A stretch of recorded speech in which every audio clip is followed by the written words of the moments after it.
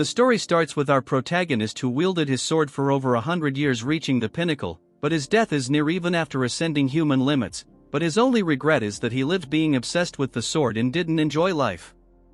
We now move on to a different scenario where a young boy is being severely bullied, and this white-haired monkey blames his mother and how because of her the clan is in ruin and he should consider himself lucky that they weren't kicked out. They are from the prestigious Tang family, but they have fallen because of the heavenly brilliance demon lord. Literally looks like a TikToker without any filters. They faced this guy when he came to take Tang Jai. After fighting with all their might they managed to win, but as a result they had used all their resources, causing the clan to walk the path of downfall. Moving to our bullied boy, this white hair monkey is still acting almighty. As our boy tries to retaliate, this monkey becomes more aggressive. This is our boy's daily life after his mother attracted the attention of the pervert and ruined the clan, which resulted in harsh words directed towards his mother. After entering the house his mother is all worried, but our Chad tells her that everything is fine, but she knows that the other are bullying him. He tells her not to worry and rushes into his room. She asks him if he has eaten. He tells her he doesn't have an appetite. On the bed our Tang Yeon-myeong knows that it's not his mother's fault, but there's not really anyone he can complain to, and raising his voice will only cause retaliation like his father that got assassinated. If they leave the family there is no one who will protect them, and wishes if his father was still around. The next day this group of rubbish start beating Yeon-myeong. Just wait till he own them, I promise it's satisfying.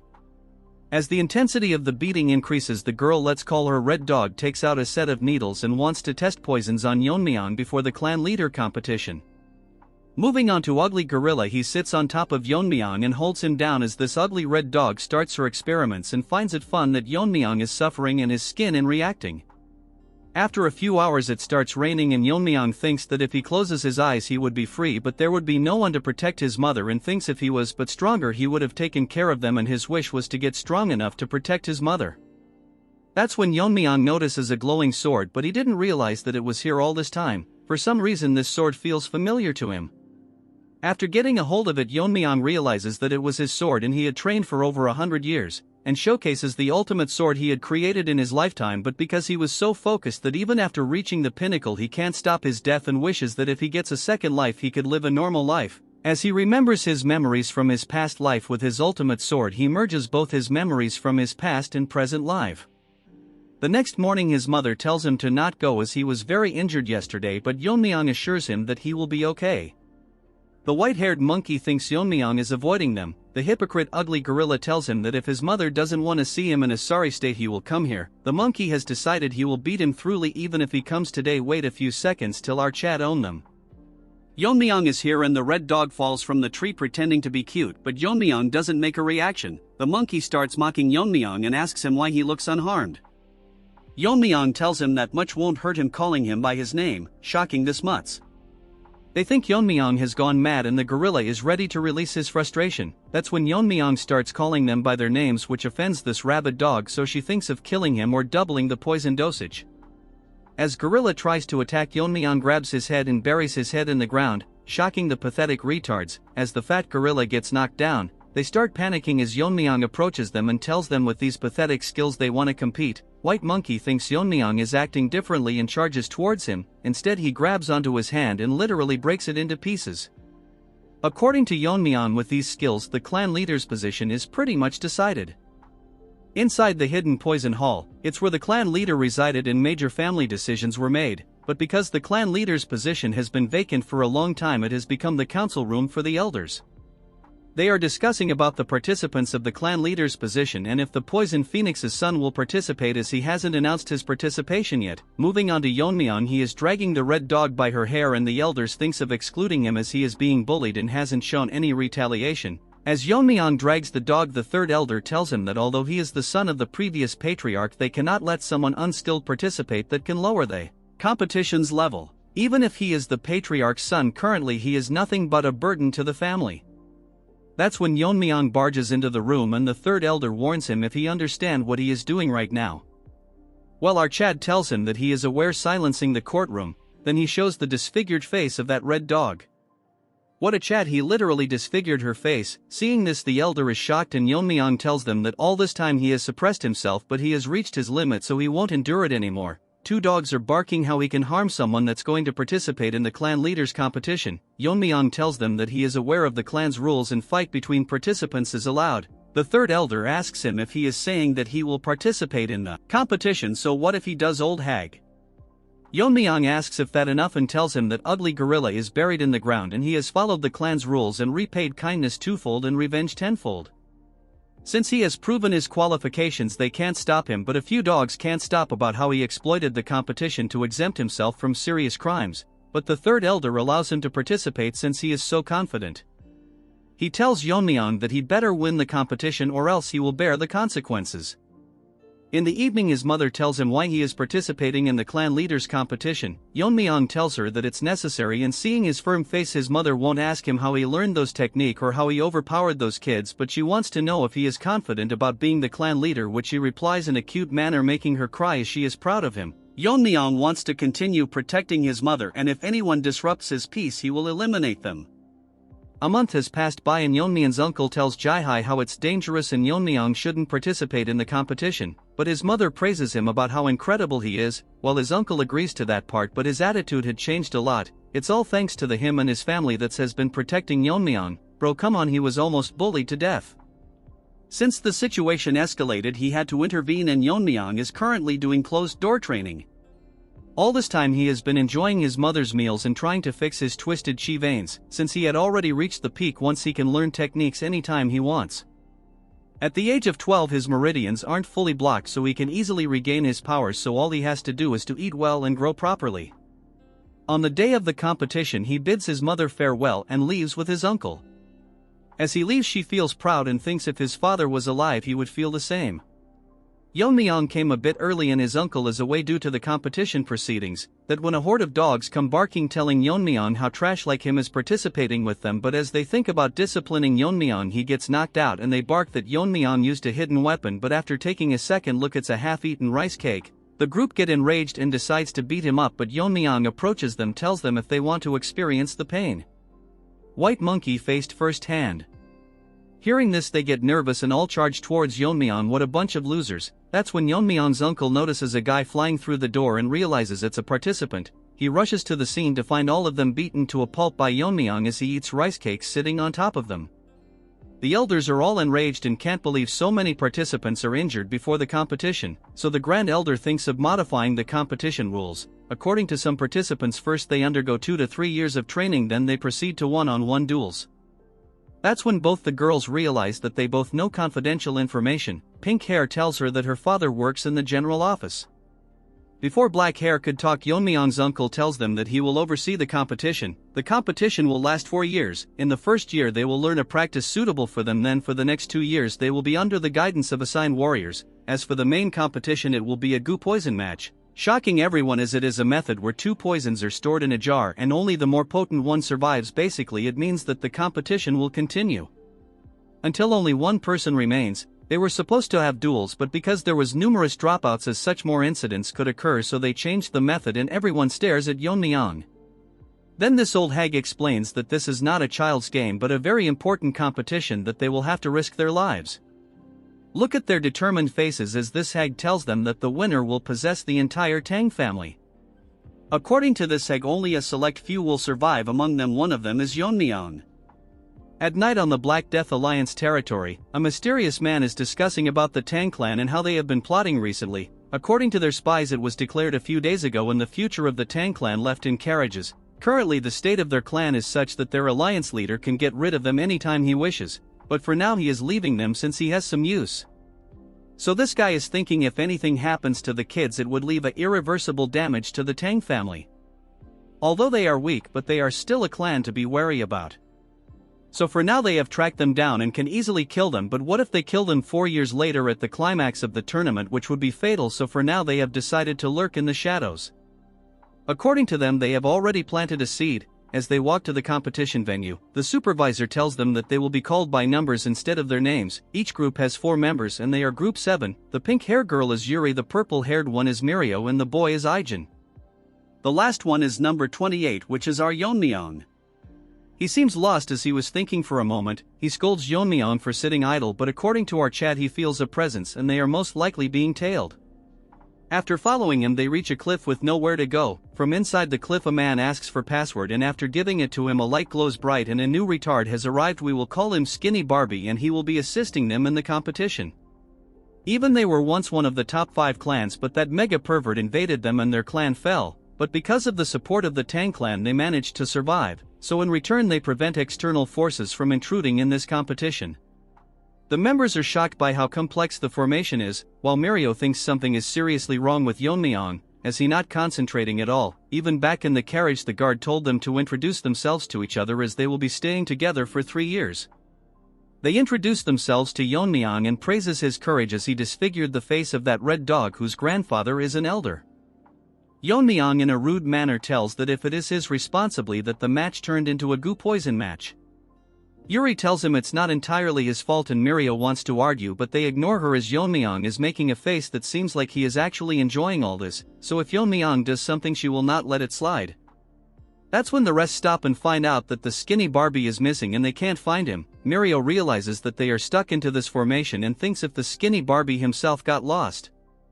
As she is thinking many things at the same time, we move on to that ugly duck. He is bragging about how without the caster there's no way to escape. He finds the Tang family elder pathetic that they would hold an entire group for a single kid. As they promise to double the support if he gets rid of Yeon-myeong, all this guy cares about is his family, and what the Tang clan does is none of his concern. That's when he notices a change in the formation and Yeon-myeong literally ripped it apart. Seeing this he gets scared and Yeon-myeong talks like a retard and tells him that he probably made a mistake so he should be careful. Skinny Barbie thinks to himself that there are no flaws, so how did they manage to escape? They ask Yeon-myeong how he did it and basically our Chad cuts it. Mirio tells them to stop fighting and stay together with the instructor, but this little dog ran away. Yeon-myeong finds it funny and that malnourished dog is running as fast as he can because he feels that Yeon-myeong can see through this formation. As he leaves the formation he thinks it's more than enough and Yeon-myeong won't ever be able to reach this place. That's when the supervisor Wojin stares at him intensely and asks this trash why Group 7 is not with him. This Skinny Barbie poops his pants as he is scared but tries to stay calm as he prepared for this kind of questioning. He tells him that Group 7 won't be participating as he waited for the participants but they never showed up. According to this joker they might have faced bandits or come across some wild animals. That's when the formation cracks and Wojin thinks it might be an intruder but it's actually Yeon-myeong. The trash can't believe that the Jeagle clan's supreme formation broke so easily and Yeon-myeong is happy to see him. Before they arrived Mirio can't believe that Yeon-myeong has such an astonishing skill, and if is it even possible to break the formation with a short sword. Yeon-myeong tells them that he didn't break the formation and it will close soon so they should hurry up and leave. Wojin asks them if they are the participants and they confirm it and figures out that this man is the supervisor and according to him Skinny Barbie told him that they were attacked. Yeon-myeong tells him that he might be mistaken and it's because of his help that they could find them easily. The others can't figure out why he is lying. According to Yeon-myeong he is under the Tang clan's commands so he will keep it just as a suspicion, but after the competition if he finds that they are involved he will eradicate the Jeagle clan from the root. Retarded Barbie makes an excuse and runs away. Wojin apologizes to them for the trouble they faced and officially introduces himself to them as a member of the Bangui Brigade. According to Mirio the Bangui Brigade disappeared a long time ago. They were a military force directly under the young clan leader of the Tang clan and each one of them is as strong as a great leader. The previous clan leader was Yeon-myeong's mother. Before she could talk Yeon-myeong tells him why they are not in the Tang clan. Years ago they fought a desperate battle against the Heaven's Brilliance Demon Lord to protect their master but they were easily defeated. Since they couldn't protect their master they consider themselves nothing but sinners. According to Wojin the first year is autonomous practice and according to their performance they can receive martial arts, scriptures and weapons. Yuri asks Woji if the legendary techniques the 10,000 heavenly flower rain that was lost fighting that mega pervert. That technique is only granted to the one who becomes the young clan leader of the clan. Although it's an incomplete martial art its essence has been passed down by the elders. Hearing about the technique Yeon-myeong thinks that it's similar to sword control and he can probably mimic it to some extent. The winner will receive the essence from the elders one by one. Since he is done talking they can do whatever they want. Yuri asks him where they will be staying and where they can sleep. He outright tells them to survive on their own and they won't be getting any lodgings or comfortable beds. Wojin tells them that comfort will not make them strong and they should adapt to extreme conditions, so from this point onwards they will start practicing on their own judgment. Yeon-myeong literally asks if proved qualified is it okay to live comfortably on a bed, since to him adapting to the forest's environment is unnecessary. Everyone including his teammates are shocked hearing him. Woo-jin thinks how can someone be so arrogant, but if he is the one that broke the barrier it's best to verify his abilities. Yeon-myeong's teammates are telling him to stop spouting nonsense. Woo-jin tells him that if he can pass the test he can stay in the manor inside the formation, shocking his peers, but if he fails he has to bear the consequences. Yeon-myeong tells them to start right away. The test is that the team members will surround him and throw hidden weapons, and it ends when he manages to block or dodge them within 5 steps. It will start the second Yeon-myeong blindfolds his eyes. As the members surround him, our group thinks if this is even possible. As they throw weapons from all sides towards Yeon-myeong, he counts them to be exactly 167 and takes out a dagger, and with a single exquisite slash Yeon-myeong manages to block them all, shocking everyone present on the scene. Woo-jin can't believe that he repelled all of them but realizes that he actually attracted all the weapons. Yeon-myeong asks him if he passed, but Woo-jin is in a shocked state. After coming to his senses he tells Yeon-myeong that he has passed the test so he can directly go to the manor. Mirio asks Yeon-myeong if he plans to leave his teammates behind. Guess what? He smiles at them and shouts about the meal they will give him. Mirio can't control her anger and Woo-jin thinks that the battle is already over before it even started. Yeon-myeong asks Woo-jin to make sure that every meal has meat included. In some place a pack of wolves are enjoying their meal, but soon they start coughing and get paralyzed, and from the top the trio launches a sneak attack. Using Ijin's poison-making skill they manage to hunt them down, and now they can finally eat. It's been 4 months and the first thing they encountered was a bear. Since they didn't find food they had to survive on grassroots and shed tears when they finally succeeded in hunting. They even managed to find a shelter. As Ijin start the topic of Yeon-myeong, Mirio gets angry and tells him to shut up.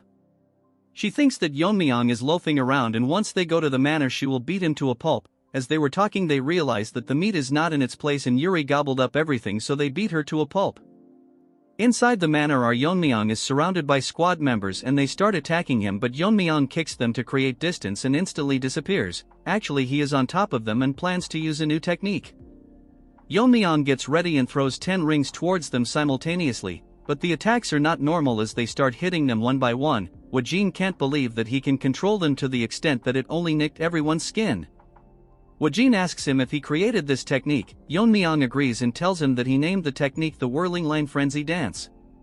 Woo-jin asks him that this technique will consume a lot of internal energy, so how can he manage it? Yeon-myeong tells him that he once asked manuals for eye techniques.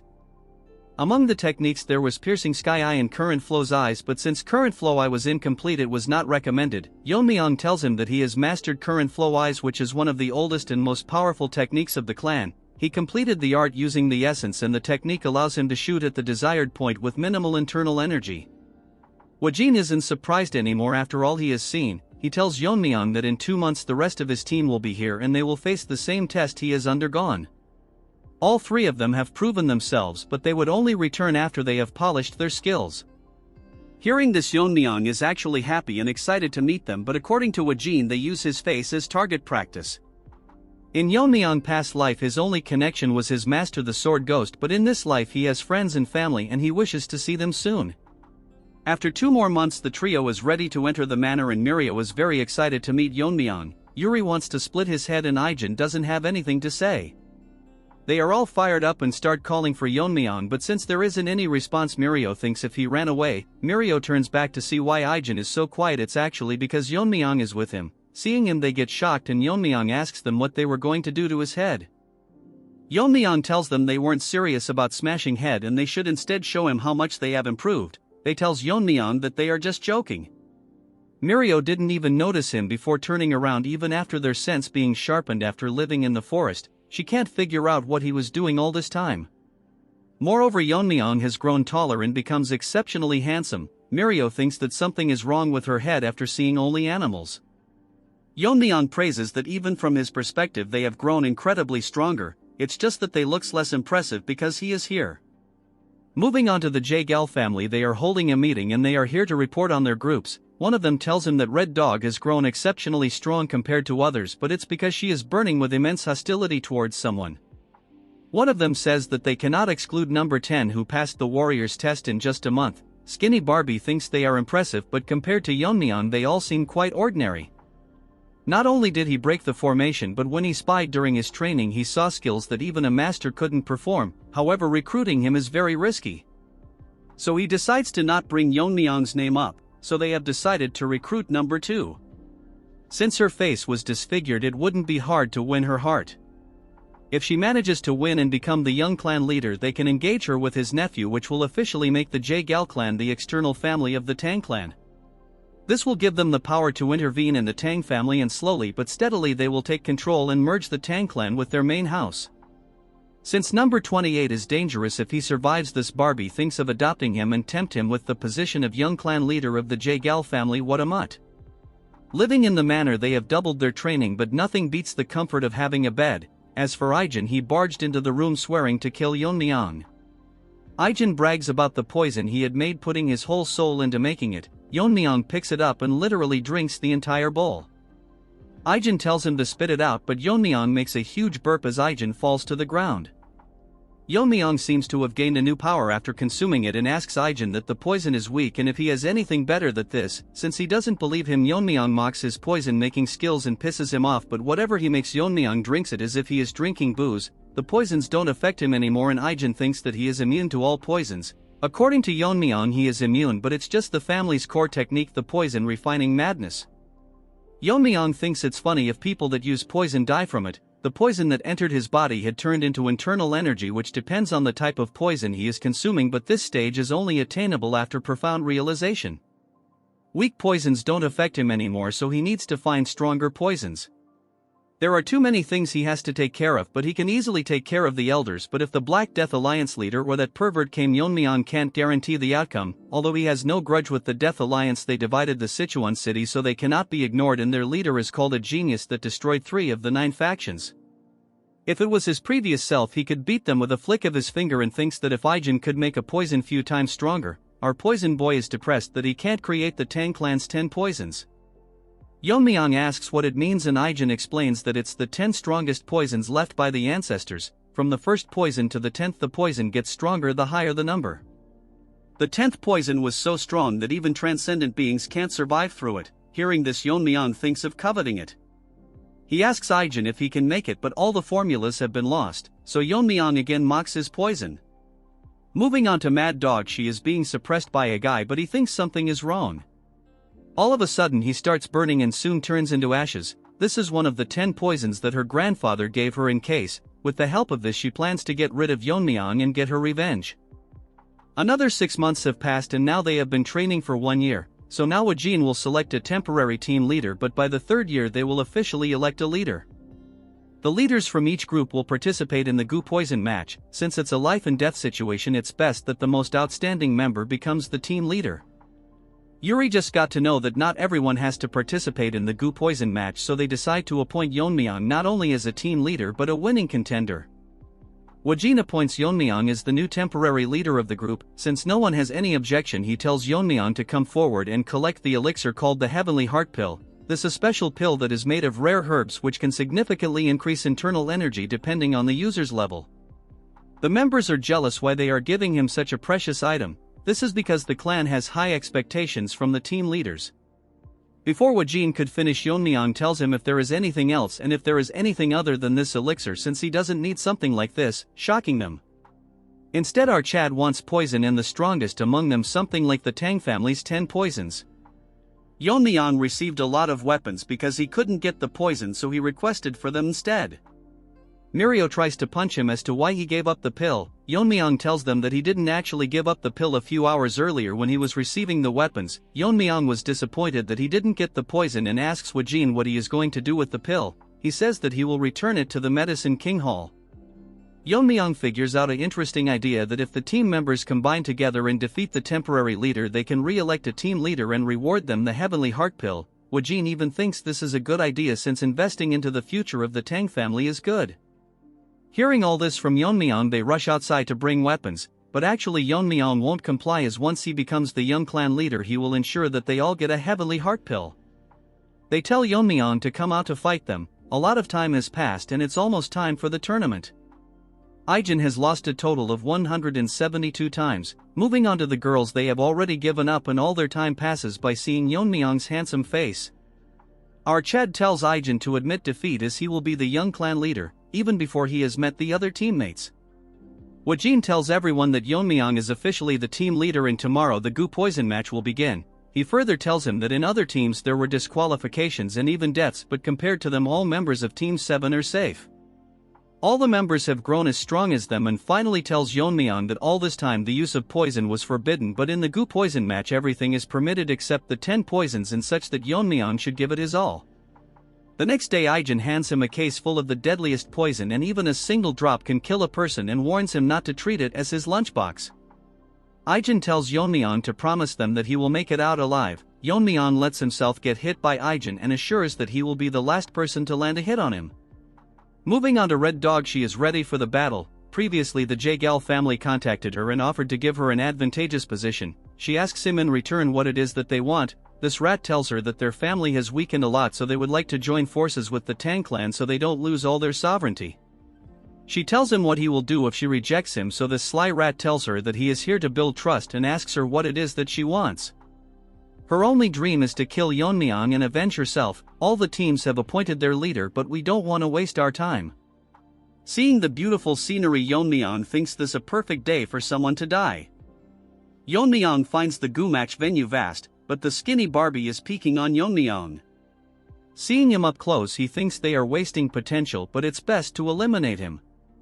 Yeon-myeong stares right in the sky as if he is seeing right through the formation as he instantly opens the sky because he felt an unpleasant gaze. According to Wajin, no one is allowed to interfere in the Gu Poison match, but the Jaegal family has been sticking their nose from the beginning, but Yeon-myeong will leave them be as he can question them after the match. Skinny Barbie is extremely tired out as Yeon-myeong not only saw him, but if he didn't withdraw fast enough he would have been blinded. The bigger problem is that his swordsmanship can rip apart the space, which is unheard of. Finally, after 4 years, Barbie has figured out that Yeon-myeong is not someone that they can handle, so they must stop him by all means necessary or else he will seek revenge on them. One of the team leader is severely injured. All she wanted to do was join the force and provide for her impoverished parents and plan to withdraw, but she came across a crazy dog that wants to kill, so there's no way she can give up. That's when the dog used his nose to track her down. Although she is fast, her internal energy is not that great. She tells him that they are all from the Tang family, so he doesn't need to go so far. This ugly dog tells her that he doesn't consider himself one of them and outright beheads her. Yeon-myeong runs towards his surroundings and finds him caved to ascend to the transcendent level as his body has grown. The two condition for reaching transcendent realm is to attain enlightenment, which he already did in his past life, so Yeon-myeong breaks all the barriers he placed on his meridians. As poison spreads around his body, his internal energy skyrockets as his bones break and he undergoes metamorphosis. Although it's painful, Yeon-myeong manages to break through. To test his new powers, he uses his fingers to cut down a mountain, and his usage of internal energy has decreased significantly. Moving on to that crazy dog, he is bullying that fat gorilla. This guy bullied Yeon-myeong, but karma got to him. This guy is an orphan that was raised by the Grand Elder as his own grandson. This guy is monstrously strong that he couldn't even touch him.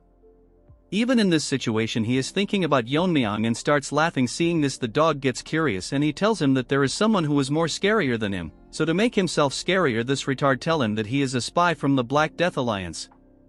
Since Fatso now knows about his identity, he has to kill him, but all of a sudden his body freezes and his body starts bleeding as Yeon-myeong comes from behind and greets this Jeonjil guy, but he can't remember his face. After this arrogant loser got smoked by Yeon-myeong, we now see his past. We don't want to know anyways, but someone told him that with his monstrous talent and pretending to be an orphan, he will easily be adopted, and during the family head selection, if he kills the successors and returns to the family, he will be recognized. How generic, but watch the video, it gets way better. Moving to the present, filterless TikToker feels like his organs are melting, but he can't figure out how Yeon-myeong did all this without noticing him. The fat gorilla Jeonjil can't believe that the person standing in front is Yeon-myeong. Our chat asks him what that half-dead dude is called. He is literally called Ganja. I have nothing more to say.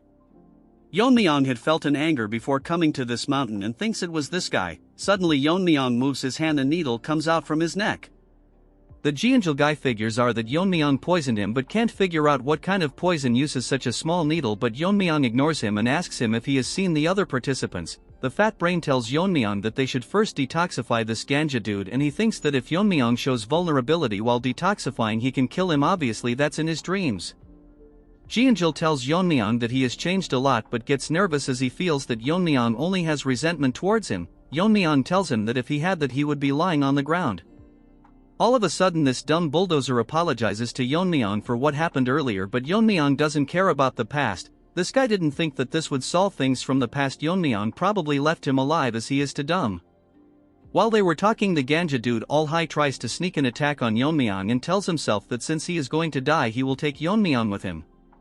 Dude thinks he is the protagonist and slashes at Yeon-myeong. All that leads to him cutting through an afterimage. Yeon-myeong gets behind him and tells him that he doesn't play with people who are about to die. Like a Chad, he grabs his shoulder and tells him to not retaliate or he won't have a body to bury, as he gets poisoned to death.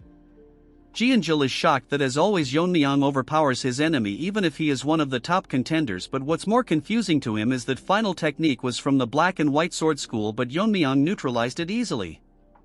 Yeon-myeong tells him that it's just him that's left, so how should they determine the victor? Ji-eun-jul is smart enough to surrender and Yeon-myeong allows it, but he can't find a way to get out, so Yeon-myeong rips apart the formation. This is outright savage as he tells him to get out from here. Afterwards he instantly vanishes from the place. In some other place we see hundreds of men practicing swordsmanship and see a worm die in his hand which was transplanted into that ganja dude, so basically he is dead. Although he was an illegitimate child he had with a servant, his talents were out of this world compared to his siblings, so if his wife found about it she would lose the position of heir, so he intended to kill him multiple times. That's why he left him in the Tang clan with a different identity, but as a father he couldn't do anything, so he will avenge his child and tells all his disciples to assemble and tells them that they are going to destroy the Tang clan soon, and from today onwards no one with the Tang clan name will return alive from Mount Gongsan. This is where the competition is happening. At night Yeon-myeong thinks to himself that after running day and light he didn't encounter a single human, so no matter how vast this world may be it's too hard to believe. As he gobbles up the meat, Yeon-myeong didn't expect that they would deliberately fake it so they couldn't approach, and if that's the case the remaining survivors are from the Jaegal family, and figures out the entire plan they were scheming as such he has to pay the price for his crime. Yeon-myeong stares at the sky to find it stunning and sleeps as he wonders about his mother. That's when that red dog found Yeon-myeong. What a timing, but this retard can't recognize Yeon-myeong and she was supposed to meet the last survivor or Yeon-myeong. She can't figure out his identity, however is regrettable that she has to kill someone so handsome. As he spreads the poison distribution gas and uses the 10 poisons of Tang clan, Yeon-myeong suddenly grabs onto her neck and asks her if she is cooperating with the Jaegal family. Our Chad tells her that while everyone was competing she found a safe place and tried to sneak onto the last person alive. As the dog gets hungry for a bone she figures out that our Chad knew that she was coming. Yeon-myeong tells her that if she wants to breathe she better answer him, gender equality at its peak. Yeon-myeong thinks of killing Red Dog since she won't answer. As for her, she mistakenly dropped her sword, looks more like a dagger. Our Chad figures out that she is Red Dog, but she can't figure out how he knows her name. Yeon-myeong is so merciless that he tells her that her personality didn't change one, so he should probably destroy her entire face. Moving on to Skinny Barbie, he is scared that the mission failed and Yeon-myeong managed to defeat opponents with higher levels. This guy played too many games, he literally destroyed your formations. Number 10 managed to defeat all his opponents but got owned by Yeon-myeong, but this Barbie is in doubt if Red Dog can defeat our boy, and if Yeon-myeong wins it's over for them. That's when he notices a source of light in the formation. It's that crazy dog's father, let's call him Minion. According to his friends they had bought in a total of 300 people, although it's excessive, but this guy isn't so dumb as he thinks the survivors will be more cautious so they should be careful. His friend asks him how's the spy he planted doing, but he failed, so he is very concerned about it. Our Skinny Barbie sneaked into their conversation and according to him this guy is crazy strong. He figures out that if they didn't have a spy how would they know the location, so he should contact the family and security forces. All of a sudden an idea pops up that he can kill Yeon-myeong with their help. Moving on to our boy, Red Dog thinks that she will die, so she can only survive if she uses the Red Dragon's poison. As she takes it out, Yeon-myeong notices that the dagger is coated in some substance. As he gets distracted she tries to throw it onto Yeon-myeong, but our Chad grabs it and tells her to answer him what this is. After making a face like that he figures out that the dagger was coated in it. So he put Red Dog onto the ground and gets ready to feed it to her. Nano Machine, you have a new competitor. Yeon-myeong wants her to experience the poison. As he gets ready to force it into her mouth she tells him that it's a specially formulated drug and he thinks that this poison is special. Dude wants to drink it as if it's wine. If he consumes it everything will be easy for Yeon-myeong. She tells Yeon-myeong to spare her, but he gets all serious and asks her if she colluded with the Jaegal family, and if she hesitates to answer he will feed the poison to her. She tells him everything they planned including the marriage proposal. Hearing this Yeon-myeong figures out that they are trying to strengthen their family through this offer. As he thinks of what to do with the Jagal family, he drinks the poison. Shocking red dog, these faces are so funny. She can't believe he is consuming one of the 10 poisons of Tang family and starts laughing as Yeon-myeong's face starts burning, and she literally goes crazy laughing like you guys who do the same hearing my lame jokes. She brags about how she is the only person who can neutralize this and whatnot. She can't understand why the grip strength hasn't decreased, but Yeon-myeong gets normal and finds it very spicy. What was this, a bottle of Naga sauce? She thinks that it's absolutely impossible for someone to survive after consuming it, as it contains the blood of a legendary being and a single drop of his blood could kill 1,000. Before she finishes her speech, Yeon-myeong buries her head into the ground and kill her. Rest in peace, red dog, you will be remembered. After consuming the poison, Yeon-myeong feels that he has learned the martial art of the sun, and as he was about to leave he notices a sun when it's midnight now. Suddenly many changes occur and Yeon-myeong finds himself in some other place. It's probably the work of Skinny Barbie. Yeon-myeong uses his senses to find many presences, and according to him there are a bit over 300 people. Since the prey has walked in, Yeon-myeong thinks of freeing his hand, dips his needles into the poison Ijin made. Skinny Barbie informs Wajin that there are intruders, as there was a spy among them who revealed their location. He then tells him that how there were over 300 troops led by the Dark Moon leader Mak Inhu, but we will still call him Minion. Wajin can't figure out why they are in Sichuan and how can they find this palace which is hidden by the 7-lock phantom formation. Our musclehead tells him that they should hurry up, but this skinny retard tells him that how they entered the inner world of where the poison match is happening, so they made it impossible to intervene, so they have no choice but to rely on the kids. Moving on to Yeon-myeong, he has slaughtered hundreds of them with his poison needles. Minion finds his child and gets devastated. His ally tells him that it looks like Crazy Dog was killed with a poison needle without any struggle, so he died one-sidedly. This hypocrite talks about honor when he wanted to kill a clan's foundation, so he loses his mind and tells his disciples to search for anyone from the Tang family. As all the groups gets dispatched, he swears to not leave anyone alive. Bro, this old loser is fighting some kids and acts high and mighty. The disciples talk to themselves about how the leader is acting weirdly, and the Tang family is not to be underestimated as they killed Ganja in a single strike. Unfortunately, as they were talking, one of them gets poisoned to death with the same poison needle. They get ready to battle but soon notice that hundreds of poison needles are raining down from the sky as they all get poisoned to death. The poison Aegean made lethal enough for foot soldiers, as he uses his inner energy to call back all the needles. Man, this was sick, not gonna lie. A scout tell Minion that all the groups dispatched got annihilated and all of them were poisoned without any struggle and killed the same way. More scouts come and informs his the same thing, and now Minion is nervous and their number has significantly decreased.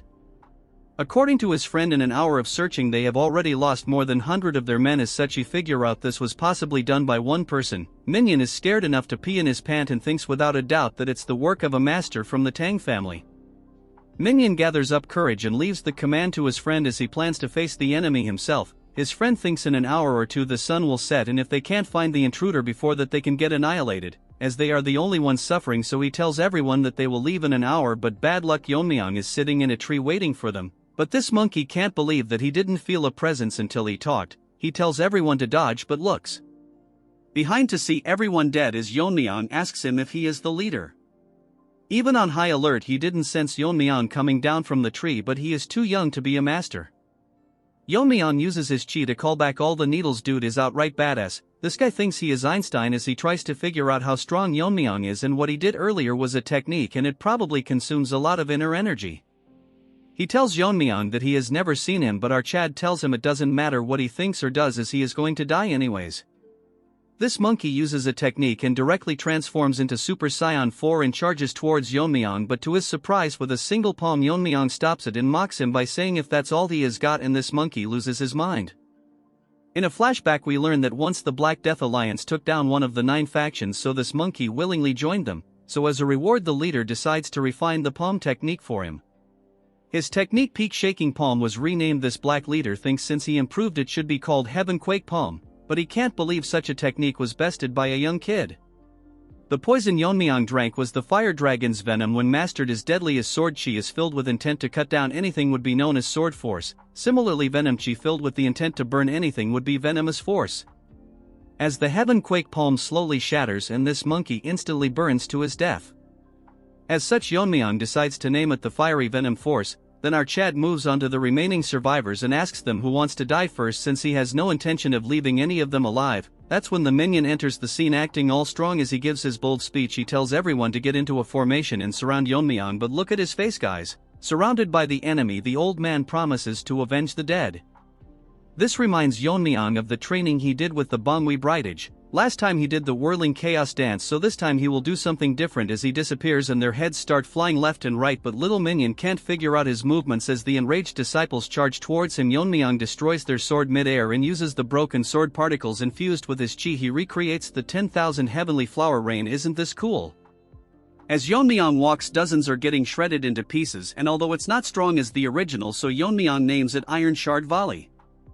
Since everyone is dead and minion thinks Yeon-myeong is tired after killing this many disciples and gets ready to attack him and decides to use all the techniques the alliance leader bestowed upon him. As he uses all of his ultimate attacks, Yeon-myeong yawns and blocks all of his techniques. As such, Yeon-myeong has decided to be merciful and show him the silent sword technique. Minion can't believe that Yeon-myeong is able to handle the silent sword technique. Yeon-myeong tells him that it's rather a simple technique, shocking Minion's face. Yeon-myeong make that mean face and Minion thinks that it took him years to master this technique, but it's easy for him. Yeon-myeong tells him that he killed someone earlier who used the same technique, but he knows that they are all under the Black Death Alliance and knows that Lizard in the form of a human can improve any martial arts. That's why independent martial artists leave their former life to devote themselves to the Black Death Alliance. But Yeon-myeong is disappointed by the fact that this is a trivial technique that someone can easily imitate it. Minion got shocked too many times in a single chapter. Yeon-myeong is cruel enough to mock the leader and tells Minion that the lizard didn't have enough faith in him. Since he is so arrogant, Yeon-myeong will show him the actual power of this technique. As Yeon-myeong releases his chi, the dagger increases length. For those who have reached a transcendental level, they can manipulate it. As such, he uses Blade River, ripping apart this inner world in two. Damn, this looks cool. This minion can't believe that a human can use such a technique. Since Yeon-myeong is able to handle so much energy with ease, he must have reached the final stage, in other words the transcendent stage, but Yeon-myeong read his mind as the minion turns into a rat and runs away.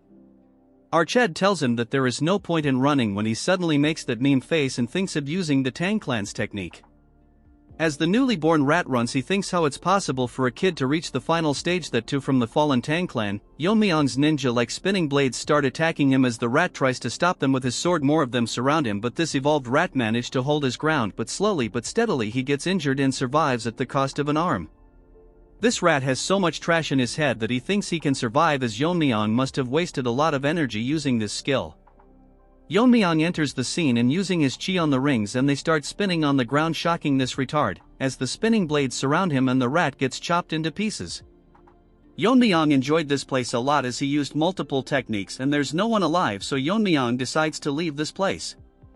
Arched forms energy around his dagger and thinks that he will fix the elder in the Jaegal clan and make each one of them pay as Yeon-myeong rips open the formation. This never gets old.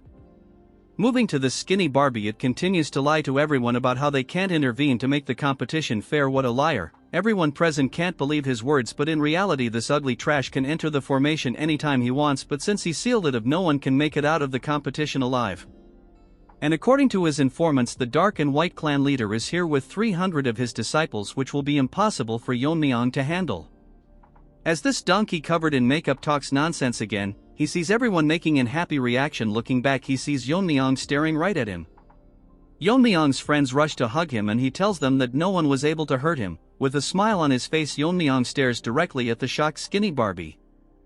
Barbie cannot understand how it is possible that he is alive, and if the 300 soldiers were completely useless. He notices Yeon-myeong's glare and hides his face with a folding fan. The Jeonjil dude greets Yeon-myeong and he smirks at him, but Barbie is still in disbelief how he is able to cut through the 7 legendary formation of the Jaegal clan, which even a master won't be able to do, and gets suspicious that Yeon-myeong is above a master. Yeon-myeong wants to immediately kill him, but he can't take chances until he becomes the head. So he first decides to take care of the Tang clan elders. As Yeon-myeong was about to explain to him what had happened, the surroundings suddenly started shaking and the entire formation starts breaking down. Everyone can see what had happened inside the inner world. They see hundreds of dead bodies. Wajin is in amaze that he handled this May by himself, and even he would find it difficult to deal with more than 30 of them, but after seeing the dead body of that evolved rat earlier known as Minion, they are literally acting like girl in concerts as he is extremely strong. Yeon-myeong is literally a top-tier protagonist. He tells Woo-jin that they weren't hard to deal with as it was expected from him. Woo-jin thinks his power is already beyond the head. All the remaining contestants can't believe that he did all this by himself and is probably beyond the final stage and whatnot. Hearing this, Yuri and the rest are proud for some reason. Now we unfortunately have to give some screen time to White Monkey as he feels extremely angry knowing that he got crippled while Yeon-myeong got stronger and he was someone he could beat anytime he wanted. Woo-jin makes an announcement that the competition is concluded and names Yeon-myeong the winner, and if anyone has objections they can come forward, but sad that this cripple can't do much with a broken hand. As Yeon-myeong is now named the winner, they all assemble in front of him and Woo-jin thinks finally they have hope of reviving the Tang clan through Yeon-myeong. All 82 members aside from Woo-jin greets our Chad as their new head. Mirio and Yuri thinks if they have to speak formally with Yeon-myeong, Woo-jin thinks to himself that if Yeon-myeong is trained right he can be the next big thing, which obviously our overpowered Chad can read, and tells them that it won't take that much time and soon become a reality. Hearing this they all get reassured and is ready to follow Yeon-myeong, and his first orders are for all of them to go to the main house. As for the money, he is pissed that Yeon-myeong got everything and he will get his revenge even if he has to sell his soul. Chill bro, it's not worth that much, as he transforms into a deformed omelet. After they all left the scene, the joint sect Taeho along with his fat assistant Hyunso. They were nearby but can't believe that more than 300 people have been killed, but they think that no matter what, the younger generation are monsters, as with even a number less than 100 in the mountain they could do it. But this Taeho thinks something is wrong that such a thing happened, but none of them were aware as over the year the Tang clan sent them valuables in honor of the tournament. Hyunso thinks that the Tang clan's blade technique declined very much, that when Taeho tells him that it was done by a short blade, shocking this fat panda. According to his analysis, these people were dealt in seconds sand, so all of them were killed by one person, so he must see this person and decides to go to Sichuan. Hyunso is worried that while going to Sichuan if they come across them, but Taeho is confident as he has reached the top. Remember, Evolved Rat also behaved like this and got owned by Yeon-myeong. Hyunso thinks that it is best if they first visit the family, so this Taeho dude agrees to it. At the moment the Black Death Alliance is in the south while the demonic cult is in the west, and for the joint faction they are currently in a tough spot. So his master wanted to meet the Tang clan master, who was in a similar situation. As he leaves spilling rubbish, if I narrated more of this boring trash you guys would leave.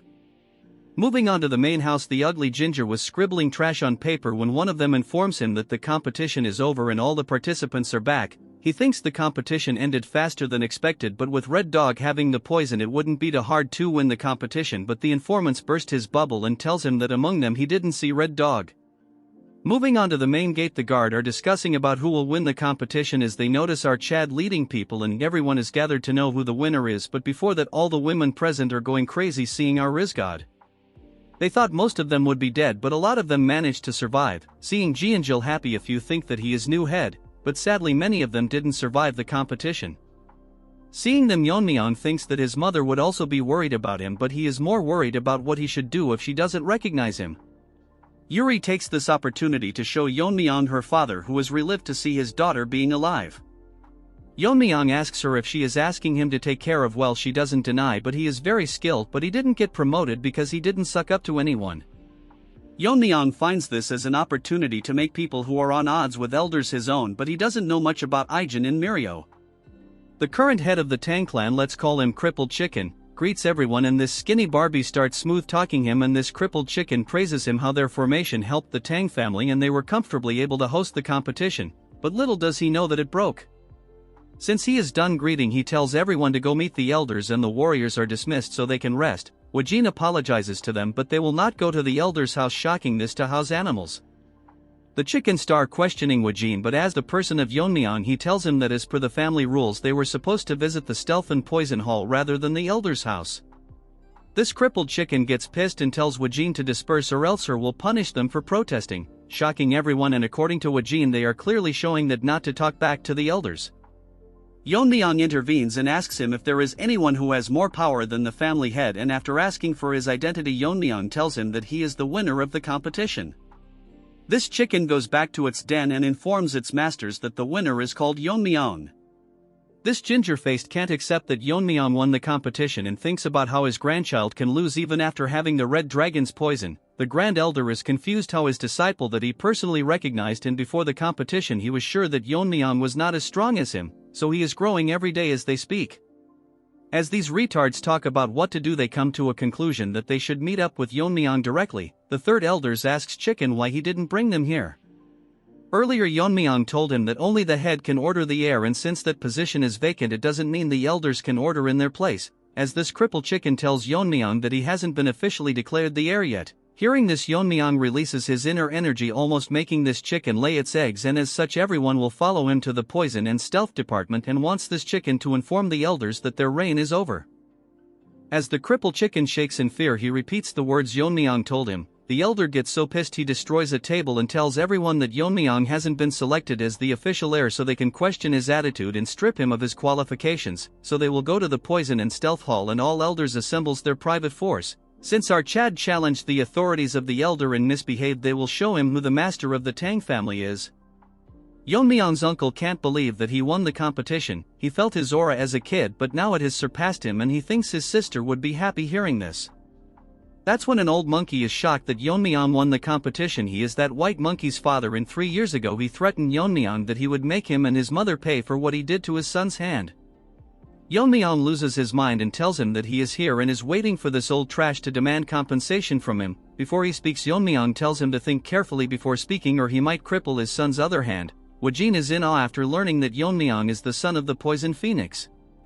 Yeon-myeong tells him that what he wants to know our Chad will tell him once the time is right, because the Tang clan faced that TikToker, but he used so much filters that he managed to behead the Tang clan leader, making his soldier more courageous as they push forward disregarding their poison techniques. Wajin asked the help of the elder, but they rejected them as their fall would lead to the clan's downfall. If they helped even a bit, the damage would be greatly reduced, but after winning the battle they blamed it all onto Yeon-myeong's mother. So she must have faced a lot of difficulties raising Yeon-myeong. He tells the others that they must remember who the mother of their current master is. It's as if they have been given a second chance. That's when Wajin hears a noise. It's the voice Yeon-myeong has been waiting for, as the elders are all here with their forces and wants to meet Yeon-myeong after defying the council. Wajin is nervous as he didn't expect that they would gather all their forces. He doesn't want to hear anything and wants to meet Yeon-myeong. Our Chad comes to meet them and stares at their comedy, as he tells Yeon-myeong that he dared to claim the future leader of the family without their permission. Yeon-myeong tells him that he has already won their competition and currently he is verifying the fairness at the Stealth and Poison Hall, overseeing the competition. As such, what more does he need? All the elder are protesting because of the way he is talking to them. The arrogant retard warns him that if he wants to live he has to explain everything that happened at the competition. Yeon-myeong tells them that it's against the rules of the family to talk about the competition, and it seems to Yeon-myeong that the weight of the family rules is lighter than expected. This loser says that he heard from the Jaegel clan that people from the Dark Moon sect and the Sword sect with nearly 300 people attacked them since they interfered. The competition should not be considered fair. Yeon-myeong tells them that Ganja and Red Dog killed all participants and our Chad finished them off. As Yeon-myeong was finishing his sentence, the old ginger loses his mind and asks him to repeat it, so Yeon-myeong tells him to go visit the place himself. This old hag charges towards Yeon-myeong, but in front of this mosquito our Chad stops his attack with a single hand as he mocks him because he is pissed over the death of his grandfather.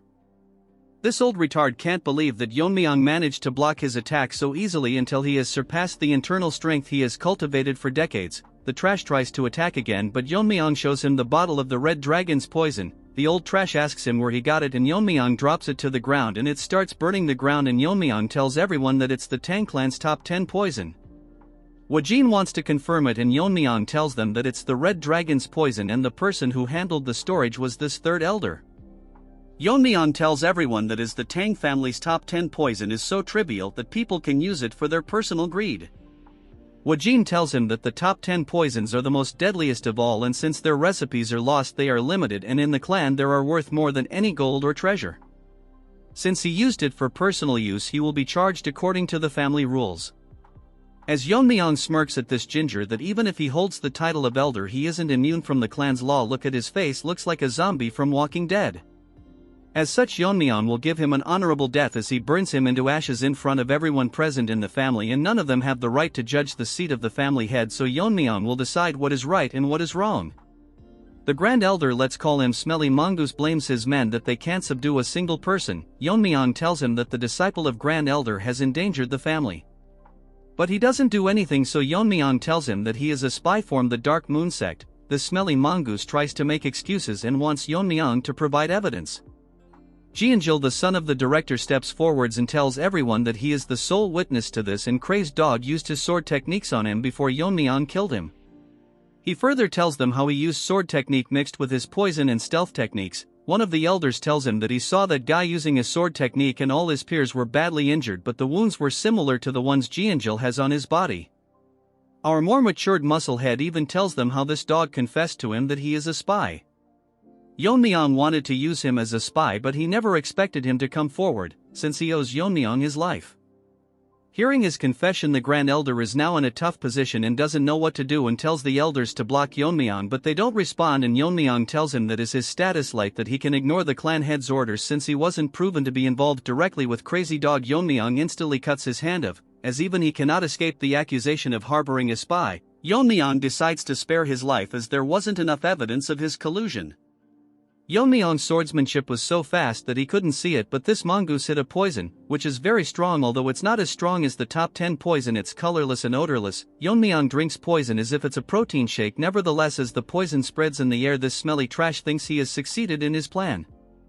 Yeon-myeong notices that this loser spread a poison in the air, so our savage Chad chops his other hand as well. Obviously one dog is barking that Yeon-myeong has gone mad, since he said it with his own mouth that he would consider mercy, that when another elder tells him to look at the Grand Elder's severed hand.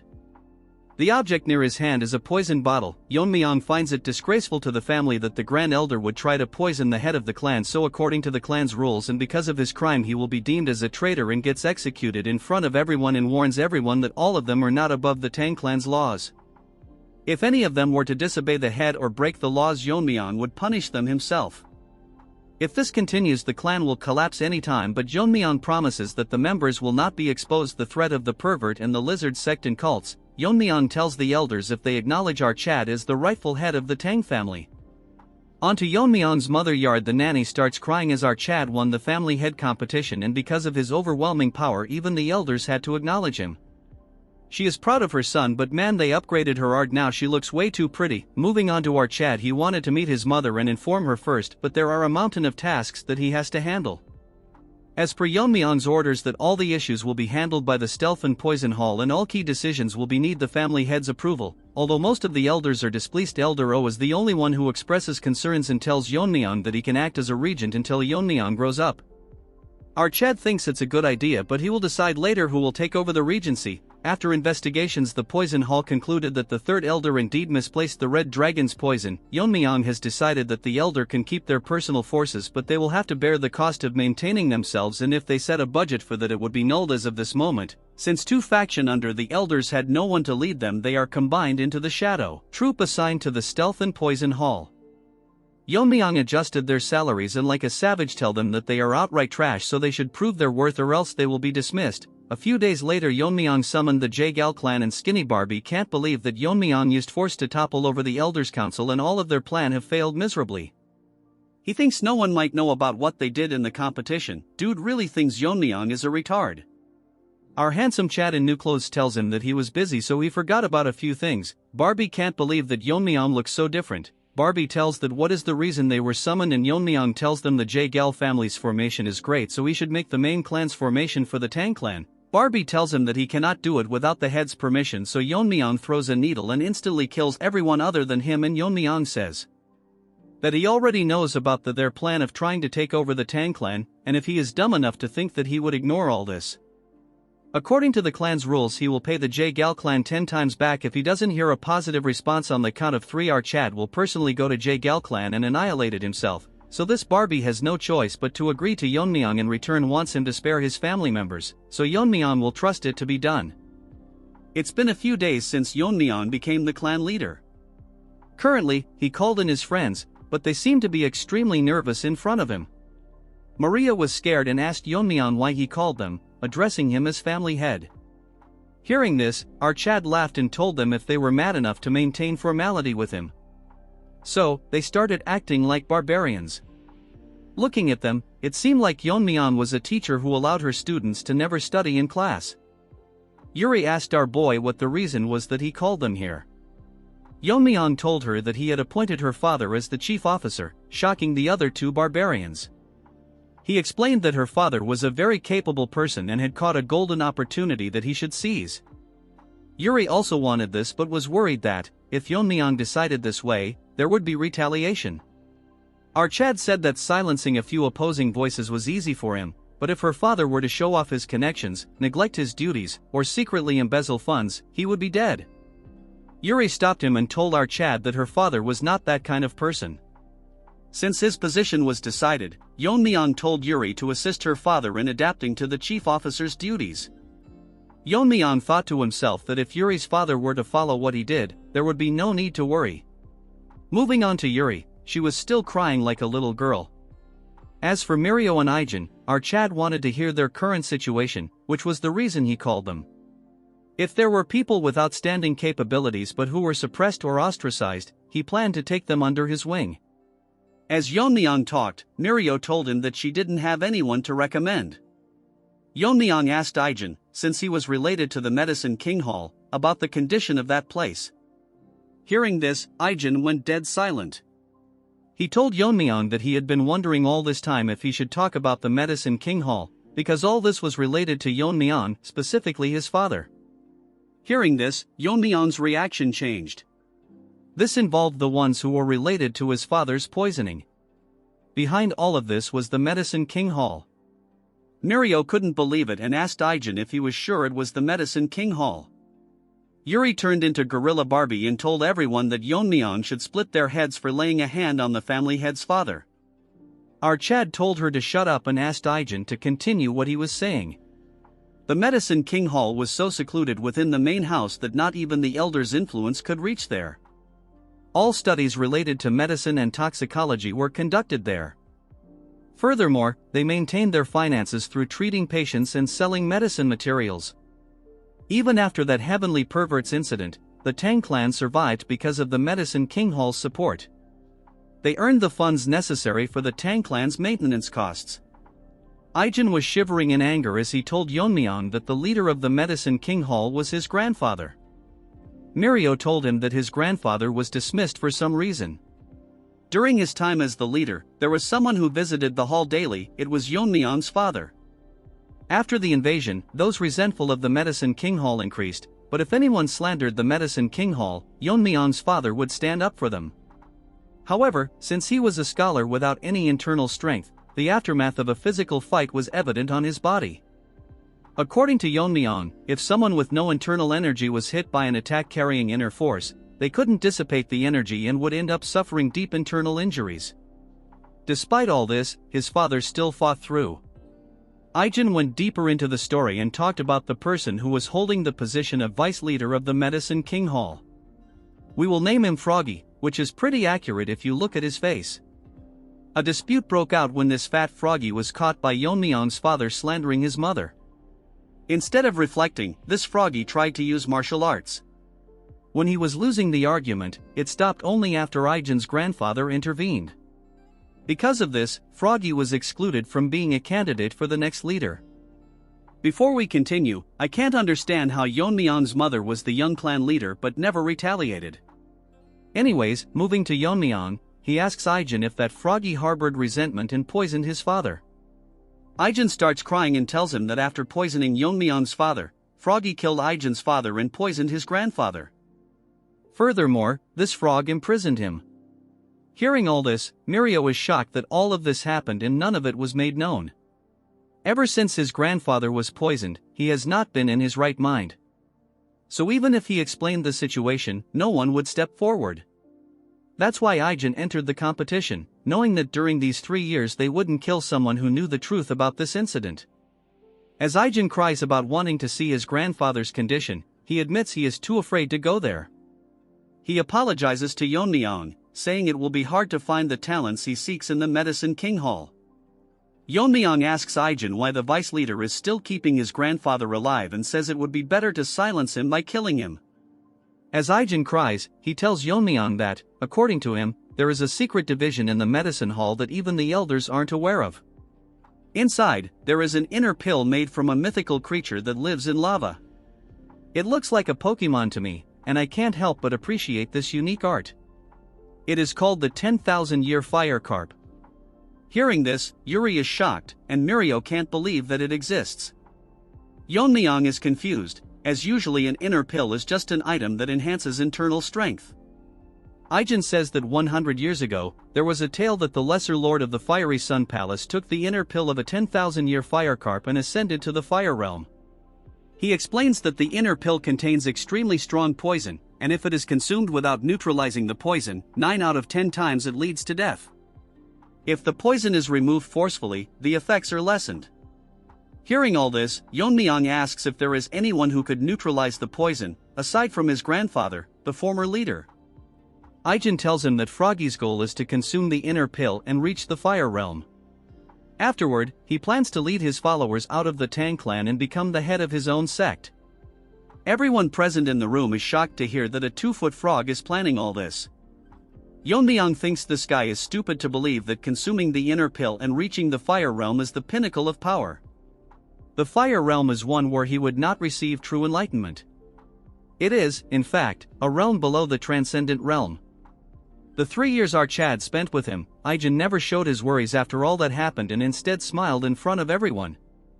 Yeon-myeong thanks Aijin for telling him everything he has gone through and asks him if, by purging the current members and curing his grandfather, the Medicine King Hall would be able to function properly. If it were just poison, Yeon-myeong says he can take care of it and wants an answer from him. Aijin is confident that it is possible, though he thinks he is less capable than the current leader. Yeon-myeong is happy to hear his answer and tells Mirio that he will hear her story after dealing with the Medicine King Hall, which she agrees to wholeheartedly. Yeon-myeong tells Aijin to get ready to visit the Medicine King Hall, but Aijin tells him that he hasn't visited his mother since coming to the main house. Yeon-myeong replies that she would understand he cannot leave his duties as the family head. She wouldn't want him to stand idly after hearing what his friend has endured. Today is the day Archad will erase the Medicine King Hall from the Tang clan. Moving on to the Medicine King Hall, the fat frog is tense that the son of Tang Yeon-myeong became the family head.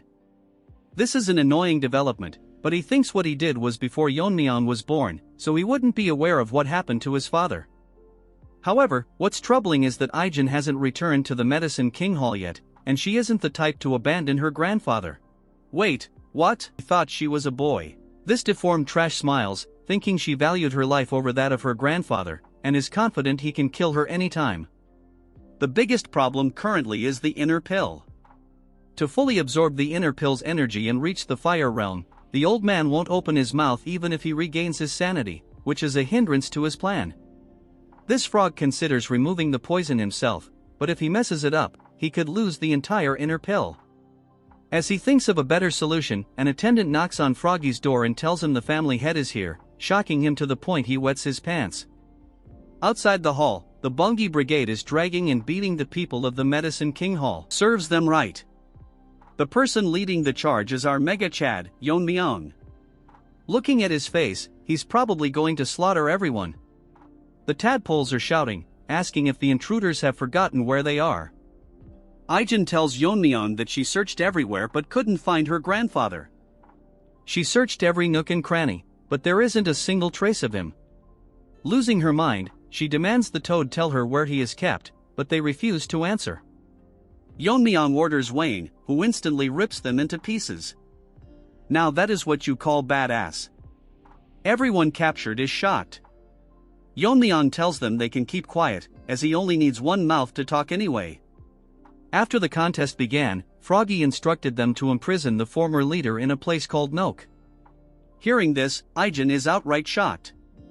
Nook is a place made to isolate those suspected of being infectious. Due to its cold and damp environment, it worsens conditions, and it was eventually closed. Yeon-myeong decides to go there with Aijin and Ain, while ordering Wayne to clean up here and wait at the entrance. As they go inside, Yeon-myeong starts slaughtering everyone present. The tadpoles beg for mercy, but he doesn't stop. As they go down a narrow cave, Yeon-myeong thinks Snake is a fitting name for this place. After reaching the entrance, Aijin starts crying, wondering if they are too late. Yeon-myeong reassures her that he is still alive, as he has found him using his otherworldly senses. Upon finding the prison, Yeon-myeong tells Aijin to step aside and chops down the prison gate. His grandfather's condition has worsened, and they probably used the mountain subduing poison. Yeon-myeong tells her to calm down, reminding her that they came here to save her grandfather. Aijin informs our boy that, aside from the mountain subduing poison, they also used the Thunderbolt idiocy poison. This poison directly affects the brain and is meant to make one an idiot rather than kill them. While not particularly strong, it penetrates the brain, making antibodies ineffective. Without early intervention, there's no way to treat it. But to our Chad, this is an easy thing to handle. Yeon-myeong tells her to hold her grandfather down and places his hat on him. Our Chad injects his inner energy into the old man's body, and the poison-devouring frenzy begins to devour all the poison within him. Aijin notices her grandfather's hand moving. Yeon-myeong thinks it's best to just absorb the poison, as his poison-devouring frenzy has already devoured extreme poisons many times before. The old man's complexion starts improving, and when Yeon-myeong finishes devouring all the poison, he tells the old man to rise. The grandfather opens his eyes and sees his granddaughter. What's funny is that he initially misunderstands Yeon-myeong as his father. They explain everything to him, including the fact that Yeon-myeong is now the family head. Yeon-myeong is happy to have taken care of his father's old friend. The old man starts crying, moved that he was saved by a child who never even saw his father's face because of his fault. He speaks to the late Tang Yeon-myeong, saying that if he were alive, he would be proud of his son. Despite his age, he vows to devote himself to serving the family head. Our perfect protagonist hands him his coat and tells him he's here to arrange his position as the leader. Yeon-myeong tells him it's time to head out, as people are waiting to see him outside. That ugly frog is making even uglier faces, unable to believe the old man is standing firmly. Realizing that this was done by the family head, Froggy starts panicking. He thinks to himself that a direct confrontation would be bad, as Yeon-myeong slaughtered the elders without hesitation. This dumb frog tries to threaten Yeon-myeong, claiming that the Medicine King Hall is the one earning all the money for the clan and that without them, the clan would collapse. Yeon-myeong coldly thinks that Froggy doesn't understand the situation he's currently in. Turning even colder, he asks if that's enough for Froggy's last words. Our Chad asks the old man if he has anything to say. The old man ignores the frog entirely. Froggy tries to hop away, thinking he'll die if he stays here. But just as he moves, his body stops. He's been struck by a poison needle, expertly thrown by Aijin, proving she's more than qualified to replace him. As Froggy falls to his demise, Aijin calmly takes back her needle. Seeing him dead, the irrelevant trash tries to flee, but the Bong Brigade starts slaughtering them as Yeon-myeong had ordered them to destroy everyone. Everyone among the clan is shocked that the medicine hall is gone and everyone there was killed. A bunch of ugly TikTokers act as if they are some specialists talking about how the Tang clan survived thanks to the medicine hall. And getting rid of them is outright dumb. Now we move on to our Chad, staring at the inner pill. Take a closer look. This looks like a Ferrero Rocher. Aijin's grandfather tells Yeon-myeong that if this pill is left out, someone like Frogface might appear again to steal it, so he will deliver it our boy once the poison effects have worn off. Moving on to Yeon-myeong, his mouth is watering like a dog staring at a big bone. He tells the old man that he will just take it as it is. The old man looks confused and tells him that if he is not going to use it immediately, it would be best to keep it here. In the eyes of Yeon-myeong, the poison of this pill is so strong that it's viable to the naked eye, so there is no possibility that he will get rid of something so precious for you all. He is talking about the poison, not the pill. Yeon-myeong places his hand on top of the pill and starts absorbing the poison. As Yeon-myeong absorbs the poison, he thinks that the poison is extremely potent, which is expected of the inner pill of a spirit that lives in lava. Compared to the demonic fire dragon poison, this is nothing, so if an ordinary man were to took it in an unrefined state, the power of the poison might have burned them from the inside. More importantly, this is such a powerful poison, but compared to the 10 poisons it is nothing, so our Chad thinks it's best to look more into the 10 poisons. Looking at the pill after the refinement process, Yeon-myeong feels the power of the spirit and it is now ready for consumption. Yeon-myeong goes to his mother's new chambers and knocks on the door. As his mother gives him permission, our Chad enters to see his mother waiting for him. Dear artist, make a female protagonist on par with his mother. She never thought that she would be able to come to the main house again, and she is lucky to have a child like him. Yeon-myeong tells her that this place originally belonged to her, so of course she should be here. Yeon-myeong takes a closer look at her and thinks that although she is still pretty, however, it looks like she worried a lot about him all this time. She loses control of her emotions and runs towards our Chad, hugging him, and she is relieved that our Chad has safely returned. Yeon-myeong thinks to himself that in his past life all he could do was reflect on regretting until death came to his door, because he had no one to share his happiness even after reaching the end. Since his past life was full of regret, he plans to protect this life and live it to the fullest. Yeon-myeong asks her if she met the Bangui Brigade. Earlier they came in to help her move things and started crying. Well, that was touching. She asks Yeon-myeong what's in his hand. Our Chad tells her that this is something he brought as a gift for her. As he shows it to her, she gets shocked to see that it's a 10,000-year firecart pill. She instantly recognized so all she has to do is use it. She thinks this will help Yeon-myeong more as he is the one who is going to lead the Tang clan. Our Chad laughs at her and tells her that he no use for the inner pill. Yeon-myeong holds her and tells her that the pill can't increase his strength anymore. As he releases his inner energy, his mother gets shocked, more because Yeon-myeong reached the fire realm and our boy confidently confirmed her question. She is happy that her son reached the fire realm, which she should be praising, but if someone realizes it and attack the Tang family. Yeon-myeong tells her that he wants her to live a very long life, including his father's share, so he wants her to watch over him. Since the pill is dissipating, she should hurry up and consume it. She thinks she was worrying too much, and even if her son is in the fire realm, it's natural for a mother to protect their child. So she tells our Chad that since he bought it for she won't reject it. She asks Yeon-myeong if he knows what she was called when she was younger. Obviously she was named Sichuan's top beauty in the Poison Phoenix. She releases her inner energy, and for the first time in this series our Chad is shocked. The title Poison Phoenix was given to the most famous member of the Tang family. Even she thinks that it's been a while she has seen him, so shocked. Although she might not be as skilled as Yeon-myeong, she thinks she is also pretty impressive. Artist, you better make the female protagonists better or give the present ones a glow up. After consuming the pill and increasing her inner energy, she directly went straight into cultivating. Yeon-myeong was actually shocked for a moment, because although he thought she was hiding her powers, but not the extent that she would be one step closer to the fire realm, all while practicing on her own. As for her, she is consuming the pill's energy. A fire realm master is able to detect the smallest of movements, so there's no point hiding their power in front of them, but she manages to hide it from our boy, which shocked him even more. She has already reached the state before enlightenment, as such she is absorbing the spirituality of the inner pill, so according to Yeon-myeong she might also be able to overcome the limit. As such she is likely to face a problem. Although the method of absorbing the inner pill is simple, all the person has to do is take the spirituality of the inner pill and absorb it into the body, then all they have to do is internalize spiritually and repeat this process until all of it is absorbed.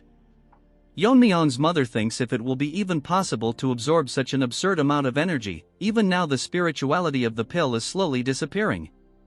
So she is now worried what to do now, because at this rate the pill will disappear before she absorbs even half of it.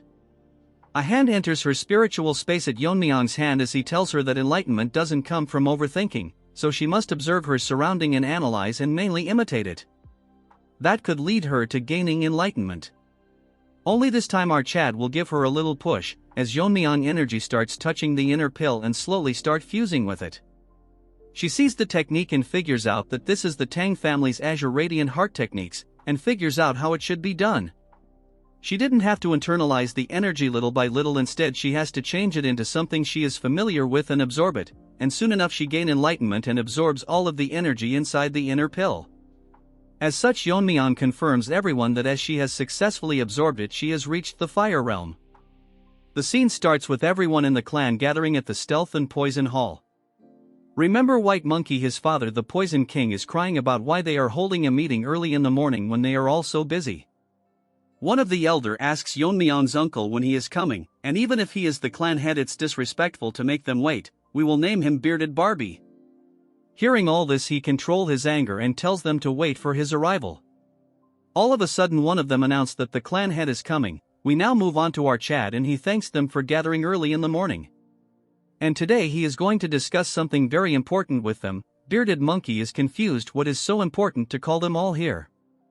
Yeon-myeong tells them he is going to hire a proxy head until he is of age. Hearing this, Bearded Barbie asks him who he is planning to appoint among the heads. Dude is living in his own dream, but as the Chad he is, Yeon-myeong tells him why does he think he will pick one of the elders. Shocking him, I cannot believe that this Bearded Barbie thought they would be temporary head after all they did to them.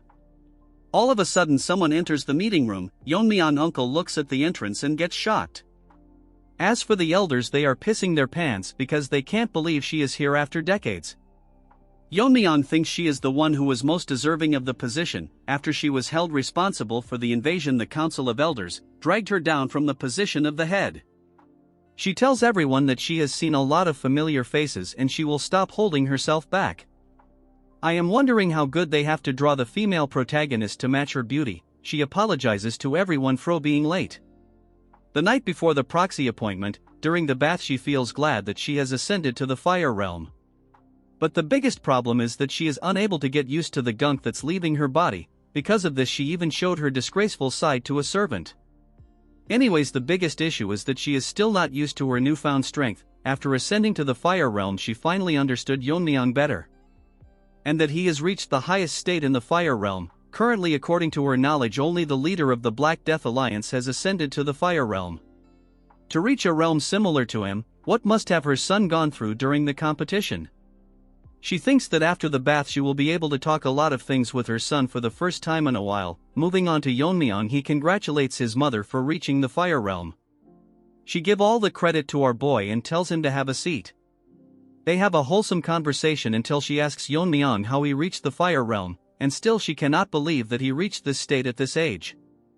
Yeon-myeong is not sure how to answer her, since it will be hard for her to believe that he reached enlightenment due to the memories of his past life. Yeon-myeong thinks of using the competition as an excuse, telling her if she knows about how one of the 10 poisons got smuggled out. She tells him she heard about it and the winner of the commutation was awarded the fire dragon poison. Guess what, he tells her that and she goes blank. Well, he wasn't lying. Moving on to our boy, he tells her that even after talking it he is fine. He was addicted to poisons during a battle, so he reached enlightenment from absorbing the poison, which helped him reach the fire realm. Hearing all of this, his mother cannot believe all of this, but after thinking she gets convinced and Yeon-myeong is relieved that she accepted it so quickly. She changes the topic and asks Yeon-myeong that when she was bathing, the servant who was helping her told her that Yeon-myeong was getting rid of the Medicine King Hall. Yeon-myeong thinks it's best to be honest with her since it's also related to his father. Yeon-myeong explains to her what they did, and after a long conversation our Chad tells her everything. She had her suspicious and feels bad for Ijin as she had suffered so much. She requests Yeon-myeong and explains to him that she lived into the family as if she is dead because she was scared of losing her only child after losing her husband. However, she has had enough, and if he allows it she will protect him from now onwards even if she is not as strong as him.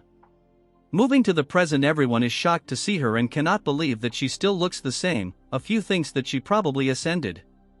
Seeing her, Yeon-myeong uncle is very happy as he shouts and tells everyone to congratulate his mother, as she will be the new head of the Tang family. Bearded Barbie turns into a turd and cannot believe that she is being promoted to the head and not a proxy. She thanks everyone and tells them although she is the head, it's only temporary until the true head, her son, comes of age. Hearing her, Yeon-myeong uncle starts crying while the rest are releasing hot cake in their pant, especially that bearded Barbie. Since she is entrusted the position of the head, she plans on fixing the base of the Tang family that was ruined. Since then her actions were unconventional. The first thing she did is remove the name of the Medicine King Hall, which was collapsing, and renamed it. Tang Hoil, Ijin's grandfather, was appointed as the head surgeon while Ijin was appointed as the second in command. Moving on to Yuri's father, he was appointed as the general manager and was ordered to start a full-on investigation. He immediately found the elders' embezzlement books and recovered so much money that it was enough to sustain the clan's maintenance for the time being. Moving on to white-haired Monkey's father, he was removed from his position, along with most of the elders who embezzled the clan's money. Even for the people who were not elders but was related to embezzlement was removed from their posts. All of this changes happened in a matter of days, and thinks his mother is really an amazing person. While saying all this, our Chad is enjoying the beauty of the Tang family. Because of the involvement of his mother, the clan's internal problems were all solved. At first he wanted to live an ordinary life with his mother, but began to get surrounded by many things. There are now people who he calls friends, guards who follow and trusts him, and the hundreds of members of the Tang family. He has now so many people he has to protect. Our Chad looks so good, we demand a beautiful female protagonist. There was once a time when it was hard for him to keep his body healthy, since he was resentful that why he was even born. His goal is to grow stronger, that no one can harm the Tang family. Whether it's the Black Alliance or that pervert or whoever it may be, they will never be able to hurt the Tang clan. We now move on to the Black Alliance, where the lizard is thinking about the Tang clan when a woman tells him that the twin sword trash, the one who invaded the test, was defeated by the current head. This eyeless trash with ugly bangs elaborates how he was famous and well known for his strength, so she requests the leader to destroy the Tang clan. The lizard tells her why should he do that, and the ugly bangs just won't shut up, telling him it the same as challenging him. Lizard gets pissed because of this. Chatterbox tells this ugly Barbie that he disobeyed his orders and attacked the Tang clan. Even if he managed to come back alive after doing something, he would still be punished. It's interesting to the lizard that the head managed to kill that irrelevant trash, because he was someone that wouldn't lose so easily. So he summons his guards and tells them to invite the Tang clan head in the upcoming Sichuan meeting. Yeon-myeong is having a conversation with his mother. He thanks her for all the hard work she has done on the internal arrangements. She felt nerve-wracking after taking charge again after so long, but she isn't sure if she did well enough. Yeon-myeong thinks she did a great job, but there's one thing that's confusing him. He asks her if she suppressed her powers like last time. She isn't surprised that he noticed it so quickly, because he has experienced it before. However, to Yeon-myeong this is still an impeccable suppression. He asks her, since she has reached the fire realm, she doesn't need to hide her powers anymore. Our pretty mommy tells him that it's not just about hiding powers. What she performed is the family's secret technique, the vein sealing concealment. She also hopes that Yeon-myeong will also learn to hide his abilities. Since she is pretty, we will let it slide. To explain this to our Chad, she has to explain him quite a long story. As the founder of the martial art and the ancestor of the Tang family, she has to tell Yeon-myeong about him. In a certain village in Sichuan, a plague broke out. Although most died of famine, in this case it was the opposite, as people were dying. Dozens of bodies were cremated without proper funerals, for the fear of the plague spreading. Everyone in the village had already caught the plague, and were just waiting for their time to die. Except for one who was a 10-year-old. Looking at his condition, they were all scared about why this child was the only one unharmed, but there was no time for rational questions. In the eyes of the already infected, the 10-year-old boy looked like a harbinger of the plague, and was labeled as a child possessed by an evil spirit. Since he had nowhere to go, he ended up hiding in a cave. To escape the rain and to feed himself, he started stealing food left at the shrine near the village to ward off the plague. The boy survived, but after the third day the villagers stopped performing rituals. And after he checked them out, everyone other than him was dead. The boy wandered, thinking to himself why the only one unharmed. The question didn't linger for long, and a mysterious group came for this boy. And according to their leader, he was a child with the aptitude for poison. These bunch of people are the worst assassination group in the history of Murim, the poisonous Moon Shadow sect. They kidnapped children from all over the world and trained them as assassins, and fed them poison to prevent them from escaping. Furthermore, they administered the antidotes periodically. The boy grew up to be an assassin. Before long he saw the gruesome state of his comrades, who died from not receiving the antidote on time. Realizing that the plague in his village was caused by the poisonous sect, and not by him, which is what he initially thought. From that point onwards, the boy pushed himself to his limits to become stronger. No matter how dangerous the mission was, he completed it, no matter how difficult it was. And soon enough he achieved such a feat that even absolute masters couldn't achieve. The sect leader was so impressed by his achievements that he bestowed upon the title of one of the 5 great assassins, and offered to grant anything he wants. But the leader is surprised after hearing that he wants nothing. But looking at his face, we all know he wants them dead. The boy reached such a high level, and with the instincts gained from fights with absolute masters, and his own ultimate technique based on the martial arts learned in the sect, which was the first flower rain. Thus the poisonous Moon Shadow sect was erased from this world. Later his descendants settled in Sichuan, forming the current Tang family. Even to this day the world remembers him by the alias the Invisible Guest. But she notices that Yeon-myeong has fallen asleep. She pinches his face, waking him up. Man, the art is so unique.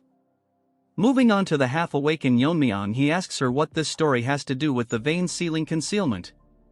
The poison sect had many masters in the fire realm, including the 5 great assassins and their overpowered sect leader, and proceeds to tell Yeon-myeong the secret of how he faced them alone. Our Chad asks her that wasn't it called the flower rain of the sky, and a very few could withstand such an attack where numbers are irrelevant. She tells him that what he said is half right, and the art is called the flower rain of the sky, but it is not actually a martial art for a hidden weapon, but a martial art that controls energy. Shocking our Chad, and asks her to confirm if it really is a martial arts that control energy instead of hidden weapons. She tells him that the battles at the fire realm are clashes of energy, when the opponent attacks with energy, the person on the receiving end has to defend with energy. Since ordinary hidden weapons techniques can't penetrate the body protecting energy of a fiery master, Yeon-myeong thinks that it actually makes sense, since no matter how many hidden weapons there are, they will bounce off because of the body protecting energy. According to our boy, energy counter energy, so if hundreds of hidden weapons enveloped in energy form a storm, even with body protection it would be impossible to handle hundreds of energy attacks.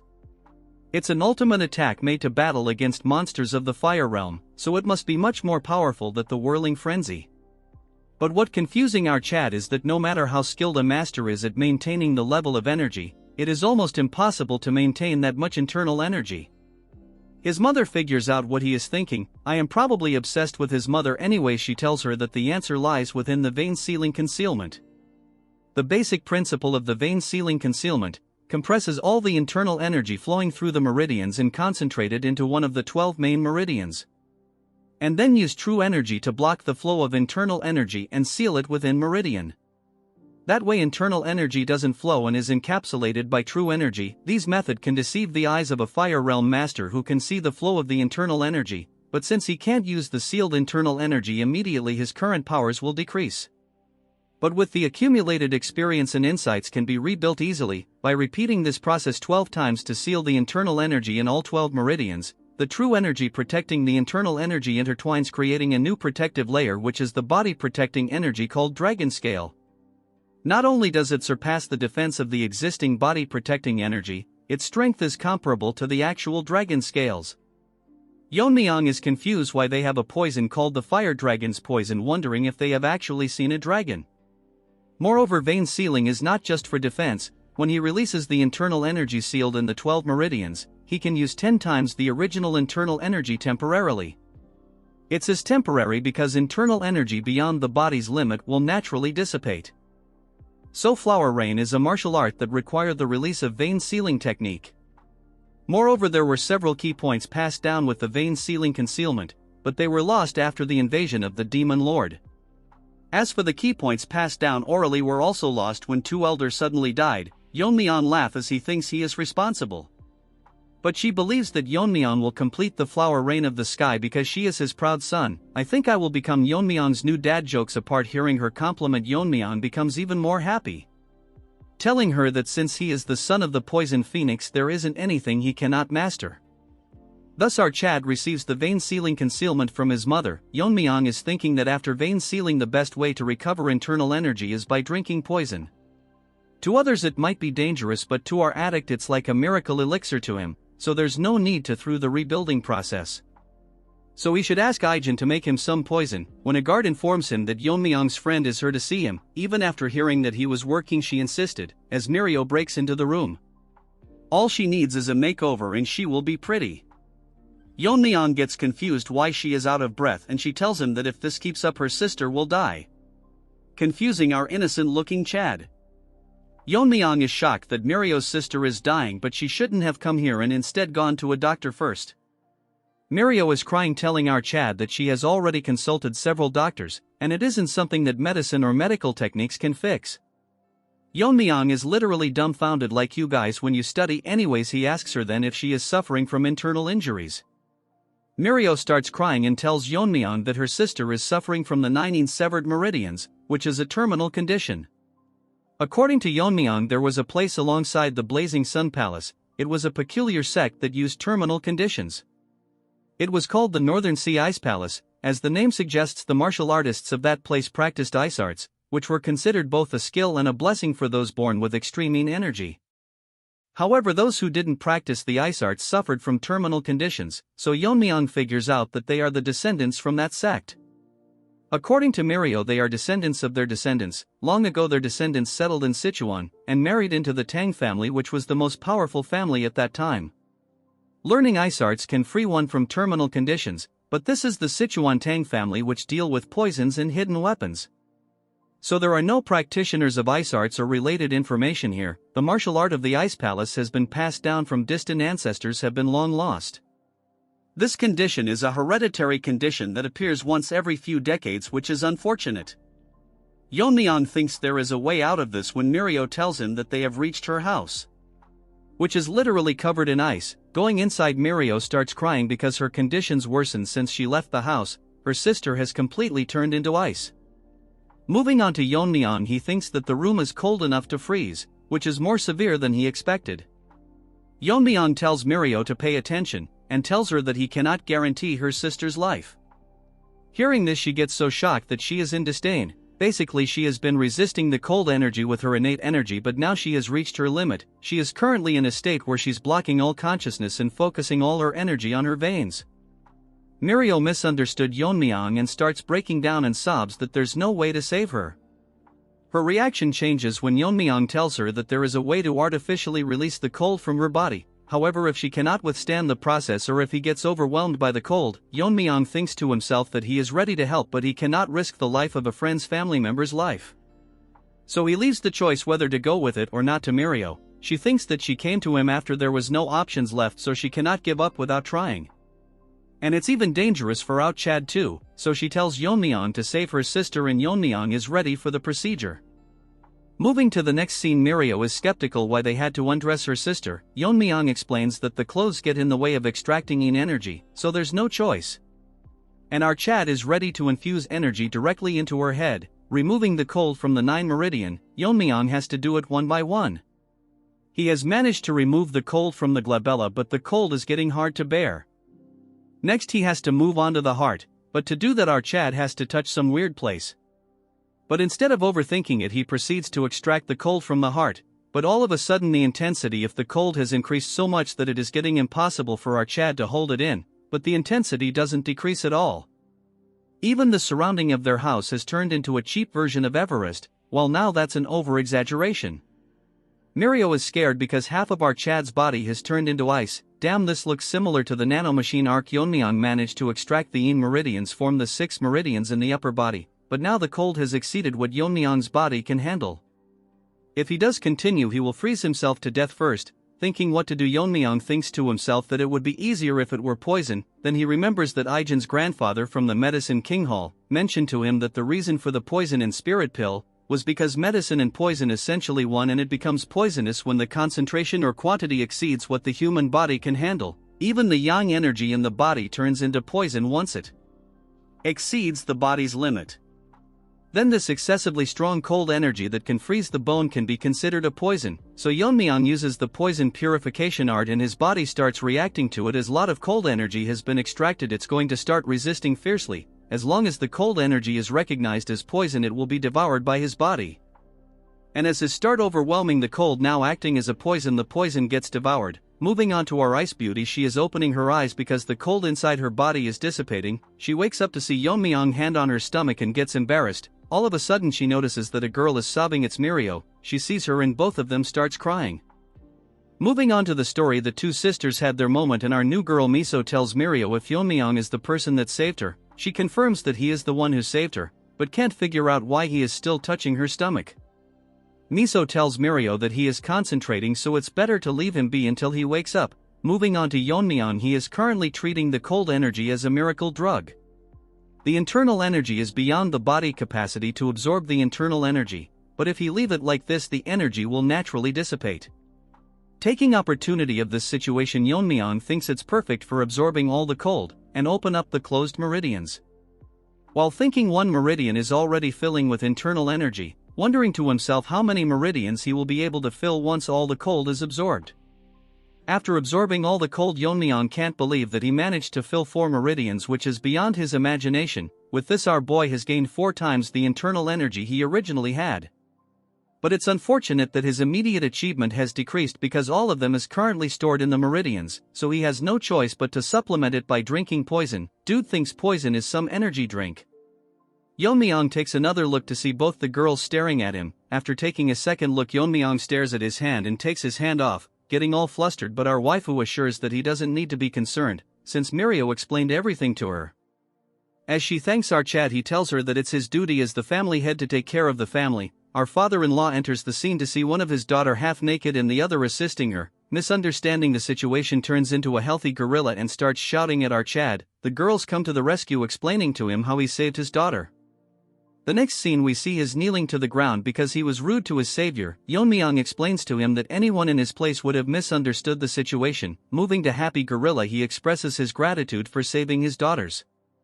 He then proceeds to tell him that he settled in the Tang clan after falling in love with a woman who was part of the family. Unfortunately, his wife also suffered from the terminal condition and passed away. He spent all his savings searching for a cure to save his daughters, but it was all in vain, so he just can't control his emotions. From now on, if Yeon-myeong needs anything, he will always rush to his side. We all know what he wants is his daughters. Moving on to Yeon-myeong, he asks him why it's so quiet inside the trading company. Our gorilla explains that after the Tang family got weak, the Black Death Alliance took over. Since then they have rarely gone outside.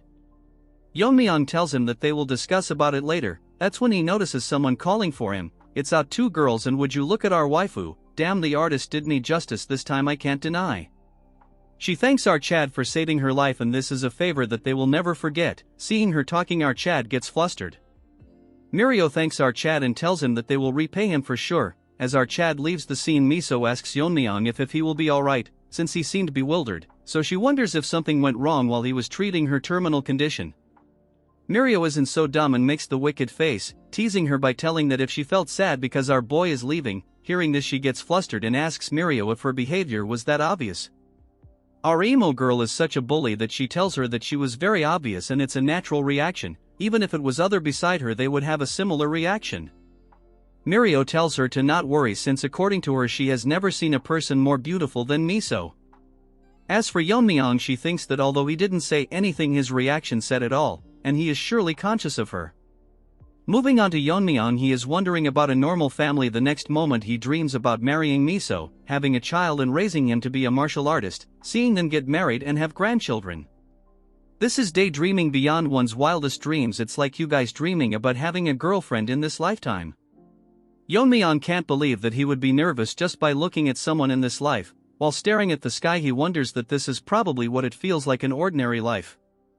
He wants to visit that place once again, but the problem right now is the Black Death Alliance. Although they didn't directly bring down the Tang family like the Demon Lord pervert, their subordinates intruded the contest, which is certainly a bothersome presence. Moreover, as long as they remain in Sichuan province, they will inevitably clash one day. Moving on to the Black Death Alliance territory in Sichuan, we see a servant getting scolded because the Tang family's influence has been rapidly growing. And all this is said by the trash with even trashier bangs. But she cannot do anything as she was warned by the alliance leader. She is extremely angry because the other leader didn't accept her request of attacking the Tang clan family, as the alliance had ordered them to not attack the clan. So it's best for her to stay quiet until his anger subsides. Remembering all this, she gets angry and throws her apple towards the servant. According to the information, both the new head and the family head of the clan has reached the fire real mastery or close to it, yet all the alliance head is doing is watch and wait for the right opportunity. With her current self, she cannot avenge those two twin sword retard that got owned in part 3 or part 4. That's when she realizes that since she cannot move herself, she remembers about what the alliance head ordered, that was to invite the Tang family head in the upcoming Sichuan gathering. So she will take this as an opportunity. Even now, when she closes her eyes, all she hears is Twin Sword's cries for revenge. He probably treated her to an ice cream treat, if you know you know, so unless she eradicates the Tang clan, her anger will not subdue. The servant notices that its master is expelling killing intent because she need a sweet dessert, but since servant is ugly, she burn him to death, eagerly waiting to meet our Mega Chad. Unfortunately, we all know how she will be slapped to her death. Deep in the night, in one of the houses of the Tang family, the three useless retards are talking about what to do. Ever since Tang Jihai, Yeon-myeong's mother, took over the head of the family, their positions have further weakened. Both of them are complaining this to the second elder Tang Myeongshin, but he is not sure why they are telling him all this. He blames all of their downfall on the former Poison King Tang Jiak and his son, the white-haired monkey. He points his hands towards the white-haired monkey, making a face full of anger, telling him that it's because of him that couldn't gauge the opponent's strength and kept on making enemies with Yeon-myeong. The white-haired monkey can't do anything but listen, as the elder tells him that the duo of father and son is ruining everything he has built his entire life. The white-haired monkey thinks to himself that the elder is incompetent, that he can't even stand up to the family head. That's because he is not delusional like this brainless monkey. Hearing all the insults, he daydreams of healing his arm and take revenge on Yeon-myeong. I mean, there is a limit to how delusional someone can be. Tang Jiak asks the elder what plan the elder has, since like the other elders it's hard for them to maintain their forces. Hearing this, the elder clenches his hand and tells him that he is aware of their situation. He makes a face full of anger and tells them that it is best for them to leave the family. Moving to another place, a guard is telling Yeon-myeong that they have reached the warehouse where the Tang family stores the extreme and 10 poisons. As for Yeon-myeong, he is thinking in his mind to him and that this place was originally managed by the third elder, but due to his neglect it was transferred to Orchard along with the poison hall. The guards who are guarding the warehouse see Yeon-myeong and greet him, so Yeon-myeong thanks them for their hard work. One of them tells Yeon-myeong that before he goes inside he should take a pill. Seeing it, Yeon-myeong tells him what it is. The guard tells him that this is a poison-repelling pearl, which will block the toxic air inside the warehouse, and just holding it inside his mouth will filter most poison and keep them from invading the body. Yeon-myeong shocks the guard by telling him that he doesn't need it. Our Chad makes an excuse and tells him that since it has to be held in the mouth, many people including the third elder have probably held and sucked on it. The guard tells him that it's cleaned after every use so he can use it. Yeon-myeong tells him that it's not required since he can't get poisoned. The guard is adamant and Yeon-myeong gets very angry since poison is his main source of food.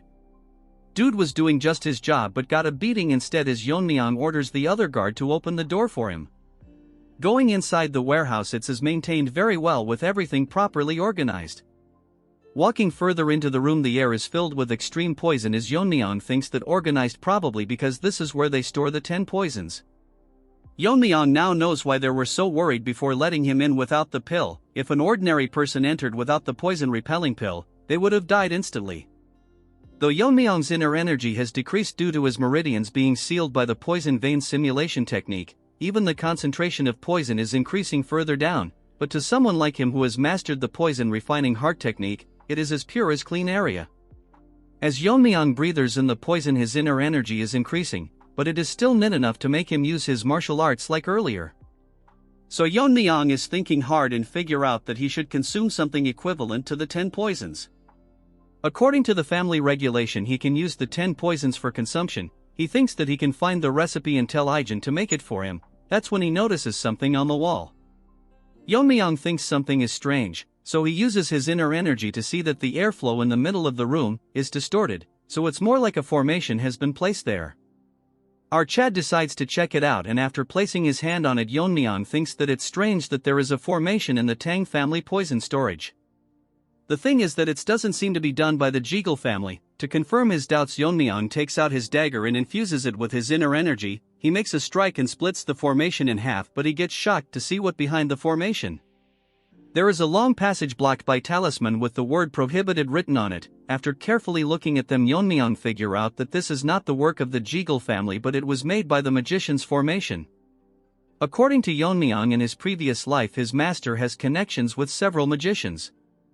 Like his master was obsessed with the sword, a magician is obsessed with sorcery, ultimately seeking master sorcery and transcend human limits to become immortals.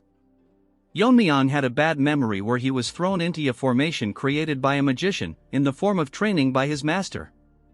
According to him, it was a place full of beasts whose names even he didn't know. Magicians are typically selfish and only engage in things that interest them, but that still doesn't answer his question why there is a formation in the Tang family. His master in his previous life told him that magicians are inherently selfish creatures, and are always obsessed with spirits and demon, only seeking immortality. Yeon-myeong asks him how he managed to have a relationship with them. He makes a straight face and tells him that he beat them every day for no reason, so they begged him to have a conversation. Moving to the present, Yeon-myeong thinks there is not anyone in this family like his master, so there is probably something in the Tang family that piques the interest of a magician. The poison is so strong that it is leaking out even after being sealed with hundreds of talismans, so inside there is something with incredible poison power. Yeon-myeong is glad because he originally intended to write down the recipes of the 10 poisons if he could, but this is more interesting currently. As our Chad goes further inside, a voice from the deepest ends senses that someone has entered the seal. It's not an inconspicuous time and it is not aware how much time has passed, while that doesn't matter as long as our Chad releases him. At the end of the passage, Yeon-myeong finds a few of the 10 poisons that were said to be completely lost, but in reality it was hidden here all along. Beside it there is a huge jar wrapped around in talismans which seems ominous to him. Yeon-myeong places has to feel a strong rebound. The force created was tremendous, so it seems that it's harder to break than most formations. However, to our Chad it not very difficult as long as he cuts through each one of them with accuracy. As he cuts through the talismans all around the room, he think of cutting the ones placed on the jar, as Yeon-myeong does a set of multiple moves to cut them all down. His inner energy has decreased due to the poison vein simulation technique, or else he would have finished all this in a single strike. None of it matters now as our Chad managed to cut down the ones surrounding the jar. The poisons around the jar has gotten much stronger now that the talismans have been removed. As Yeon-myeong places his hand to open the lid, inside there is a mysterious monster, shocked to notice that the power of the talisman bounded to him have died down, so now he can see the day of the light. Yeon-myeong gets wary as the jar explodes, making a huge explosion. Luckily Yeon-myeong managed to dodge it in the nick of time, or else he would be injured. The thing inside charges towards our boy, startling our boy, as it is faster than what he had expected. He gathers energy to attack and have the first strike before it gets here. But before he could do anything, it goes past his hand like wind, telling our Chad that he has a sharp reaction. As a rewards for releasing him, this trash will kill our Chad without any pain. Hearing this, Yeon-myeong turns behind and asks him who he is. The trash proudly tells Yeon-myeong that he is the pinnacle of poison, the blue-horned white snake. Little does this snake know he is a lottery to our boy, as he can have unlimited poison as a drink now. As the snake wraps around Yeon-myeong's arm, he is confused why it's calling itself the poison of extreme suffering, which he proudly agrees and makes an assumption that Yeon-myeong managed to block the spread of the poison by sealing the vital point in an instant, which is impressive, but he won't hold for long. Poor Snakey makes an arrogant face, telling Yeon-myeong how he will slowly melt his arm. That's when he realizes something changing, as the poison-devouring frenzy inside Yeon-myeong's body activates. The skull starts devouring its poison, and the poor snake gets scared as he can believe that Yeon-myeong has the poison-absorbing aura. And what is his relationship with the Wanderer Saint? Yeon-myeong grabs onto the blabbering poor snake like a plushy toy. His new toy begs itself to stop absorbing his poisons. At the rate his body is absorbing the poison, he will be utterly destroyed.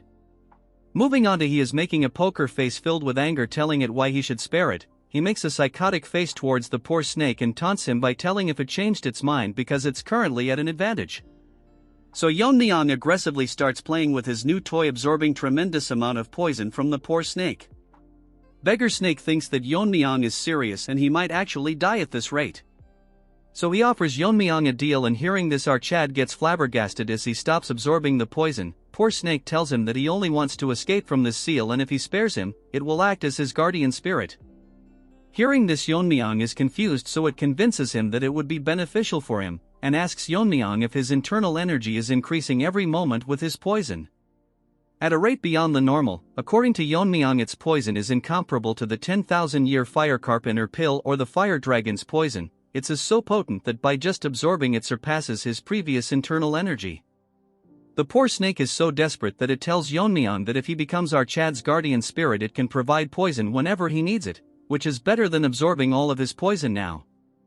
Our Chad is heartless as he, with a poker face, tells the poor snake that he has no interest in keeping alive someone who was an enemy, so he can replenish the poison elsewhere. Hearing this, the poor snake starts crying and loses hope, telling Yeon-myeong that can't he just spare him once, since he lived in a jar for hundreds of years. Hearing this reminds Yeon-myeong of his past life.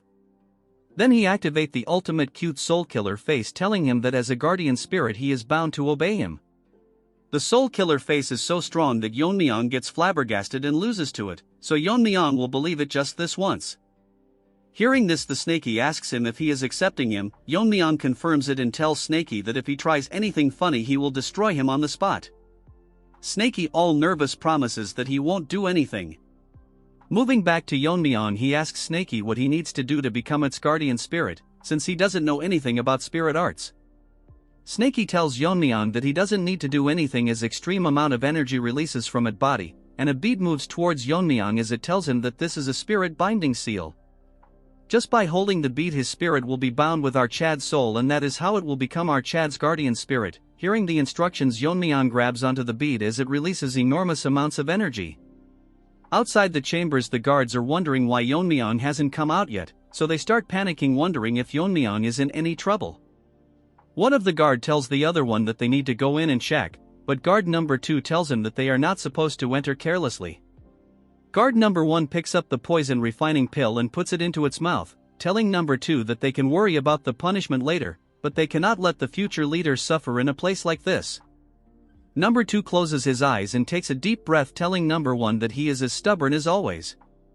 He opens one of his eyes to see a very bright light exuding from the poison chambers. Number 1 thinks that something is happening inside and it's causing huge vibrations.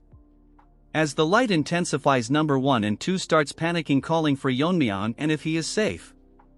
Our Chad come out of the chambers as an aura is surrounding him. Back at the chambers, after Yeon-myeong made Snaky his guardian spirit, he got the guardian spirit aura and dragon scale.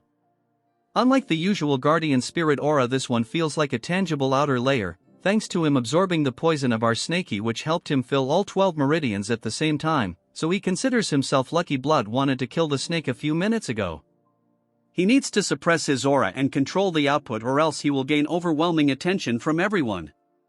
From Yeon-myeong's aura a small part arises and our Snaky manifests itself, telling our Chad that does he need to be concerned about the people below him, and the Wanderer Saint flaunted it openly. Since Snaky needs some training, Yeon-myeong gives it a hard flick, telling it to not reveal itself recklessly. The autonomous cute Snaky tells our Chad that unless he reveals it himself no one can see him, and with an aura as strong as our Chad there would be no one who would dare to attack him. Yeon-myeong thinks that still it's too eye-catching and he somewhat wants to live a ordinary life this time. Our smart Sneaky asks him that what he meant by this time? And he is speaking as if he died and came back to life. Yeon-myeong doesn't make a reaction and Snaky asks him if there really is a way to do that. Yeon-myeong looks at it and asks him what he means. Snaky tells Yeon-myeong that there is a reason why he is given such power, just like his previous master the Wanderer Saint, and those with power are followed by destiny. Hearing this, Yeon-myeong asks Snaky if he was exploited back then. Hearing this, Snaky starts sweating, telling out Chad that his previous master was even more inflexible than him. The previous trash master worked Snaky to the bone until his dying days, then he summoned an exorcist to seal him in a jar, because he deemed our cute snake too dangerous. Yeon-myeong figured out how all this was connected to the exorcist, and he was a highly ranked spirit. As for Snaky, he is getting angry just thinking about him. Such a strong spirit is wanted by many exorcists, so the ancestor helps seal him. Yeon-myeong thinks if the ancestors is like his master, intimidating exorcists to get the job done. What struck our Chad's mind was that Snaky told him that there is a reason for his existence, and if it's as related to awakening memories of his past life. As he was in his thoughts wondering, a guard brings him back to reality and barges into the room, as Yeon-myeong shoves Snaky into his body as the guard tells him to come out immediately. He informs out Chad that in Sichuan near the main house there is an attack by the evil faction. Moving on to that place, we see Fatso in the entrance exam catching his breath.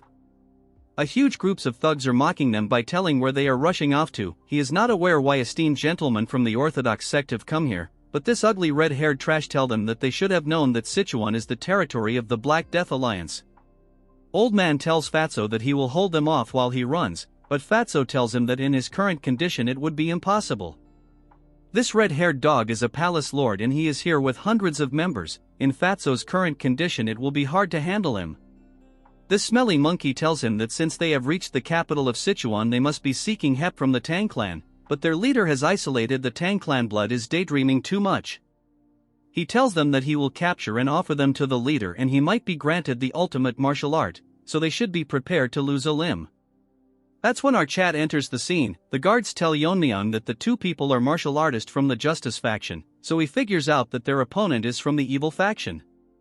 He orders the guard to escort them to the clan since they have come as guests. The Fatso is happy that martial artists from the Tang family are here to help, but there are only 4 of them, so even if their spirit is formidable it's impossible to face against hundreds. Yeon-myeong tells Fatso to step back since his partners is in no state to even stand. Wajin takes care of the injured man and Fatso asks him should they not be helping the ones up front. But Wajin smiles as Fatso blabbers about how there are over hundreds of martial artists. Yeon-myeong tells them that although he appreciates the help he is in no need of it. Moving on to the monkey, he is angry on Yeon-myeong for blocking his way. His guard tells him that he is probably the one who won the Tang clan's competition and returned as the family head. This red monkey mocks Yeon-myeong and asks him if he is going to face them, feeling sad for him. As for his minions, they are grinning. This dumb retard is so confident that he tells Yeon-myeong that he will uproot them once and for all. Hearing his nonsense, a needle flies towards him, poisoning him. In an instant this monkey falls to his death. Yeon-myeong thought that the nonsense spouted by Trash was too annoying. Everyone present in the scene is shocked by what had happened as the leader lies dead on the ground. Yeon-myeong tells them they don't need to uproot them since he will be the one to do it. The punk gorilla is dead as our Chad's poison needle finished him off.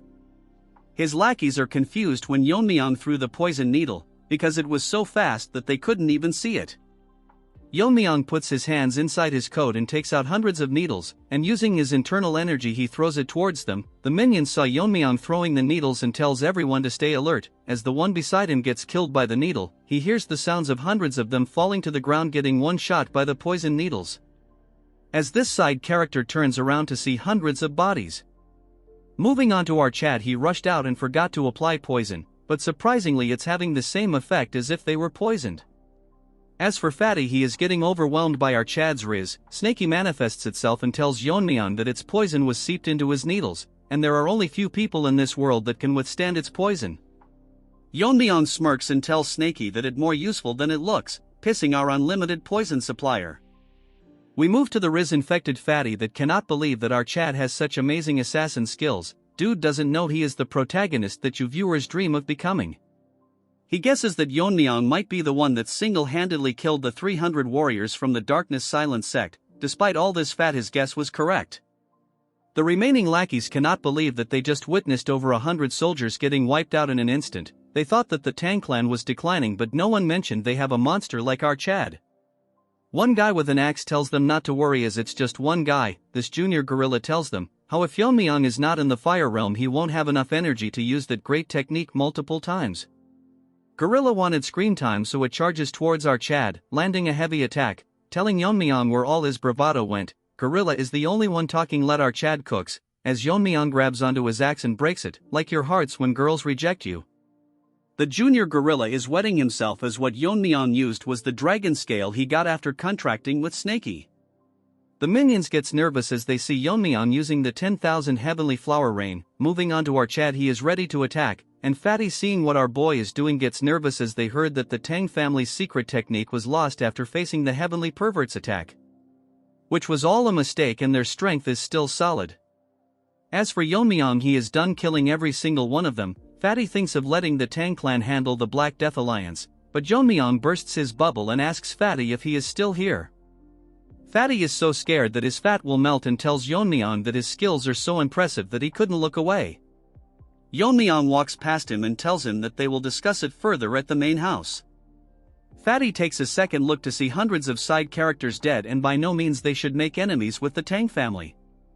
A few days ago on the outskirts of Sichuan, Fatty was eating with Sabak. He tells him that it's a relief that they didn't encounter any trouble from the unorthodox factions, since he heard that after the Tang clan's downfall Sichuan has been overrun by the unorthodox factions. Surprisingly, it's pretty quiet. We move on to the Gen Z old man, but he is serious for some reason. Fatty is confused why he's so tense all of a sudden. A mysterious man asks them if the food is to their liking, since it's a small place that he visits often. Fatty with no neck thinks to himself that he was right beside them, but he couldn't even sense him, so he is quite a skilled guy.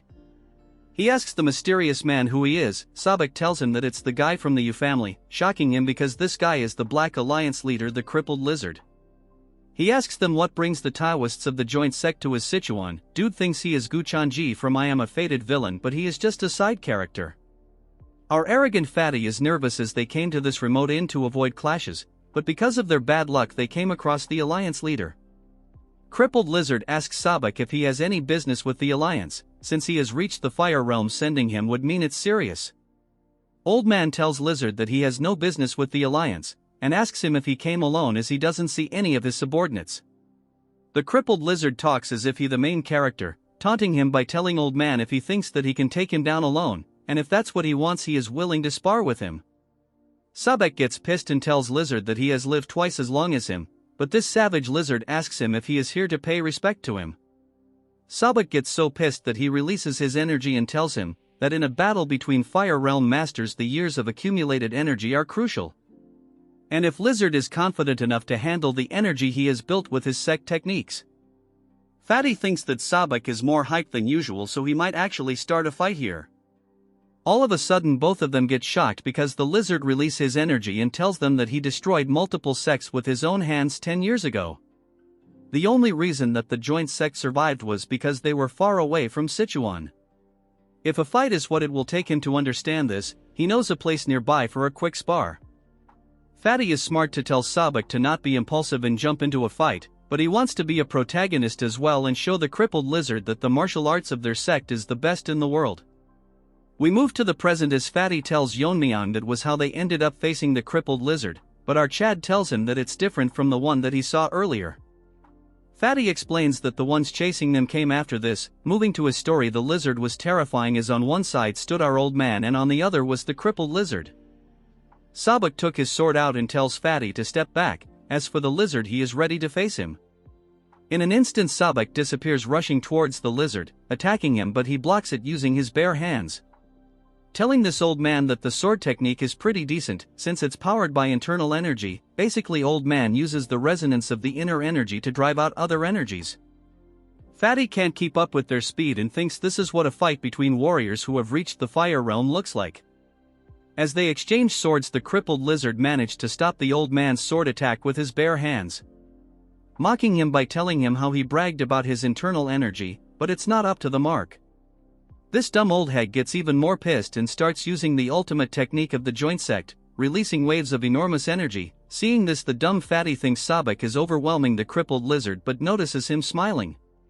In an instant, with multiple attacks at the same time, he blocks the old man's attacks. Sabak comes back to reality, realizing that the lizard is intentionally blocking all his attacks at the last moment. It's as if he is testing his, even though he is from the unorthodox side. Since that's the case, he will go all out, using the full power of his secret technique.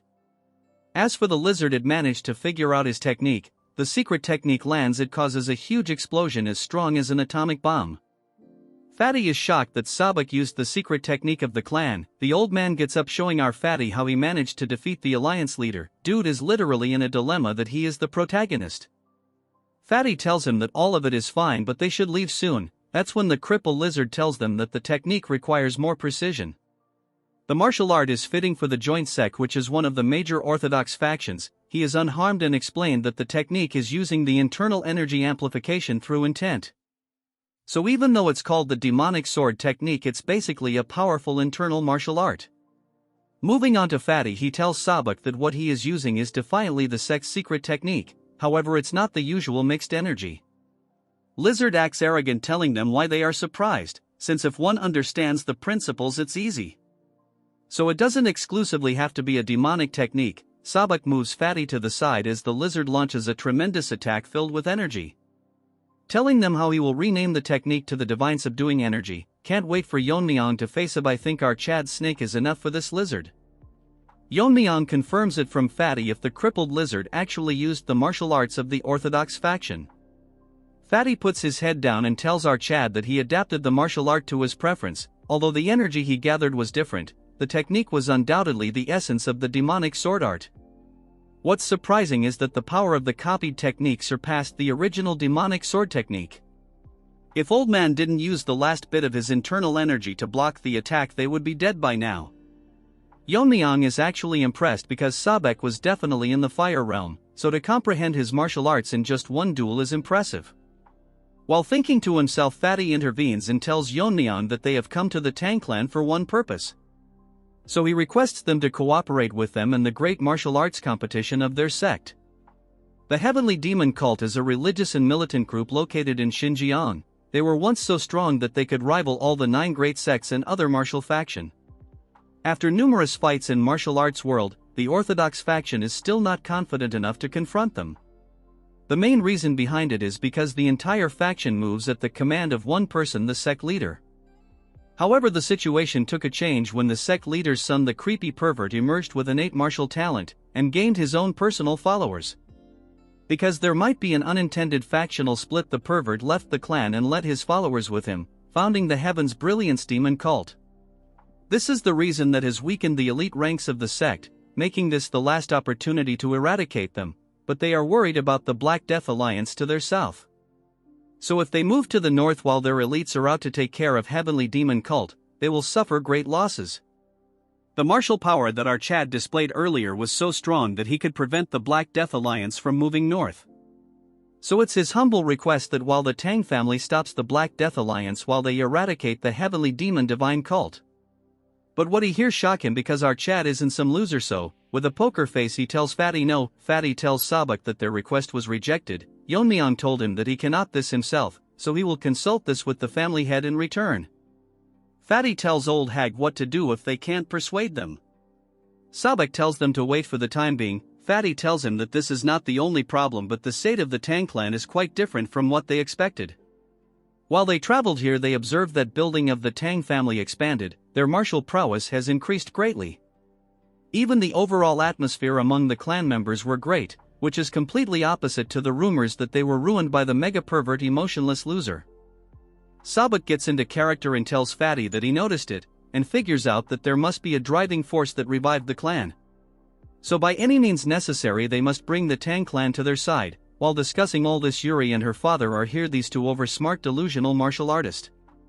He introduces himself as the head of general affairs of the Tang clan. By the orders of the family head he is here to bring them. After they reach the main house, both of them are shocked as mommy leader introduces herself and asks them if they came here to request cooperation against the heavenly demon cult. She tells them that currently she is the acting family head of the Tang clan. What surprised these two is that she is in the fire realm, which is probably why the Tang clan regained their strength. Although they cannot detect Yeon-myeong powers, but the acting head, our mommy queen, is undoubtedly in the fire realm. Fatty thinks he is the only smart one, telling our mommy that their sect is in urgent need of support, and since they are eradicating evil sects, isn't it right to help in the name of justice? So he requests her to reconsider, but our mommy doesn't respond. She asks Yeon-myeong that he refused them earlier and if he still thinks the same. Yeon-myeong's answers is still a no, shocking the two brain-dead retards, as Fatty asks him what his reason behind the rejection. Trying to convince our Chad that if they don't stop the evil sects the martial world might fall in chaos. Yeon-myeong with a stern face tell these two monkeys that it's understandable that the heavenly demon cult is dangerous, but the Black Death Alliance and the evil faction are separate issues. According to what Yeon-myeong learned from his investigation, the Black Death Alliance does not harass the common people, although they don't collect protection fees. In return they even eliminate the bandits, making them more like the orthodox factions. So in such circumstances they have no justification to attack them first, shocking Fatty, but the old man remained calm. Our Chad gets pissed as he asks them what they mean by acting in the name of justice. When the Black Death Alliance and the pervert and his cult invaded the Tang clan. Since no one from the orthodox faction came to help, literal hypocrites. Our Chad tells him that prioritizing the safety of their own sect is normal, so he can't blame them.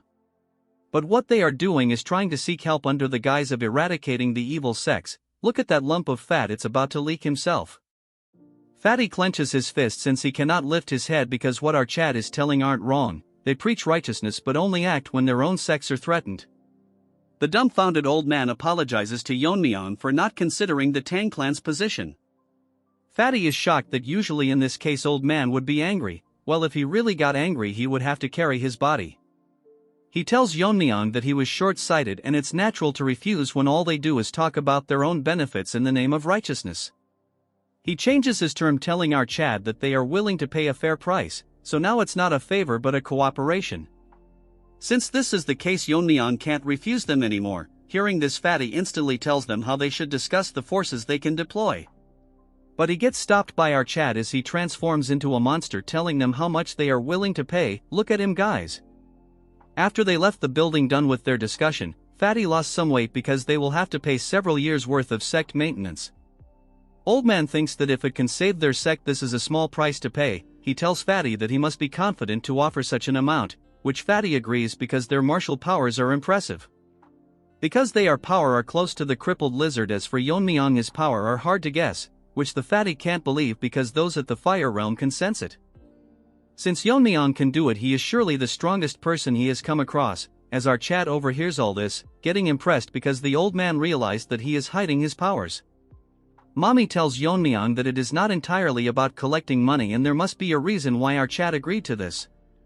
Yeon-myeong tells her that the Black Death Alliance good deeds to the Taoist, but he cannot trust them. Mommy tells Yeon-myeong that orders has been maintained in Sichuan after all the major sects fell. Yeon-myeong tells her that it's all because of that crippled lizard. The only reason they classified as an evil faction is because they didn't join the orthodox faction. They're more like bandits because they ignore righteousness and only pursue their personal gains. The current order in Sichuan is temporarily maintained by crippled lizard. If things go slightly wrong in their rule, they push out their business competitors and plant spies to invade or bring down other clans. So although their nature didn't change, the current order is only maintained by lizard. If he were to disappear one day, the evil faction under his would go crazy. Mommy finally understood his point, so she asks him what his current plan is. Hearing this, Yeon-myeong smiles and tells her that it's simple, so all they need to do is prevent them from going north. Mommy is not sure if they are strong enough to block the Death Alliance since she is not aware of Yeon-myeong's current strength. Our Chad with a straight face tells her that since they cannot block them directly, he will block them internally. Hearing this, Mommy cannot believe that he is gonna infiltrate the main base. Our mommy, I mean my mommy, never mind, she is nervous how he will sneak in. Yeon-myeong tells her that recently they sent an invitation themselves. Hearing this, Mommy gets confused. Unlike the previous competitions, the gathering is now a tournament where the young master of the evil factions face each other. Yeon-myeong will attend the gathering and confirm their true nature, and if they don't eradicate their evil nature, he will kill every one of them. In some other place inside a carriage, a man is telling someone that when they reach the Tang clan, the person should not do anything to offend the family head. It's that skinny Barbie. This time he bought her niece, and if what he said about Yeon-myeong is right, while his hand keeps shaking, she will do anything to win him over. Well, she is cute and an actual Barbie. She is the young lady Yeonjeong. We move to the poison hall, where Ijin comes to meet Taeho and asks him if he is here. Since she brought him his meal and herbal medicines, Sabek tells her to come inside. Someone tells me how she looks like a girl. She asks him how he is currently doing and the current situation of his internal energy. He tells her that thanks to her he is now much better. Making a face full of happiness, he tells Ijin all of this because of the medicine her grandfather provided. Hearing this, Ijin is delighted. When he first saw the medicine and the food, he was traumatized because not only did it contain herbs, but also poisonous plants. Look at his face, it looks like he is consuming turd freshly released. Now that was a disgusting remark. What he didn't expect is that after eating it, his power level went over 9,000 and he became a hairy version of Nappa. This even surprised Ijin's grandfather who made the medicine. Because of how fast he was recovering, that hot fresh turd was maybe good. If this goes on like this, he will soon recover enough to be able to return to his sect. Ijin is happy to hear. That's when Fatty tells them that it is very noisy outside and asks Ijin if something is happening. She tells him that it might be because the Jae-gal clan has arrived. Hearing this, Fatty is nervous and confused. The Jae-gal clan and the Tang family have had a close relationship for a long time. That's why they supported them during the recent contest. This time they are here to set up a defensive formation in their outer grounds. Fatty is contemplating about not knowing much about formations, but it will be very costly, and if the Jae-gal clan is well off. Instead of all this, dude should weigh himself first. Sabek asks her if the Tang clan is covering the cost. She directly tells him that the Jae-gal clan is covering for everything with a smile on her face. While the duo of Fat Monkey and Gen Z are confused, she tells them that according to the family head they were very cooperative. Sabek thinks they might have found the weakness of the Jae-gal clan. Now we move on to your favorite skinny Barbie. He is wetting himself from the thought of what our Chad might just do to him. Now we move on to the main hall. Bro, I don't want to move so much, already overworked by self. Anyways, the duo of uncle and niece are outside the main hall, as he asks Yeonjeong if she will be able to leave a good impression on them, and she assures him. She is then move on to show her huge collection of clothes she brought. If you know, can't get demonetized, and how there is not a man who will not fall for her beauty. Looking at her, skinny Barbie thinks that she resembles his sister who was called a beauty in Hubei, so capturing a young man's heart won't be too difficult. Someone tells me who the hell draws those mothers. They all look too good to be a side character. Over a decade ago, the pervert attacked the clan to claim his sister, and because of her sacrifice the clan barely managed to survive destruction. This dude has mental issue for sure. Please be wary that he not the Black Alliance leader, as some might confuse it. Driven by the shame that something is 50 and rotten got to taste her cooking, she killed herself probably because they didn't add enough meat to the dish. So no matter what, he cannot allow such a tragedy to befall the family ever again. If she develops a strong relationship with the Tang clan, they can maintain their lineage. He looks at her and thinks that the future of their clan now solely depends on her. That's when Barbie hears a voice telling them that she heard the Jae-gal clan was a great help to them. Both of them are shocked for some other reason. but I would only act this way if I can pair up with our mommy. Now they are even setting up a formation for them, and she as the family head is very grateful. Let's take 10 seconds to appreciate how good the goat mommy looks like. Skinny Barbie figures out that, if she is the family head, then she is most likely our Chad's mother. Like mother like son, they are both blessed with beauty. I care to differ, the real protagonist is the mother, no debate. He was overwhelmed by her presence that he forgot to greet her, so Skinny Barbie introduces himself and apologizes for not being aware of her ascension. But since she is a queen, she gracefully tells him that he was not here when she ascended, which is understandable. She tells him that they had a long journey, so it's sufficient to rest before they should start their work. Hearing this, Barbie in a respectful manner thanks her for their consideration. She asks who the lady beside him is. In a nervous manner he tells her that she is his niece, that he brought to strengthen the bond between the clans. He asks her to greet the family head, but while she is dazed, not listening anything that he is saying, because she got rizzed by our Chad's good look, dude should thank his mother for that. While she was daydreaming, our Barbie tells him her to pay attention. She gets into character and introduces herself, and she apologizes to mommy for her late greeting, and congratulates her for becoming the family head. Mommy thinks that she is a very polite child and tells her that in a few years men will be heartbroken over her. Hearing this, she gets shy, taking this as a compliment. Mommy proudly tells her that she was also famous in her youth and she resembles him. If only she was real, never mind. She tells mommy that she is still so beautiful that when she first saw her, she thought our mommy was our Chad's sister. In her mind she thinks that our mommy is a kind woman and compliments her. I completely agree with her in this case. Mommy tells her that since she is the same age as Yeon-myeong, she will get along with him. She starts acting as tears falls from her eye, telling mommy that no one from her family has even shown her so much affection.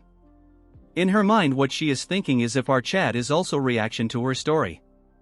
But gets shocked when she sees our Chad lost in his thoughts. Barbie cannot believe that he ignored such a sorrowful story. Usually men would be tripping over her themselves, but she is confused if he is not interested in her. Moving on to our Chad, he is literally dreaming about our ice waifu. New sister was 6 chapters late. Barbie thinks that he has failed once again, but Yeon-myeong cannot accept that she got rejected since it's a first for her. Mommy tells Yeon-myeong to pay attention as she pulls his cheeks, but Yeon-myeong is determined to impress him. Don't hate her, she is a great character, you will know later on. Now we move on to the Black Death Alliance territory, where everyone is talking about the Tang clan's head. A little girl is running while they say how our Chad is not on good terms with them. On one of the meeting halls, the elders are talking about the budget needed for the gathering, and the second page includes the list of participants. A man is biting a branch to look cool, tells them that it is sufficient reporting for today. He is the leader of the Sin Demonic Lords. He congratulates the red-haired goblin for handling all this, since it was mostly done by the Void Immortal Hall. She tells him it's nothing, as she is doing her duty as the servant of the leader. The other thinks that the alliance leader threw away the report and went out. Old man tells masked man that he has always been a free spirit. That's when someone enters the room and everyone gets shocked seeing the entity. As for that goblin, she was sweating as it's a little girl telling them that she wanna go to Sichuan for the gathering this time.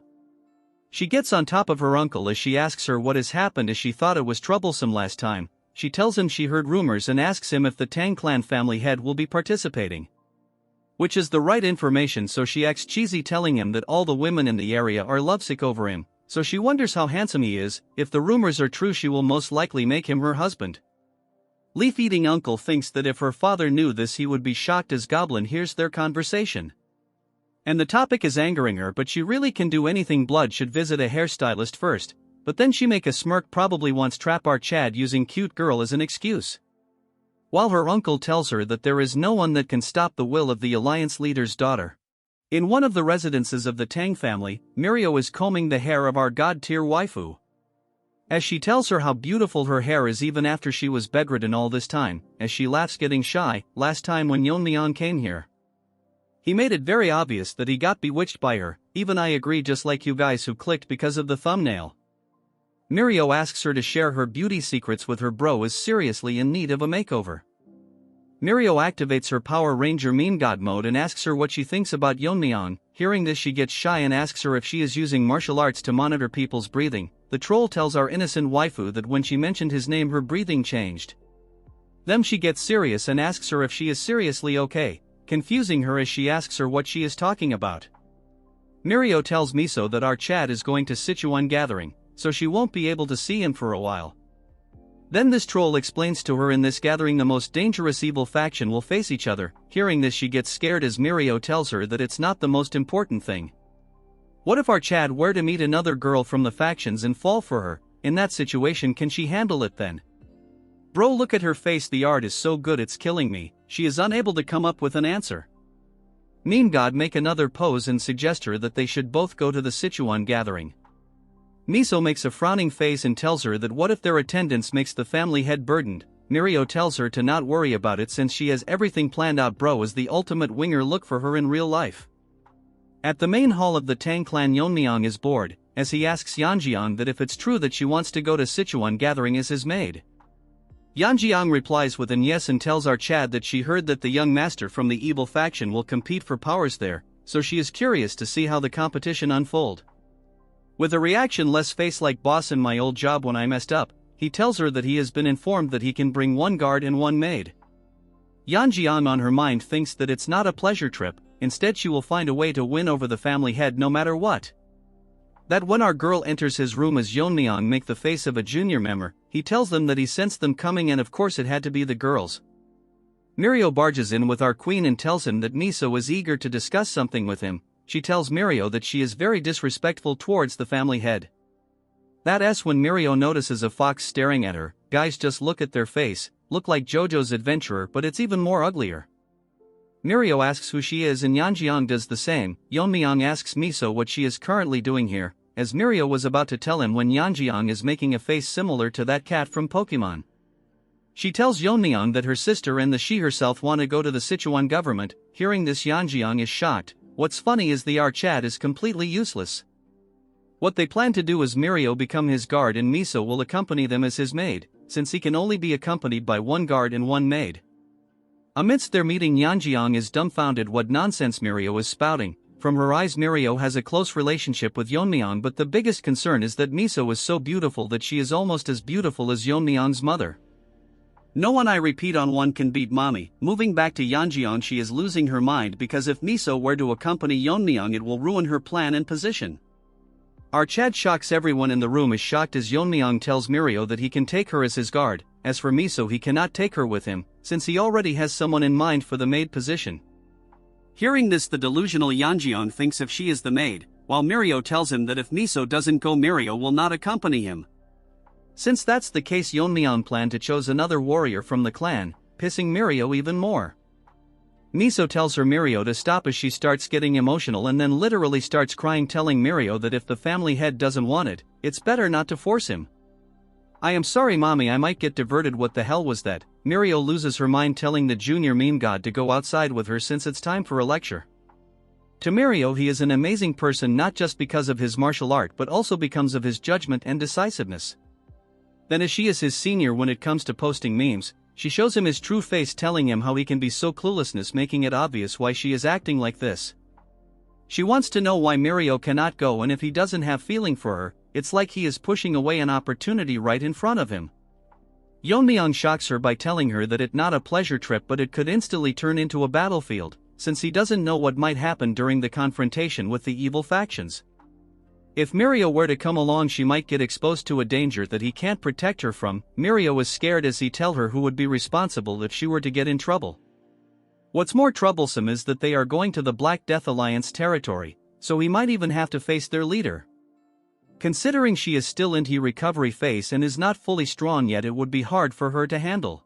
Moving back to Mirio, she thinks what he said is right, so she has no choice but to agree to her. Yeon-myeong thanks her for understanding his situation. Bro is like the ultra-rare protagonist who is almost perfect. Dude is not a simp unlike others. Mirio sweats as she tells him that she is still going as Yeon-myeong, but our troll asks her that she told everyone that she wouldn't be going either. She gets pissed, telling her that she cannot let a fox guard the henhouse. She is talking about Yeon-myeong. As for Yeon-myeong, he cannot talk over his boss. As for the Pokemon kitten waifu, she thinks that someone is talking about her. In some other place inside the Tang family, your favorite skinny Barbie is half asleep looking at a formation. Yeon-myeong surprises the Barbie as he asks him why is he just standing here falling asleep.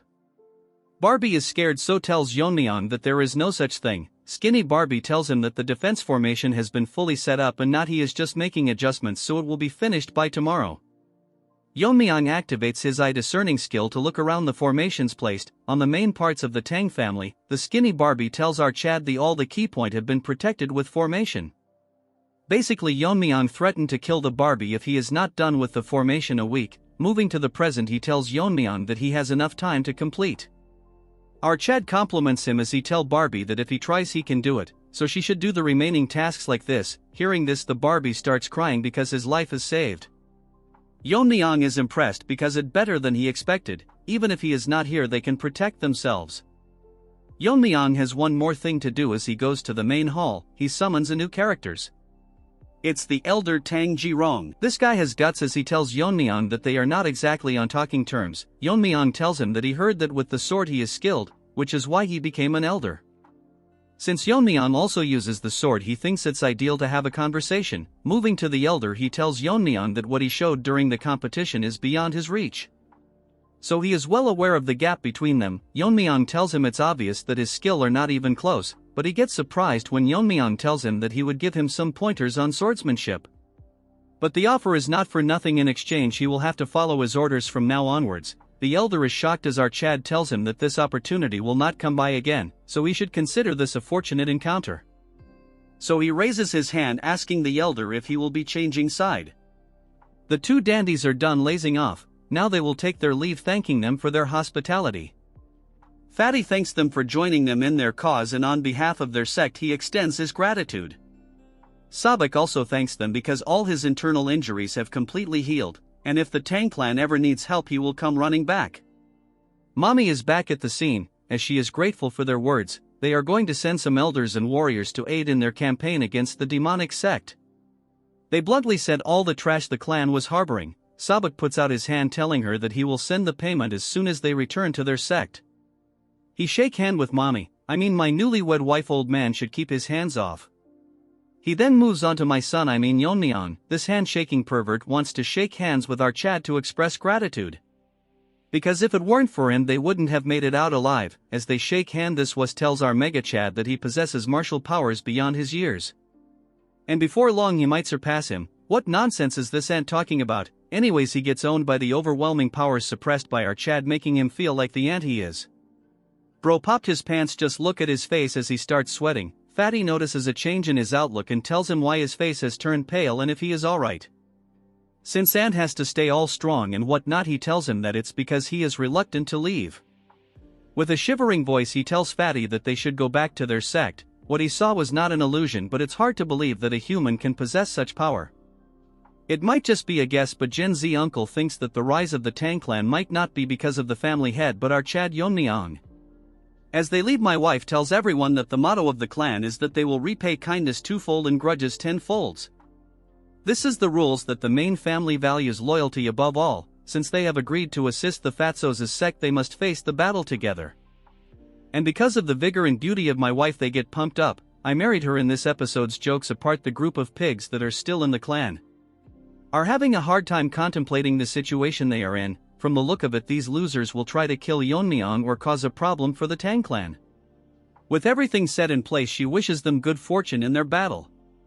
Later that day, Aijin hand over our Chad a full stock of energy drinks, I mean the fiery poison. Aijin is curious why he always carries this poison only, since there are many other poisons. Yeon-myeong tells her that it's because she is familiar with it and there's no poison like it. Basically what he means is that this is Yeon-myeong's favorite flavor. He bids her farewell since his companions are waiting. She is chilled because it's him, but he gotta make it out alive. Out of nowhere, Snaky manifests itself, getting curious as it is hard to believe if he is really as young as he says. Yeon-myeong asks it what's with a question like this out of the blue. Snaky explains that it is hard to believe that someone his age could possess such martial prowess. Now Snaky starts blabbering nonsense how our Chad has surpassed many veteran martial artists who have roamed the martial world for decades.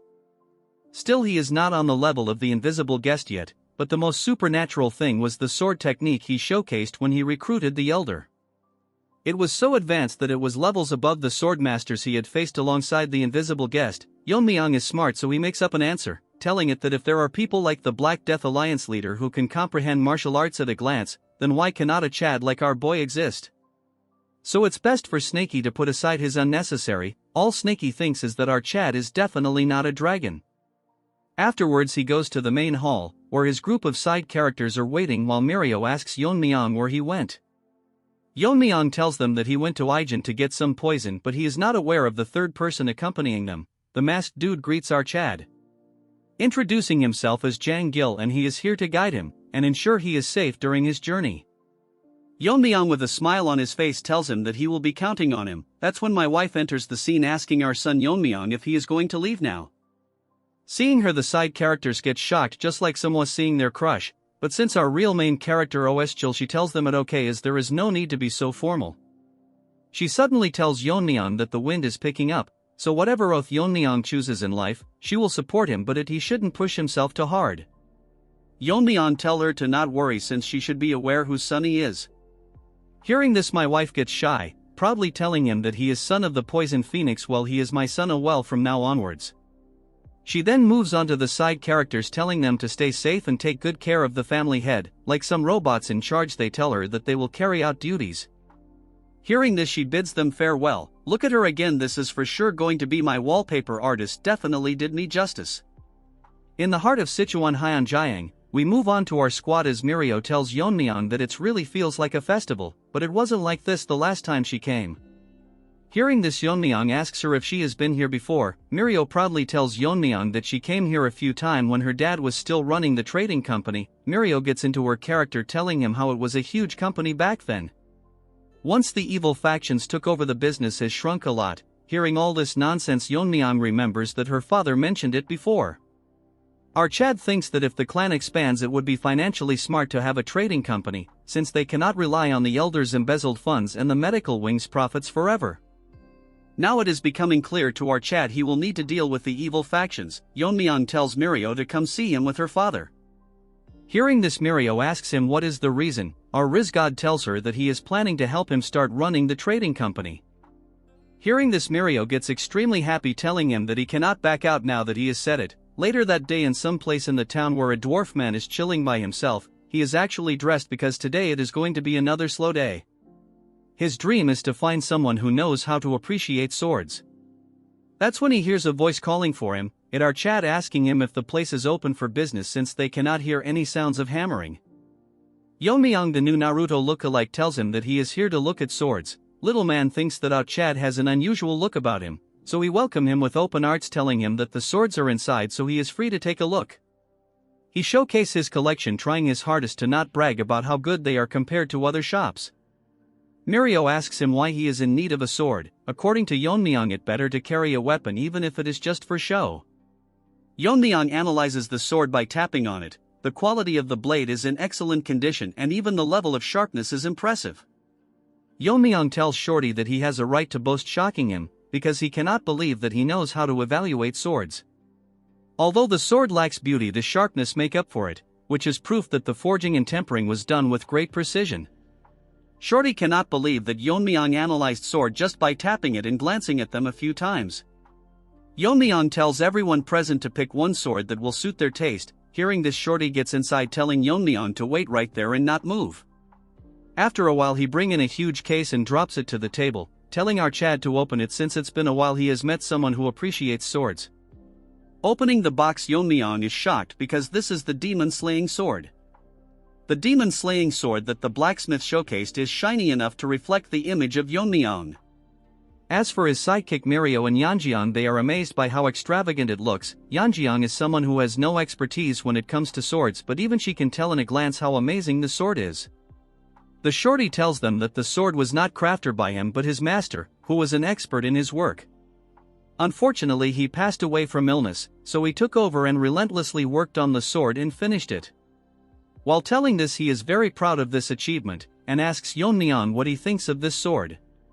He can proudly say that the sword is worthy of being called a masterpiece. Even to the eyes of our Chad, this is an amazing sword that it is good enough to be on par with the sword he used in his past life. He can feel the sharpness radiating from it constantly. Yeon-myeong tells Shorty that it is a brilliant sword, however he doesn't need a sword of this caliber. This shocks the blacksmith, so he asks Yeon-myeong if the sword didn't meet his expectations. Yeon-myeong sighs and tells him that it's quite the opposite. he should be proud of the sword he has created, and our Chad is thankful that he showed it to him. This is the reason he thinks that the sword ID too much for him. The real reason is that a sword of this quality would only draw unnecessary attention because of how well it's crafted, so a simple sword suits him better.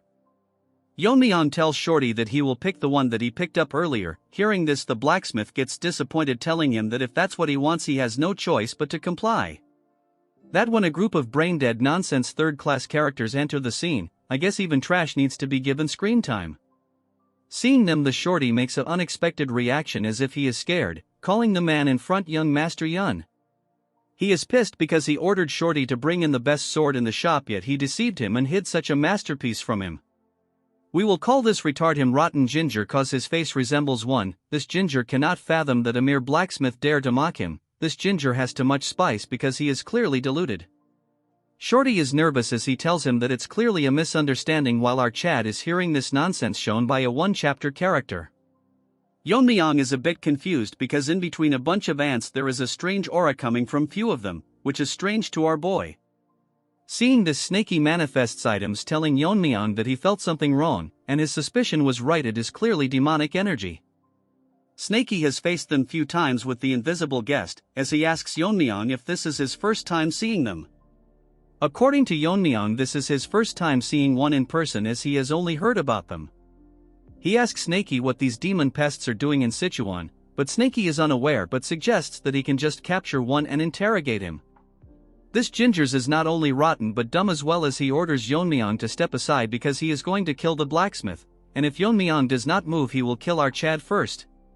Trash literally unlocked first-grade nonsense. Yeon-myeong gets pissed, telling him that his mouth is too foul for a brat. This pisses of the ginger, but who cares?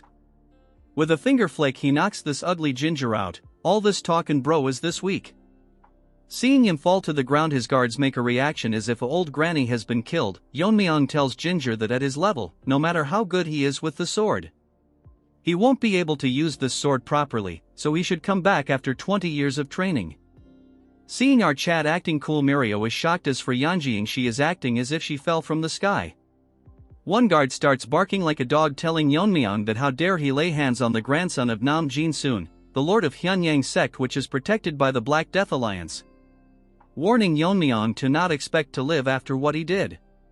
Can we move forward? Just how much nonsense can this side character spout? This nonsense pisses Yeon-myeong off as he tells them that he doesn't care about his status, and asks them what's their connection to the demonic sect. Hearing this, they all make mixed reaction, as there is one in between them that looks like the boss who will be one shot by our Chad. Yeonjing asks Yeon-myeong where they came from, as she and our so-called guard Mirio is scared. We then move on to the ginger as he looks back nervously. This third-rate copy of Bayon this he is something, as he is angry that Yeon-myeong called their sect with a slur, and if our Chad doesn't value his life. The guards tells this was to stay behind them, but instead their head goes flying around. Seeing them dead, the ginger now loses all its flavor, falling to the ground. Many demonic soldiers pop up from the ground as the leader tells them that from now onward they, the Heavenly Moon Brigade, will be taking care of this ginger. The rest of his previous guards gets killed. The ugly punk is amazed by the fact that Yeon-myeong saw through their concealment that was perfect.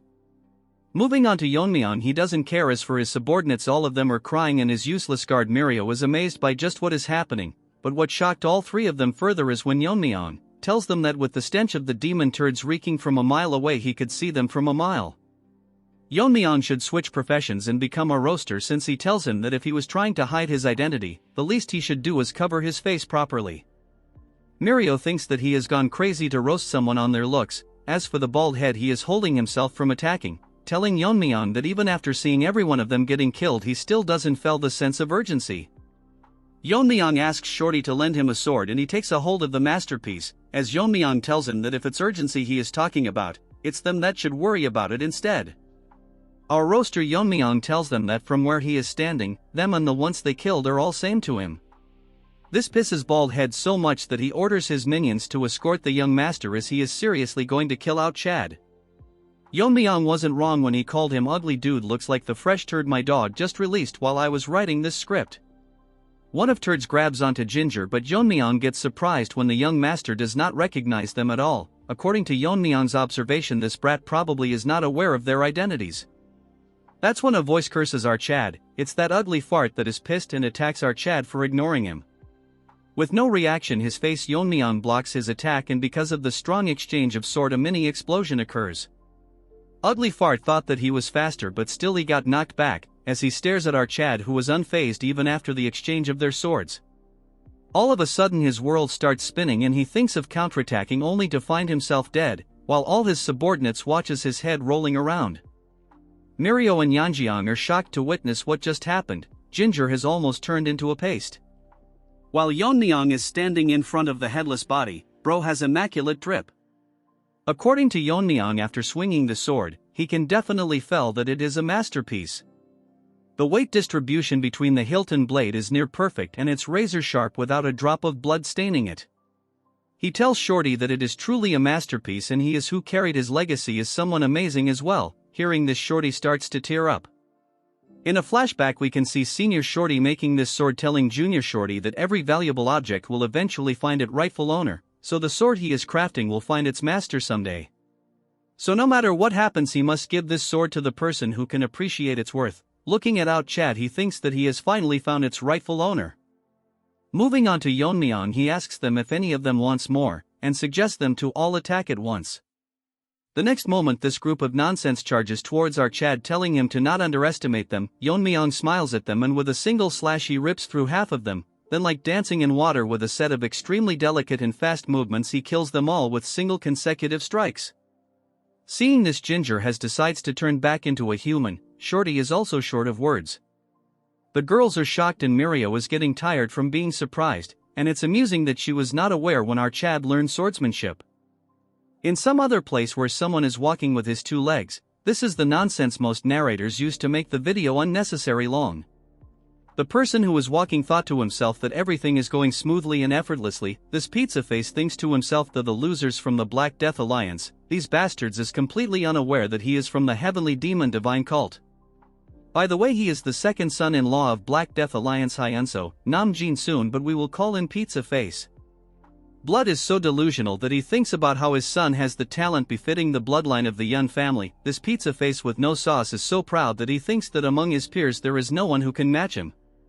He clenches his fist in delusion, confident in his pimp son that in the Sichuan assembly, if he can showcase his amazing strength and get into the Black Death Alliance leadership, it will be the first step towards weakening their powers. What a joke! As he smiles, he thinks that by the time they realize what's happening, the demonic path will already have arrived in Sichuan. This Pizza Face is delusional like you guys. In case of you guys you dream about having a girlfriend. A one-armed ant breaks into his pipeless delusion. Pizza Face asks him isn't he one of the member of the Heavenly Moon Brigade who was supposed to guard his son. The one-handed ant tells him that his young master is being attacked by an unknown entity. Hearing this, Pizza Face starts melting, about to lose his mind. We now move on to our Chad, who is busy chopping these trash-like vegetables, showcasing his drip. Showing his cooking to the side characters, they are all dumbfounded, especially Mirio, as she thinks that who is going to take care of this mess. Wondering to herself that if she brought her sister she would have likely passed away for sure. She asks Yeon-myeong why he let one of them escape as he can bring in reinforcements, but Yeon-myeong tells her that he knew that already and purposely let him go. He points his sword towards Junior Pizza Face, telling her that an idiot like him who was not even aware of the demo cult, so there must be someone who hired those ants to protect him.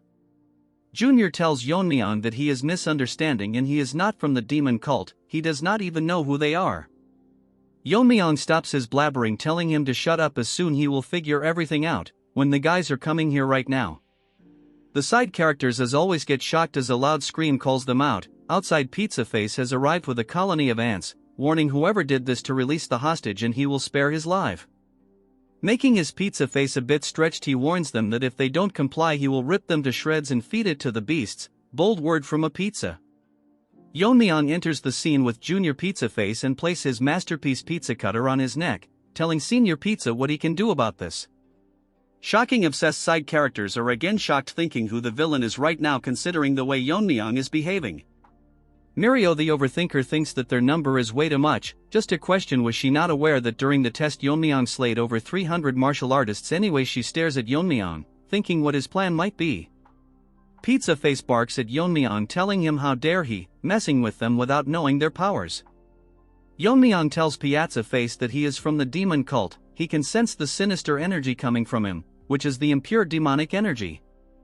Yeon-myeong has figured out that he has hidden his identity and come to Sichuan to stir up trouble. He activates his heaven obliterating eye, telling him that the Black Death Alliance most likely is not aware of this, because they won't let it slide if they found this out. Hearing this, Pizza Face starts melting as if he is put in an oven, thinking to himself how Yeon-myeong recognized the suppressed demonic energy. What's more surprising is the fact that our Chad is unharmed after facing the Heavenly Ant Brigade. Pizza Face clenches his teeth, thinking that Yeon-myeong is very dangerous, so he uses the name of his family and commands the Heavenly Moon Brigade to use the reverse blood demonic technique. Hearing this, Mirio and family get shocked. They are going to suffer from trauma by how many times they got shocked. She tells them that the reverse blood demonic technique, it is the technique the Heavenly Brilliance pervert used when he invaded the Tang family. The ant starts burning in fury, looking like carrots. Hearing the family name, Yeon-myeong asks him if they are related to Heavenly Pervert. Pizza Face tells him if that's all he has to say before he dies, I can guarantee the next scene is one of the most badass scenes in Manhwa, almost close to Northern Blade actions. Yeon-myeong tells him that he has no personal grudge against him, but his family destroyed something that's his. Hearing this, Pizza Face has evolved to Pizza Turd, laughing and telling our Chad that his brother has destroyed everything, the Jae-gal family, the Moyong family and even the Tang family. Hearing this, Mirio gets angry, ready to her killed and be a burden, but stops her, because if they intervene they will only end up getting themselves killed. So right now they have no choice but to trust our Chad. Pizza Face orders evolved Chicken Wings army to kill our Chad. Snaky manifests himself, telling Yeon-myeong that they look pretty fired up and if he has any plan. Yeon-myeong activates protagonist's Riz. Just wait for the next scene. He gets into position and says the word eliminate, swing his sword and the entire world becomes colorless as the army charges him. What a masterpieces. In the next moment the world is painted red and every single one of gets sliced in half except Pizza Face. The side characters does their regular drill, becoming shocked, staring at the painting our Chad drew with blood. Moving on to Pizza Face, he thinks this is impossible when all 70 of the ants were using the reverse blood demonic technique. Even a master at the peak realm would not be this overwhelmingly strong. This is just like what happened at the cult. In a flashback, when Pizza Face was still uncooked, he witnessed the left guardian of the demon cult and the right guardian of the demonic cult beaten to pulp, and this concluded the invitation ceremony of the vice leader of the Heavenly Demon Church. The victor was the Heavenly Pervert. Bro thinks he has Riz that he never wears clothes, lifeless noob with a pea-sized machine. His brother, whose martial prowess which overwhelmed the left and right guardian at their peaks, the overwhelming pressure he is feeling is one that he has not felt from anyone since that day. The overpowering aura is excluded from our Mega Chad, my son Yeon-myeong. For the first time I have seen a sensible one-chapter character, getting on the ground telling Yeon-myeong to spare him. He changes his prospect and tells him that he will give up his life so he should just spare his son. He is not aware what grudge he has against his family, but the junior Pizza is different from him, an ordinary kid who doesn't even know what he is involved in. Yeon-myeong with a cold voice tells him that if he really is ordinary. Telling him that this trash tried to kill a blacksmith just because he didn't give him a good sword. The trash tried to bark, but enough screen time of this dandies as Yeon-myeong silences him for good. Right before the eyes of the Pizza Face, now he is evolving into something I cannot describe. Yeon-myeong asks him if he is angry, but the families of the people they have killed must have felt the same. So Yeon-myeong doesn't feel sorry for him, so he has no intention of sparing anything related to the Heavenly Demon Cult. Pizza Face has turned into Pizza Turd, as from his eyes our Chad finishes him off. We then move on to the next scene inside the shop, where Yeon-myeong is kinda in a tough spot because the blacksmith just gives him the sword and as always the dup is shocked. Shorty tells him that he weren't here, he would probably be dead, so he should consider this sword as a payment. He gets emotional, telling Yeon-myeong that his master wanted a rightful owner for this sword, so he should be satisfied even if it is given away. Yeon-myeong is getting shy and the two reacting puppies are cheering him, congratulating him. Yeon-myeong decides to take the sword. Just look at that troll's face. He tells Shorty to give him a scabbard because of how flashy the sword is. Snaky manifests himself, thinking that Yeon-myeong is much more impressive than he thought, for a Tang family member to use a sword like that. If anyone called him the Sword King, when Yeon-myeong grows up he will undoubtedly be the strongest martial artist in the world. Huge crowd has formed a line in front of a huge gate. One the nobodies tells his friend to look at the direction he is pointed. He actually pointed towards our Chad, telling if he saw someone like him among the successors of the Sichuan sect. This turd assumes that both his guards are women, so he must be a womanizer. These retards are getting unnecessary screen time, as the first nobody tells his friend that the Sichuan assembly is a major event, so what's the point of him coming here if he is going to act like this? Second, nobody assumes that our Chad's martial skills are trash. Why are we wasting time on this brainless ants again? What they are worried about is that the women are all going crazy and the first loser thinks that he has already lost even before fighting. Our Chad has such good looks that even the judges think to themselves that they have seen many young martial artists, but none of them can match our Chad when it comes to looks. One of them asks our boy which clan or sect he is from. Hearing the name the Tang clan, they both gets nervous and shocked as our Chad intercedes himself as Tang Yeon-myeong, the young master of the Sichuan Tang family. We now move on to some other place where the half-naked turd that is set on killing our Chad. She is informed that Yeon-myeong has registered his name on the participant list early this morning, and then he went straight to his quarters. She smirks, thinking to herself that it's alright for our Chad to rest for now since she will kill our Chad and avenge our grudge. In a flashback we see her on the ground crying while holding a book in her hand. The R where she is now is a frequent hangout for bandits and they hit people who are alone. Thankfully she was saved by senior aunt. This was the first time she met him. She was surviving as the concubine of a high-ranking military office, but she was nothing more than a plaything. The one day this old hag died suddenly in an accident, this ugly trash had an hobby of collecting martial art manuals. Wanting a new life, she grabbed one of them and ran away. That is how she ended up meeting gray-haired gorilla. After a while he taught her martial arts and they grew close to each other. He was originally from the Wudong sect and they instilled the basics to defend herself.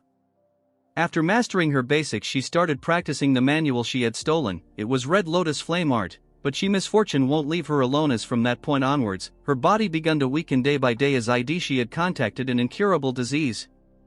Realizing that she doesn't have much time left, she left gray-haired gorilla, because she didn't want him to see her in a pitiful state. A lot of time passed and she learned that Gorilla had become the head of the Darkness Silent Sword, and was quickly gaining power. On the other hand, she was dying and the constant pain made her wish that she just end her life, but her regrets won't let her die and her last wish was to just see Grey Gorilla once. That's when they found her out with Black Lizard tagging alone. He tells him that she is the one that possesses remarkable talent but can't understand why she is on the brink of death.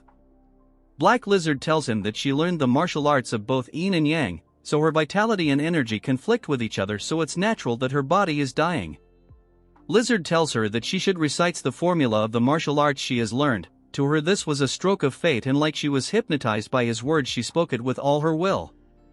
After listening to the entire formula, Lizard took less than half an hour and created a new version of the Red Lotus Flame Art.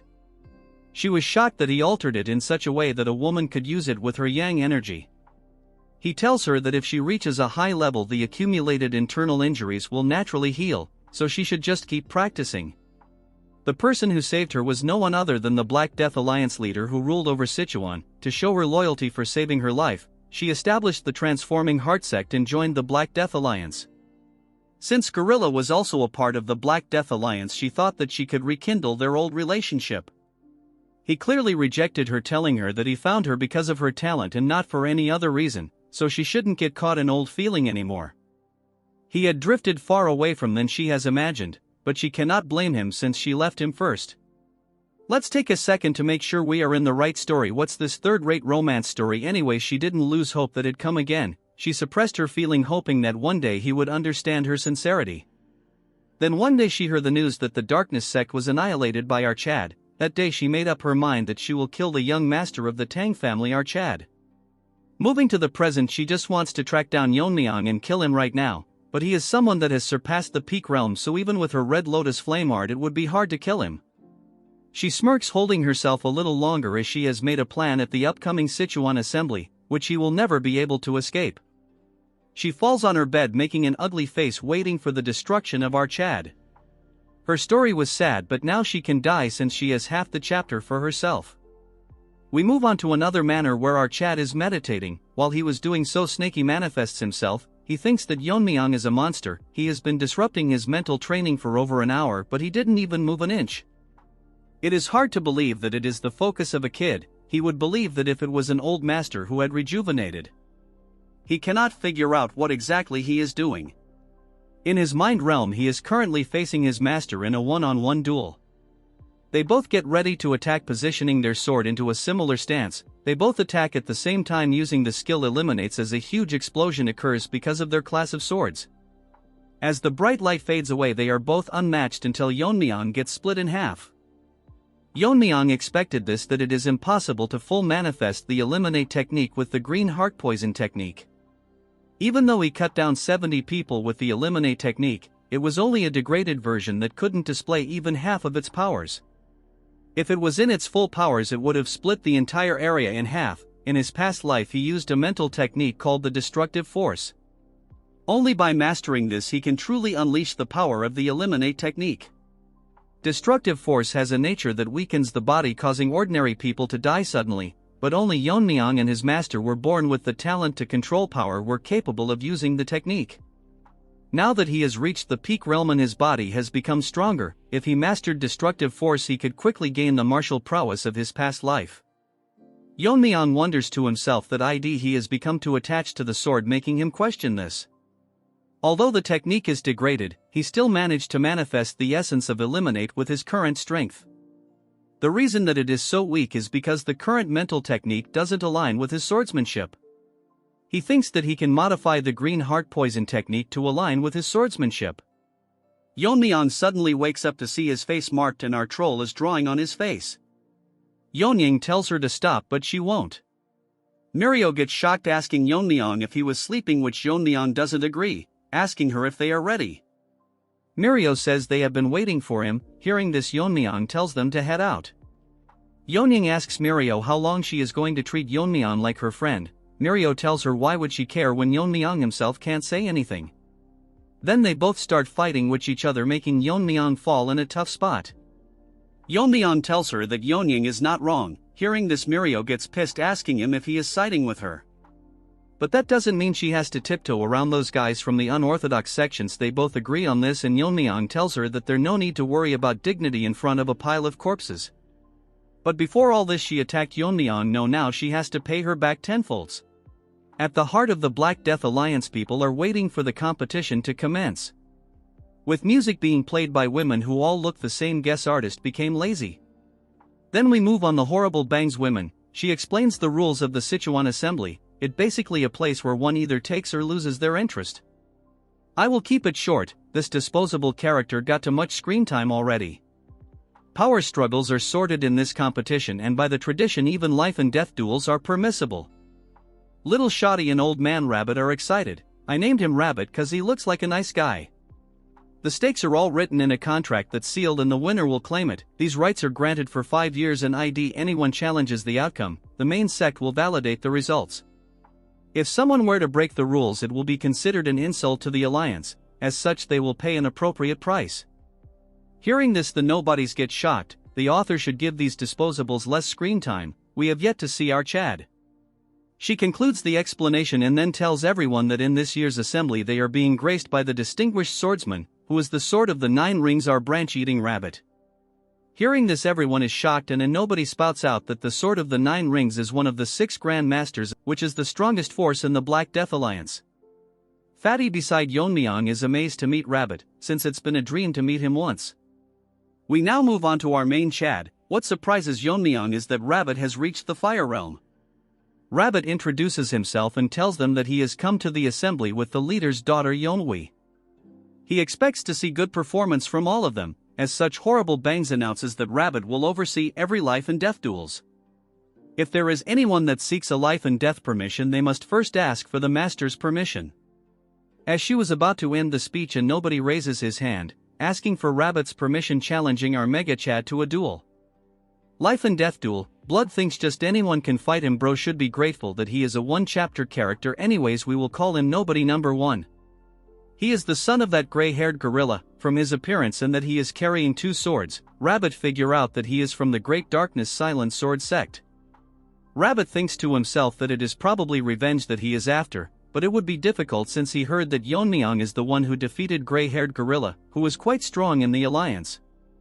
Nobody Number 1 greets Rabbit as the successor of the Darkness Silent Sword sect. he wants to avenge his father who was killed by the young family head of the Tang clan. Hearing this nonsense, Mirio gets pissed because since they were the ones to attack them first, Yeon-myeong tells her to keep quiet or they will hear her. Since he is determined, Rabbit allows the duel and tells Yeon-myeong to step on the stage. They both get onto the stage in the same time, and as they come face to face to kill one another, it is now confirmed that he is one chapter character. While everyone looks at Yeon-myeong, instead of talking about his skills and strength, all the women are bothered about his looks, including the clan leader's daughter. Rabbit, seeing her reaction, thinks that she is practically glowing with excitement. He thinks that it will be quite a disappointment if Yeon-myeong loses the duel. Blood must realize that even without plot armor he can one-shot him. He states that no one except the combatants, their guards or attendants, can interfere in the life and death duel. Moreover, there are no restrictions on attack methods and they are free to ignore the opponent's surrender since it is a life and death duel, asking both of them if they are ready. Lifeless nobody in our chat agree to the conditions.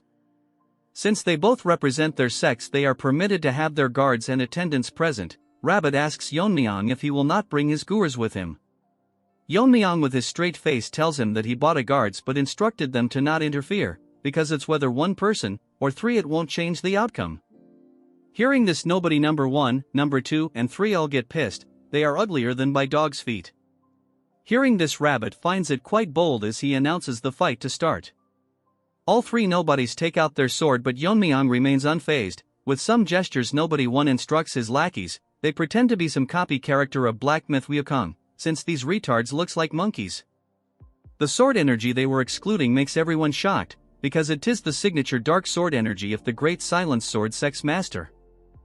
As Trash gets ready, nobles 1 and 2 charge towards our Chad with their ugly face. His plan is that his men will grab his attention, and the moment he finds an opening he plans to tear our Chad Yeon-myeong with his trash martial art technique.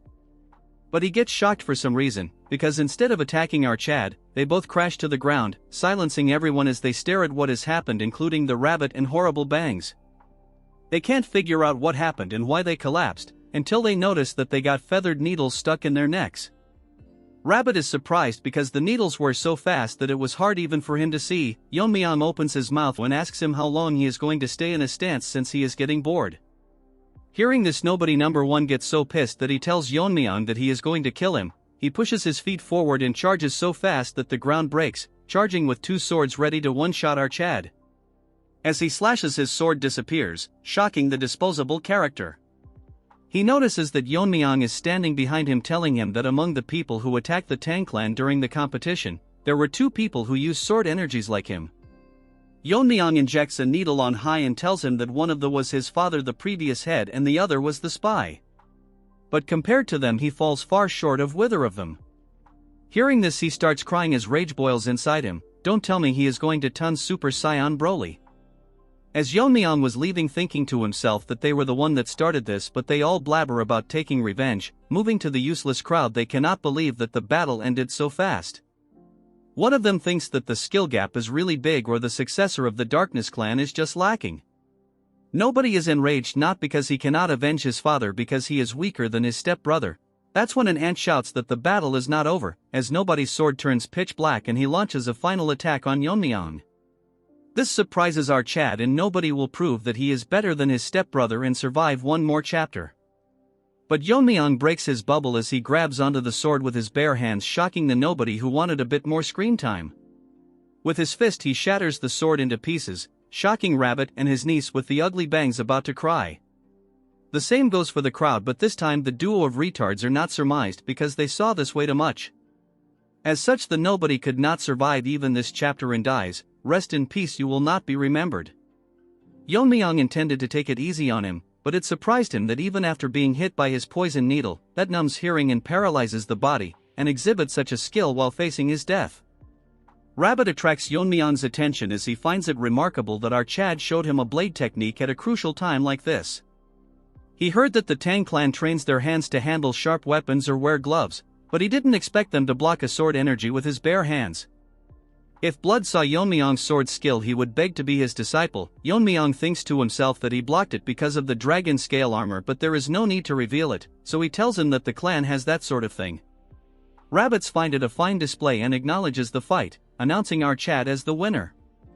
Additionally, he is free to continue more duels or stop if he chooses. Like the Chad, Yeon-myeong tells him that he will continue. However, he shocks the rabbit by asking him if the Sword of Nine Rings permits. It wouldn't matter if everyone under the Black Death Alliance attacks him at once, the result will be same either way. Just to make it clear, he is not only talking about the participants but everyone under the alliance. We move on to the stage where our Chad is standing on the arena with the overconfident nobody lying dead on the ground. One loser from the crowd tells Yeon-myeong that he has gone crazy to ask them all to come at him at once. Another ugly rat tells Yeon-myeong that he is getting too arrogant just because he defeated one opponent, he is acting all high and mighty. These retards are dumb enough to tell our chat that Yeon-myeong is not someone special, as he is the young family head of a fallen clan, and these ants will show our Chad what real power is. Delusional is the only word I will say. That when a voice grabs the attention of Yeon-myeong, as it's the ugly bangs that tells Yeon-myeong that although life and death duels are permitted, the Sichuan assembly is not a brawl for street thugs. Chick should first fix her hair then talk big. She says how this is an official event where representatives of each sect showcase their martial skills. So as the organizers of this year's assembly, they cannot allow Yeon-myeong to ignore the rules and act on his own whims. Just how did this one chapter character survive at least 4 to 5 chapters? Rabbit intervenes, telling her that there is no need to be this strict, as he is curious to see how far our bold Yeon-myeong can go, but considering the spirit of the Sichuan assembly, if things were to go south he will step in to stop it. Since she cannot disobey her superiors, she make a face as if she will break her teeth, as announces that since the Grand Master allows it she will not say anything. Rabbit tells Yeon-myeong that the Tang family's assassination techies are specialized for large-scale destruction, so a large disorganized attack will only cause confusion. So he will limit the number of participants on the combined attack to 3, and Yeon-myeong may choose his opponents. If these conditions are unsatisfactory he can speak now. Yeon-myeong with a smirk turns around to tell Rabbit that he accepts all his terms. A few moments later Rabbit is shocked, blood went from a Chad to a cat. He made the wrong judgment because he thought that after facing Yeon-myeong for a few rounds, the participants would figure out how to counter his feathered needles, and gradually break through the assassination techniques, giving them a chance to win. But it was all a dream, as in less than an hour over half of the turd participants lost their lives. What's surprising to him is that Yeon-myeong only used his feathered needles and the blade catching technique, yet none of the challengers could even put up a fight. He is now concerned because, judging by Yeon-myeong's internal energy, she should not be so strong, but he cannot understand how there is such an overwhelming skill difference. At the current rate the entire Sichuan assembly will be jeopardized, as the remaining participants are quitting, running away with their lives. That's when another one-chapter character gets introduced, as everyone is running this trash stands as if he is some overpowered protagonist. Entering the arena with a loud stomp that shatters the ground, garnering the attention of the running participants as well as Rabbit and the 2 trolls. The is from the Rising Phoenix sect and challenges our Chad. He tells the others that there is no need for the others to step in, as his guards and he himself is enough for Yeon-myeong. Big talks coming out from a mummy. He mocks Yeon-myeong by telling him that his little whining streak ends. Whatever his name is, we will call him Banana Peel. Rabbit is impressed that instead of running away like the others he is stepping up to challenge our Chad, which was expected from the Rising Phoenix sect. Rabbit asks Yeon-myeong if he has any objection or he wants to continue the life and death duel. Yeon-myeong says that he has none, but thinks to himself that this Banana Peel has a very unusual body, that even in his past life he never saw something like this. Since Yeon-myeong accepted the terms, the life and death battle will continue. Without wasting any time, Yeon-myeong throws his needles at super fast speed. The 2 frog-like guards uses their body to block the needles. Yeon-myeong notices that instead of dying, the needles break after colliding with their body. Senior troll Mirio gets shocked that the feathered needles bounced off, that when Yeon-myeong notices that their skin has dried and cracked like a tree bark. Disgusting to think they copied one of my favorite character Groot into a third-rate villain. Rabbit thinks to himself that the withered tree divine art causes the practitioner's body to wither like an old tree. In exchange their skin becomes as hard as a bark and tough enough to withstand even sword energy. Additionally, their muscles and bones denser, increasing their strength. So now according to the Rabbit, our Chad might be in trouble. As the Banana Peel tried to strike our Chad, in less than a second dodges his attack and gets behind him. His movement was so fast that for a second even the Rabbit couldn't keep up with his movements. He wonders if Yeon-myeong really mastered a high-level movement technique. As for Yeon-myeong, he is behind one of the lackeys ready to strike with a needle in his hand.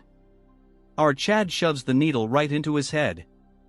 because of it being soaked with poison. Lackey number 2 gets pissed and charges towards Yeon-myeong fro harming his senior brother. Yeon-myeong grabs on his mouth and tells him that he will test if his tongue is as tough as the rest of his body, but unfortunately the trash died. It looked like Yeon-myeong was too rough with his new toys. Yeon-myeong notices that a fist was aimed towards him, but in a millisecond he dodges the attacks, surprising Banana Peel. This time Yeon-myeong uses his internal energy to launch a palm attack. Using internal energy, Yeon-myeong wanted to break his body but his hand fended off. The trash tired to attack Yeon-myeong, but instead our Chad grabs him by the neck. With a smile on his face he says that he will give him brownie points for his body being tough. But if that's all he had to show, he must have been delusional to think that he could beat our Chad just relying on his tough skin. It's as if our Chad is mocking him, telling him that he has nothing else to show him. Surprisingly, the retard starts laughing, telling Yeon-myeong that he must be dumb to think that toughness is the only thing he has. He has been waiting for a moment, when our Chad would get hold of him.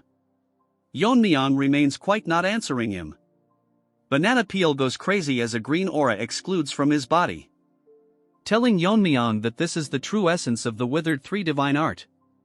In a flashback that we don't want to see, his father explains to him the true power of the withered 3 divine art, but it cannot even be revealed to the word, and if he were to use it he must kill his opponent. Banana Peel thinks this is the right moment as he uses the ultimate move. As the aura starts surrounding our Chad, he barks about how he will absorb all his internal energy. Yeon-myeong sighs and tells him that he better stop what he is doing or else he will be doing something unusual. But the Banana Peel has lost its mind already. I feel bad for him. Yeon-myeong has an almost infinite internal energy, so blood is gonna explode. We start with another flashback where the father of Banana Peel was wandering to increase his powers. He encountered a potato in Tibet. The senior potato recognized junior potato's potential and taught him the martial arts known as the withered tree divine art. Although the technique's advanced form has been lost and was limited to external applications, this martial art was perfect for junior potato because he specialized in catching blades with his hands. However, this guy wanted true mastery and joined the Black Death Alliance. After Lizard looked through the martial arts, he figured out that the lost part was not very difficult since every martial arts name holds the essence of its technique. Moving to the present, the Banana Peel proudly states that the name wasn't simply given because the body withers like a tree. It's because the dried out outer shell and the internal energy are tied to the dantian-like roots, transforming the body into a true withered tree, allowing the user to absorb the opponent's energy like a tree drawing water from earth. He laughs like me when I make a viral video warning Yeon-myeong that he will drain him dry. That's when this ant notices something weird. Nothing seems to happening to our Chad at all, making him question himself how this is possible. All of a sudden he notices that his arms is melting, making him wonder what's going on his arm. This ant starts crying, asking Yeon-myeong what he did to his body, as Yeon-myeong look at him with a big smile on his face. Another flashback occurs. This one is important. In Yeon-myeong's past life, regardless of the affiliation with all the sects, there were 3 individuals who are considered the most dangerous in all of the marital world. They were called the 3 vicious starts of chi absorption. As their name suggests, they used the chi absorption technique which drained their internal energy. These 3 ugly rats roamed around together using the technique to anyone they came across. 2 of the 3 ants reached the flame reel, making them nearly impossible to subdue, but in the Alliance Hall, 3 heads were present which belonged to the ants. The person who did this demanded his reward for killing them. They asked the person if he single-handedly took all 3 of them down. It was no one other than Yeon-myeong's master. Basically, he was testing a new sword technique, but they were so weak that they died and couldn't even survive a single stroke. Yeon-myeong's master once told him that they tried to absorb his internal energy but they couldn't handle his weakness chi and died. Yeon-myeong thinks of that since ordinary martial artists cannot withstand weakness chi, which has a nature of decay. In this life he has yet to master weakness chi yet, but that doesn't matter. With a smirk on his face, Yeon-myeong tells him that he warned him to not do anything foolish, asking him if his family did not teach him not to consume just anything, since Yeon-myeong's internal energy is no different than pure venom. Since his arms are hurting, he uses venomous chi and burns him to ashes in front of everyone that is shocked, including our rabbit, while Yeon-myeong is busy cleaning his hands. Rabbit is worried that if this continues they will lose to many men and orders Bangs that they need to stop it now. That's when he notices that she has held little waifu hostage, telling him that they must continue until Yeon-myeong is dead.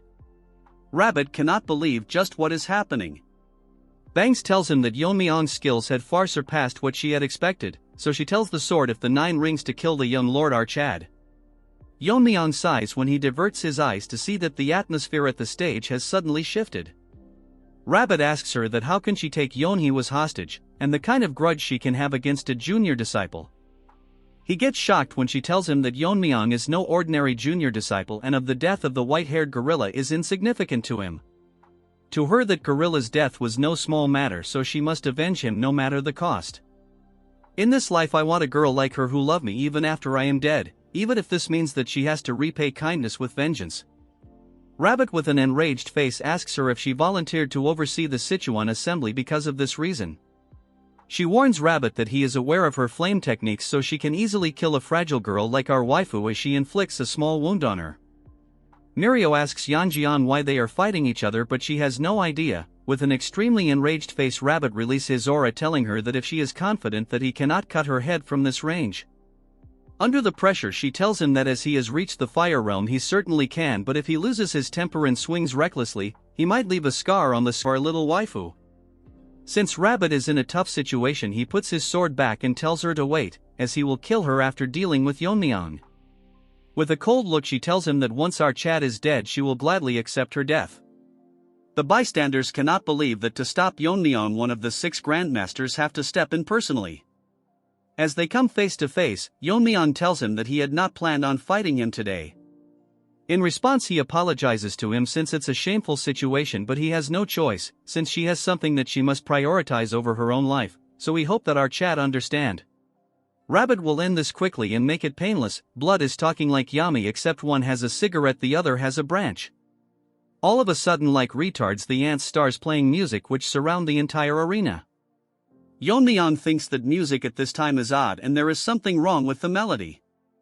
Rabbit gets even more pissed asking Bangs just what is it that she is doing. Using the sound technique which is not only harming them but also the innocent heirs of the other clans as they all quiver in pain. She blocks our waifu's ears and tells him that it does not matter since she is helping him, assuring him that Yeon-hee will not be affected so there is no need to worry. Rabbit tell her that just how much shame will she bring since all of this is not necessary. Just look at our troll's face, man, that got me. Bangs tells him that if she wanted to stop she wouldn't have started it, as everyone even Mirio was barely holding on. With a psychotic behavior she tells him that Yeon-myeong must experience the terror of death, so he should hurry up and kills Archad. Sorry sister, but that overpowered troll is probably picking on his nose. Yeon-myeong thinks that they are being too loud, shocking the rabbit. He uses his whirling frenzy dance and throws his spinning blades, as they fly across the musicians breaking their instruments, shocking the ugly Bangs and overshocked Rabbit, as their head went flying everywhere.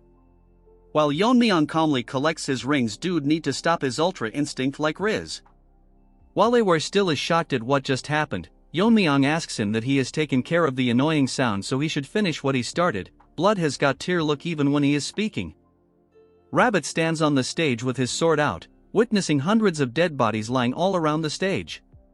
He is not nervous and confused at the same time, wondering if the Tang clan had such martial art, because of how destructive the technique is, which is fitting for the Tang clan's goal of mass killing. And such a technique was easily demonstrated by Archad. This delusional Rabbit thinks that if Yeon-myeong continues to grow like this he will certainly pass his level, as he thinks if it is really necessary to kill a prodigy like Yeon-myeong, Archad is pulling out his sword which stuns him. Rabbit with a confused look asks what he is doing and guesses if Yeon-myeong is planning to face him with the sword, while he points his towards him ready to barbecue it today. Rabbit is not again confused. Blood got confused so many times in a single chapter. He thinks that Yeon-myeong does not realize his position, while it's the other way around. Delulu Rabbit thinks that Yeon-myeong is now in a position where his best technique would be lacking. Yeon-myeong gets straight to the point and tells him that his hidden weapon skills are nothing but cheap tricks in front of his sword. Blood is such a troll that with a straight face he tells him that he wants to learn a thing or two from Rabbit, while Bro is the sword god himself. Rabbit sigs telling Yeon-myeong that he is beyond audacious at this point, he is outright absurd. But since they want to make Rabbit a nice likable character, he tells Yeon-myeong that he likes his spirit, so he will let Yeon-myeong make the first move. Hearing this, Yeon-myeong smirks while Snaky manifests itself asking Archad if he is planning to go all out. Yeon-myeong tells Snaky that since his opponent is a master of the fire realm, he will go out in this case.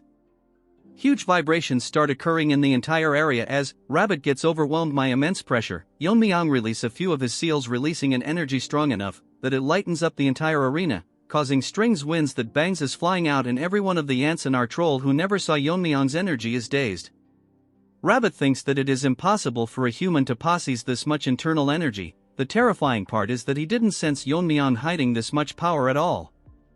Well, Rabbit is different from those ants, and he immediately realizes that Yeon-myeong is far beyond his level. As Yeon-myeong transformed into a Super Saiyan Green tells Rabbit that he is ready for the lesson. Rabbit is scared and cannot believe how Yeon-myeong managed to reach such a level in such a young age. The presence Yeon-myeong is currently radiating is similar to the one that he felt from Lizard.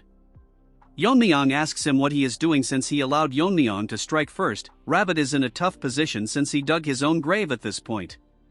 He tells Yeon-myeong that he was unaware that Yeon-myeong was hiding his strength, but he cannot back out now, since Yeon's life will be in danger. But the problem is that if Rabbit fights with his full power, one of them will be sure to die, so he cannot just sit there and take his attack, sincerely apologizing for it. Rabbit thinks that if he were to drag this battle long enough he will eventually lose, so he will end this quickly using the technique Black Lizard taught him. In a flashback we see that when Rabbit reached the fire realm, the flow of his energy entering his body felt different. Lizard congratulates him for breaking the wall of his talent and reaching the fire realm. According to Lizard, even though his meridians reached a state where they are full connected and he managed to reverse his aging, yet the scars on his face remains. Rabbit tells him that his abilities are still lacking, but he should be grateful for what he has achieved, and he finds the rugged look more manly. Lizard's laugh, remembering the face he made trying to look fierce. Well, now no matter what happens I don't want them dead, this is wholesome. Rabbit tells him that instead of congratulating he is here mocking him. But that is not the case, as Lizard tells him that since he has undergone full transformation, he will guide him to a new realm. His transformation into a stronger body and skills are impressive, but his sword techniques he has been using are limited. Since he has now become physically strong, he will teach him the technique of the strong sword. According to Rabbit, softness controls strength. True strength is derived from flexibility. The subtleties of softness that he has learned from the illusion sword can be transformed into the strength of the strong sword. Whatever that meant, my mind got messed up reading all this. Seeing him perform the technique, Yeon-myeong is shocked as Rabbit prepares his technique called the All Path Lead to One Sword. He has just recently started mastering this technique, so it is not perfect yet, so his plan is to finish this fight in one strike. Yeon-myeong, impressed, tells him that that Rabbit would use the chaotic illusion sword technique since he is from the sword technique, but he didn't expect that he would be able to pull off even a rudimentary version of the strong sword. Rabbit is shocked and getting nervous, asking Yeon-myeong how he knows about the strong sword. Our Chad's sword starts glowing. That instead of shocking Rabbit, shocked him because he has not fully mastered the strong sword technique.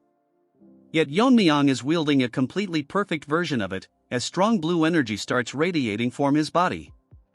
In a flashback we learn that swordsmanship has always followed one of the following principles, which are heaviness, speed, breaking, illusion, scattering, severing and sharpness. Each of this technique created by mastering one of these principles. Yeon-myeong's master told him that among all of them mastering strength is extremely rare, as an ordinary body cannot withstand the force of its own sword technique.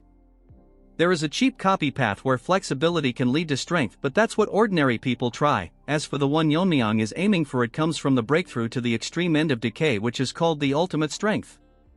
Moving to the present, Yeon-myeong is radiating constant energy, thinking to himself that his body is different from his previous life. The memory of using the strong sword remains. Although it's been a while since he has used strength, so controlling his powers might be a little tricky. So Rabbit must brace himself, while Rabbit is now in a tough position. Hearing this, all the nobodies, bangs, and our trolls are shocked. All their purpose is to get killed or get shocked.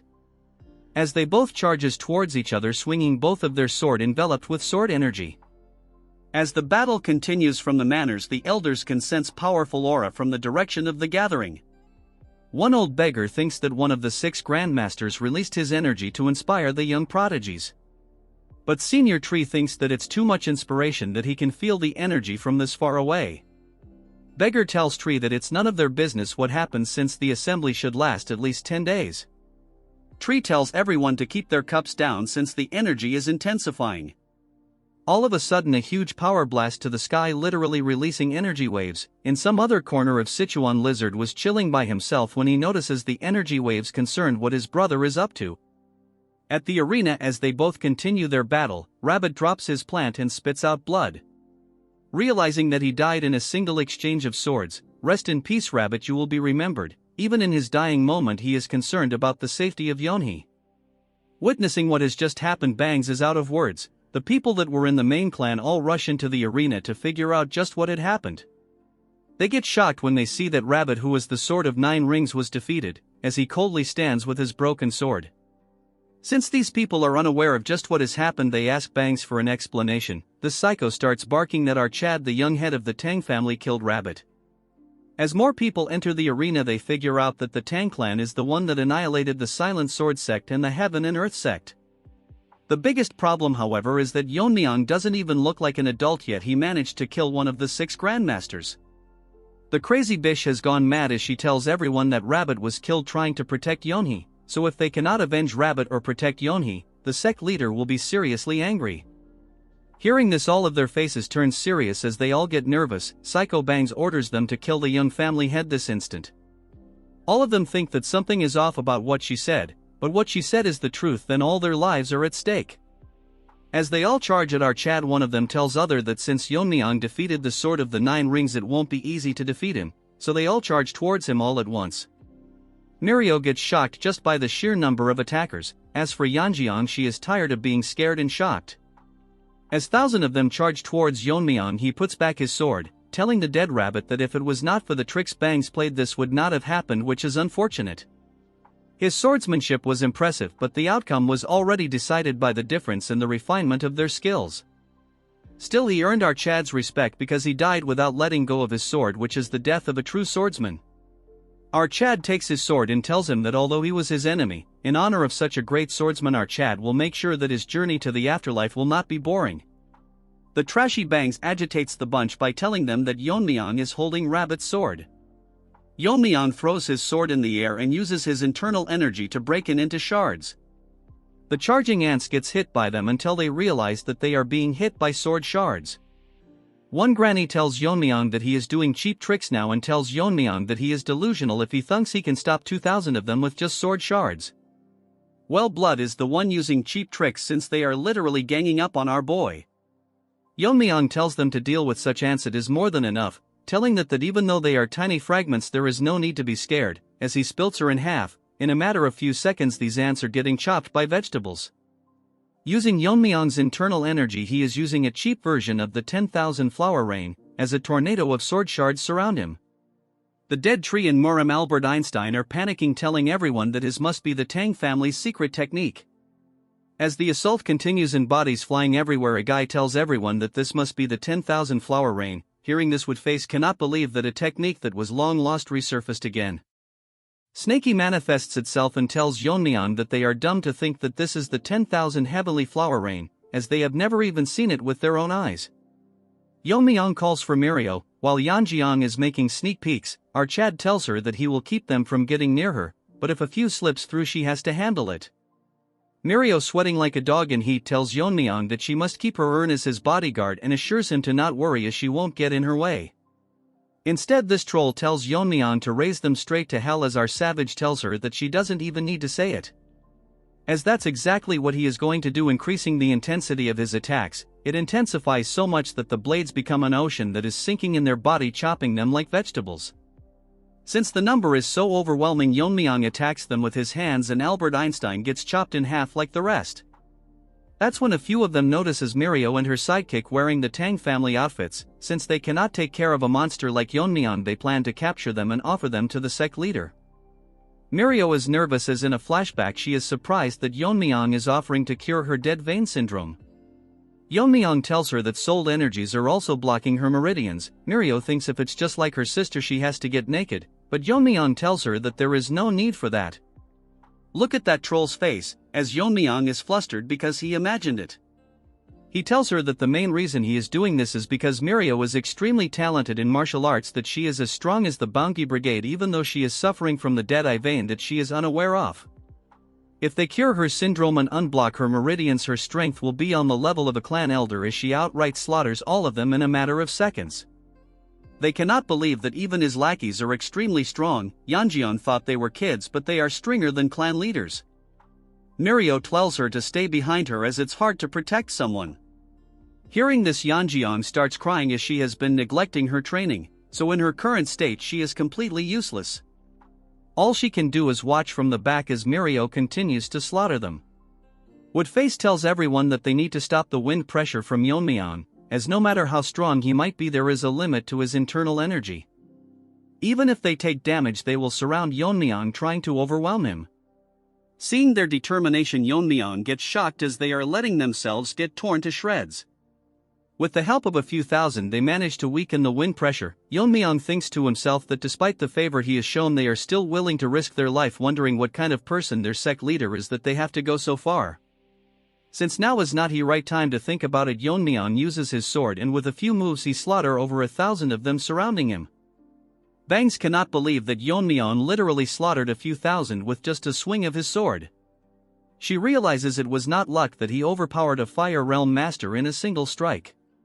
She has realized that number means nothing in front of him. She tells everyone to stop, telling them no matter how many of them attack him they cannot win, so they should back off and save themselves. She apologizes to Yeonhee and tells her that she will pay for her sins one day. She tells Yeon-myeong that it's enough, since even 1,000 lives won't be enough to stop him.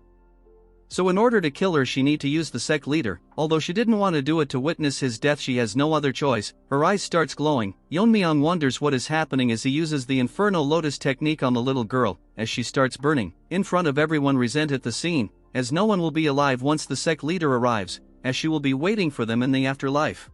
Was outright dumb. I mean, Yeon-myeong can just one-shot her with a poison needles, instead he is killing like a retard. These rabid dog has gone crazy burning the girl. The side character are in disbelief, that asking her if she is not aware of the consequences. She starts crying, telling them that if it's for white gorilla she can go to any lengths. At this point, this rabid dog and her one-sided love is getting on my nerves. This hypocrite literally tells them that it's regrettable that she can't do more because of her lack in power. She takes out a knife from her dress, regretting that she cannot witness the death of the Yeon-myeong. As she tries to kill herself, thinking that the Lord will seek vengeance on her behalf. At that moment, Yeon-myeong rushed to her and literally chopped both her hands. Then he moves to little girl and starts absorbing the fire and destroys it. Then he tells her that not only did she harm innocent people but also tarnished the honor and sacrifice of Rabbit. But since she trampled on the pride of someone who earned his respect even as an opponent in a death duel, you see, Rabbit had to die or else he would have killed Yeon-myeong.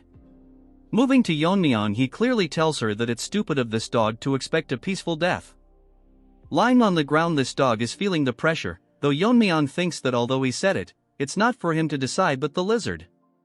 No matter what happens, he cannot worsen the situation any further. This rabid dog tells Yeon-myeong that the Lord will never forgive him. No matter what happens, and all of it would be pointless since he is going to die by the Lord's hand today. Yeon-myeong is losing his temper, thinking of ripping her mouth apart. That's when a figure falls from the sky, releasing an internal energy so great that even shocks Yeon-myeong. As for the rest of them, they all stand as if time stopped. Rabid dog starts barking as he sees her lying on the ground. Instead of listening to her, he sees Rabbit standing still lifeless, but the next he looks on the side he finds his daughter burned, barely breathing. Seeing this, his eyes starts glowing as he becomes emotionless. Yeon-myeong realized that the subordinates charged to fight him to death not because of their loyalty but because it would be better of die fighting than to face such wrath, as unbelievable amount of killing intent releasing from him. It's so much that side character cannot move and Mirio drops her weapon, thinking to herself if he is even a human. For the first time, this bum gets nervous, thinking that the girl will not be able to withstand such an overwhelming force, so he will actually have to get serious about facing him.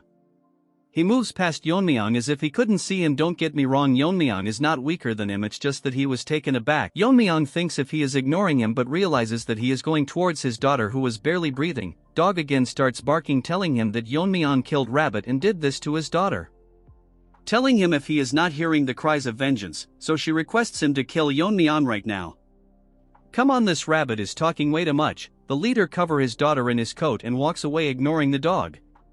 She tells him to fight, barking about why he is leaving the scene. He tells her that everything is meaningless. Hearing this, dog starts barking again, talking about avenging the dead. As she continues barking, he remains quiet, but Yeon-myeong had enough, so he shoves her into the ground, telling this dog to shut up since even his patience has its limit.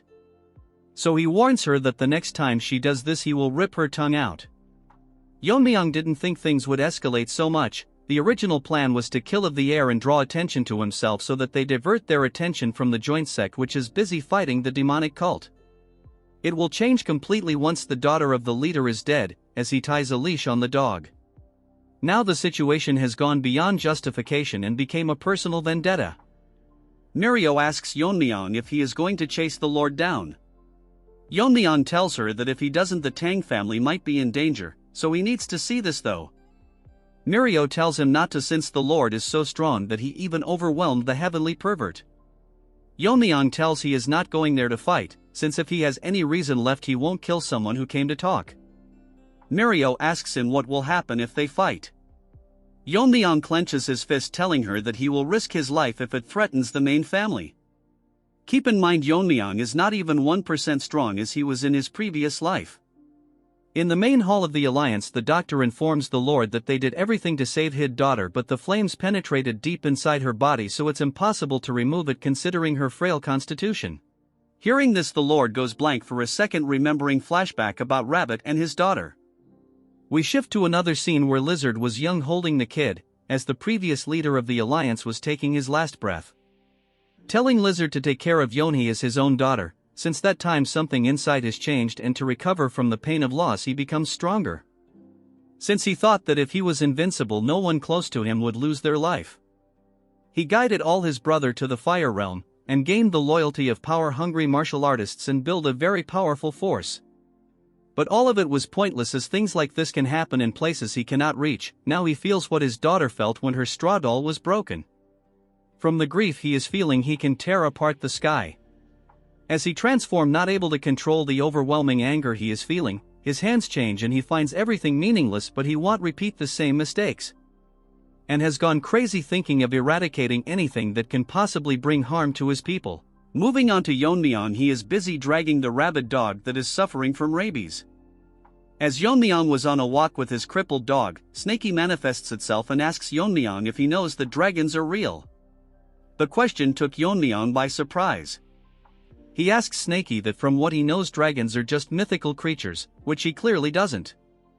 Usually it is a name given to prodigies who cause an uproar in the martial world. Snakey tells him that he is not talking about some human nicknames but in species that's known as dragons. By surprise, as he asks Snakey what he is trying to imply, Snakey tells him that what he is trying to say is that the Black Death Alliance leader is not a human but he is someone that he would call a dragon. The art has improved again and Snakey looks crazy majestic. Yeon-myeong makes a face similar to Mirio, asking what the hell it is saying. Snakey then starts to explain in detail. He tells Yeon-myeong that dragons don't start out in their full form. They are born when the energy of the heaven and earth comes together, taking the shape of a human child. As they live through experiences, they transform into a true dragon. Most adult dragons sleep for hundreds of years, but when they wake up they cause chaos. They are so strong that they can easily destroy nation with a simple release of their energy blast. Yeon-myeong asks him what proof does he have that the alliance leader is a dragon, since he might be saying this because of his overwhelming presence, which sounds more like a baseless speculation. Even Snakey is tired of this retard that he asks him if he that delusional, because Snakey is a supernatural being and yet he still denies the existence of dragons. He asks Yeon-myeong if he remembers that he once served the Tang family as a familiar. Snakey asks him what makes him think that the ancestor kept him around. Humans cannot distinguish dragons because their fundamental energy is entirely different, but as Snakey is a supernatural being he can sense a dragon's energy. That's why he made Snakey his familiar and together they fought and hunted down dragon that would cause harm to the world. Hearing this, Yeon-myeong is taken back, as he wonders how the ancestor hunted dragons. The more he hears about this the harder it is to believe, but hearing it from a 1,000-year-old supernatural being, it gives a lot of credibility. Yeon-myeong wonders just how strong was the ancestor to be able to hunt dragons. If Yeon-myeong were to unleash his sword skills from his past life perfectly, he would have defeated anyone including a dragon easily. Yeon-myeong out of curiosity asks Snakey that just because they are dragons doesn't mean they have to be killed. Snakey tells him that not all dragons are evil. There was a rare case of a dragon turning good known as the Azure Dragon, Originally the role of stopping the evil dragons fell to the Azure Dragon, but the ancestor not aware of it thought that all dragons are evil, so he fought and killed the Azure Dragon. After that there was a lot of conflict with the hunters who used to work with the dragon to capture evil ones. The ancestor evidently realized the mistake and decided to hunt evil dragons, to make up for the killing of the Azure Dragon. Yeon-myeong got a rough idea of what had happened. Snaky in a boastful tone tells Yeon-myeong it was even before he was partnered with him as a familiar. Then Snaky gets serious, telling him that he said was not the point. As he mentioned earlier, dragons aren't born knowing they are dragons, they live as humans coexisting with them and even form attachment to people around them. As they live and grow they are influenced positively so that they can become good dragons like the Azure Dragons. But if negative emotions were to dominate their personality they can easily become an evil dragon. Yeon-myeong gets nervous, asking Snaky that since negative emotions can turn a dragon evil. Snaky tells him it is exactly what he is thinking, that leader of the Death Alliance lost his sworn brother and daughter overnight. Currently he is in the verge of turning into an evil dragon right in front of their eyes. A voice grabs the lizard's attention, an attendant tells him that the young lord of the Tang family is requesting to meet him. The lizard in anger crushes his chair as the attendant tells him that he is here to clear up misunderstandings. The leader says that since he is here to talk, let's hear him out. As Yeon-myeong enters the room with a firm face, the lizard tells the attendant that Yeon-myeong is desperate enough that he entered the lion's den himself. Looking at the leader, Yeon-myeong is confused if he not a human but a dragon. Yeon-myeong first expresses his regrets for what happened at the Sichuan assembly. Then he explains that the rabid dog took the leader's daughter and used her to blackmail the 9 rings into a life and death, so he had no choice but to kill him. Before Yeon-myeong could finish using his ki, the lizard pulls the rabid dogs from his hand and grab her by the neck. As she coughs blood, the lizard tells him that she seems to be at ease. As the trash tries to explain her story, he slits her tongue to shut this retard up. He tells her why is she so afraid, telling her that his daughter must have been as scared when she couldn't say anything before her death. Using the same technique she used her burn her. As she falls to the ground, he tells her that he is not dumb, that he wouldn't recognize the traces of flames on her body, and she is the reason he lost his brother. The burning won't kill her immediately, instead it will cause her double the pain his daughter went through. Yeon-myeong is surprised that he managed to figure all this out just from circumstances, so he might have a way to talk this through. He tells Yeon-myeong that since he is the next lord of the Tang family, he will tell him why he has not destroyed the Tang family until now. That is because his daughter, despite her appearance on the outside, suffered from an incurable disease and couldn't practice martial arts. Even learning the basics would make her cough blood. Even the best medicines in the world were useless, so he thought that the Tang family's poison might be able to save her. He means to say using poison against poison. But since she is no more, there is no more reason for the Tang clan to exist, so once she was cured he would have destroyed them anyways. Yeon-myeong tells him that he is still not backing down, and all of this will prove that he is just getting played by the roasted barbecue dog. He sighs and tells him that if he thinks that he was being manipulated, but it was Yeon-myeong who brought her here to try and dodge his wrath. Lizard thinks that it is pathetic to think that he would get away with a few words. Yeon-myeong asks him what he means by it.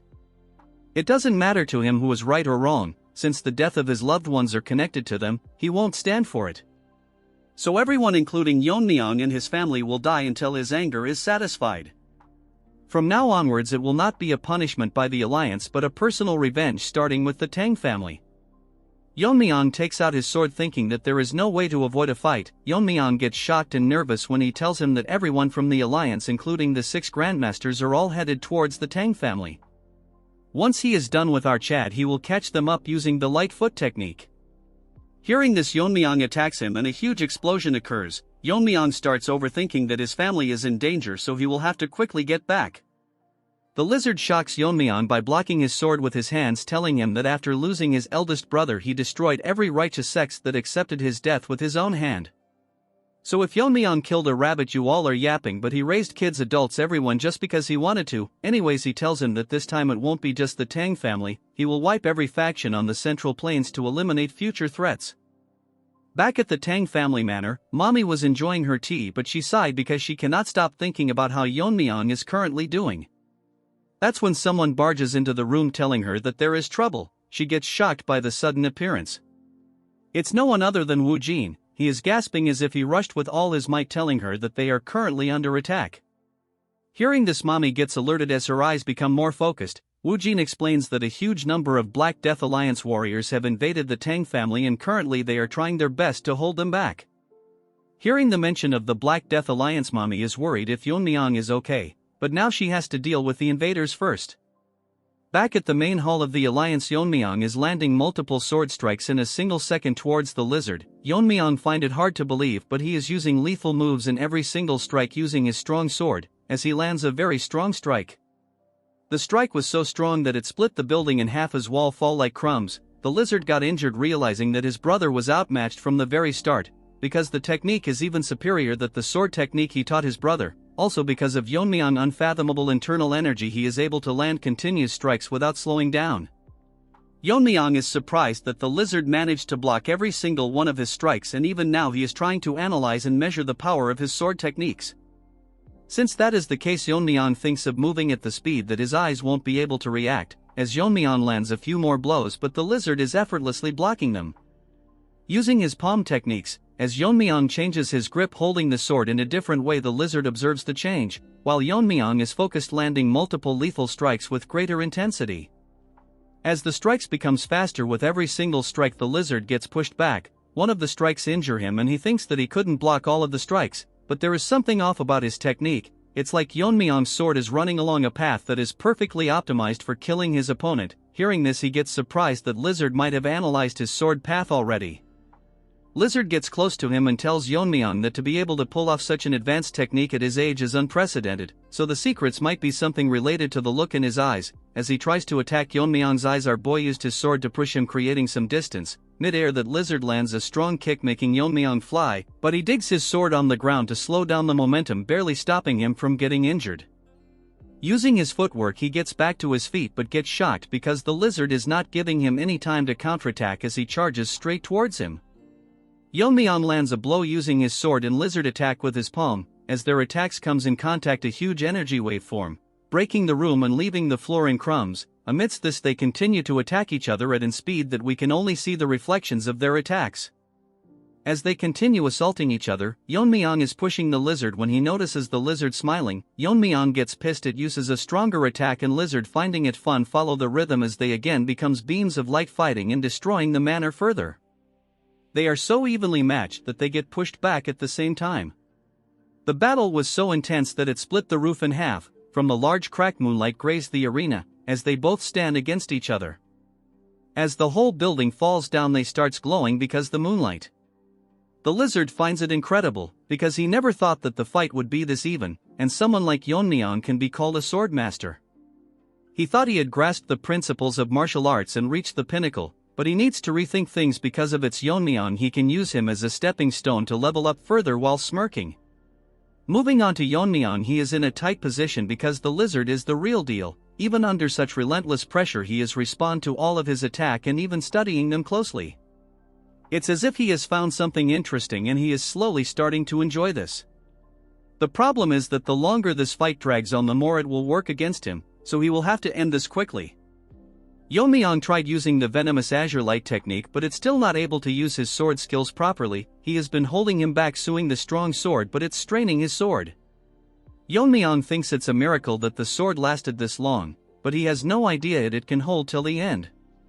Lizard closes the distance, grabbing Yeon-myeong's face and tells him that he is arrogant enough to look away from him. As he uses the Black Death Palm technique, seriously hurts Yeon-myeong as our Chad spits blood, but he manages to block the relentless palms by putting a sword in between the attacks and launch a strike. The looks in his eyes shows that if he is not serious, he might die.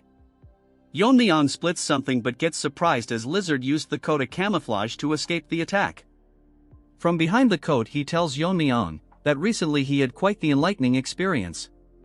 He aims his finger towards Yeon-myeong as it makes Yeon-myeong very nervous. The lizard uses the subduing righteous divine art that he copied from the Gen Z monkey. For a second the arena remained calm, but the next second it creates an extremely strong explosion. Lizard tells Yeon-myeong that even he won't be able to withstand the subduing divine's art, since it's a martial arts based on the supreme method of amplifying true energy. But all of a sudden Lizard starts breaking character as he realizes that the amplified energy is gradually fading. From the cluster on energy, 2 long strikes creates rifts, engulfing the energy in an instant. The strikes was so strong that the entire filled with its energy as Lizard cannot believe what just happened. Yeon-myeong flying in the sky uses a simple strikes, but this time the sword was so lethal that the lizard was taken aback as the sword strike razed the ground. The lizard gets seriously injured, unable to figure out what sword technique he is using. Yeon-myeong falls to the ground, laughing to himself because at the brink of dying he finally figured a way out to unleash a part of his original sword technique. As the lizard is still surprised by what happened, Yeon-myeong tells him that he wanted to use him as a stepping stone to reach a higher level, but it won't be happening today since he is going to die here today. Moving to Yeon-myeong, the last strike he landed was so strong that it split multiple mountains in half. While holding the sword, Yeon-myeong reflects that he thought of this method on the fly, but luckily it worked for him. Essentially, if he can reach a state of mastery where he is able to imbue powerful intent to alter objects of nature, then, according to theory, he might be able to change the energy of his true energy. The reason he is unable to use his true sword skill from his previous life is that it causes overwhelming strain on his body, which leads to complications. However, if he can turn the iron essence within the force into poison, he could unleash a part of his true sword technique, as his body is able to absorb every kind of poison. This part is very important for the future, so keep it in mind. Because of this technique, he is able to unleash a part of his skill without worrying about his blood vessels deteriorating. While discussing all this, Yeon-myeong is overwhelming the lizard. The lizard, growing frustrated, grits his teeth tightly and asks Yeon-myeong if he really thinks he will die. Yeon-myeong notices something different and becomes more cautious as the lizard sits on the ground, releasing energy strong enough to shatter the ground, causing Yeon-myeong to lose his balance.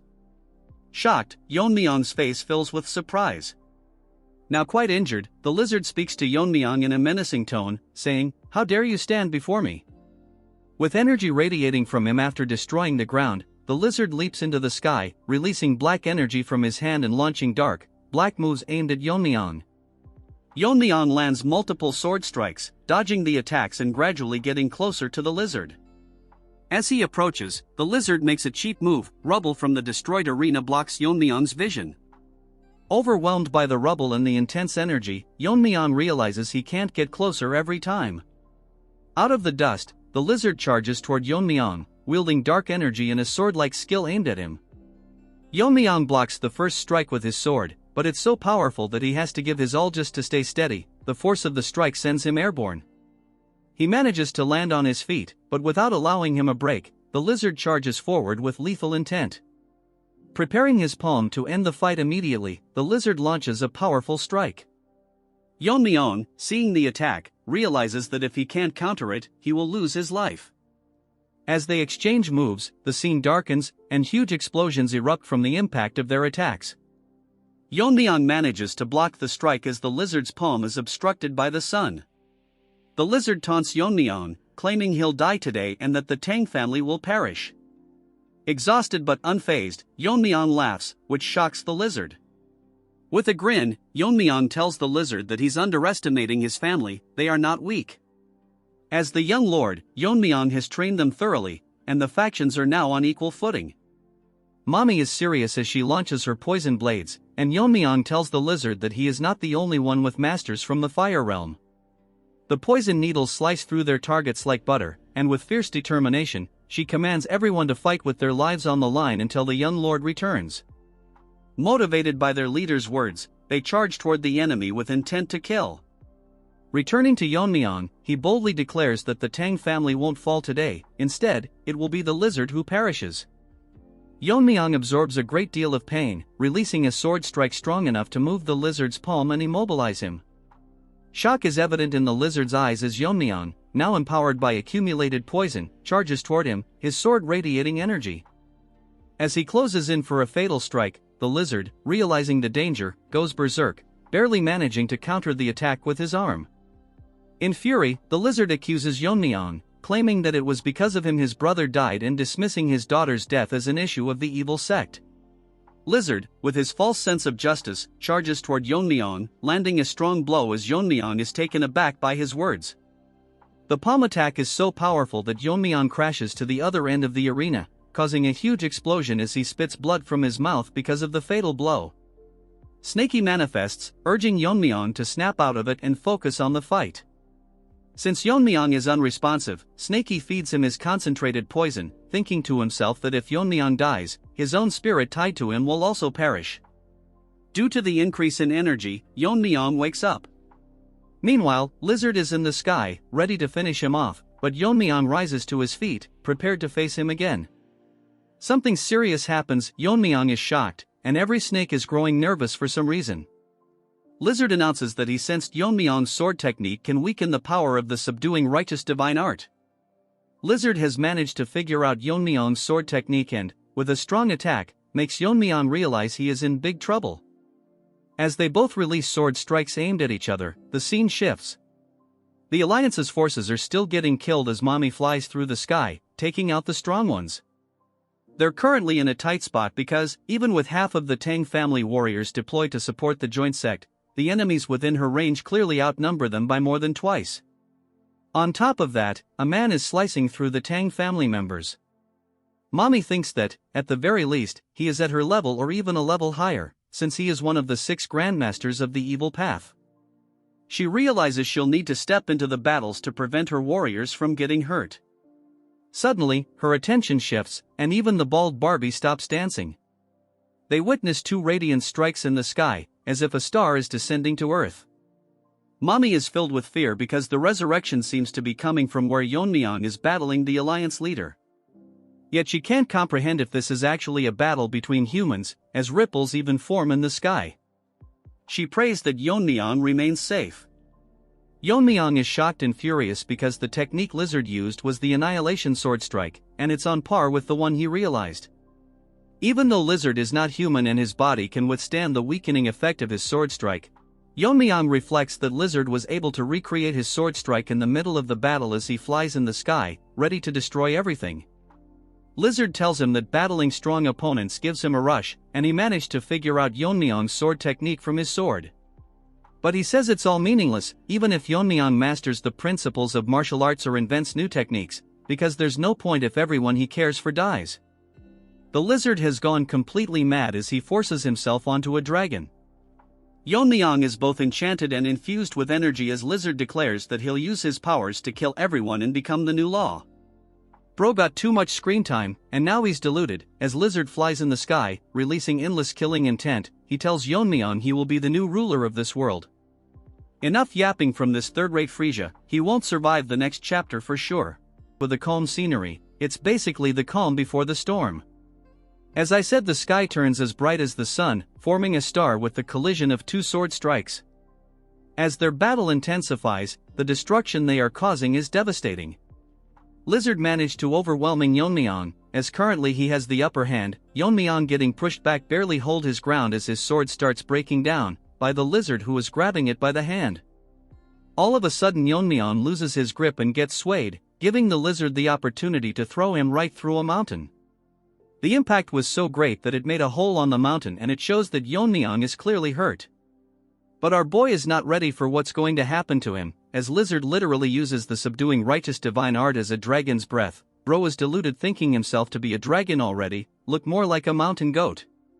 The breath aimed towards Yeon-myeong lands a direct hit on the mountain. Yeon-myeong is surprised that crazed Lizard is not even the realm of martial master anymore, instead, it is in a realm above him.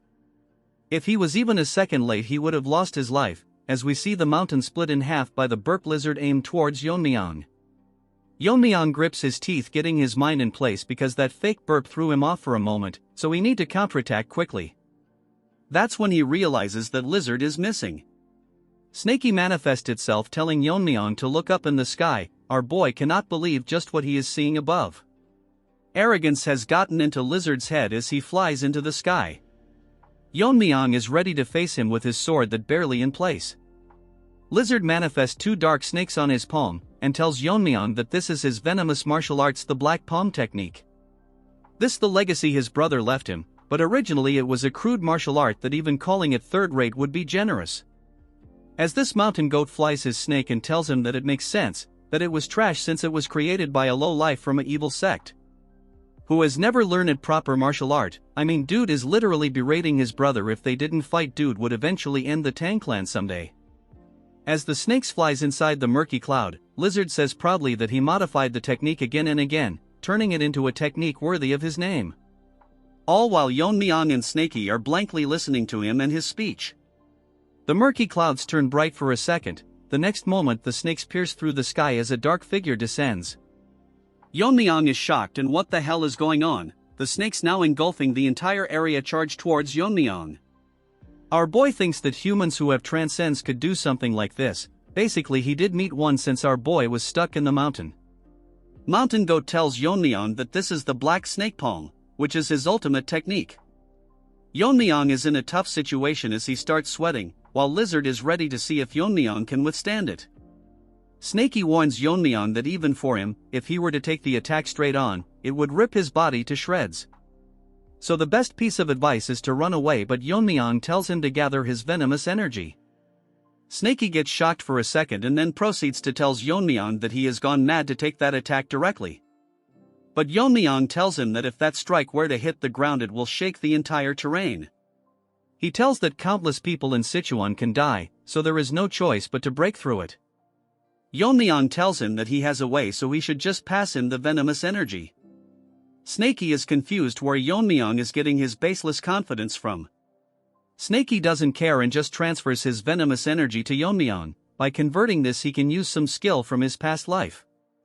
Yeon-myeong thinks that if the snake flying is technique then he can counter it with his true power, but to neutralize something this overwhelming, just using annihilation won't be enough, so he will need to use a stronger technique, and in a single strike he will pierce the core and take down the lizard altogether. But he is not sure if his body can withstand it, and last but not least his sword that might break any time. As the snakes approaches Yeon-myeong he gets ready, leaping into the air. The technique he is using was inspired by the image of the red sun against the blue sky. In a single strike as he lands the attack, which is a perfected martial art of piercing. Moving on to Mountain Goat, he is up in the sky looking at the mess the snakes caused. As he stares down, we see a flashback, where a thief was caught eating raw rice. As he gets shocked, a voice tells him that he was the one who was stealing grain from the villagers. The boss tells him that a kid at his age is already stealing is hopeless. That's when Rabbit tells him to take a look at his condition. After taking a second look he sees that the boy is malnourished. As he hides behind the log staring at each other, they don't know what to say. Rabbit tells him that at this rate people will think that the Black Death Alliance is a foster home. Old Man sighs and tells the kid that he is eating in the wrong manner as he gets surprised. Kind Old Man tells him that he doesn't need to steal and can fill his stomach all he wants. Such a nice guy, and Lizard called him a third-rate loser, wants him dead now no matter what. Old Man asked for his name and we move on to the present, as Lizard tells to himself that he had no name, but Old Man made him a part of his family, giving him a name. He even became his teacher, teaching him the Black Snake Palm as a means of defense, although it was trash. This trash is hella disrespectful, calling the martial art trash every 5 seconds. When he died he left his daughter to him, so he wanted to become a support just like him. Bro clearly wanted to play hero, anyways he thinks that all of it is the past. And now his goal is to eliminate everything related to his daughter and brother's death. Sad it has to end, as from his dark lard of snakes a flash emerges, a bright light in the shape of a cross that rips the snakes apart. Mountain Goat is shocked on how Yeon-myeong managed to withstand. Instead Yeon-myeong charges towards him with his sword. He uses the sky-piercing sunset, ripping half of Lizard in a single strike. As Lizard tries to take a look at his injured arm, moving on to Snakey, he is scared at this point because Yeon-myeong managed to pierce right through such a grand attack. Moreover, he used a sword technique that even in his previous master's era, it would be considered an impossible art. I mean, man's martial art or son strong his body cannot handle it. Even the sword is done for, as Yeon-myeong thanks the demon-slaying sword for serving him. The problem is that with one arm he still couldn't defeat this annoying Lizard, so if he wants to finish him, now is his only chance. He wanted to use his sword longer, but the sword couldn't handle another technique. Yeon-myeong leaps in the air, putting his hand on his jacket. Taking out his dagger he attacks Lizard, telling him to settle it once and for all. Lizard gets shocked that by the sudden increase in energy, the attacks was so strong that it caused a tornado engulfed in bright blue energy. As they exchange move, Lizard and unable to fight back, Yeon-myeong launches multiple attacks in an instant. As Yeon-myeong attacks at him, Lizard is unable to figure out how he is able to use a mere dagger to break through his defense. Hypocrite grits his teeth, telling himself that he cannot fall here without even getting any revenge. Mountain Goat screams like crazy, shouting like a retard.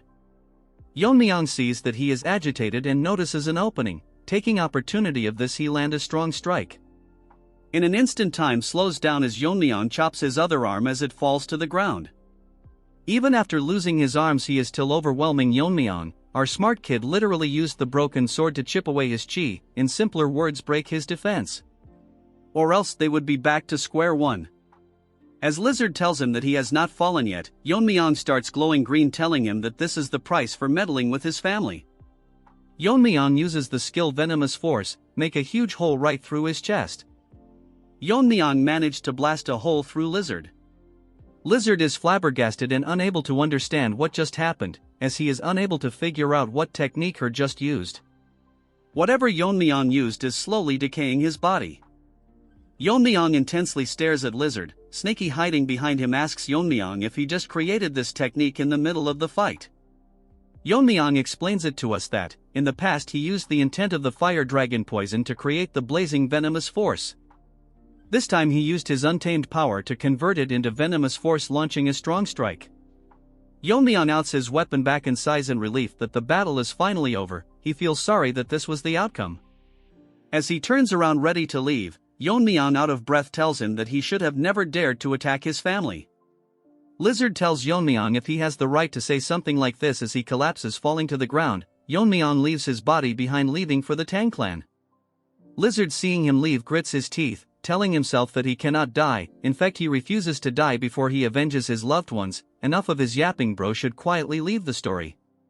With killing intent in his eyes, he tells to himself that no matter what, he will kill Yeon-myeong today. All blood covers his eyes. He swears to bring peace to their spirits. Yeon-myeong checks his body and thinks he is lucky that he got through the fight without losing a limb. It wouldn't even be surprising if he got disabled after the fight because of the techniques he was forced to use. Yeon-myeong tells Snaky to give him some more venomous energy. Hearing this, Snaky, he is relentless. He gets angry, telling him that venomous energy doesn't just pop out whenever he wants, since he squeezed out everything he has. Yeon-myeong makes the troll face, asking Snaky if he wants to go back to the jar. Hearing this, Snaky tells him that it not like he said no, he just need a bit more time to produce it. Yeon-myeong grabs him by the neck, telling him to stop lying and spit it out, while the half-turd lizard, now a dragon, tries to eat Yeon-myeong from behind. Yeon-myeong notices a presence from behind, turning around rapidly. Lizard crashes into Yeon-myeong, although he managed to block the blow with both of his hand. Lizard has transformed into a ugly trash with yellow unclean teeth. Yeon-myeong cannot believe that he survived the venomous force which hit through his cheek, yet he became a dragon already. But Yeon-myeong realizes that he not as strong as before, realizing that he might not have fully transformed into a dragon yet. Although he can handle him, he didn't receive the venomous energy from Snaky yet. As Lizard stares at his, Yeon-myeong thinks that he won't be able to hold for long. Snaky gets pissed, telling Lizard that he is practically dead, as Snaky gets back into his original form, manifesting behind Yeon-myeong. He gets ready to launch a strong venomous breath, but Yeon-myeong tells him to stop. Yeon-myeong, starting at Lizard, realizes that Lizard is dead, since he has reached his limits. As Lizard dies, he apologizes to his loved ones for not avenging them. Come on bro, he avenged them by killing that ugly trash with bangs already. Hearing his cries, Yeon-myeong breaks character. Now he will have an amazing character development. As his body fades away, Yeon-myeong and a now larger Snaky stares at what is happening in front of their eyes. Yeon-myeong, with a serious tone, wonders if the battle is finally over, when a huge object hits his head. Seeing the object, Snaky sigh. Bro looks so classy, while Yeon-myeong is quivering in the ground. Yeon-myeong, with tears in his eyes, wonders what this is, since it's extremely sturdy. It looks like a horn to Yeon-myeong when Snaky tells him that it's a dragon horn, which must have come from the death of the Black Death Alliance. Snaky becomes smaller, telling Yeon-myeong that it's great that they got the dragon horn, which is imbued with the dragon spirit. So it will make a perfect refining material that can withstand that venomous force Yeon-myeong used earlier. Snaky realized that Yeon-myeong is not answering, so he asks him what is the reason behind his silence. Yeon-myeong tells Snaky that if they met under different circumstances, maybe they could have talked about martial arts instead. Snaky asks him if he is feeling sympathy for him now. Hearing his cries for revenge, Yeon-myeong felt guilt. Because Yeon-myeong realized that he had the power to save the little kid, but he thought that it was a matter of the evil sections because he didn't try to understand the reason of conflict. and know that it was just some disagreement among themselves. The reason he didn't take action was because he thought that Rabbit, who was a master of the fire realm, could easily disarm the trash and rescue the child. The lizard also thought the same, that if things went south, Rabbit could have easily resolved the problem. Yeon-myeong believed that he could resolve it whenever he wanted, but the complacency caused a powerless child to lose her life. Snaky with a pissed look tells Yeon-myeong that he is getting sentimental after crossing blades, since Yeon-myeong has to understand that the Black Death Alliance and the Tang family can never coexist. Yeon-myeong sighs, telling him that if he was more wary of her flame art he could have done something. Snaky tells him to stop dwelling, since it's human nature to make a mistake.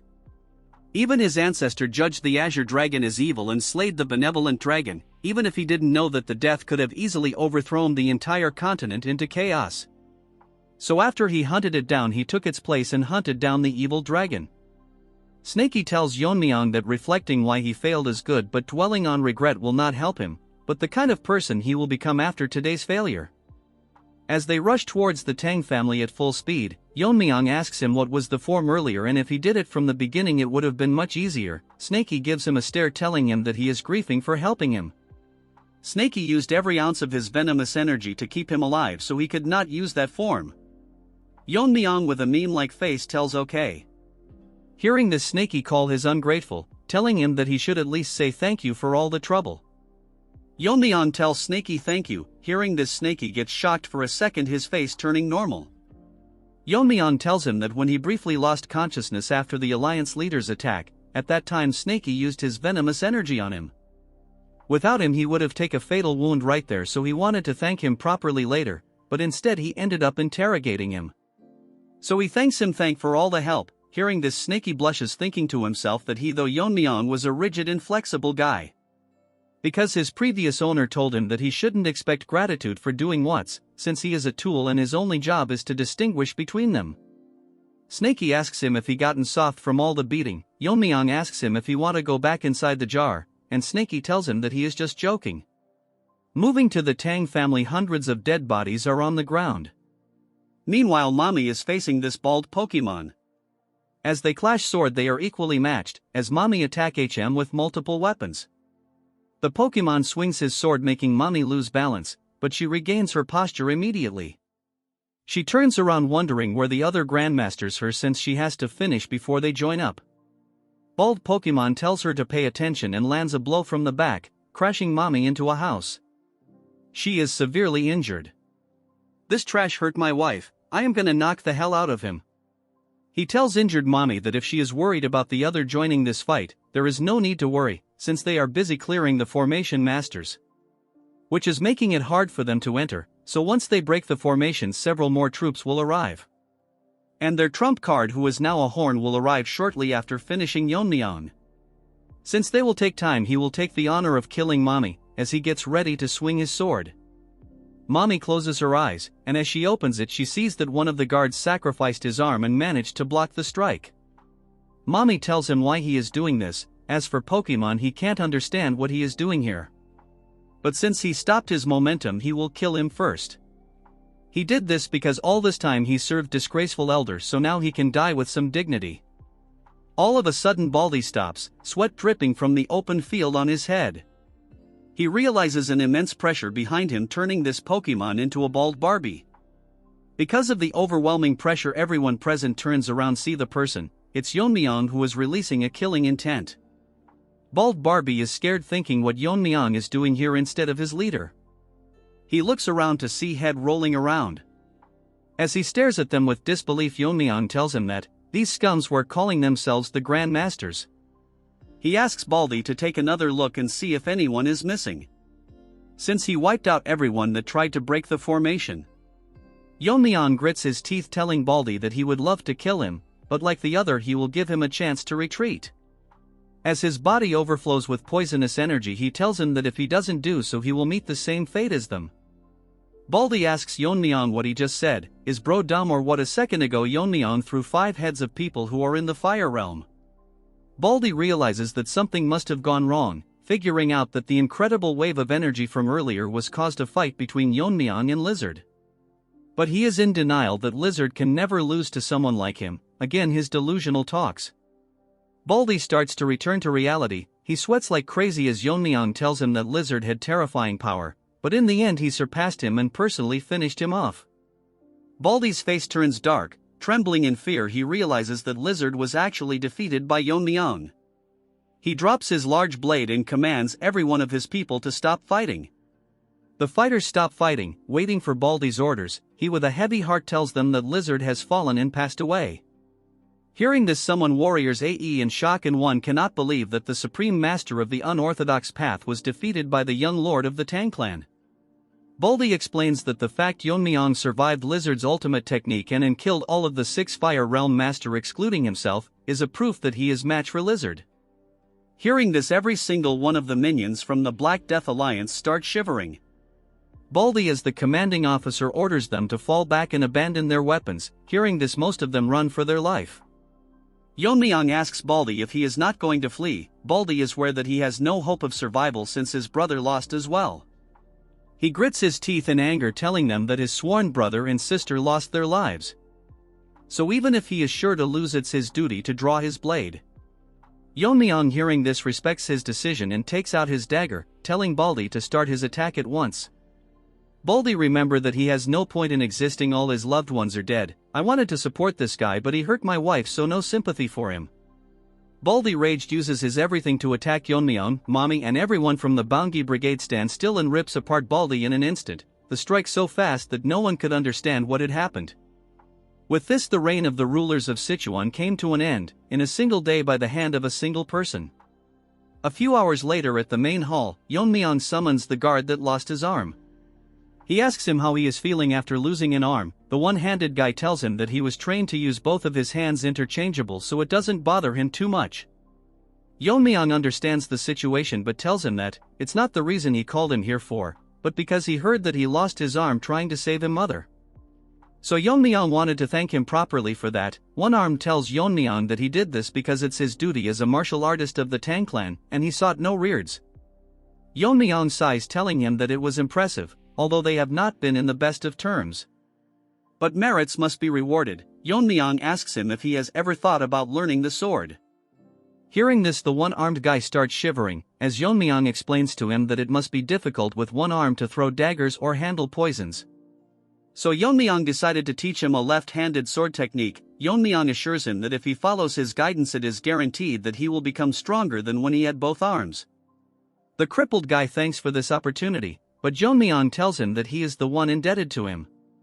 For now there is work that needs to be taken care of, so once he is recovered, Yeon-myeong will start teaching him. As the Tang family is surrounded by the formation created Bny Gal clan, Skinny Barbie is exhausted because he had to hold that many people on his own. He starts crying because it is a hassle, and that blames Yeon-myeong for it. But Barbie starts crying the moment he hears Yeon-myeong's voice from behind.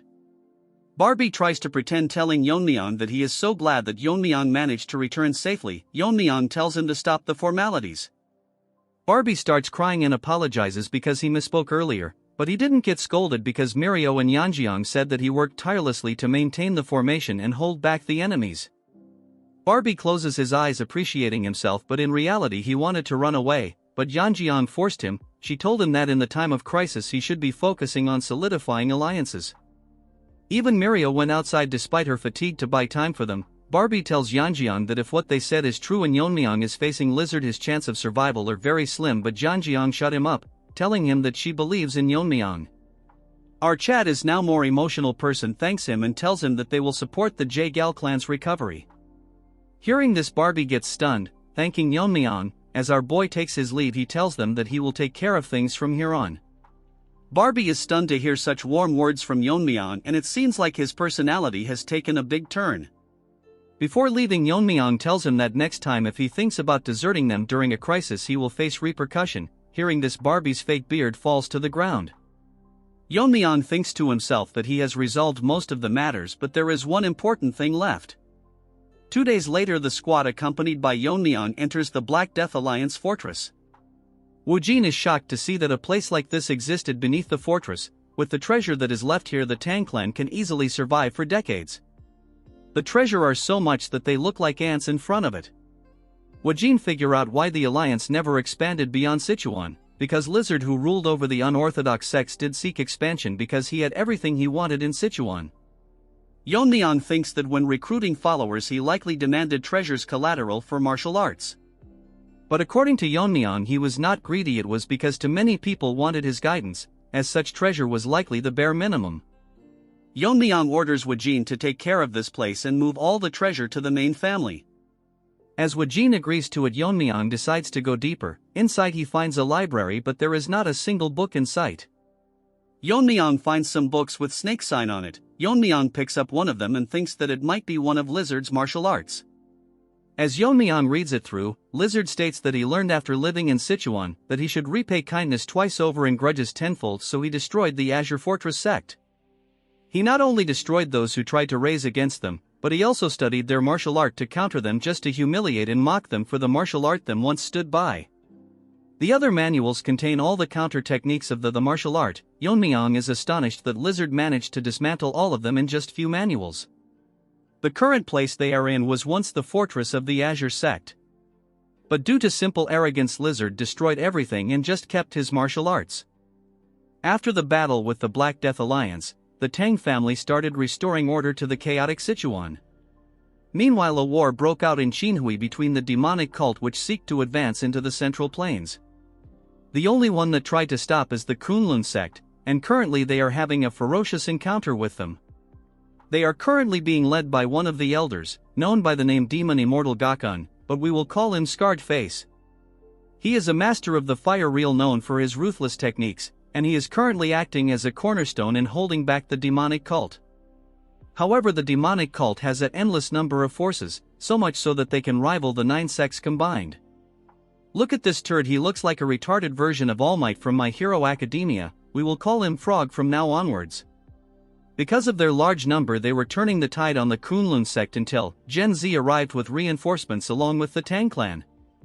Look at Fatty, he really need to go to the toilet.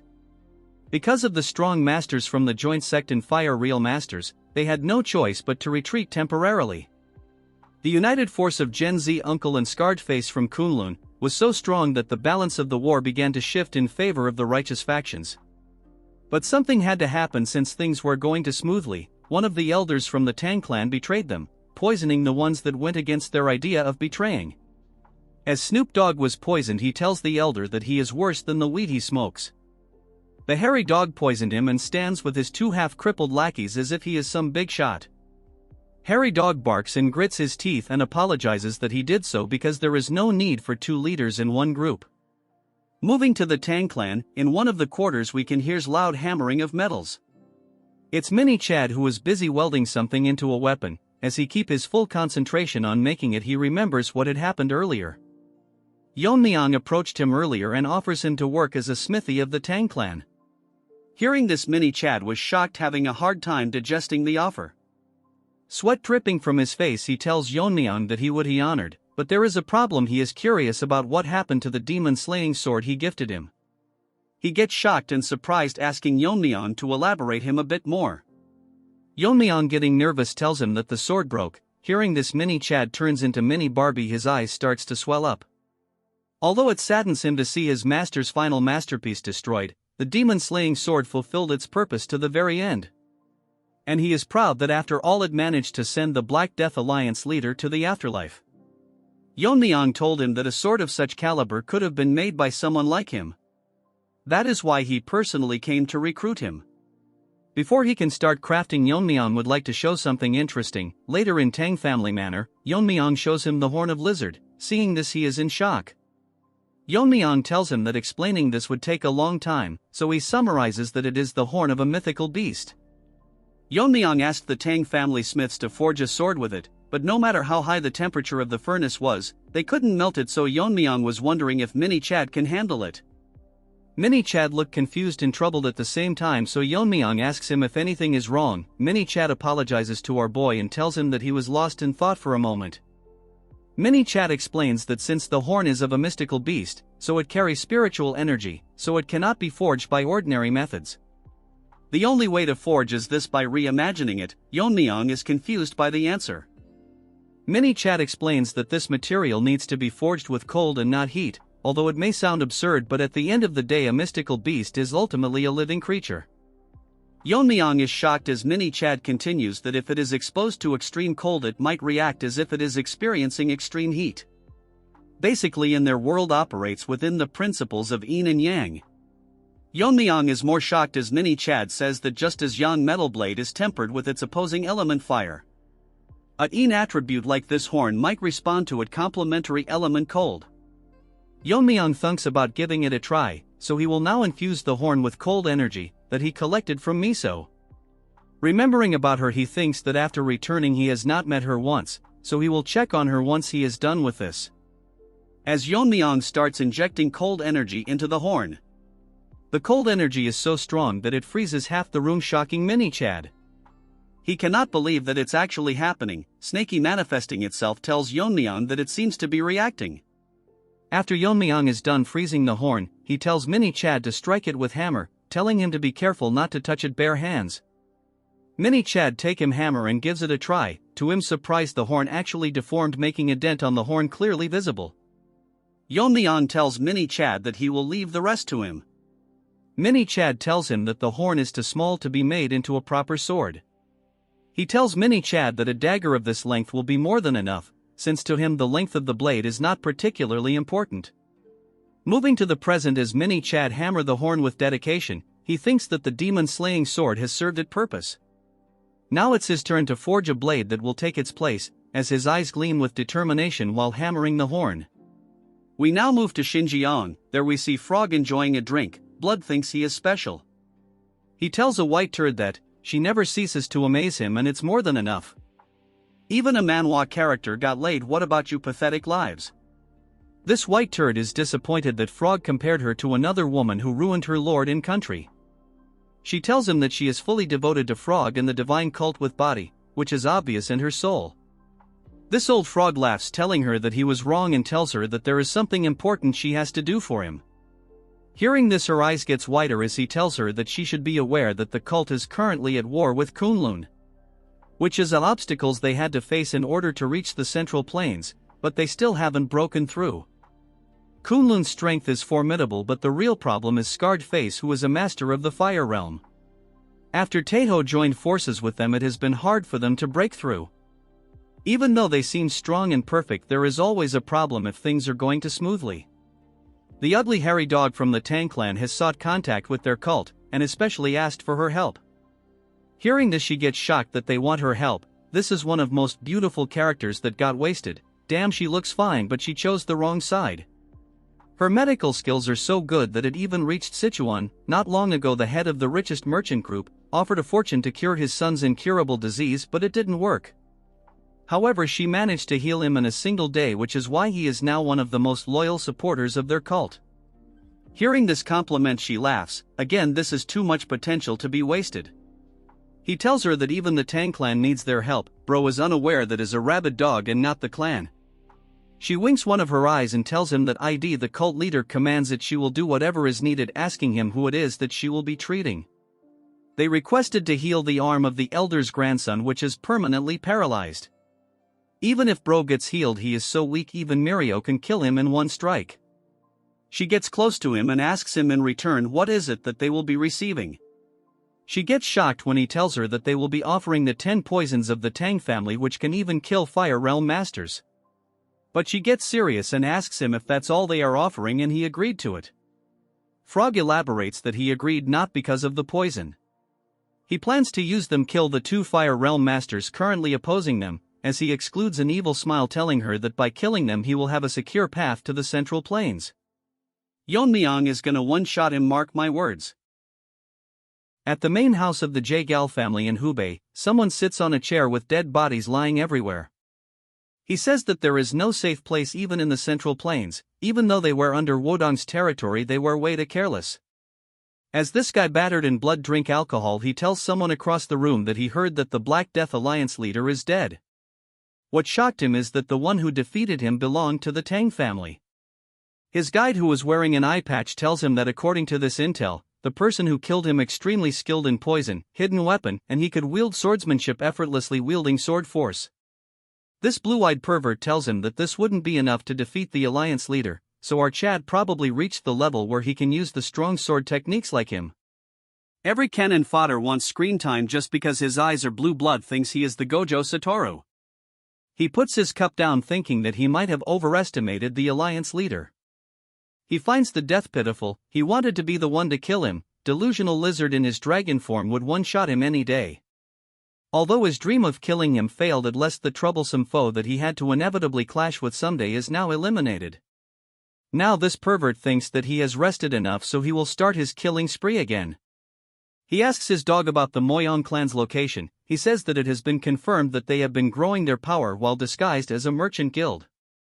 The dog shuts up all of a sudden, getting more focused. He tells Pervert that something is approaching their way. The pervert thinks that they are quite fast. Judging by the aura, he thinks it the backup forces of Wudong. He tells Dog to take care of the Myeong clan and he will be the one handling the Wudong forces. At the night he stares at the bright moon, shouting that the era of the demon-ruled world will begin. Moving to the Tang residence, Yeon-myeong is sweating hard practicing her martial arts. As she performs the martial arts with perfection, moonlight grazes her fan, radiating in divine aura. Okay, that sounded chessy. She thinks that all of her muscles are about to snap, but she will go on no matter what happens. She forced her uncle to teach the clan's martial art to her. As she trained it with persistence, she remembers how tough it was to convince him. At the Sichuan assembly all she could do was just watch, so she felt a deep sense of helplessness. The character development is cooking. She continues to feel pain practicing the martial art. She thinks to herself that she never wants to experience it again. As she prepares to practice one last time, someone enters the scene calling for Outgirl. It's Barbie, but his face is grim. Yeon-myeong, seeing his face, asks him that he was supposed to be bused today, so what is he doing here? He puts his hand on her shoulder, telling her to stay strong about what he is going to tell her. She gets nervous, asking him what it is he is talking about. The shock shocks her to the brink. Her world turns around as she learns that the Jaegal family no longer exists. Tears falls from her yes, as she cannot believe what just happened. Barbie explains that the pervert who had previously wiped out 3 of the 5 great families, with his appearance in Hubei, the scene has shifted dramatically. The Wudong Swordmaster tried to stop Pervert, who launched a surprise attack on Jaegal family. Pervert warned Wudong that if they go in his way, the Wudong itself would be erased before sunset. So all they could do was stand by as the Jaegal clan was annihilated. Yeon-myeong cannot believe that no one could stop the pervert as he read the letters. He tells Yeon-myeong and Barbie that he knows about the tragedy that happened. Barbie says that Yeon-myeong's decision was correct. If they fled from the Black Death Alliance, then they would have been completely wiped out. As he and Yeon-myeong shakes, he thinks it's heaven's mercy that they are still alive. As Barbie breaks character, tears dripping from his eyes, that the fact their clan doesn't exist anymore is painful. Yeon-myeong remains quiet and finally speaks, telling him that they have not lost everything, shocking Barbie. He elaborates that they are members from the Jaegal clan and the Tang clan, and if they are alive, it's possible to rebuild the family, so Yeon-myeong is gonna get another wife. He tells Barbie that he is yet to fulfill his promise and keep his word, so he will do everything in his power to help rebuild the Jaegal family as quickly as possible. Yeon-myeong tells him that he doesn't need to be a liar and lose hope either. Barbie agrees to him. Yeon-myeong thinks that there is something going on, that everyone is causing sudden movements, so he decides to prepare on their side too. A guard enters the room, telling Yeon-myeong that a guest from Wudong sect has come requesting to see him. Hearing this, Yeon-myeong gets pissed, unable to control her anger.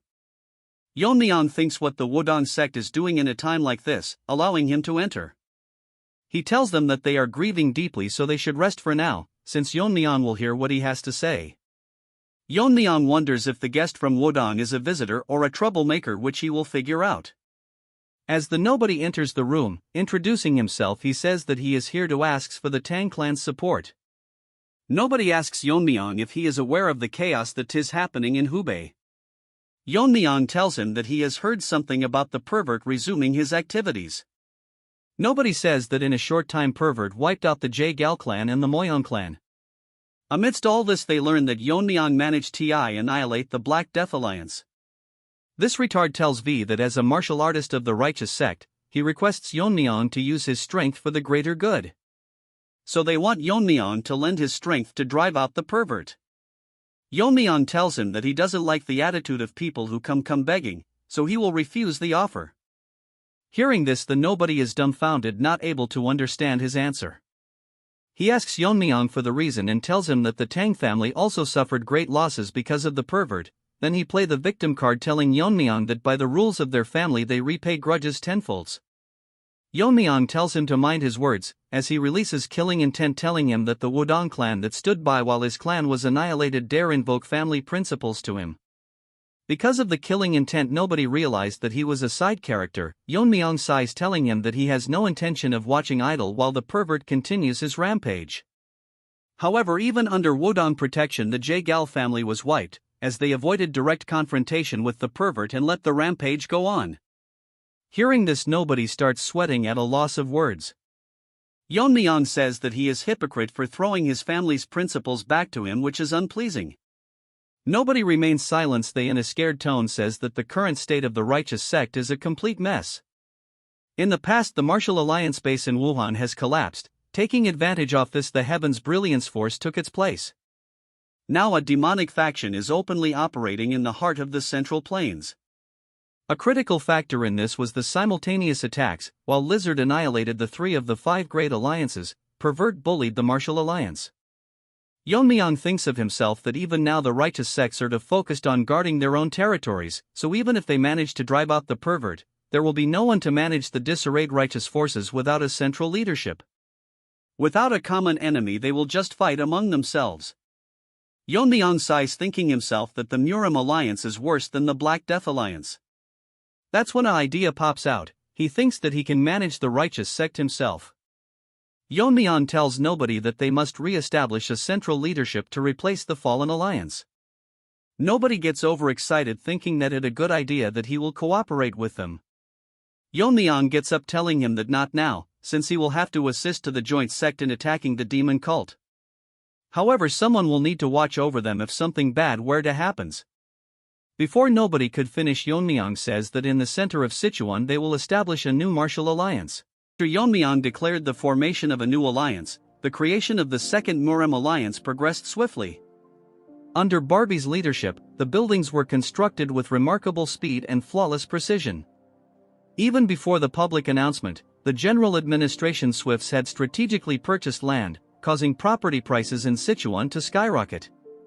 Witnessing this, they laughed heartily, like infants delighted by a bottle of milk. A few days later, the Second Righteous Faction Alliance was officially established and named the Righteous Heaven Alliance. Shortly after its founding, the Righteous Heaven Alliance began an extensive recruitment campaign, sending letters inviting heroes from across the world to join them in Sichuan. Yeon-myeong is stunned to find an enormous crowd gathered to join the alliance. Barbie bows, confirming the validity of Yeon-myeong's growing reputation as they stand before thousands eagerly awaiting the young lord's address. Yeon-myeong had not anticipated such rapid escalation. Barbie explains that even the 6 sects and the 3 noble families, along with smaller sects, have arrived, drawn by Yeon-myeong's fame. He elaborates that Yeon-myeong is the renowned young lord who restored the fallen Tang clan and expelled the Black Death Alliance, solidifying Sichuan as the heart of his influence. What's more surprising is that they've even given Yeon-myeong a title. When he asks what it is, Barbie reveals it to be the venomous sword dragon. Although slightly embarrassed, Yeon-myeong admits to himself that the title suits him well. Barbie suggests it's time for Yeon-myeong to officially declare himself the leader of the alliance, pointing out that no one would object since he founded the Righteous Heaven Alliance. However, Yeon-myeong remains cautious, thinking aloud that some ambitious individuals might challenge his position. Barbie shrugs it off, but Yeon-myeong notes that the alliance's primary mission of eradicating demonic forces means not everyone will share the same noble intentions. He suspects some have ulterior motives and believes he must first establish his authority to ensure loyalty. As Yeon-myeong steps onto the stage, a man steps forward, an ambitious challenger seeking attention. Barbie, sweating nervously, is baffled by the accuracy of Yeon-myeong's prediction, as though he had foreseen this moment. The confrontation begins after the entry procedures are completed. Representatives of the major sects approach to meet Yeon-myeong, but among them, a bald man, a martial master who seems desperate for recognition, demands a duel. The challenger, eager for the spotlight, claims that while Yeon-myeong is remarkable for his age, no one has witnessed him defeating the leader of the Black Death Alliance. To prove his worth, the challenger insists on a duel, even putting the leadership position on the line. Barbie observes the situation with disdain, recognizing the challenger's true intentions. In an era of relentless conflict due to the rising demonic forces, Sichuan, once free of invasions under the Black Death Alliance leader's control, has now become unclaimed territory. This power vacuum makes Sichuan a prize for anyone ambitious enough to claim it. Barbie realizes that whoever secures the leadership of the Righteous Heaven Alliance will inherit not only the legacy of the Black Death Alliance but also the loyalty of countless disciples and sects within the region. It's no wonder someone would risk challenging Yeon-myeong for such a reward, though Barbie hopes the duel will teach them their limits. The bald martial master introduces himself but shall henceforth be known as Bald Turd. He arrogantly tells Yeon-myeong to treat the duel as a genuine fight, mockingly addressing him as the venomous sword dragon. Bald Turd goads Yeon-myeong further, instructing him to use all his skills, poisons, hidden weapons, and martial arts so that he won't have any regrets after the duel. Yeon-myeong humbles the bald challenger with a calm yet sharp reply, expressing his gratitude for the challenger's concern but declaring that he will only use his sword in this duel.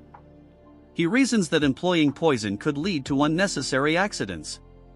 The bald man's face twists in irritation, clearly displeased with Yeon-myeong's nonchalant response. Barbie steps forward to begin the match, asking both participants if they are ready. With both nodding in confirmation, Barbie announces the duel as a match between the bald challenger and Yeon-myeong, the young lord of the Tang family, famously known as the venomous sword dragon, with the position of the Righteous Heaven Alliance's leader hanging in the balance. The bald challenger, oozing overconfidence, warns Yeon-myeong that accidents can happen during a duel. He acknowledges Yeon-myeong's exceptional progress for his age but accuses him of being overly arrogant. With a heavy stomp on the ground, the challenger demonstrates his power, causing the ground beneath him to crack. The audience is stunned as the bald man's body radiates an intense aura. His junior followers murmur in awe, realizing that he is using the pinnacle of Shaolin martial arts. One spectator explains that this isn't an ordinary indestructible Vajra body but the ultimate martial art created by the first founder of Shaolin, a technique that has never been defeated. The bald man's voice booms as he taunts Yeon-myeong, claiming that his poison, weapons, and martial arts will never penetrate the indestructible Vajra body. He declares this duel as a challenge for Yeon-myeong to surrender his leadership, but his bravado only amuses Yeon-myeong, who inwardly laughs, surprised that such a test would come so soon. The scene shifts to a flashback in the main hall of the Tang family. Yeon-myeong discusses the alliance headquarters with the family accountant, confirming that he plans to establish it on Mount Cheonseon since the Black Death Alliance's collapse has left the land vacant and ideal. The accountant suggests purchasing all the surrounding lands to solidify their position. Suddenly, Mini Chad bursts into the room, apologizing for the interruption but unable to contain his excitement. He presents Yeon-myeong with a box, revealing a dagger with an exquisite, radiant luster. Barbie is stunned, and an elder of the Tang family praises the craftsmanship. When Yeon-myeong asks if the dagger has been named, Mini Chad excitedly explains that its brilliance and cold aura inspired him to call it White Snow Dragon Feng. As Yeon-myeong holds the dagger, it radiates a pure white energy, a reflection of its power and precision. Returning to the duel, the crowd's skepticism grows as they mock Yeon-myeong for relying on a mere dagger to face the legendary indestructible Vajra body. The bald challenger, enraged by what he perceives as stubborn arrogance, charges at Yeon-myeong with his massive body, determined to teach the young lord a lesson. Their clash sends shockwaves rippling across the arena. The spectators gasp at the sheer force of the collision, with some commenting that even martial artists in the fire realm would struggle to endure such power. However, their astonishment turns to disbelief when Yeon-myeong effortlessly blocks the attack with a single hand. The bald man's confidence falters as he realizes his immense power has been stopped cold. Yeon-myeong, analyzing his opponent's technique, notes that the bald man's inner energy flow feels slightly different, more auspicious than typical Shaolin martial arts. Drawing upon the Tang family's records, Yeon-myeong recalls that to dismantle a sect's martial arts, one must disrupt its foundational principles. Shaolin techniques, rooted in the smooth flow of energy, can be neutralized by breaking that flow. With a calm yet decisive strike from the White Snow Dragon Feng, Yeon-myeong disrupts the bald man's energy, effortlessly deflecting his attack. The bald man stumbles back, his confidence shaken. Yeon-myeong doesn't stop there. He launches a series of precise strikes, each aimed at breaking the bald man's armor and energy flow. The indestructible Vajra body, hailed as unbeatable, begins to crack under the relentless assault. The crowd watches in stunned silence, unable to believe that Yeon-myeong's dagger is overpowering such a legendary technique. Even the bald man himself is left in shock as his defenses crumble. One observer in the crowd, his eyes narrowed in scrutiny, recognizes the elegance in Yeon-myeong's swordsmanship and begins to suspect its origin. Meanwhile, the challenger's resolve is completely broken as he falls to his knees, acknowledging Yeon-myeong's superiority. The crowd erupts into whispers, with some finally admitting that the rumors of Yeon-myeong defeating the Black Death Alliance's leader weren't exaggerated. The mysterious observer's gaze lingers on Yeon-myeong, his thoughts filled with questions about the young lord's true power.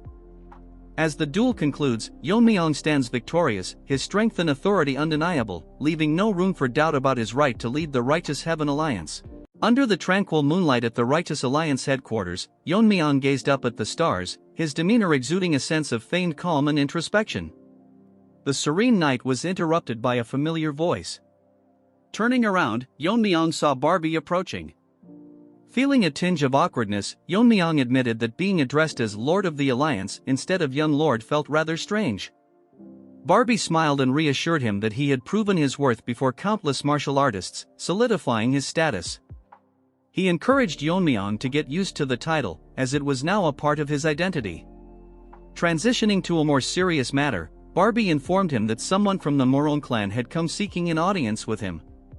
Intrigued yet puzzled, Yeon-myeong asked if the Myeong clan wasn't one of the sects destroyed by Heaven's Brilliance Demon Lord and mentioned that he had no apparent ties to them. Barbie, thoughtful for a moment, explained that the individual had insisted on meeting Yeon-myeong urgently, leaving behind a cryptic message that mentioned sword ghost, Herculean body, and force technique. The mention of these terms caused Yeon-myeong's eyes to widen in shock. Without hesitation, he agreed to the meeting, sensing an urgency behind the visitor's request. Later, in the quiet of his room, Yeon-myeong met the visitor, a red-haired man who introduced himself as Manhwa. Huey's demeanor was both respectful and determined as he explained that he had come to ask a question, even at the risk of offending Yeon-myeong. With careful words, Hui remarked that the swordsmanship Yeon-myeong displayed during his duel bore an uncanny resemblance to the techniques of the Sword Ghost, a legendary swordsman hailed as the greatest of his time, 2 centuries ago. We questioned how someone from the Tang clan could wield such extraordinary techniques. Yeon-myeong, maintaining a composed expression, countered with his own question: how had Hui recognized the techniques, and how was it possible for him to identify the force technique? Observing Hui closely, Yeon-myeong's sharp eyes discerned something remarkable. Huey's body was far from ordinary. It was clear that no average human could have attempted such cultivation without significant risk. Hui, astonished by Yeon-myeong's insight, confessed that Yeon-myeong's mastery of these techniques confirmed his connection to the Sword Ghost. Hui then delved into the history of the Sword Ghost, revealing a truth that left Yeon-myeong stunned. The Sword Ghost, he explained, was once a member of the Myeong clan. Born as the illegitimate son of the clan's leader, he endured years of ridicule and neglect. Yet, despite his hardships, he demonstrated unparalleled talent, mastering all of the clan's sword techniques before turning 20. His brilliance caused discord within the clan, as it disrupted the line of succession. Disillusioned by the infighting and the lack of familial affection, the Sword Ghost chose to leave the clan. 10 years later, he rose to prominence, earning the title of the Sword Ghost. In an effort to bring him back, the elders of the Myeong clan sought him out, but he refused their pleas, stating that his sword was still incomplete. Decades passed without any news of him until the clan discovered his tomb, inscribed with the words Sword Ghost's Mausoleum. Beside the grave, they found texts documenting his unparalleled techniques. Desperate to harness the power he left behind, the Myeong clan began cultivating the force technique detailed in the texts. Yeon-myeong, his voice edged with sharpness, pointed out the recklessness of attempting the force technique without possessing the Herculean body, as it would inevitably lead to death. Hui clenched his fists, his expression a mixture of pain and determination, and admitted that the strain on his body had been immense, yet he couldn't abandon the cultivation. He believed the Sword Ghost must have left behind a way to overcome its dangers, but before they could uncover it, disaster struck. Huey's voice quivered as he recounted the harrowing attack by the heavenly pervert. The assailant didn't target their wealth or possessions but instead interrogated and slaughtered everyone, clearly searching for something. As Hui trembled with rage, Yeon-myeong's expression darkened, his mind racing. The realization struck him like a bolt of lightning: the heavenly pervert had been hunting for the martial arts techniques of the sword ghost. This revelation sent a chill through Yeon-myeong, confirming the grave dangers surrounding the legacy of his master. Under a darkened sky, the scene shifts to another battlefield where a man, sword in hand, confronts a sinister figure known as the pervert. The pervert sneers, reminiscing about how it had been over 10 years since his failed attempts to annihilate the Namgung clan. Yet today, he declared, he would succeed. Standing before him, the Sword King, Namgung Jangshan, regarded his adversary with calm confidence. "The defeat you suffered that day must have left a deep wound," he remarked, noting that the pervert was now wielding a sword. The pervert, unbothered, admitted that the loss had taught him the nuances of swordsmanship and that he had acquired extraordinary martial arts techniques along the way. The Sword King sighed, descending gracefully to the ground, and questioned how the pervert expected to face him with merely 10 years of sword training. Smirking, the pervert revealed his intent to test whether the Sword King's martial arts or those of the Sword Ghost were superior. As the Sword King instructed him to attack, waves of immense energy clashed, tearing rifts in the space around them. Meanwhile, at the Righteous Heavenly Alliance headquarters, Yeon-myeong reflected on the revelation that the pervert had stolen the Sword Ghost's martial arts. Yet, he struggled to understand the motive. As the young lord of the demon sect, the pervert would have already mastered the pinnacle of their techniques, the heavenly demon divine art. Why, then, had he abandoned it to pursue the Sword Ghost's methods? There had to be a reason. The red-haired Morong Hui interrupted Yeon-myeong's thoughts, asking if he had any personal connection to the Sword Ghost. Yeon-myeong replied that he had never met the Sword Ghost directly but recounted a memory from his childhood. While being bullied, a phantom sword had appeared to protect him. "That's the connection," he said nonchalantly. Hui was baffled, unsure of what to make of the story, but Yeon-myeong speculated that it might have been a martial art left behind by the Sword Ghost.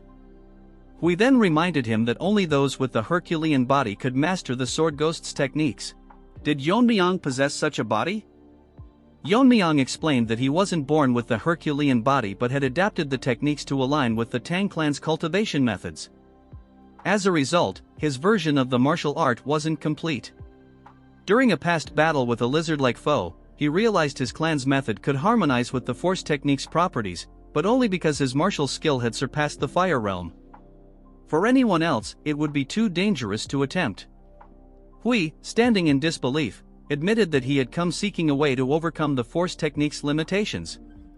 Yeon-myeong advised him to abandon his current cultivation method entirely. Disheartened, Hui struggled to find words. As Yeon-myeong watched him, he reflected on his past life. Back then, he knew little about the Sword Ghost but never imagined he would learn so much about his master's origins in this life. A flashback revealed a conversation between Yeon-myeong and the Sword Ghost.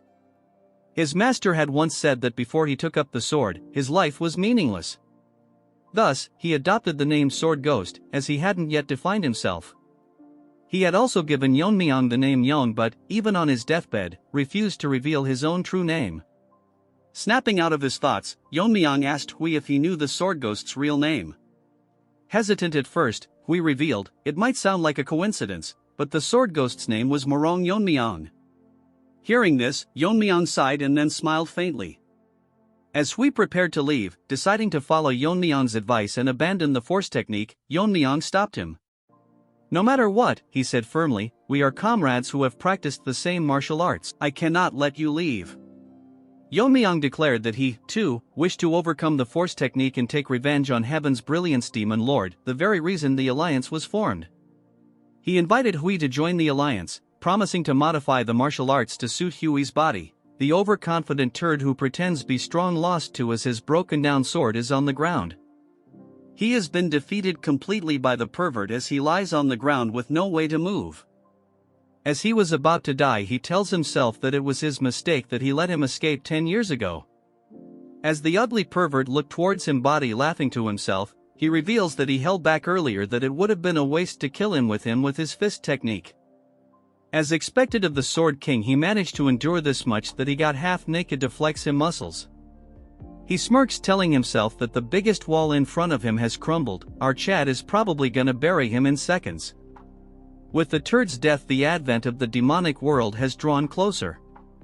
Overnight, the fall of the Namgung clan has been wiped by a naked pervert. The news spread rapidly to the Manhwa and Mount Zhongnan. This news even reached the Wudong and Shaolin, warning all the righteous factions of the danger. The news spread far and wide as we move on to Barbie calling for our Chad. As for Yeon-myeong, he was busy training the 2 minions he picked up who he wanted to train. Yeon-myeong was laid back until Barbie break the information to our boy, completely shocking him. Our Chad holds a meeting informing them that in a span of few days not only did they destroy the Yeon-myeong family, but now they have also destroyed the great Namgung family. Thinks that pervert alone cannot defeat this many people, so he asks them as there are other masters who have reached the fire reel besides the heavenly pervert. One of the people present tells our Chad that according to his intel, all the fire realm masters are assigned to the 3 demonic houses. Yeon-myeong with a skeptical look asks him what the demonic houses are.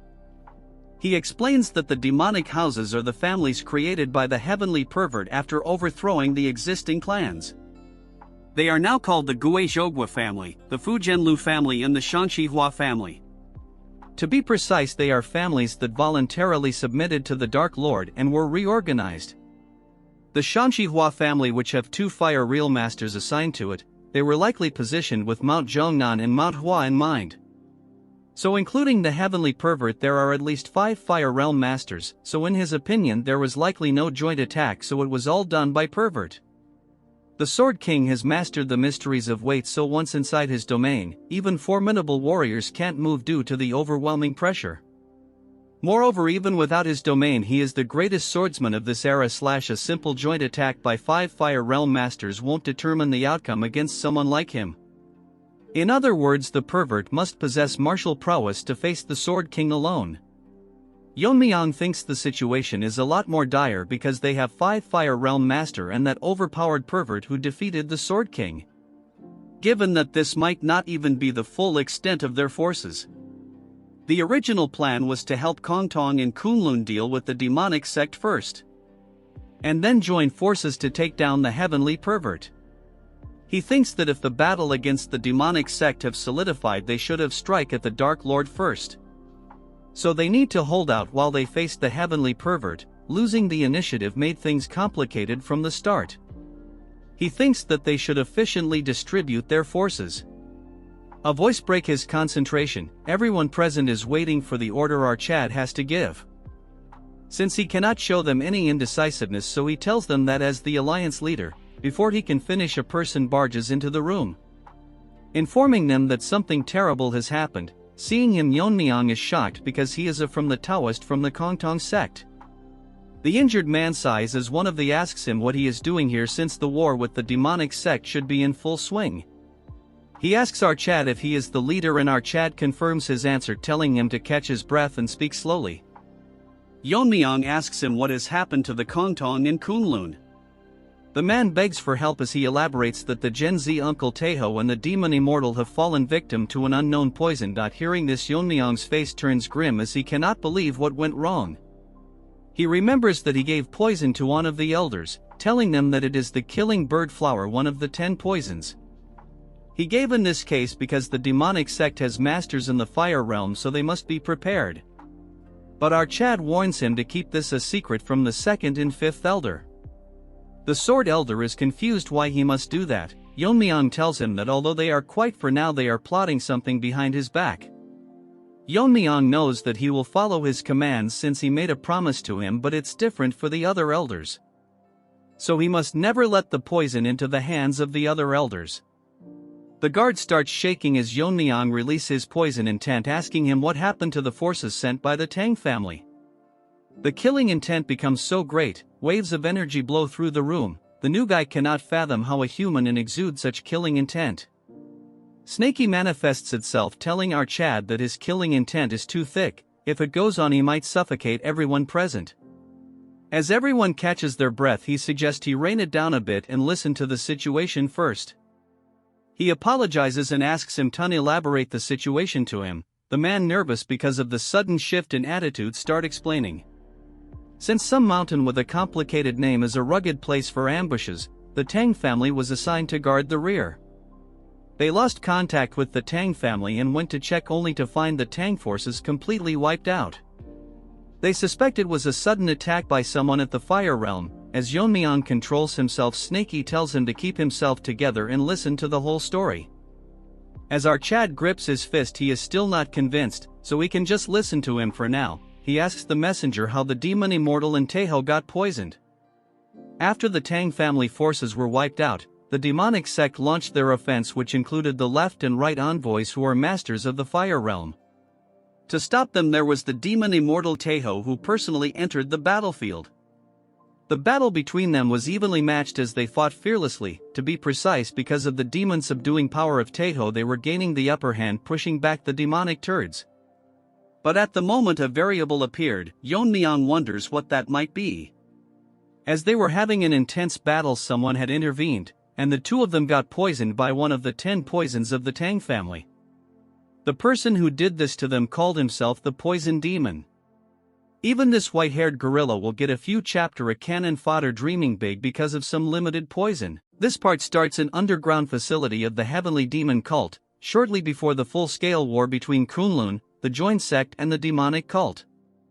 The white-haired cripple, now a mummy, is chained. He thinks to himself where he is. He thought he was going to get his arm treated, since these demonic turds made conditions with his grandfather, but they might be up to something shady. Just look at the way he is tied to the wall. All of a sudden he notices something. The white-haired girl is happy that the kid woke up, trying hard to remember his name. She introduces herself as the demon healer who will be treating her, and she goes by the name Soyeon. This name reminds me of something only cultural people know. Since the white-haired gorilla is a turd, he tells her that he didn't expect the famous demon healer to be such a young woman. As she checks his hand, she tells him that if he doesn't trust this big sister, since she is going to take good care of him. All the veins in his hand are completely wrecked, so most conventional methods won't even make a dent. She asks him if he's seriously pissed off the person who did this to him. Remembering about the incident, he blames Yeon-myeong about how he should be the one having the grudge. Since our Chad stole his position that was rightfully his, and once he fixes his arm, this delusional ant will kill someone who was at pinnacle of martial arts. She tells him that it won't work, so she need to cut it off. She can reconnect his veins and connect his pathways so he can regain his martial arts, but his aptitude is still low. So rather than fixing it poorly, letting her cut it off will make him much stronger. This Barbie starts crying and thinks that he cannot give up after coming this far, so he asks her if there is any other way. She tells him that there is a way, but he will have to learn demonic arts and could get a normal arm. It will even improve his lacking aptitude. He thinks that it would be odd for a member of the righteous Tang clan to learn demonic art, but he asks her if it is true that he can learn demonic arts, it will heal his arms. She smirks, telling him that it's not just any martial art but conditional if he learns the immortal demonic art.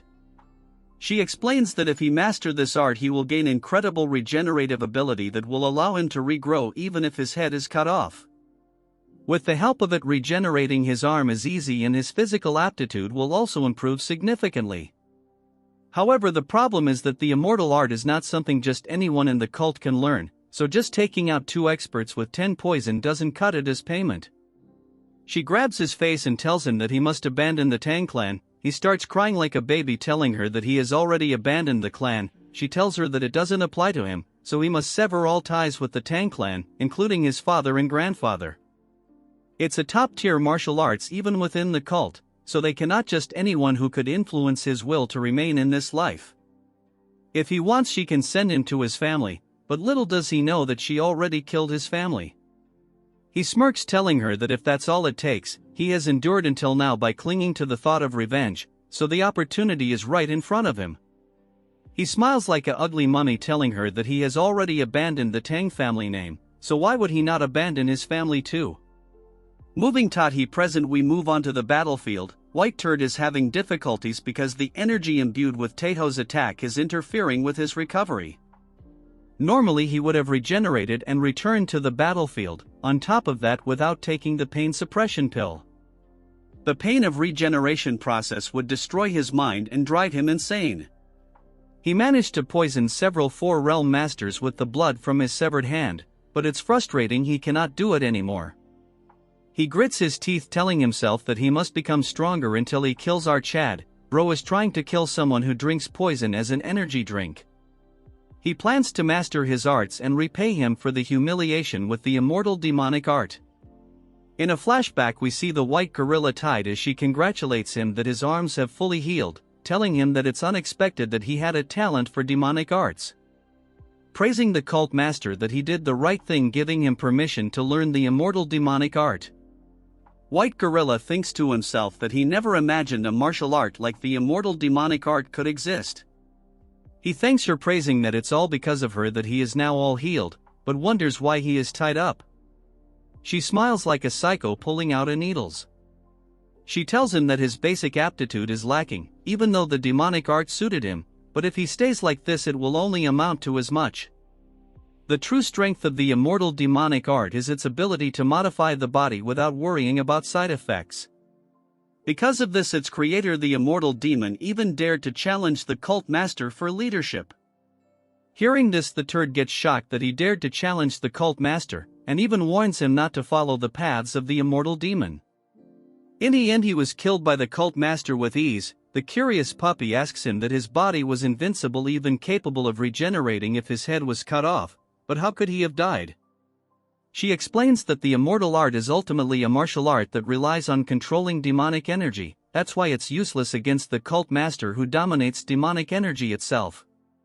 She sits close to him and this ugly frog starts blushing, asking her what she is planning to do to him. She says that right now his immortal demonic art is only at the level he can reattach limb, which a mere third-rate proficiency. At his current level he is like a scarecrow ready to get stabbed around. Looking at the thing in her hand, he asks her that why she is carrying the killing evolution needle that his grandfather was crying, asking her what she is going to do. She tells him that she is going to modify him as she stabs needles onto his face. As he quivers in pain, she tells him that the fastest way to master the demonic art is being injured and brought close to death. While she is at it, she will also fix his lacking capabilities. She bites her lips, telling him that the Tang clan has something called the Realm of Poisoner. A state where even a single breath or drop of blood can kill dozens. From now onward she will be feeding him poison, so even if it feels like dying he has nothing to worry about since he won't die. By continuing to be poisoned and regenerating, his body can be modified to take on properties similar to poison. So he must repeat this until he becomes an immortal poison master. Moving to the present, this deformed gorilla vomits a puddle of blood. What he released is pure venom which has not yet adapted to his body, as he wonders if this is even possible. Every time he vomits blood his insides twist and he can never get used to it. A attendant grabs his attention as he turns around, asking him what it is that he wants. He says that they have managed to capture some of them fleeing who are from the joint sect and Kunlun members. Asking him what to do with him, this ugly mutt tells him that Kunlun and the joint sect are doomed to annihilation anyways, so there is no place back for them even if they are released. He orders him to kill them and leave no hope for those who stands against them. Moving to another scene, we see our Fire Realm Masters and a small group carried by Fatty. They are being chased by the demonic cult, and if they gets caught they are doomed. Fatso thinks that the Poison Master changed the tide of this battle. The messenger they sent to Sichuan better not be late. That's when he notices someone ahead. The figure disappears instantly, as the other guy asks Fatso why he stopped. As they turn around, the guard says he will buy them some time, so they should keep running. As Fatso was crying, Yeon-myeong greets him, telling him that it's been a while since they last met. In a flash, without wasting any time out, Chad uses sword energy. In an instant he runs through them, killing them before anyone could even react. Taeho cries, realizing that our Chad has come, stand among the dead body wondering if Fatso is doing alright. After taking a closer look at them, Yeon-myeong comes to the conclusion that both of their conditions are not good. He must take immediate action. Fortunately, besides poisoning, there are no other external injuries, so he can handle it at his level. As time is of the essence, he must start the detoxification right away. Fatso cries, telling Yeon-myeong that he is fortunate that the young sect master came to assist him. But for that reason, he tells him that he must hold them off until detoxification is complete. Fatso is shocked because the people who are leading them are the Fire Realm Masters of the demonic sect. Looking at them, Yeon-myeong thinks that they must be the Fire Realm Masters of the demonic cult. Yeon-myeong says that he needs half a minute to detoxify them, so they must buy him some time. Hearing this, the old granny tells them that the support from the Tang clan has arrived. She gets ready, telling him that they will not give them any time for detoxification. As they charge, telling Fatso that they will kill them right here now, Fatso cries, telling them to forget about half a minute and just fight with their lives on the line. Yeon-myeong is not dumb as he says that he will leave it to Baldy. A figure flies across the arena with extremely fast speed, causing a huge explosion as he stops both the demonic masters at the same time, planning to hold them off with all his might.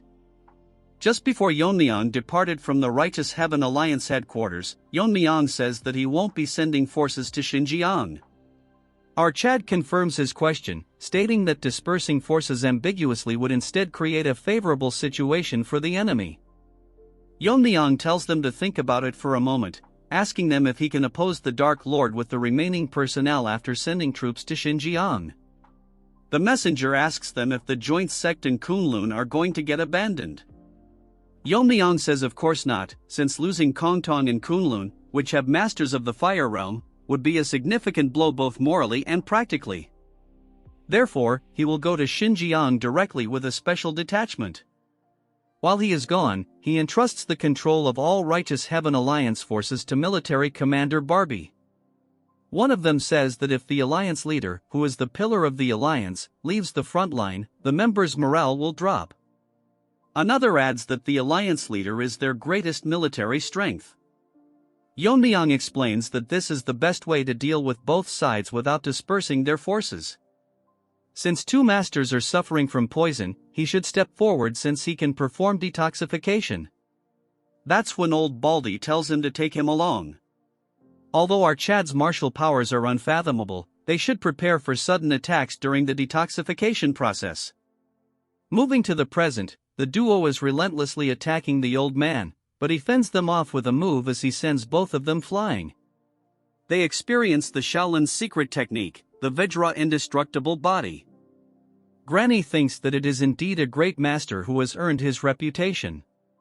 There's no way they can break through that in just half a minute. The old hag tells her that's not all, even the fleeing Kunlun and Kongtong have gained morale and are holding their ground. It is as if they truly believe that the young master can detoxify them. The old man says that first, they should break through the Vajra indestructible body of the great respected master. What is the Baldy waiting for, not attacking them, and how can 30 seconds be this long?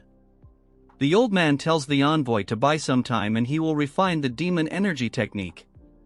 She is a bit nervous thinking about the techniques he is about to use. After a decade, the old man says that he won't allow them to do anything. The granny uses a technique while the old man is trying to do something. Baldy gets shocked as pitch-black flames surround the area. She tells him to come on her, and she will burn the area to the ground.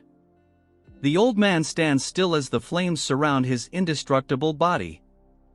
Moving on to Yeon-myeong, although he successfully absorbed the poison with the poison absorption technique, because time has passed since they were poisoned, both of their blood vessels are severely damaged. Especially Taeho is in such a state that returning to the front line is impossible. As for the poison energy, which he didn't hope came true, it is undoubtedly the energy of one of the 10 poisons of the clan. Considering the agreement he has with the elder, the possibility of him being a traitor is extremely low. Since those guys are traitors, he wonders what the identity of the so-called poison demon is. He heard that even the blood from the arm cut off by Iho was filled with poison energy. He wonders if it could be these guys who colluded with the demon sect to create an existence at the level of poison mastery. He has a bad feeling about this. For now, he must finish the emergency treatment and join Baldy. That's when he senses something ominous. He wonders what this is, as something ominous is aimed toward Baldy. He cannot believe that there is such a ferocious energy. The energy is more of a monster than of a human. The man says the dark evil demon sword. The dog barks, saying that he has refined the demonic energy to its extreme limit, allowing an evil god to reside within the sword itself. Bragging that a mere Vajra indestructible technique cannot resist the power of this evil god. The Baldy gets shocked for a second. Taking the opportunity, the granny also launches an ultimate attack. Trying to stop one of the attacks, he notices that the old man is using the flashy sword. The strike instantly rips one of his hands. Yeon-myeong is in a tough spot because there is not much time until their full recovery. If he were to stop now, these two people will become uncertain. Only he is steady while everyone is fighting with their lives on the line. Baldy tells our Chad to focus, telling him that he has just lost an arm. If it's for their sake, he can endure more than enough. The old couple are bragging that it's just the beginning, telling him that they will tear him to shreds. Snaky manifests itself, detecting the energy. Seeing the old man's energy, he can say without a doubt that he is not a spirit master. But he cannot understand what such an evil spirit is erupting from his sword. This part starts with Fatty gasping because he has burned too many calories. He never thought that half a minute would take this long. There's no sign of the enemy numbers decreasing. Although Baldy is holding on with one arm, even he will soon reach his limit. Everyone is exhausted from fleeing all night. Right now, he can barely hold his sword. Fatty takes deep breaths, wondering if half a minute has passed and if they can endure until both the deadweights are detoxified. As a large group of people charges towards them, Yeon-myeong enters the scene, telling Fatty to step aside since he will be handling it from now on. Hearing this, Fatty cries, thinking if Sabak and the demonic are dead. Yeon-myeong tells him that contrary to what he expected, they were able to successfully break free from the poison quickly. Yeon-myeong takes out his dagger and says that it's all thanks to everyone who risked their lives to hold out until now. So now, he will quickly put an end to this. Moving to the side characters, the white-haired turd thinks that it's impressive that he held out even after losing an arm. However, once he dies, the entire momentum of the Righteous Alliance will be crushed. All of a sudden, a single clean strike rips through the domain they created. The white monkey gets shocked by what just happened as he realizes something is wrong. All his subordinates get split in half from the single strike that our Chad launched. The granny didn't realize that there was someone so skilled among them, as the monkey tells her to be careful. Everyone present is shocked as Yeon-myeong apologizes and asks him if he arrived too late. As for the old couple, they are in disbelief. Then they get serious, realizing that since he is here already, it means that they have completed the detoxification. Yeon-myeong thanks Baldy, saying it's all because of him. Baldy responds that fortunately, their desperate resistance was worth it. Yeon-myeong gets lost in thought. A flashback starts when Baldy acknowledges our Chad as the alliance leader. He wants to make amends for his shameful words and actions by exterminating the demon path within the Righteous Heaven Alliance. Yeon-myeong thinks that he is a person without flaws in both character and ability. But it's unfortunate that he lost an arm here even before the fierce battle with the Dark Lord. The energy he can sense from them doesn't match Baldy's internal energy. If that's the case, they must have something that can neutralize Shaolin's Buddhist secret techniques. Our Chad gets angry because he thinks that he might have judged too quickly by only looking at their energy. He had promised himself not to make such misjudgments again. Yeon-myeong tells everyone that the loss is great. Hearing this, the oldies cannot understand what he means. Yeon-myeong, with a serious tone, tells them that to make up for Baldy's lost arm, just killing two of them is far from enough. Releasing extreme killing intent, he charges toward them with subtle movements, landing a few quick strikes. The granny cannot believe that they, who are Fire Realm masters and considered the clan's greatest fighting force, are being pushed back by a mere youngster with a mere dagger. As the white turd gets ready to attack, he didn't expect that an expert like our Chad existed among the righteous faction because they cannot figure out his identity. As for our boy, he is not giving them even a second to breathe. If they lose concentration for a second, they will die. Yeon-myeong launches a basic powerful strike that splits their flow of attack. The ugly granny realizes that they must admit that ordinary techniques are meaningless against our Chad, so they will have to fight using their absolute techniques. The granny shouts, asking our Chad if his momentum still remains after stopping this. Her hands glow red as she uses the ultimate technique, the Demon Fire Great Sun. Monkey asks her if she intends to blow the entire place up. Yeon-myeong analyzes the strike, telling himself that if something like this strikes down, the entire area will become a wasteland. Yeon-myeong, not giving her any time, uses a sword technique as internal energy wraps around his dagger. Using the piercing technique, she turns into dust before she could even complete all the dumb dances she was doing mid-air. The white monkey opens his mouth in disbelief. As for the granny, she is done for. The shocked monkey thinks who exactly he is and if there is someone like him, a 1 in 1,000 years genius comparable to the small sect leader.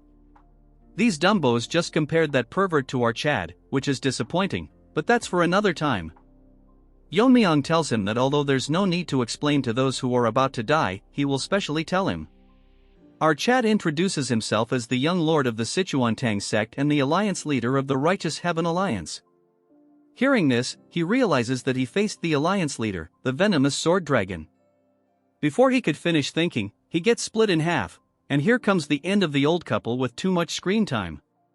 Yeon-myeong moves on to Baldy, asking him how his arm is.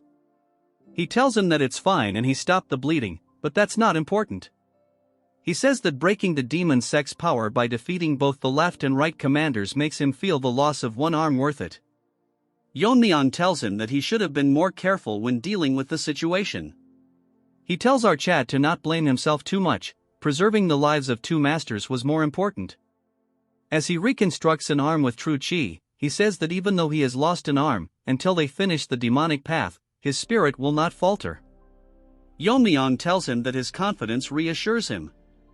He thinks to himself that even though they call them the fallen righteous sect, they're fortunate to have someone like Master Baldy. However, the problem is that the ominous energy hasn't subsided since earlier. Usually, when life ends, its energy dissipates. Yeon-myeong agrees, telling him that even though they're dead, their killing intent seems to remain. He tells our boy that they should eliminate the energy before they leave. Yeon-myeong asks him how this is possible. He says that Shaolin's Buddhist secret techniques have the power to purify impurities, so they can easily eliminate ordinary demon energy. He goes down, getting ready to purify it and return. Snakey nervously manifests himself, telling him to stop the old man before he touches the energy. The energy is coming from the sword, not the corpse. As Baldy comes in contact with the sword, huge waves of demonic energy release from it, temporarily paralyzing him. But Yeon-myeong grabs his shoulder and pulls him back. Our Chad asks him if he is doing fine, and he responds that it's all thanks to Yeon-myeong. Our boy senses something and looks at the corpse, seeing that he's struck with all his energy force, but it won't disappear. Baldy explains that the moment he brought his Buddhist energy to the sword, that demon-arousing energy devoured the true energy instead. A strong vengeful spirit, it's the Buddha-killing energy. From the sword, something ominous starts to emerge, shocking everyone present. Snakey tells our Chad that he had thought it was strange but couldn't be sure, but now he is certain. It's a Kimimoryo. However, this isn't an ordinary one. A normal Kimimoryo is born from a single grudge accumulated over a long time. This one was created by binding hundreds or thousands of grudges and sealing them into the sword. In other words, it's an artificially created Kimimoryo. Except for our Chad and the Tang clan ancestor, shaman practitioners handle Kimimoryos as familiar spirits. Even though shaman practitioners were forbidden from forcefully creating Kimimoryos. However, occasionally there were those who broke the taboo and created Kimimoryos by binding grudges. So what he means is that someone in the demon sect is continuing the shaman practitioner's lineage. Moreover, it is someone who breaks taboos and uses any means necessary that are against heaven. This concludes this part. Make sure to like and subscribe for another part. This part starts with the crawling ninja turtle coming face to face with our Chad. This ugly turd starts making weird noise and in an instant it closes the distance, attacking our Chad with its claw slightly grazing him. Yeon-myeong grabs onto the dagger, landing multiple simple strikes at it from all sides. Our Chad expected the outcome already as he cannot feel it being cut. He thinks that it might be because it's made from grudges. The weird thing about this ugly turtle is that it ignores the physical attack it receives, yet its own physical attack works. Snakey manifests itself, telling our Chad that it's natural that his attacks don't work. After all, every evil spirits are essentially a though form, so he suggests our Chad that he should leave this ninja turtle to him. Our Chad asks his Pokemon if he has a way. Hearing this, he gets overconfident. Releasing fog, he tells our Chad that he seems to have forgotten since he is using Snakey as a poison energy supplement. As the entire area gets surrounded by fog, Snakey says that he is an evil spirit who has lived for 1,000 years. Yeon-myeong's buddies are confused as the fog is so dense that they cannot see anything properly. The ugly ninja turtle cannot understand anything since it's stupid like all of us. Yeon-myeong tells Snakey to finish it quickly since many eyes are watching them. As for him, he gets out of our Chad's body. This time he is in his real form, telling our Chad that he understood what he meant. Snakey is so large that in front of him the ugly ninja turtle is an ant. Snakey tells this turtle that for a newly born creature its level is impressive, but he is no match for our Snakey who has accumulated power for over 1,000 years. So this ninja will also become nourishment for Snakey's power. Without wasting any time, our Pokemon devours the spirit in a single bite. Afterwards the fog faded away as Snakey munches on his meal. As for Baldy, he asks Yeon-myeong if he is doing alright. Our Chad is nervous, telling him he is fine. As for Snakey, he is still digesting the turd he consumed. Fatty praises our Chad, telling him that the fog just now was our Chad's energy technique.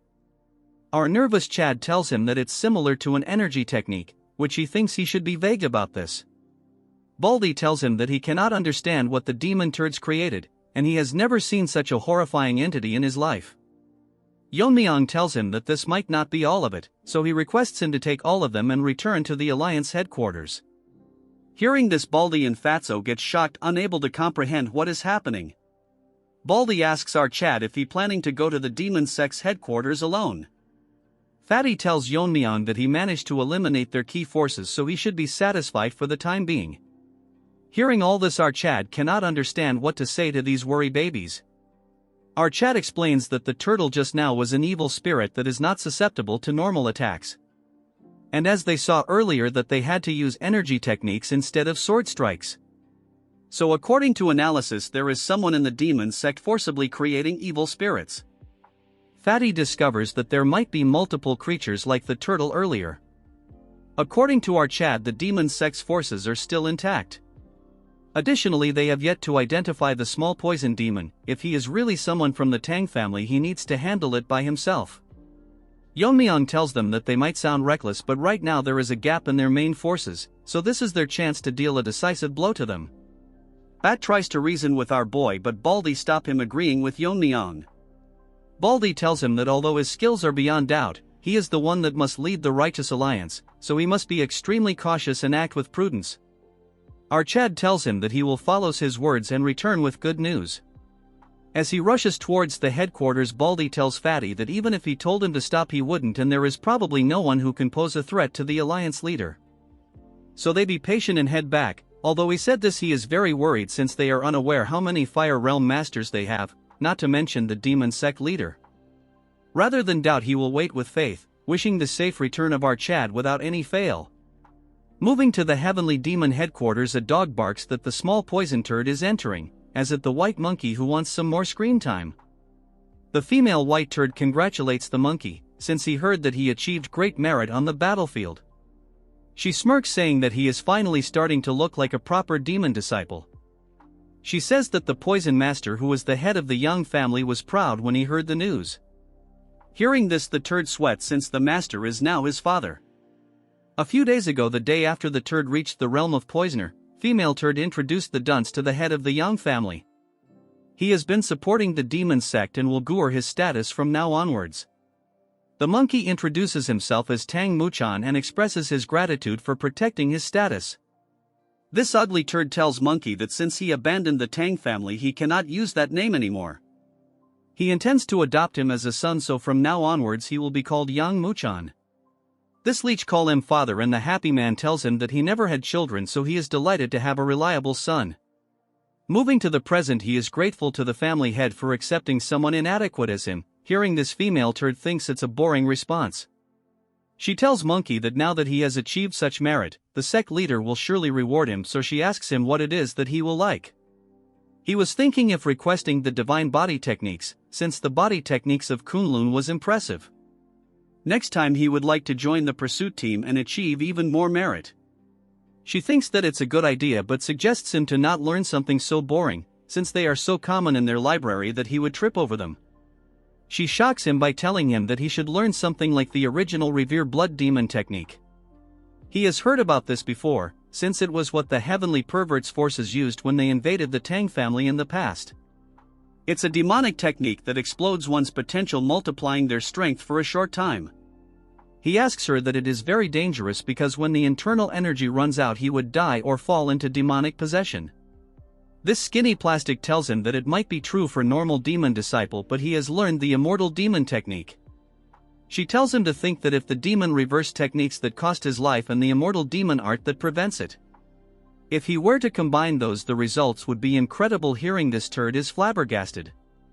This masochist bites her lips because she is curious what will happen if they combine these martial art techniques. Moving on to the Alliance headquarters, Barbie is preparing for the war. A elders asks him what he is doing. Barbie tells him that he is just double-checking the troop formations. He thanks the elder because of his quick organization that over 2,000 can move in just a few days. He asks Barbie if he thinks that the Alliance leader and the demonic master of Kunlun met. Barbie hopes for the best and they are not too late. Barbie thinks that if the Alliance leader treats the two Taoists and brings them back to the front line, the Alliance will have a total of 6 Fire Realm Masters. Barbie thinks that the Heavenly Pervert has 5 Fire Realm Masters, so if they maintain their forces the pressure will be greatly reduced. Until our Chad join the Alliance they should just keep the Heavenly Pervert in check while preserving their strength. However, he didn't know that not only would a considerable amount of time pass before reuniting with our Chad, but he would return after doing something earth-shattering, at the Demon Sect's headquarters, exceeding all expectations. This part starts at the Heavenly Demon headquarters. Inside, the White Monkey is getting praised by the White Turd. He tells Monkey that he has made great contributions by cooperating with the left and rigged envoys. Because of his help, their advance into the Central Plains has come one step closer. Sitting on a shari exuding pure demonic energy, this white-haired turd tells him that for such great service he will be rewarded accordingly. So he asks him what it is that he desires. The monkey is having a breakdown because this is his first private audience with the sect leader, and he is different from what he expected. He is sweating like crazy because the pressure of his demonic aura, even unconsciously released, is overwhelming. With a stuttering voice he tells him that he wants the true version of the reverse blood demon technique.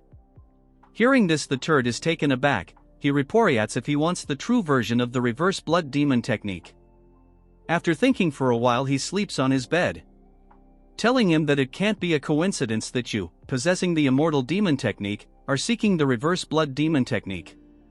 So the female turd must have told him that with an immortal body he might be able to ignore the backlash of the technique. The old hag smirks, telling him that curiosity and mischievousness are the charm of the female turd. Getting straight to the point, he tells him that there is no such thing as the true version of the reverse blood technique. Hearing this, White Monkey's world falls apart.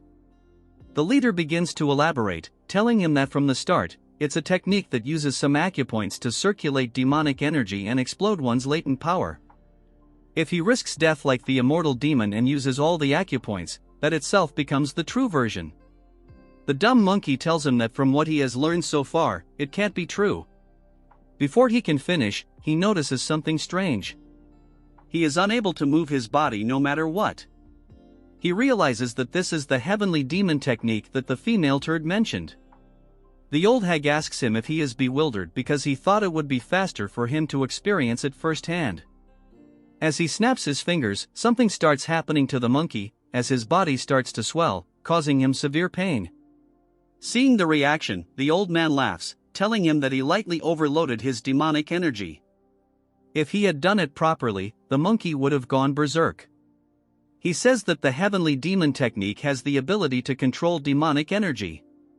When mastered, it allows control over all demonic energy within range, essentially giving the sect leader power over the life and death of every demon in the sect. However, there was one that escaped, the immortal demon. He forced him into a berserker state by overloading his demonic energy, but it didn't affect his body. Instead, it only exploded his latent power, turning him into an uncontrollable immortal monster. The monkey asks what happened to the immortal demon if he became an uncontrollable monster, since he heard from the female turd that the sect leader killed him. He agrees but says he didn't explain it to her properly. Basically, he overused the reverse blood demon technique, drawing too much on the immortal demon technique's latent power. In the end, he couldn't handle his own regenerative abilities and self-destructed.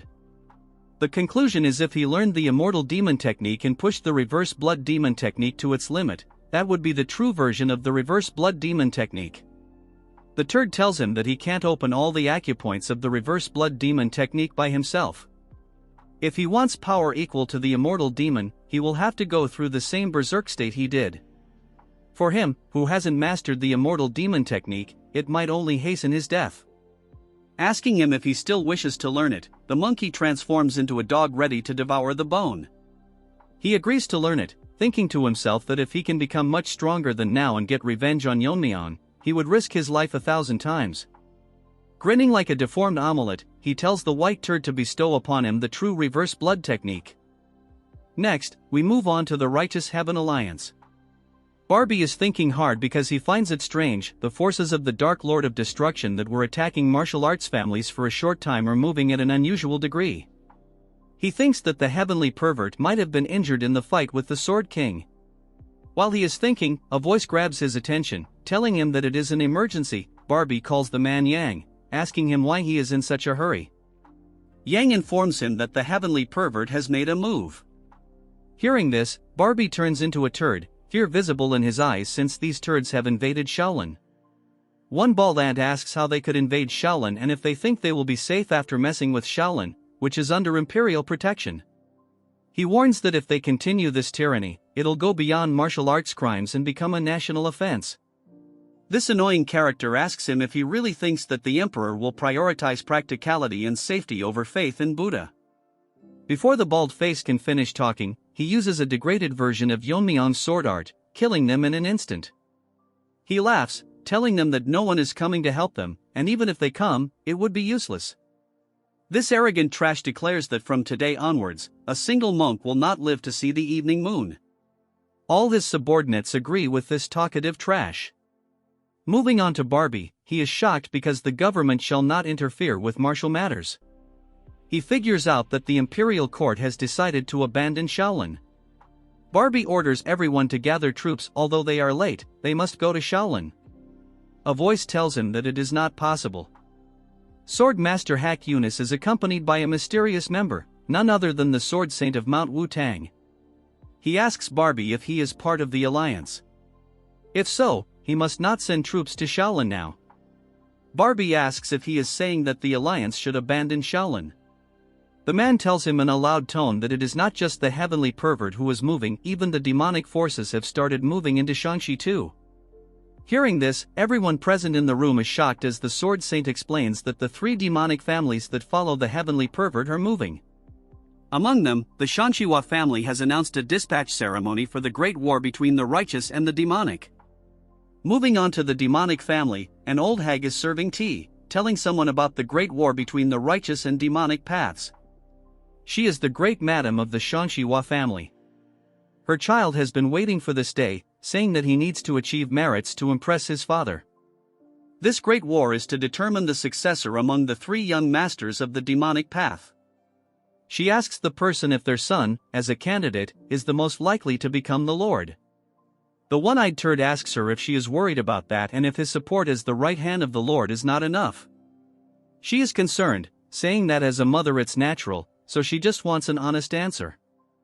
Among the 3 young masters of the 3 demonic families, the young master is the most skilled. If he achieves merit in this expedition, his position as successor will be secured. By means of merit, she asks what he means. She is shocked as he tells her that it means the annihilation of the righteous sects in Shaanxi, which basically means the destruction of the Wasan and Jiangnam sections. With that much, the pervert will become the next lord. The pervert attacked Shaolin. Meanwhile, the imperial court declared non-interference in Murim affairs. The Shaanxi family, one of the 3 demonic families, held a troop dispatch ceremony. Barbie cannot believe that all of this happened in a single day, as he continues reading the paper. He thinks that if things continue like this they don't know what to do.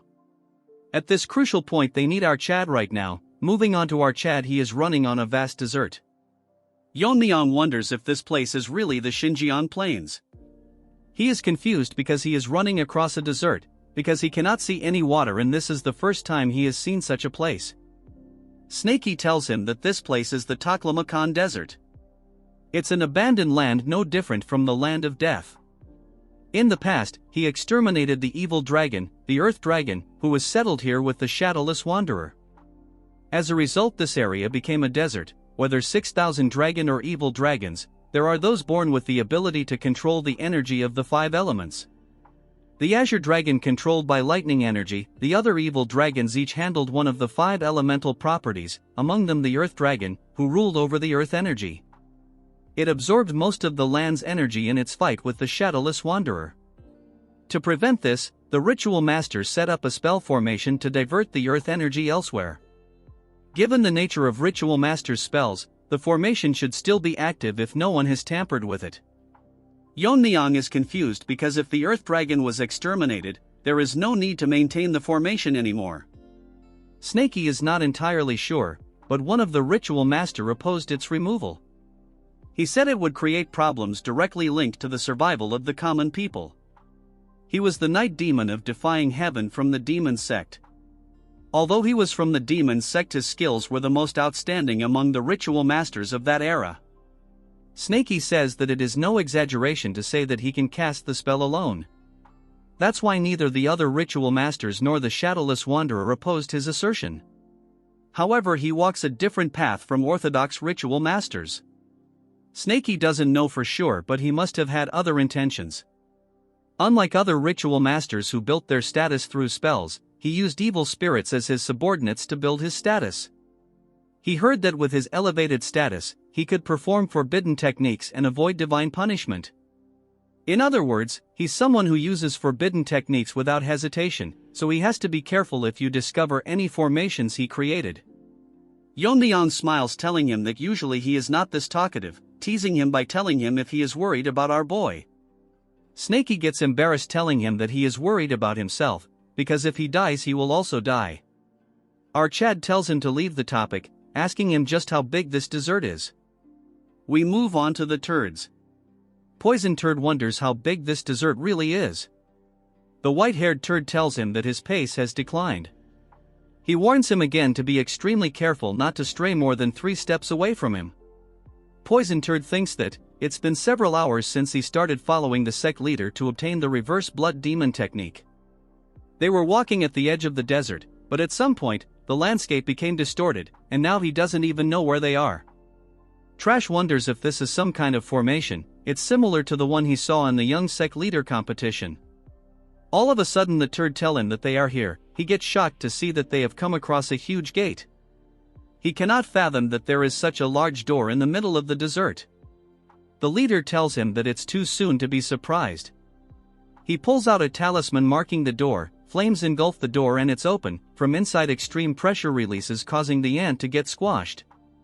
He gets surprised to see that beyond the door the space is completely different. Moreover, when he was studying poisons at the Tang family, he saw most common plants. But here sees unfamiliar plants everywhere that he has never seen before in his life. The leader tells him that this is his secret training ground. Hundreds of years ago, the first sect leader created this place from his mental imagery. Only the blood descendants of the first sect leader have the authority to open and close the door to this place. In other words, he can train here without any interruptions. So he tells him to dedicate himself to training here. If he reaches the fire realm after the left and right envoys, their sect strength will increase even further. He gets on the ground groveling, thanking him for this opportunity. Since he is done speaking, he tells someone to reveal themselves. All of a sudden something appears, shocking the turd. The leader tells them that it has been a while. The method deer. Surprisingly, it is actual deers speaking, telling him that they heed his call. Seeing all this, the poison turd is like us, confused by just what he is seeing. After a brief discussion, he figures out that they will assist him on his training. The white turd turns around, telling Trash that the method deer will assist him in daily matters. For the last time he asks him if he has changed his mind, but the turd is fixated on his goal. Using the heavenly demon divine technique, he increases the flow of his energy. The pain is severe. Turd thinks that the pain is incomparable to the demonic energy outburst he experienced recently. His body starts reconstructing, all his bones breaking and healing. The leader believes that if he can bear this, he will be as strong as the immortal demon. Leaving this turd, he takes his leave, sealing the door. Moving back to Yeon-myeong, they come across the reverse dragon sealing formation Earth. Seeing this, Snakey is shocked because it's a very powerful formation created to eliminate the Earth Dragon. Yeon-myeong detects something strange beneath the killing formation. Snakey is impressed that he can sense it since there are more than a few thousand evil spirits underneath. Snakey figures out that they are absorbing the remaining Earth Dragon. These people will do anything to make evil spirits their subordinates as a means to build up their power. Yeon-myeong is shocked because there are more than 1,000 spirits, which is troublesome. He thinks if he should deal with them before fighting the demon sect. But if they are immune to physical attacks like that one from before, it would be quite troublesome to handle them. That's when he sees that he has a hungry dog in the shape of a snake as it continues to drool. He asks Yeon-myeong if he can have his food. Our Chad tells him it's fine. Snakey asks him again. Yeon-myeong says that he is not a ritual master, so he doesn't know much about evil spirits and demons. He is more suitable to deal with them, and at his level, it shouldn't be difficult. Snakey understands, but he didn't expect that our Chad would agree so easily. Yeon-myeong tells him that it's settled. His energy and body are already strained from traveling across this vast desert. He needs a day to rest before clashing with the demon sect. So he will allow his to manifest, but tells him to finish it as soon as possible. Snakey instantly transforms, turning into a huge beast. Before leaving, he gives him an advice: if he heads north towards the desert's border, he will find a village. Our Chad remains quiet as Snakey plunges into the formation. Inside there is a net made of talismans. That when Snakey notices a powerful energy coming his way. He figures out that this is not the master but the energy of a hungry spirit. The spirit notices that there is an intruder. The guardian of this formation is the four-eyed divine hound. This concludes the video. Make sure to like and subscribe for another part. As Snakey dives deep into the formation, he thinks it is peculiar that there is such a place hidden beneath the desert. He figures out that the Earth's energy has been trapped within a formation all the time. That's when Snakey notices a pit. Taking a closer look, he senses enormous energy, so this pit is where all the evil spirits are sealed. He thinks that if he can absorb these, his caliber would increase greatly. That's when he gets shocked, realizing that something dangerous is coming his way. In a flash, something large break out of the pit, telling Snakey how dare he set foot in this place. This four-eyed rat doesn't know how he discovered this place, but any intruders will be eliminated. As this ugly dog howl trying to intimidate the giant monster, Snakey looks at the trash and realizes that this trashy dog possesses top-tier caliber. Multi-eyed rat looks at Snakey and say that he looks familiar. He asks Snakey that he is probably one of the subordinates of the invincible guest. Hearing this, Snakey asks if he is aware of him. Trash tells him that he saw Snakey with the invisible guest when he was active. He had, though, that Snakey died with him. This turd dug his own grave as he tells Snakey what his purpose for coming here, calling him a mere tool. Hearing this, Snakey is having a hard time controlling his anger that he called him a tool. He instantly wraps around this rabid dog, increasing his size, telling him that a mere gatekeeper for a small fry has the guts to call him a tool. As Snakey becomes as big as him, a fierce fight begins. Keep in mind that Snakey in his prime form can one-shot that lizard from earlier parts. The scene shift to the northeast side of desert where a small town is located.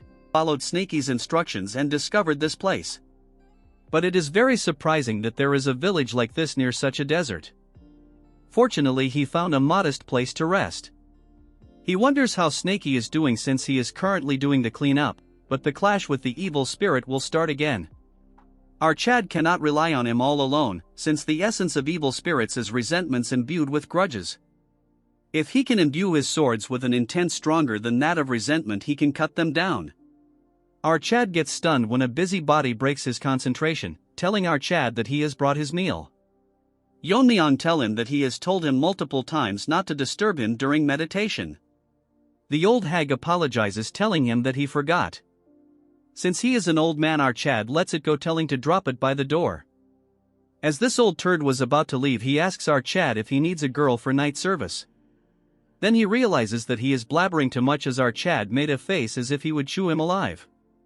When our Chad first arrived here, he politely asked for a place to stay, but they seem to have mistaken him for a young master or some demonic family. Then these dumb people started bowing their heads, crawling on the ground, and then they started watching his every move. Our Chad didn't think that he had to clarify this to them, so he is going to play along with it. But there is something wrong because they are trying to provide him excessive hospitality. That when a voice call for him breaking his attention, getting pissed, he asks him who is it that is breaking his space this time. The figure that is in front of our Chad is very nervous and is sweating a lot. The man says that the moment he saw them he realizes that our Chad is from the Tang clan. This man is Zhang Chunli. He was a member from an evil martial arts family when the Black Death Alliance ruled Sichuan. One day while he was away, a superior from the alliance harassed his wife. Because of this she made an extreme choice out of shame. Enraged, he took revenge for his wife, and because of this a warrant was issued throughout Sichuan in the name of the Black Death Alliance, forcing him to flee to Xinjiang. He had a young daughter that he couldn't bring her due to the warrant. He asks our Chad if the warrant has been lifted. That's why he came here, to ask him about the current situation, so that he can go get his daughter. Our Chad tells him that he doesn't know where he worked, but the evil faction in Sichuan along with the Black Death Alliance are gone. Thus the warrant has likely disappeared as well. Hearing this, the man goes bonkers, asking him if there really is someone that can defeat the Black Death Alliance. With a straight face he thinks to himself he single-handedly annihilated the alliance. The fact that his current nickname is the Sword God level young master of the Tang family. He gets shy, thinking that it's better to let it slide quietly or it will just get noisier. To make up an excuse he tells him that one of the master of the fire realm said so. The man gets on his knees thanking him, telling him that he will go back to find his daughter. Our Chad asks him that looking at the condition of the village, they don't seem very well off, but they are treating our Chad too well, so there probably is something behind this treatment. The man tells him that this is because of the divine pill. It's a drug distributed by the heavenly demon sect that help forget worries. The more someone offers, the more they get, but since the village is poor they get the bare minimum. The problem is the divine pill is highly effective and addictive. Once you get addicted it cannot be avoided. They all mistook him for a high-ranking member of the sect and are trying to curry favor, hoping to get more pills. Sometimes sect members appear here for that purpose. Yeon-myeong thinks to himself that this land is beyond the reach of the imperial court and the alliance. He wonders just how addictive drugs are affecting the innocent people. Before he could finish his thought, a sound breaks the flow. Someone is ringing the bell vigorously.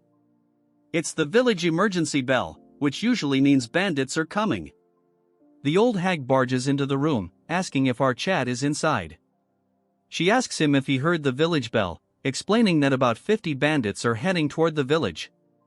Then he turns to another man in the room, questioning what he's doing there.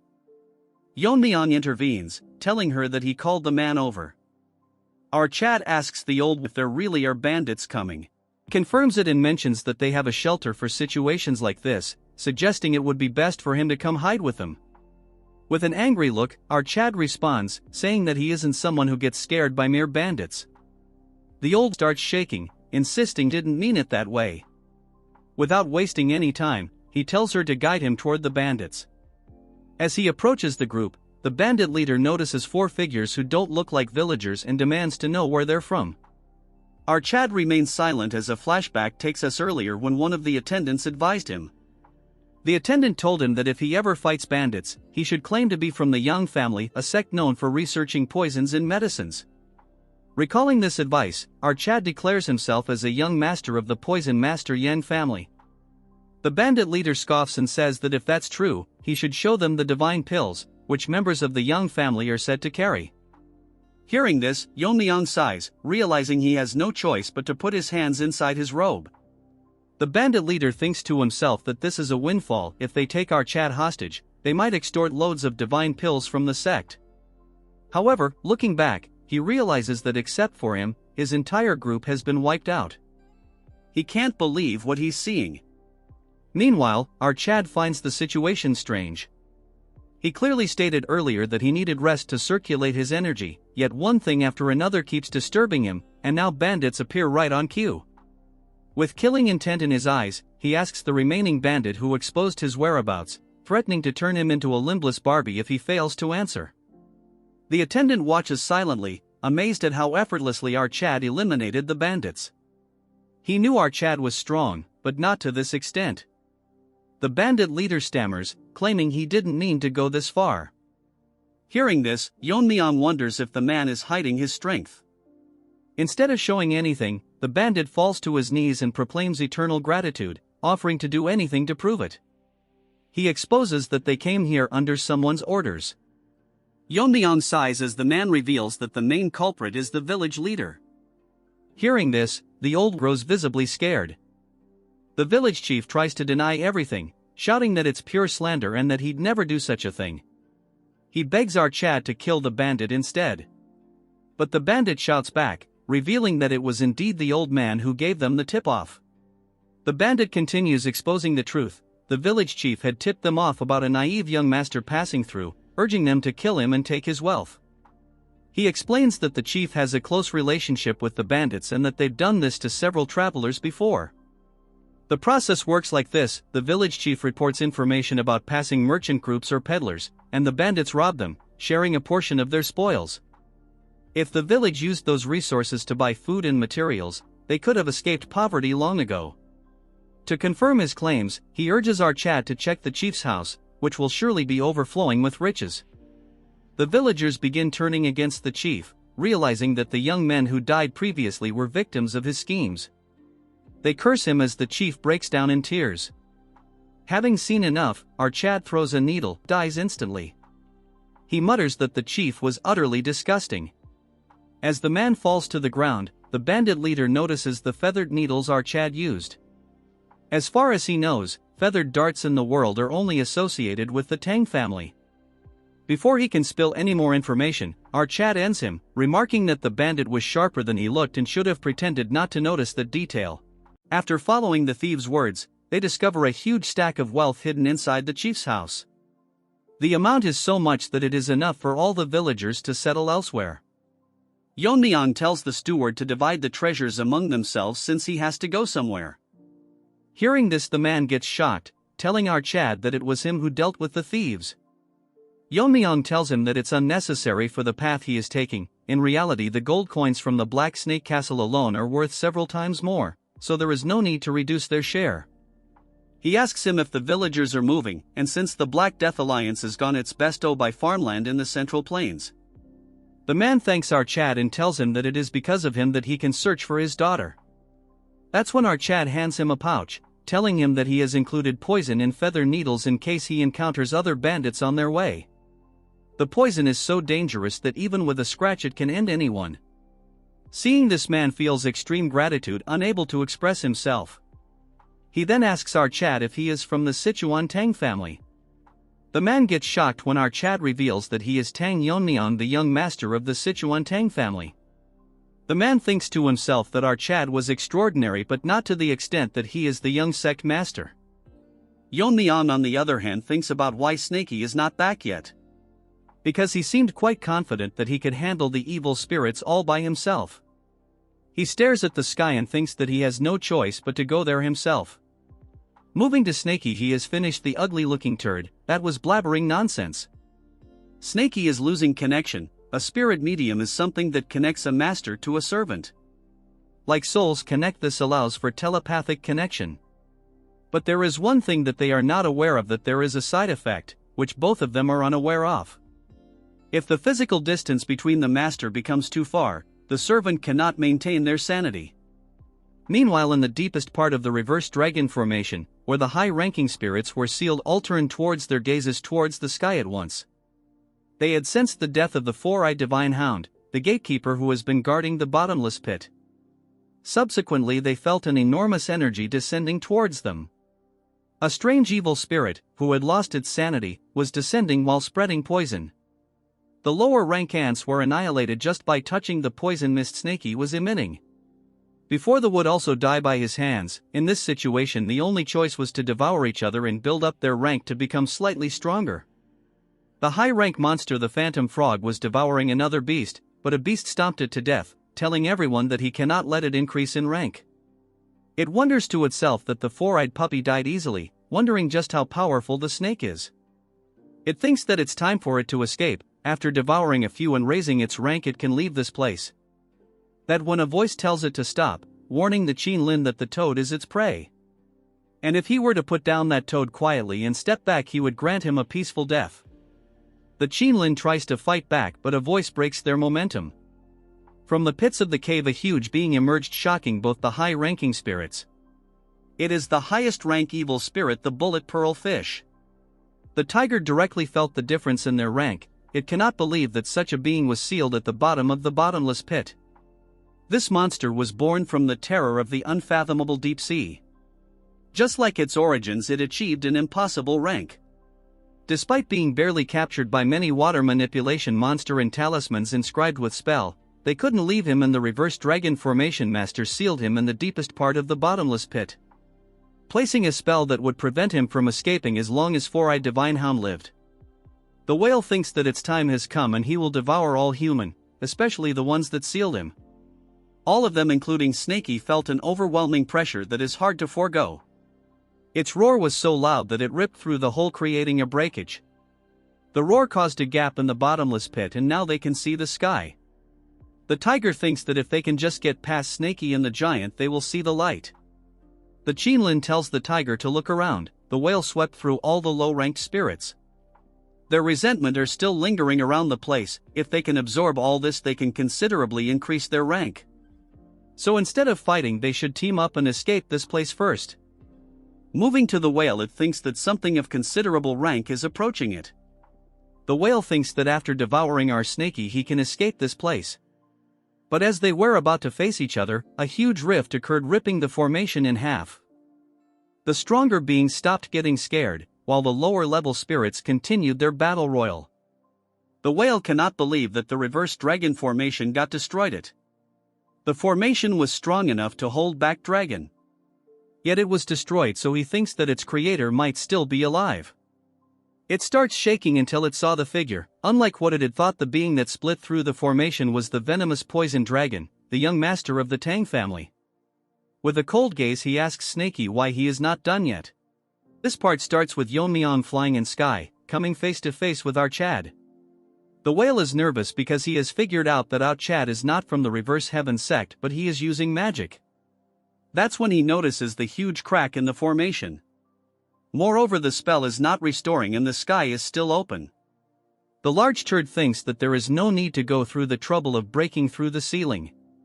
He thinks that if he can have our Chad, he can escape this place easily. Moving on to Yeon-myeong, he is tensed because Snaky has gone mad. But he doesn't have time, so he uses his energy to pull Snaky from the battlefield. He grabs his pet and tells him that at least he is not injured and always causes trouble for our Chad. This flying fish is so dumb that he calls for our Chad. Seeing it talk, Yeon-myeong is astonished. Without saying anything, he tells our Chad to split the formation wider since it's too narrow for him to get out. Yeon-myeong looks at the sky and asks him if he is talking about the crack. This turd tells our boy to split it more, and if he does so, the might trash will not care what he does here. Our Chad tells him that it's not difficult to split it open, but his way of talking is very irritating. The fish laughs, telling our Chad that he is making a mistake, calling for everyone from under, telling them that the sky has opened, instigating them by saying that this is their chance to escape, and to do so they just need to get through our Chad. Yeon-myeong thinks that the fish is huge but petty. After his words, all type of monsters are showing up. Yeon-myeong sighs, telling himself that there is at least a few thousand monsters, so there is no point in maintains order. As thousands of them charge towards our Chad, to counter this, our Chad has made the perfect technique. As such, he should test it out, taking out his dagger and getting a good grip. He condenses energy around his weapon. It becomes so intense that the entire surrounding change. The pressure is so much that whale gets overwhelmed, also because of the sword he is holding. It has gathered an enormous amount of power. Yeon-myeong continues to hold stance because he wants to finish this fight in one strike. Previously, his master told him that this art is one that shakes the spirit among essence, chi, and spirit. It was designed to counter martial arts and magic by utilizing waves. It directly strikes an entity like a soul or thought, so if he imbue the wave with the decaying nature of defeated power. This power is so strong that even ghosts would be powerless against this technique. He throws the sword towards them. The whale got shocked when he realized that the sword which was gathering energy is aimed towards them. As the dagger starts engulfing the crowd, Yeon-myeong explains that this is a sword move that narrows the wave's intervals and merges them into one. if it contains even the reinforcing energy to amplify its power. The martial art sword force style wave pulse engulfed the entire area, creating a radiance so bright, as every being except our Chad gets eradicated, and the whale is unable to believe that after enduring for so many years he was freed from the seal. And now in an instant our Chad annihilated thousands of them, as our Chad stares blankly at the outcome. After some time he tries waking up Snaky. Since he won't wake up nicely, our Chad gives him a good finger flip. Instantly waking him up as Snaky asks our Chad what he is doing here. That's when Snaky notices something, unable to believe that there are more than a few thousand spirit energy scattered. It cannot believe that there are this many though of spirits lingering around. He assumes that our Chad slayed all of them when he was unconscious. Our Chad tells Snaky that he was so confident yet he lost consciousness to the point where even he couldn't recognize Snaky. Our Chad asks an explanation why he fainted and he explains that he fought some kind of gatekeeper here. But as soon as the fight started he lost consciousness, so he apologizes to our Chad. Our Chad sighs, telling him that as long as he is fine that's all that matters, telling him that they must leave since he wasted too much time here. Hearing this, Snaky panics, telling our to wait. He tells Yeon-myeong that before they leave he wants to absorb the lingering spirits. But before he could finish our Chad gets very angry, telling Snaky that to handle this trash he used internal energy from 4 meridians. Now he wants to waste more time absorbing power, as such they will leave immediately. Hearing this, Snaky starts crying, turning into a stuffed toy, trying to emotionally blackmail our Chad. Since Snaky cannot convince our Chad, he ordered to teach him a secret technique. This piques his interest as Snaky elaborates that he will teach him the 10,000 power rain. Hearing this, Snaky asks him how he knows this technique. Snaky explains that before the shadowless wanderer sealed him in the magic vessel, he taught our Snaky the technique, telling him that if someone in the future discovered him, he should teach him the secret technique and serve that person. He is aware that Snaky might disobey him, so he sealed him in a magic vessel. Yeon-myeong tells him that at the end he become a servant for our Chad, yet he never shared the technique with him once. As Snaky continues to cry, he tells our Chad that he was planning to use it as a condition to negotiate his freedom. He didn't want to live as a tool forever, only to be sealed away again for the next generation again. But he will accept being a servant, but he just wants the spurts. Yeon-myeong asks him how much time it will take. Snaky is shocked that he is allowing it. Our Chad gets angry, telling him that instead of whining he should just transform. Instead of his whining he should have let him take the spirits. Snaky transforms, telling him that it won't take too long. Snaky grows extremely huge, ready to engulf the spirits. Our Chad tells him that it might be too late, but he tells him that he has been great help to him, and he is not a tool in his eyes. Hearing this, Snaky gets happy, thanking him. As he absorbs everything his scales turn deep black as Snaky is slowly becoming a dragon. He tells our Chad that he has absorbed everything as there is no reason to stay here longer. Our boy asks him that since his scales have changed he would need to call him by another name. Snaky says it does not matter since his horns are still the same. Afterwards he thanks our Chad, telling him that he is forever grateful. In the past, Snaky was an evil spirit named Siang Willow that stole people's intelligence and spreading poison in the soil. The captured guest who captured him wanted to create poison with the sorcerers. It was not some ordinary poisons but evil spirits containing poisons. He was trapped in a space where over 100 evil spirits were trapped, and they devoured each other until one gained resentment. In the end it was Snaky who survived and became the true poison. It was from then that his transformation began due to the accumulation of resentment, and he was called the blue-horned white snake. Our Chad asks him if this is similar to how a martial artist reaches the three flowers convergence state. Snaky says that it is similar but different since evil spirits are fundamentally beings of regression. If it were to be categorized, it's closer to a demon learning the martial arts of regression. When these achievements deepen they reach the extreme demon level. Our Chad tells him that he cannot feel a negative sense about extreme demon, and if this is because of absorbing resentment. Snaky tells our Chad that the more resentment one takes the more supreme they become. Snaky asks our Chad what it called when an extreme demon master crossed the wall one more time. It the real of shedding the transcend demon. Now that Snaky has reached that level he feels that he can also escape this resentment. Thinking this through, Yeon-myeong wonders if he eats more resentment can cut off the familiar's connection and escape. So he thinks that he has to stop Snaky from gaining resentment from now onwards. Snaky gets nervous, telling our Chad that he told him that he wouldn't think like that. He reasons that the spiritual connection is not related to accumulating resentment. Even if it was possible, Snaky has no intention of cutting ties with our boy as he gets small, telling our Chad that he has a long way to go. Our Chad sighs, telling him that it was his fault that time was delayed. As our Chad cruises through the desert, he thinks that going back and forth he might start getting attached to the desert at this rate. That's when he notices something and stops. They stop by the village. Our Chad tells Snaky that he stayed in this village after Snaky went to the reverse dragon stealing formation. Our Chad has doubts because he thought everyone left the village, but he can still sense signs of people in village. That's when Chun-Li comes out calling Fro our Chad. Our boy asks him why he is still in the village. That's when he points his hand, showing something that shocks our Chad. Everyone in the village passed away, as the man explains that after our Chad left, one by one they started foaming and lost their lives. The younger ones barely survived, but the rest passed away. Hearing this, our Chad asks him what the reason might be behind this. According to him, this might be withdrawal symptoms from the divine pill. Before our Chad left, he showed our Chad the pill, which was discovered in the village chief's house. Most villagers have consumed more than one pill, so everyone in the village is already addicted. So he asked our Chad if there was someone as skilled as him to solve this addiction. Our Chad remembers that he saw a small trace of poison from every villager. He thought it was simply because of the scarcity of food in the desert.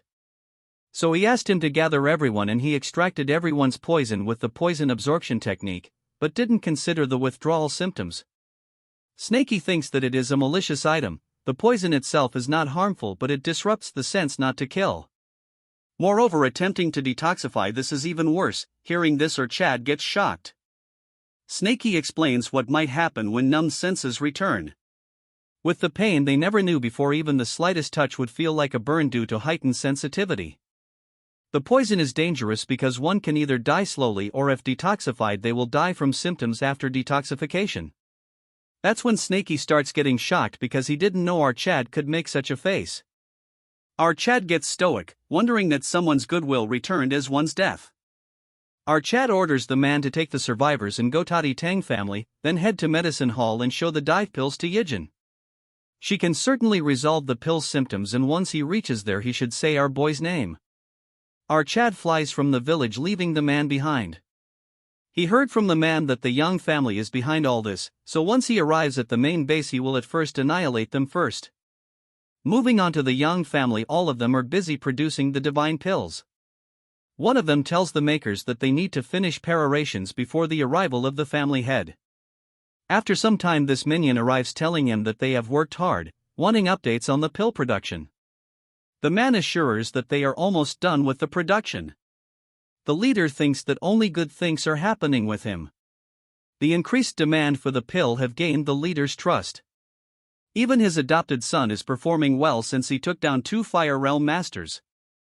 Currently, their family status is inferior compared to families with left and right envoys. If they continue achieving like this, the Poison Master Yang family will become the leading demonic family. The production masters asks how crippled Monkey is doing. The leader proudly says that he is currently receiving direct teachings from the sect leader, as such the leader should be pleased. But the leader wonders why he is asking such a question. The man says that it is because it's been quite some time since the young master last took the pin pill. Hearing this, the man gets shocked because the pin pill is a painkiller that blocks sensations. T0 suppress pain. The divine pill was created by diluting and partially modifying pin pill. As the original source, it certainly has potent pain-suppressing effects. The leader wonders that Monkey cannot suppress pain without pin pill. That's the key reason for adopting him. He wonders if he found something to replace the pain. He says that he will have a talk with the Poison Master. That's when he hears a sudden noise. It increased, creating strong vibrations. A man barges into the room saying that an intruder has appeared. He comes out and shouts who has the guts to attack them, only to see all the guards dead. Our Chad says he has been roaming all day to find the faces of trash like him, who created divine pills to ruin lives of innocent people. With a deadly look he asks the man if he is head of the clan. This way longer than you guys had expected, but here we go. The man looks down to see an angry Yeon-myeong staring right at him. Surrounding him are bodies of guards all killed instantly. He notices that the uniform with the character for the Righteous Alliance is here, but cannot understand why. Our Chad with a cold stare tells him that they are trash that spread drugs to common people, ruining their lives, so he has come to annihilate them today. Hearing this, the Barbie starts sweating. The man then sighs, telling our Chad that this is absurd considering the commoners belongs to their sect and it's none of his business what happens outside the Central Plains. Moreover, the power of life and death of the commoners under their sect solely belong to their sect leader. So he has no right to annihilate their clan, since they haven't done any harm to the Central Plains. Taking out his dagger, our Chad tells him that the war with Kunlun was aimed to expand their influence towards creating a new demonic order. In that process, these pills play a big role. Just one pill and they cannot escape, becoming dependent on the pill. Eventually they will submit to the demon sect. As his dagger transforms into a huge sword, he says that he will not let such filth enter the Central Plains as the leader of the Righteous Alliance. Hearing this, the trash gets shocked, realizing that they are facing the dark poison sword dragon Tang Yeon-myeong. The distance between the Central Plain and this place is vast, yet rumors still manage to spread that the leader of the Black Death Alliance who ruled Sichuan had fallen to the dark sword poison dragon of the Tang family. The surprising news of a new Righteous Alliance, the Righteous Alliance, being formed in Sichuan with that dark poison sword dragon as its core, reached this place, but it didn't cause too much spark, because the heavenly pervert and the dark lord of destruction were on the move. So they judged that no matter how strong the righteous forces in the Central Plains became, they couldn't affect Xinjiang immediately. But he cannot understand what he is doing here currently. Then he starts sweating, realizing that if he is here, that means he came across the left and right envoys. Hearing that, our Chad figures out he is taking about the left and right weaklings, then like a savage says that he killed them since there is no reason to spare a demon expert trying to kill alliance members. Before this Barbie could blabber more nonsense, our Chad says that this where they stop talking. Because no matter how much they stall, the result of annihilation won't change. That's when our Chad notices a shift in demonic energy. A considerable amount of demonic energy is approaching, so it's most likely reinforcements. The turd says that the other families is coming to support them since he stirred up trouble. It's impressive that he came here alone and even killed the left and right envoys. He takes out a few pills as he taunts our Chad, telling him that surely their paths have never crossed, but he will make this place his grave. Throwing the pills towards our boy, they cause many explosions. Our Chad thinks it's dumb because poison is useless against him. But something does affect him, causing our Chad to feel severe pain. Snaky manifests itself, asking what is happening and if the mysterious mist is behind it. Snaky thinks that because of his poison refining madness nothing affects him, realizing it might be something else. Barbie says that it is the Beyond Pill, a painkiller that their family produces. Since our Chad is from the Tang clan, he should be used to poisons, but this pill is not one, since it's completely harmless to humans as they act as medicine. It actually refines and sharpens your senses, which is why you're feeling dizzy. The Barbie notices that the reinforcements have arrived, the elite members of the demon sect. As the ants flock together, one of them says that from now onwards they will handle the rest. Since our Chad is still affected by the medicine, the turd thanks everyone for coming despite their busy schedules. He has captured the leader of the Righteous Alliance and no less. They thinks it shocking because they heard he is dealing with the Dark Lord of Destruction forces. No matter the reason, the Barbie thinks if it's better to capture him and verify. Before they arrived, he even made him inhale the Beyond Pill. Normally it stops pain, but since his body is healthy it's causing sensory issues. That when something happens to our Chad and his eyes start glowing, as they all charge towards him, our Chad starts laughing. It's as if time has stopped around him. All of a sudden our Chad disappears, shocking them. That's when one of them notices that our Chad is flying in the sky. His eyes are glowing as he smirks at them. The trash gets shocked that not only did he overcome the pill, he is even using martial arts afterwards. Our Chad doesn't know just what he used, but the flow he can currently see has been amplified several times. As he takes out his needles, he thinks that right now he can perform martial arts that he has only imagined. Spinning in the air like a fan, he throws the needles. The turds cannot believe that someone can move like this mid-air. Flying across the entire place, our Chad continues throwing needles. After throwing the needles, the flow is visible to his current eyes, and spread them in an instant as if spinning. They get shocked out of words when they see that the sky has turned green and like shooting stars the needles are coming down. In an instant every one of the reinforcements gets killed.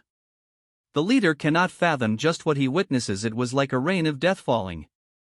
Yeon-myeong gets down telling him that he came here to punish them, but didn't expect a reward like this. The man cannot understand how on earth is this considered a reward. Our Chad smiles telling him that this is where the show begins. The Nirvana pill that hit our Chad is a painkiller that leads the user into a world without pain. If overused it sharpens the senses excessively, damaging the nervous system as a side effect. But however, no matter how good a medicine is, exceeding the proper dosage turns it into poison. The poison cleansing light chi absorbed the excess Nirvana pill. And the effects of the Nirvana pill settled into Yeon-myeong's body, adjusted T0 the maximum level he could handle. As a result, the effect that appeared on our Chad was a heightened state of clarity. In other words, it had the effect of a stimulant. This mysterious feeling is similar to the time he had omnipotence in his past life. The ugly Barbie is shocked because no one has even overcome the Nirvana pill. Our Chad doesn't care if no one has ever done it or not. He thinks to himself that he might not be able to try it now. The aura that our Chad exudes has multiplied, realizing a huge amount of chi. As our Chad taunts this ugly Barbie telling him that he has overcome the effects.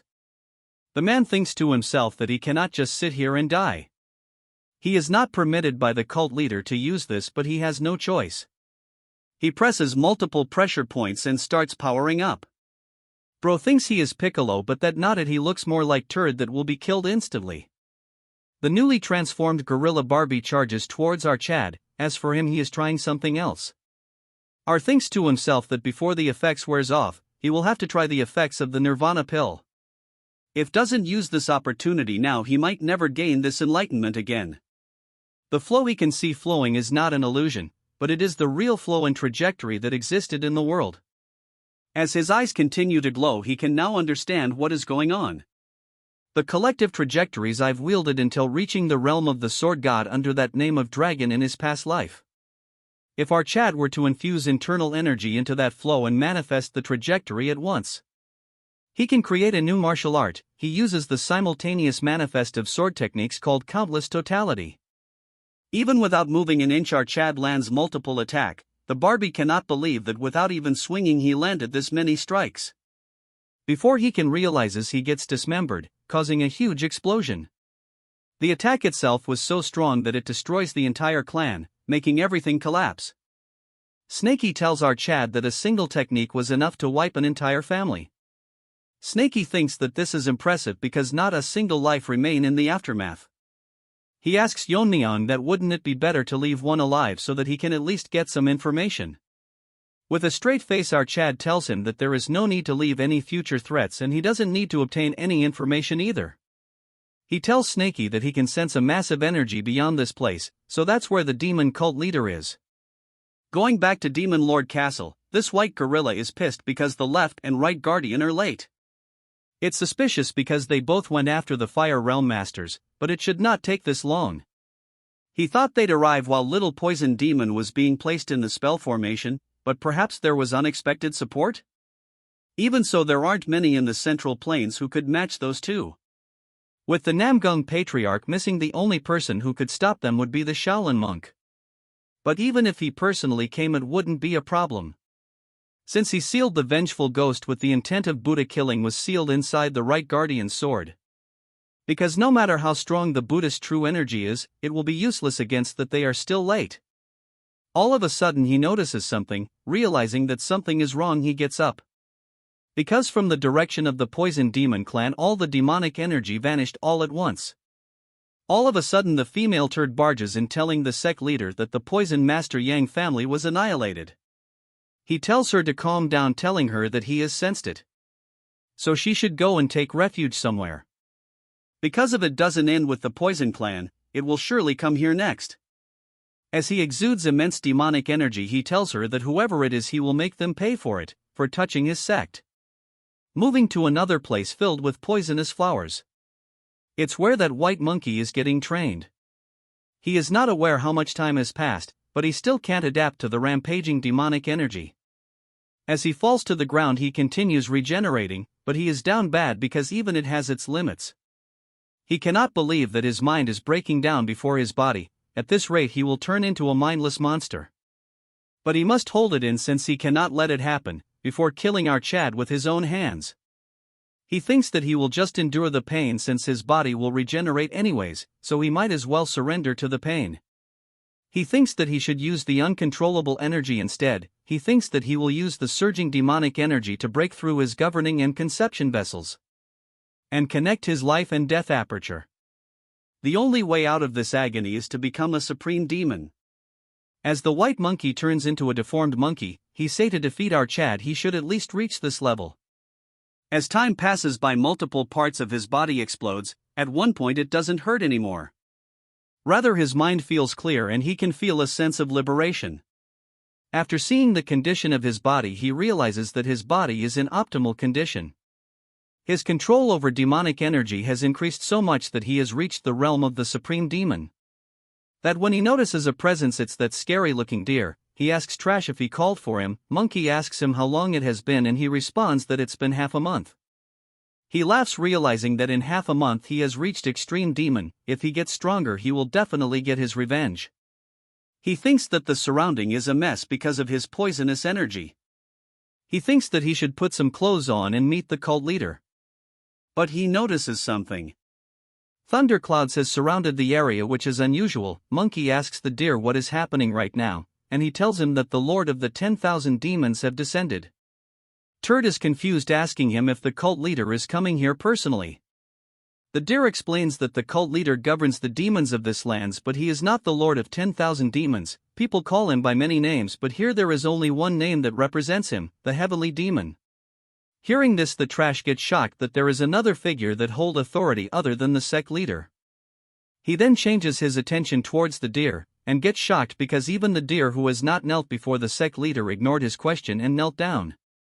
That's when a figure flies down from the sky. Seeing him, he wonders if this being is akin to a god. As he gets closer, the white-haired monkey can feel it more closely. An overwhelming pressure on a completely different level from the demonic energy he felt from the sect leader.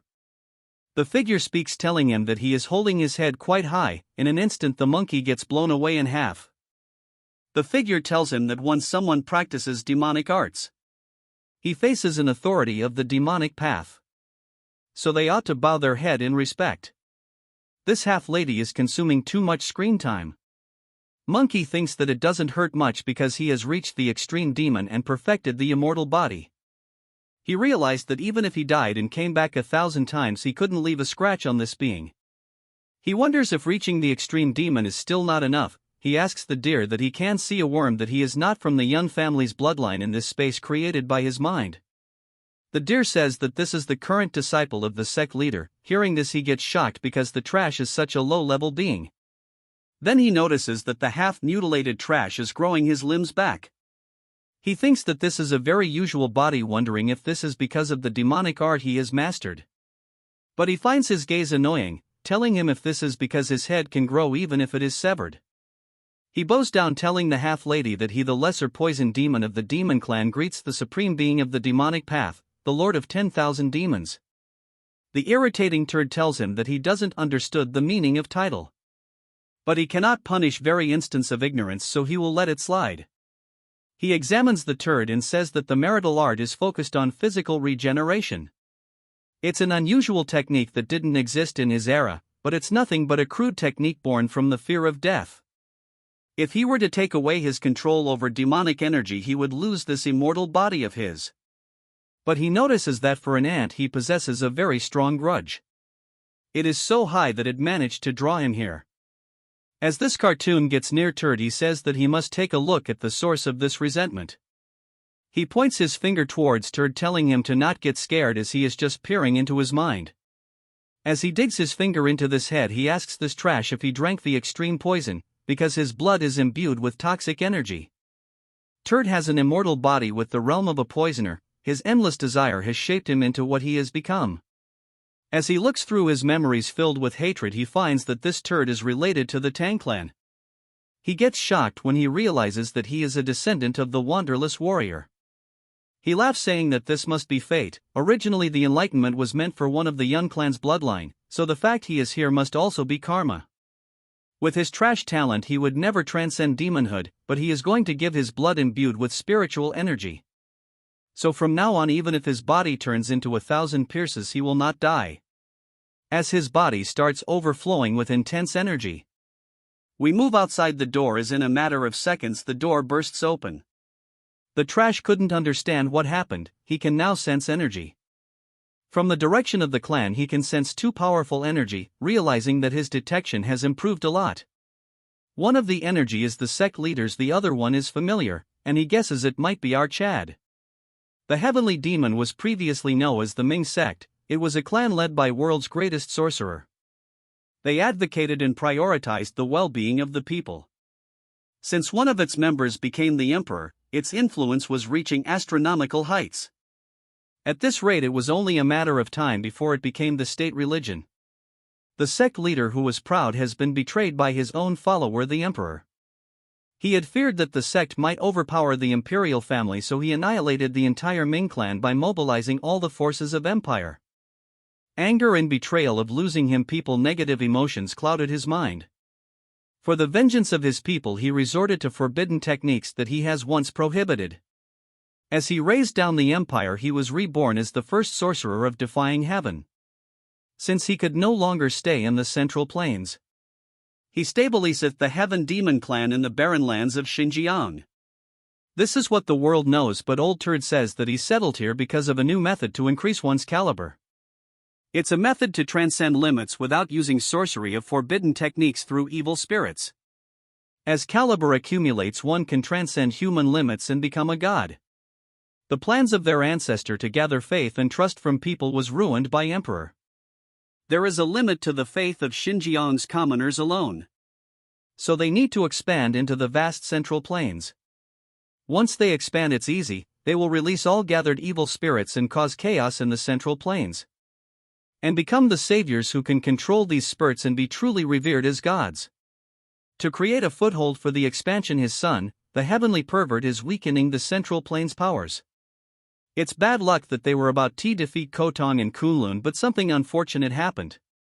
As our Chad has entered the premises, he asks our Chad what the noble leader of the Righteous Alliance has come alone to eliminate evil. Yeon-myeong tells him that he saw more than enough reason to destroy them all. So he plans to send him to join the left and right envoys. The Old Turd cannot believe that he managed to defeat them. Our Chad says that since he has so many doubts, he will demonstrate it to him. Using the destruction sword technique, he thinks to himself the opponent is the leader of the demon sect, so he won't go down easily. Surprisingly, he managed to block the strike using a single talisman. Snaky manifests itself, telling our Chad that the demonic energy he sensed from him and the talisman proves that he is a sorcerer of the defying heaven. So this fight will be completely different from the martial artists has faced before. The Old Turd says that he was bound to face him one day, so he will show our Chad the way a sorcerer fights.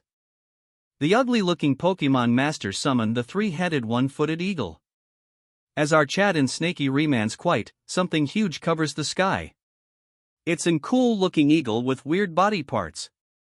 Snaky is surprised to see that the turd has such a strong subordinate. Its current strength is comparable to his current self.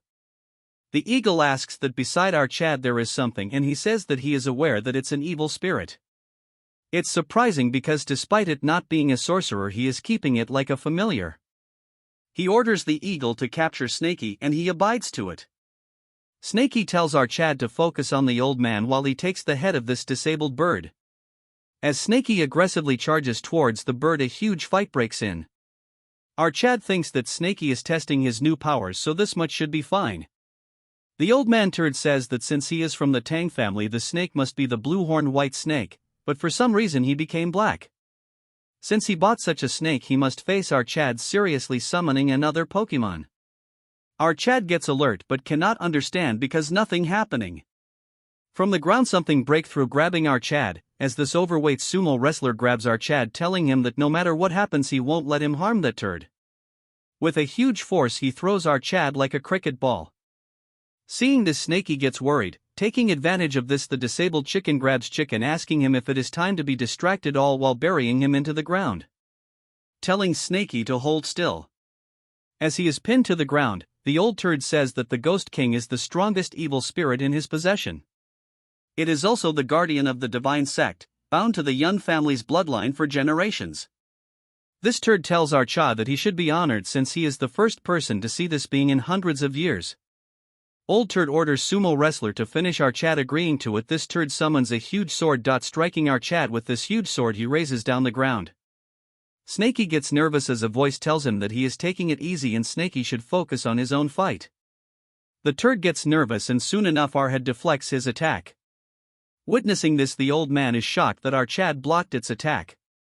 When they clashed, our Chad figured out that this turd was artificially created using thousands of formations. On top of that, all of them are high level. To break high down a ripple would be better, but that might hurt Snaky since the attack range is too big. So he thinks of compressing the ripples and extremely limit the range. Using this new attack combined with continuous strikes, he blasts multiple part of its body. The turd cannot believe that our Chad didn't use any spellcraft, yet the Ghost King took damage. He cannot fathom where someone like our Chad came from. He looks at the other side and sees Snaky overpowering the chicken. It's probably because he gained its composure after confirming the safety of our Chad. As for our Chad, he has completely annihilated the fat turd. Our Chad tells him that it is too easy, asking him if he has any tricks up his sleeve. The man thinks that defeating the Ghost King is impressive, but it's such a low-level talent, which shows how young he is. A purple aura surrounds him as he tells our Had that he is naive if he thinks that he was doing nothing when he was fighting the Ghost King.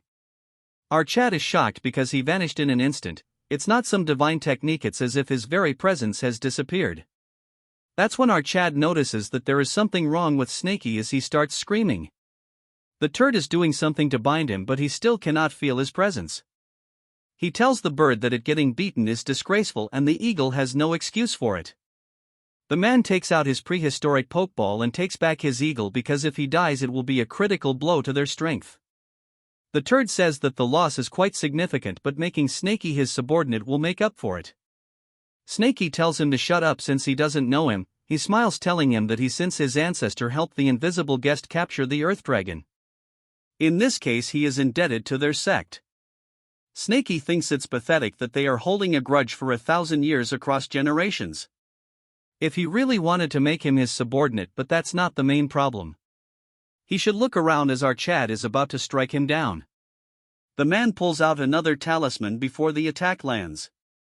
As the strike lands, our Chad thinks that the attack didn't land properly. As the smoke settles, he sees multiple coffin, moreover they manage to block his sword. Then he realizes that it was not the coffin, what is inside them is capable of blocking his sword strikes. The old turd says that the Ghost King might be his strongest evil spirit, but it was not his best card, but he had no plan to play this hand right now. The bodies are that of 3 Fire Realm Master and Extreme Demon Master who has existed since their ancestors' time. Their total number comes to 30 and this is his trump card. Yeon-myeong is shocked when he learns that this is a technique to awaken and control corpses of past masters, turning them into Jiangshi. This old turd says that this is the Great Extreme Demon Revival technique. It's an onslaught of about 30 masters. As they start getting active, turd says that even though they are corpses it's hard even for him, the caster, to control their movements. As one of them attacks our Chad, it splits the battlefield in half. Our Chad managed to dodge it easily, flying into the air. But from behind multiple more of them charge towards our Chad. As our Chad attacks them, the 3 of them together block the attack as our Chad falls one of the roofs. Without giving him any time to rest, multiple more of them attack him. As our Chad continues to parry their attacks non-stop, he finds it surprising that a one-handed mud is generating this much force. Yeon-myeong wonders if they cannot feel pain, then figures are that it's natural since they are not alive. Our Chad tries a new trick, grabbing one of them by their hand. He uses the decay poison technique. Moving on to the old turd. He tells Snaky that the golden 5 elements binding talisman. No matter how high the caliber of an evil spirit, once bound by this talisman, it's a technique he can't free by his own power. As Snaky starts feeling immense pain, the turd tells him to give up since he will use him good. Snaky tells him to give it a try, since he can't do anything beyond binding him. He says that he must not have much left after controlling the Jiangshi. Moreover, since these breathless Jiangshi are using internal energy, aren't they actually using his internal energy? The turd says that it is not a normal Jiangshi technique, while settling a soul into a body is easy enough. As our Chad faced them, the turd continues to explain that if the body and soul are different, there is rejection. And if they are from the same person, they resist the caster. But their predecessors found a way to extract the will of the soul. And Jianshi recreated through that method don't need careful control. As our Chad continues the exhausting battle, Snaky says that it's horrible to enslave someone after death. Even so, they cannot breathe. Turd says that he is correct, however, their sect continued researching and finally found a method. It's supplying demonic energy through energy absorption using talismans. In other words, absorbing others' demonic energy and storing it in the talisman. As our Chad is getting exhausted, Snaky asks him if this is even possible. The old man explains that they obtained the remans of the 3 energy-absorbing fiends who were killed by someone called the Sword Ghost in the past. They learned the ability of energy absorption from their talisman and imprinted it on these souls. This trash says that, in other words, if they regularly supply demonic energy from living low-level demons, they can use their martial arts from when they are alive without external control. Hearing this, Snaky gets angry, asking him if he has any respect for the dead or the living.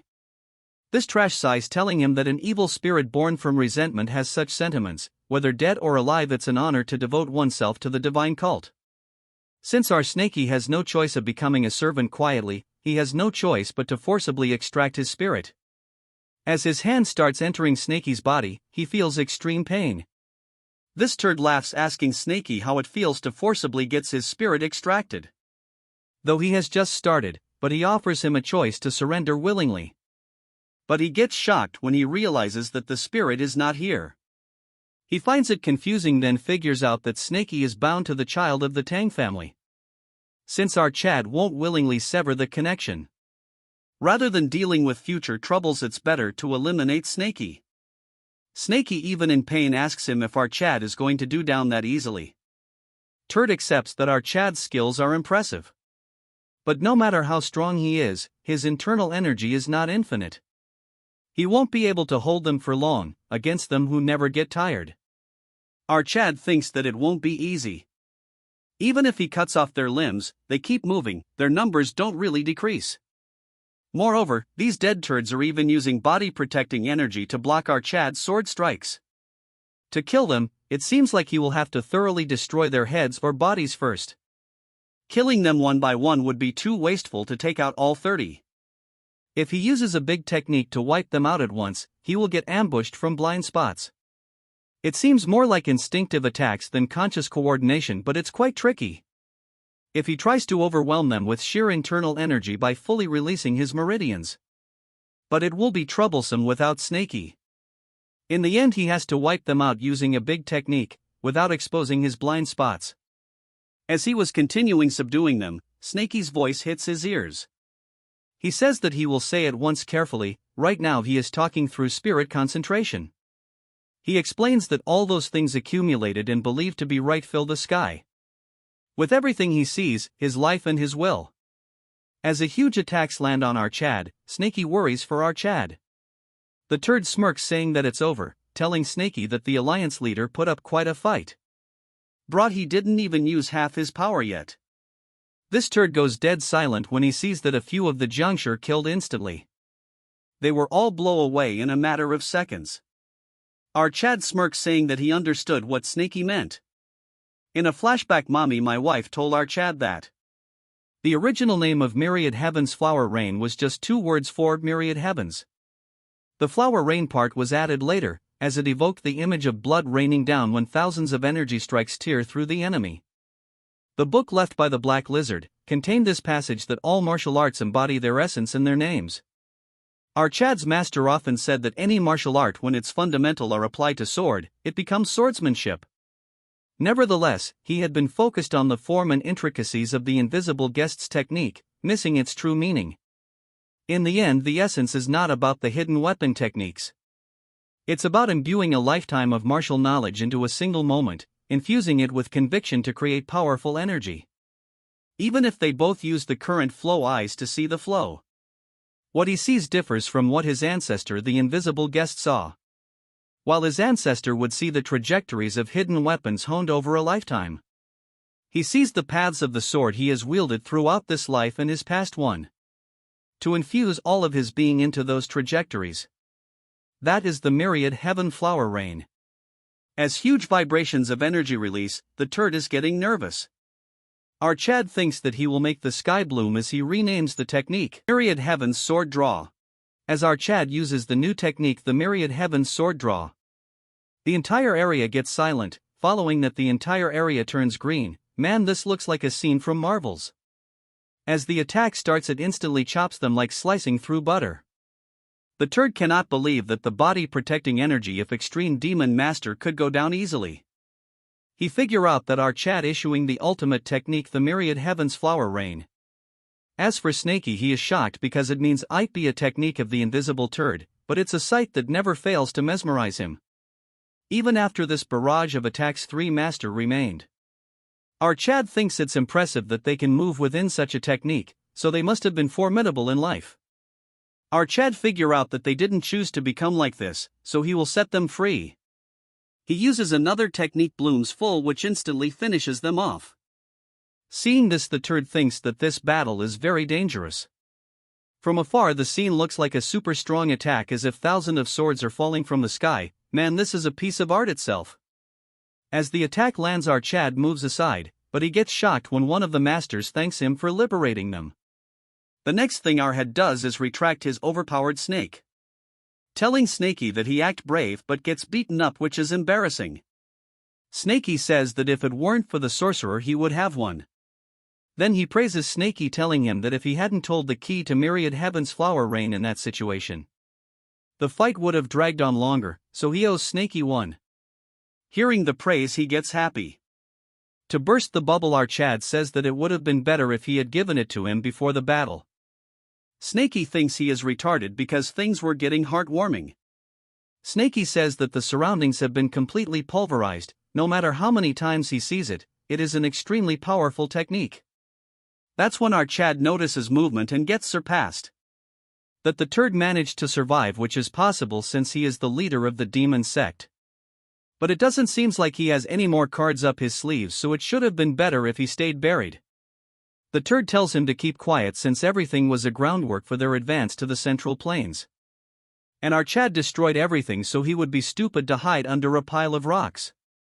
He will never forgive our Chad as he summons the blue armored ghost. As the spirit releases, tremendous amount of energy starts exuding, enough to shock our Chad. As it starts devouring, he says that the spirit has no power of its own, but it shows its value when the caster wears it directly. As he transforms, it's a ugly creature. We will call him TikTok Warrior. This busybody poses, and from the rubble something flies towards his hand. It's the giant sword of that first spirit. As he grabs onto it, he says that for the future of their sect he will definitely kill him. As his eyes gleam, he warns Yeon-myeong to prepare for what's coming for him. Our Chad turns his dagger into a sword. As this turd moves his building-like sword towards our Chad, he dodges it easily and launches multiple attacks. The turd attacks endlessly without any game plan until our Chad uses the wave ripple point. This instantly destroys him.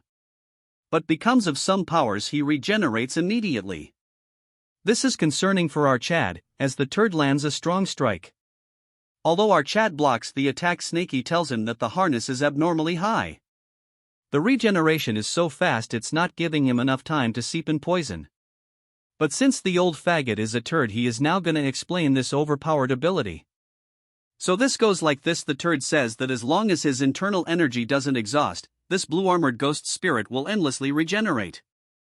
And then says that unlike our Chad, who has depleted a lot of his energy in the previous fight, the turd gets pushed back as this retard explained the shortcoming of his attack. Yeon-myeong tells Snaky that all he needs to do is exhaust his internal energy. In a second, Snaky seeps poison into our Chad, which turns into internal energy. The turd sees that our Chad's internal energy is increasing rapidly. In a matter of seconds he gets cut thousands of times. The turd cannot believe that he is receiving internal energy from evil spirits, which should not be possible. The attacks are getting intense, and seeing this he wonders if our Chad is even human. What was out of place is that instead of fighting, this turd runs away.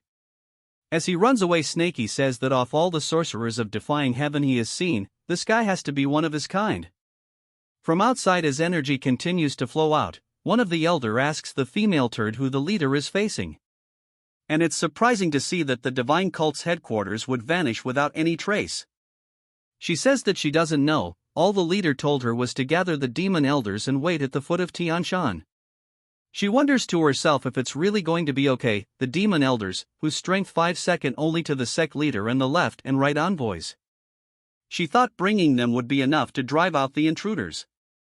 But what she says before her eyes made her realizes that what she witnesses was beyond anything a human can do. The elders are hesitant because they are aware that interfering would mean certain death. She thinks that at this rate the leader will be in trouble, but they shout that he is coming down. Seeing this, female turd cries, thanking God that he is safe. He lands to the ground and praises her, saying that she managed to carry out orders in such a short period of time. Without wasting another second, he runs away with her. But to his bad luck, our Chad catches up to him and lands an attack. As he blocks it, the elders are surprised that the leader was fighting a young brat all this time. As our Chad looks fine as ever, the leader is struggling as he is constantly regenerating. He pushes back our Chad. Our Chad finds it that he is more persistent than he had thought. He is also surprised that there are still so many demon sect remnants. Snaky says that from the energy he can sense, they're just large in number. And they don't even come close to his little toe. One turd orders the members to help the sect leader and fight with resolve to die and repel our Chad. The leader stops them, saying that if they rush in now they won't last a second. He says he can't lose them through meaningless sacrifice. He says a sacrifice is only meaningful when it yields results corresponding to its value. So he tells them that being prepared to die is not enough, they must help him through death. Ordering them to unleash 5 stars of the reverse blood demon technique. Welcome back to this part, as the green turd tells his minions to unleash the 5 stars of the reverse blood demon technique. It was not difficult for the masters to understand what he meant. If one draws the reverse blood demon technique to 5 stars, they enter a berserk state due to the rampaging demonic energy. Unless one has reached the level of extreme demon and can freely enter the berserk state, like the radiant left and right envoys. Using the 5 stars of the reverse blood demon technique is no different from a suicide charge. Moving back to the turd, he says that if he dies they are next, so if they hesitate he will give them a little push. So he forcibly stimulates their demonic energy, making them all go berserk.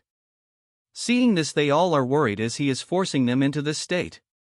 All of them wonder if they truly wish for all of them to sacrifice their lives. But even if they use the reverse blood demon technique, they might not be able to defeat our Chad, since even their leader couldn't do anything. The elders thinks that they don't have a choice, so they can only fight to death. As they charge towards Yeon-myeong, he uses sword draw, instantly finishing all of them as he used the annihilation technique. The turd cannot believe that even the demon elders using the reverse blood demon technique were defeated in a single strike. Then he looks down to see that his toad has died. He thinks to himself that the blue-armored ghost's defense shouldn't have fallen to that single strike. He wonders why his chick died, partially blaming that it could be that his internal energy is depleted to the point where he cannot maintain a proper form. Our Chad tells Turd that he must be trying to buy some time. But our won't give him this luxury, as our Chad closed the distance ready to land a fatal blow. The Turd blabbers to himself that he is going to use a forbidden technique.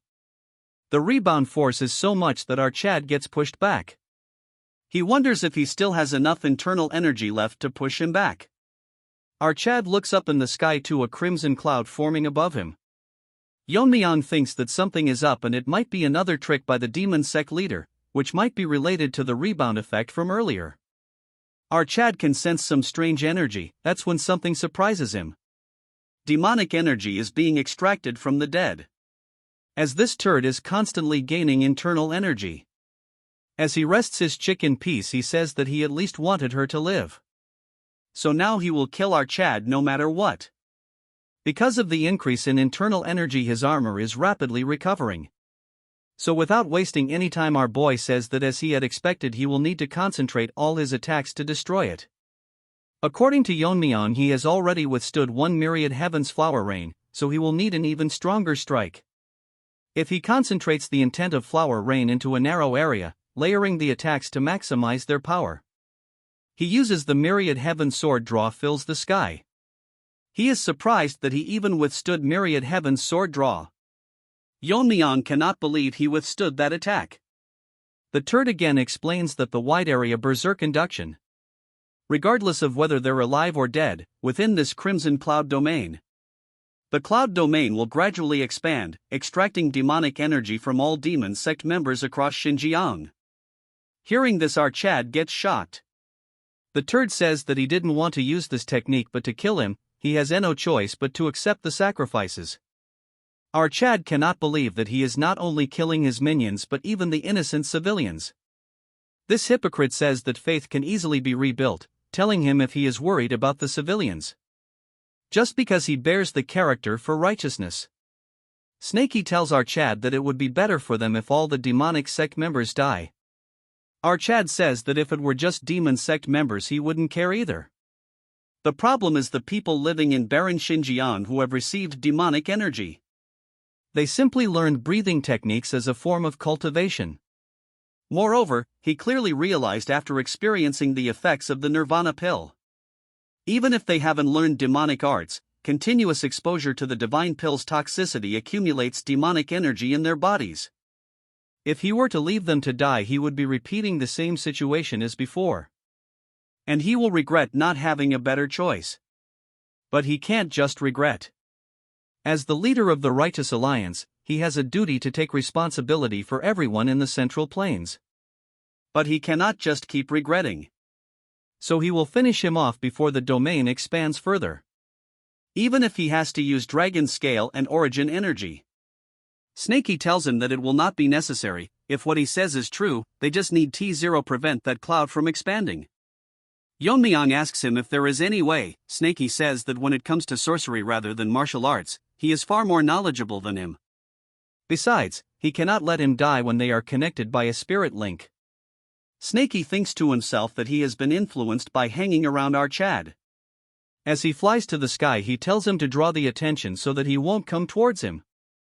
He will handle the spell. Meanwhile, the turd wonders just what is Snakey getting close to that spell technique. But our Chad attacks him, not letting go of his attention. As the turd curses our Chad, we move back to Snakey. According to the domain's width, it has only reached near Tianshan so far. The only way to stop this is to use his power as an evil spirit. As Snakey release energy equivalent of that attack, it starts causing reaction. The turd realizes that Snakey is exhausting his own power to stop it.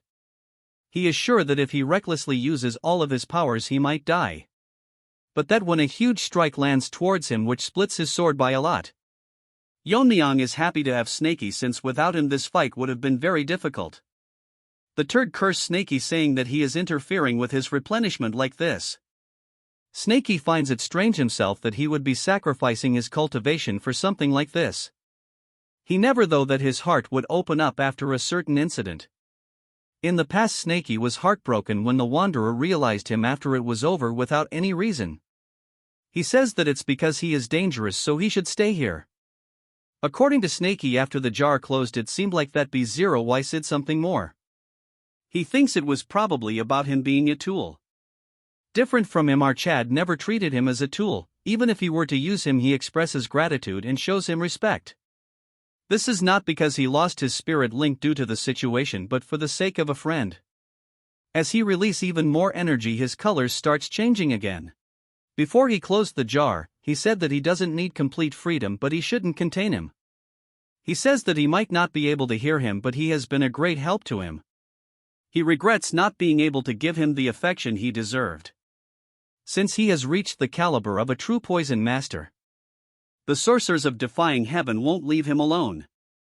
They came to the Tang clan to get a hold of Snakey. He continues saying that if someone from the future generations finds him, he hopes that Snakey will get freedom. Till then he will take care of anyone that might stand in the way of his freedom.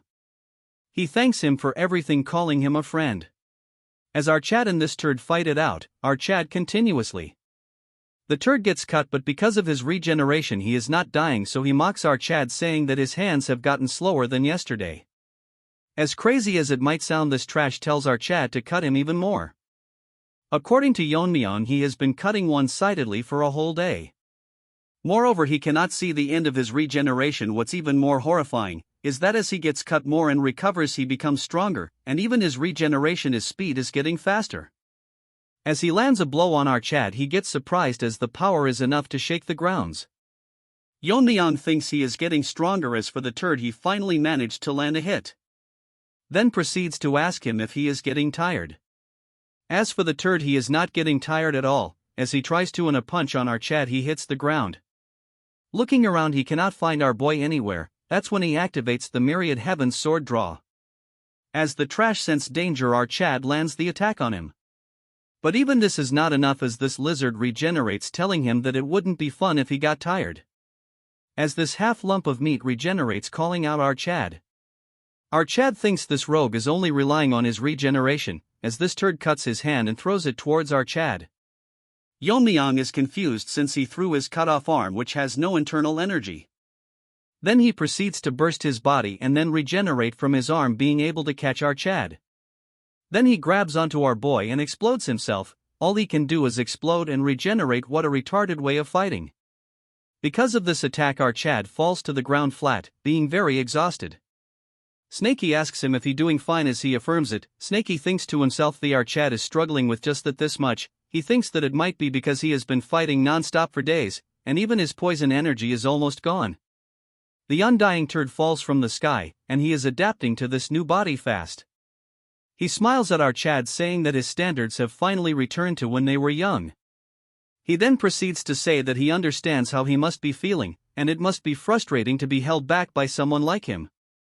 He says that the Central Plains must be in the midst of war with the demonic forces. And after dealing with the demon sect leader, he will have to face the Dark Lord of Destruction. All while an undying bastard keeps pestering him.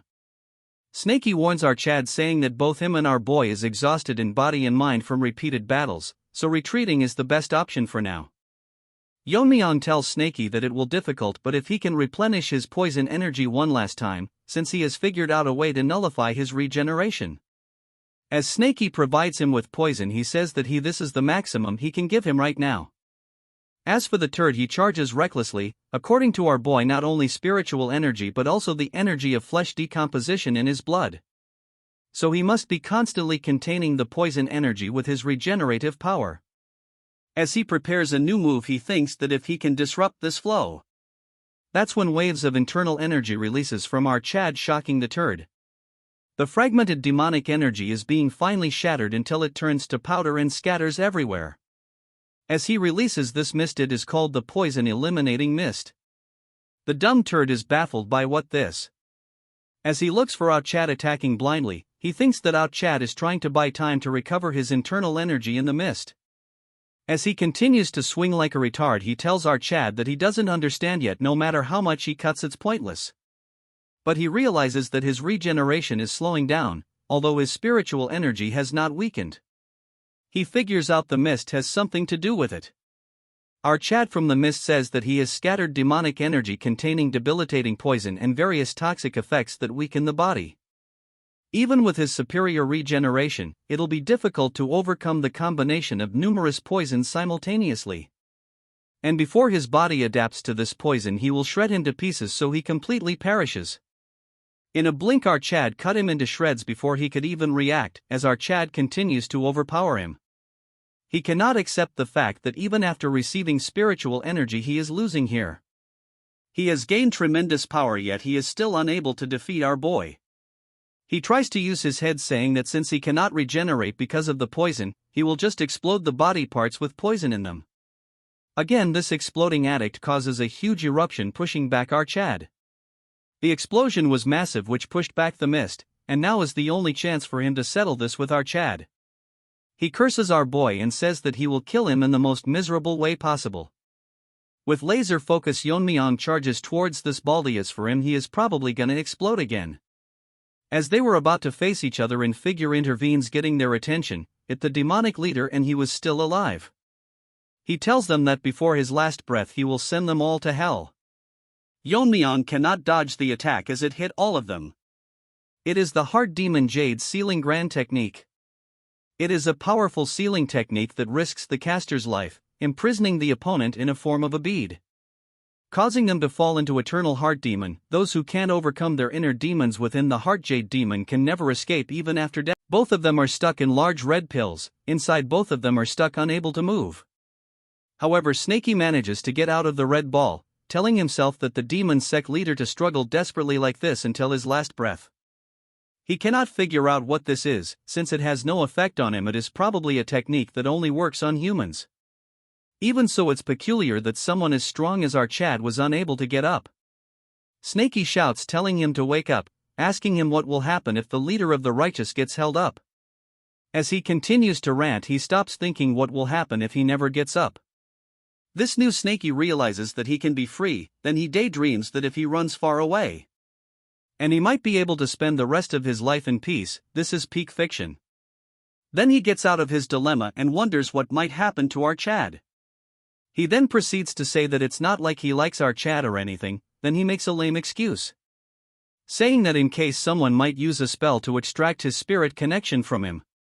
That's the only reason he is doing this, but doesn't know what he is going through in there. But he needs to wake up before they reach the central plains. After transforming into a dragon, there are some changes that occurred after the dragon's cultivation settles into his body. But he cannot explain it. Naturally, inside his body there is in subspace of immeasurable size. He proceeds to swallow the pill. He wonders if he should take the turd with her, but if he were to carelessly bring that turd along, someone who even our Chad couldn't kill, and if he were to break free in the central plains, it will be hard to imagine what might happen. It's not urgent, so Yeon-myeong will understand, telling the ball to not complain after he wakes up. At blazing speed he rushes towards Sichuan. Moving to the Tang family, the injured are all getting treated. As Fatty gets treated, he tells the nurse that he is indebted to him once again. He tells him that it's his duty as a physician.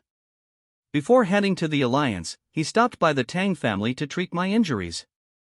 The Tang family had kindly provided access to the medical ward in treatment. However, when she heard that Yeon-myeong headed straight for the demon sect's headquarters, she couldn't hide her worry, as he wonders that no matter how great the Alliance leader is, to his parents he's just a child to worry about. Moving to the poison hall, she is worried that our Chad is going through late puberty. As days pass by, he is becoming more and more reckless. Although she is supporting her son's endeavors, he is drifting farther and farther away. So he should think about the people who worry about him. A voice grabs her attention as she asks her attendant what is going on. He says that she has a visitor and he should let them in. It's our waifu as she greets the family head. She is aura farming, as even the attendant thinks that she is extremely pretty. She introduces herself as for my wife. She is shocked to know that our Chad has a connection with her. With a gleaming look in her eyes, she says that he saved her when she was waiting to die from blocked meridians. Since then she wanted to repay his kindness but never had the right opportunity. Then today, while she was visiting the medical wards on an errand, she heard from the injured that our Chad is fighting the demon sect alone. In this situation she just cannot sit by and do nothing since her body is weak, so she asks if there is anything she can do to help the family. Instead of answering her, my wife asks her if she would call her mother. Hearing this, our waifu turns all red, telling her that it's not the time yet. He laughs, saying that she is joking since our Chad should have introduced such a pretty girl if he met one. She thinks to herself that he made a bond with such a pretty girl without him knowing. As for Miso, she says that she doesn't dislike the idea of calling her mother. My delusional wife says that if he starts a family, he will gain some sense of responsibility for his actions. She asks Miso if she suffered from blocked meridians. She must be a descendant of the Ice Palace people who had a marriage alliance with the Tang family in the past. She asks if her Een meridian was blocked at the level of triple Een or quintuple Een. Mommy gets shocked when she hears that it was the 9 Een. Even in the Ice Palace, talents above 7 Een only appeared once every few hundred years. But she is not even a direct descendant, has a 9 Een constitution. Moreover, if her blocked meridians were treated, there is a way to help. She thinks for a while and asks her if she wants to help the family. Miso gets shocked as she tells her if she is interested in learning martial arts. With a confused look she asks him if it is too late for her. Mommy laughs, telling her that if she were to learn it would make a good impression on our Chad. She says that as a mother she worries about her son, but she cannot stay here forever. When he becomes the family head he will need more people by his side. People who can protect and represent the family whenever he steps up like today. If she is willing she will teach her martial arts by herself if that is her choice. Miso thinks for a while and then agrees to her. In her mind she says that she cannot let a potential daughter-in-law slip away. She says that her training will start from tomorrow when a guard barges into her room telling her that there is urgent news. She asks him what all this commotion is about and he says that the heavenly pervert has attacked Shaolin, and as a result it was destroyed.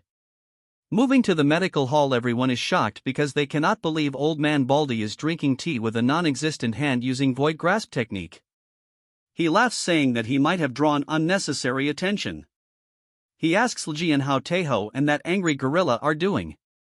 He says not to worry too much, their damaged meridians have settled back in place, so they should regain consciousness soon. He says that it's a relief, so he should take good care of them until then. He thinks that it is a peaceful rest, enough to forget about the war with the demonic forces for a moment. But they are at the Sichuan province where the Righteous Alliance is located, and one of the very few places the demonic forces haven't reached yet.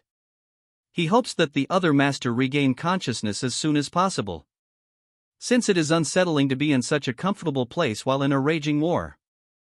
Aijin asks him if he is aware when Yeon-myeong will be coming back. Baldy, hearing him call by his real name, says that it seems he is very close with the alliance leader. With a smile on her face she says that they were from the same group. As Mommy walks into the room he says that they must be comrades who has been through life and death together. Although he agrees, but our Chad overpowered them all. He says that he is very modest since who would not boast about having such friends. Why wife call for them as he asks her why she has a serious look on her face. She says that urgent news just arrived so he should remain as calm as possible. She says that Shaolin has been annihilated by the Dark Lord of Destruction's attack, along with nearby secular sections. He drops the cup, telling my wife that the joke has gone too far. He cannot understand how Shaolin, which has stood for 1,000 years, has been destroyed in a few days. Moreover, Shaolin is the birthplace of Zen Buddhism, supported by the imperial court. As he releases aura he tells her to explain from the beginning to the end, and if this is nothing but a rumor, he will not let such an insult pass by unchallenged. She says non-interference in military affairs. The Dark Lord of Destruction received a non-interference treaty from the Pang family of Hebei and the imperial court. And then they all immediately advanced to Shaolin. He falls to the ground, unable to believe that Shaolin has been abandoned by the imperial court. She says that his distress is huge, but there is more to it. The Hua family, a demonic force in Shaanxi, has made their move. They are currently heading towards Huashan and Jiangnan. And a full 5-KL war with the demonic forces has begun in the Central Plains. After the invasion by the Heavenly Ervert, it took less than a day for Shaolin to be annihilated. Even so, this turd didn't leave Shaolin. Instead, he began to eradicate the remaining forces of Shaolin in Hunan. As he drinks wine, his behavior was as if he was trying to erase all traces of Shaolin from the world itself. As he sits on top of a pile of bodies, he thinks that his masked sidekick is late. It seems like there are more skilled fighters among the small fries. As he wonders if he should have gone there himself, moving his eyes to the side, he says that he didn't expect them to be this late. This delusion turd says that the retired Shaolin monks who cut ties with the secular world only shows themselves when Shaolin is in crisis. But he thinks it is surprising that they are appearing a bit too late. According to him, all of them have reached the flame realm. He smiles, saying that it worked out well, as he picks up his sword, saying that they can entertain him for a bit. An old man charges towards him with a lot of force, but he dodges it easily, telling him that although he is fast, his flank is wide open. But he gets surprised that his counterattack was stopped as he holds onto his sword. He is clearly intrigued that the technique he used is the golden body protection, also known as the Vajra indestructible body. The old man, clearly nervous, says that he is right arrived. And this is the Buddhist technique, is the energy of righteousness. And he confidently says that his demonic art can never break through this defense. He says that he is right since his demonic energy is dissipating, but just blocking his strike won't accomplish anything. That's when another similar-looking baldy prepares an attack, landing the 100-step divine fists. As the attack was about to land, he is curious if this is the 100-step divine fists. He says that it is a long-distance strike that negates distance by extending energy imbued with intent, rather than physical force. Why is this turd getting so much attention? Moving forward, this turd says that this way he can deliver an instant blow without energy loss, just like close combat. While holding back one baldy, he stops the attack. None of the monks present can believe that he completely blocked the 100-step divine fist enhanced with the Vajra indestructible body. All that with just one of his hands. As his energy starts wrapping around his sword, he says that he is curious about all their talk about righteousness and intent. Why the so-called masters waste time explaining martial arts, as he overpowers the baldy, releasing his sword.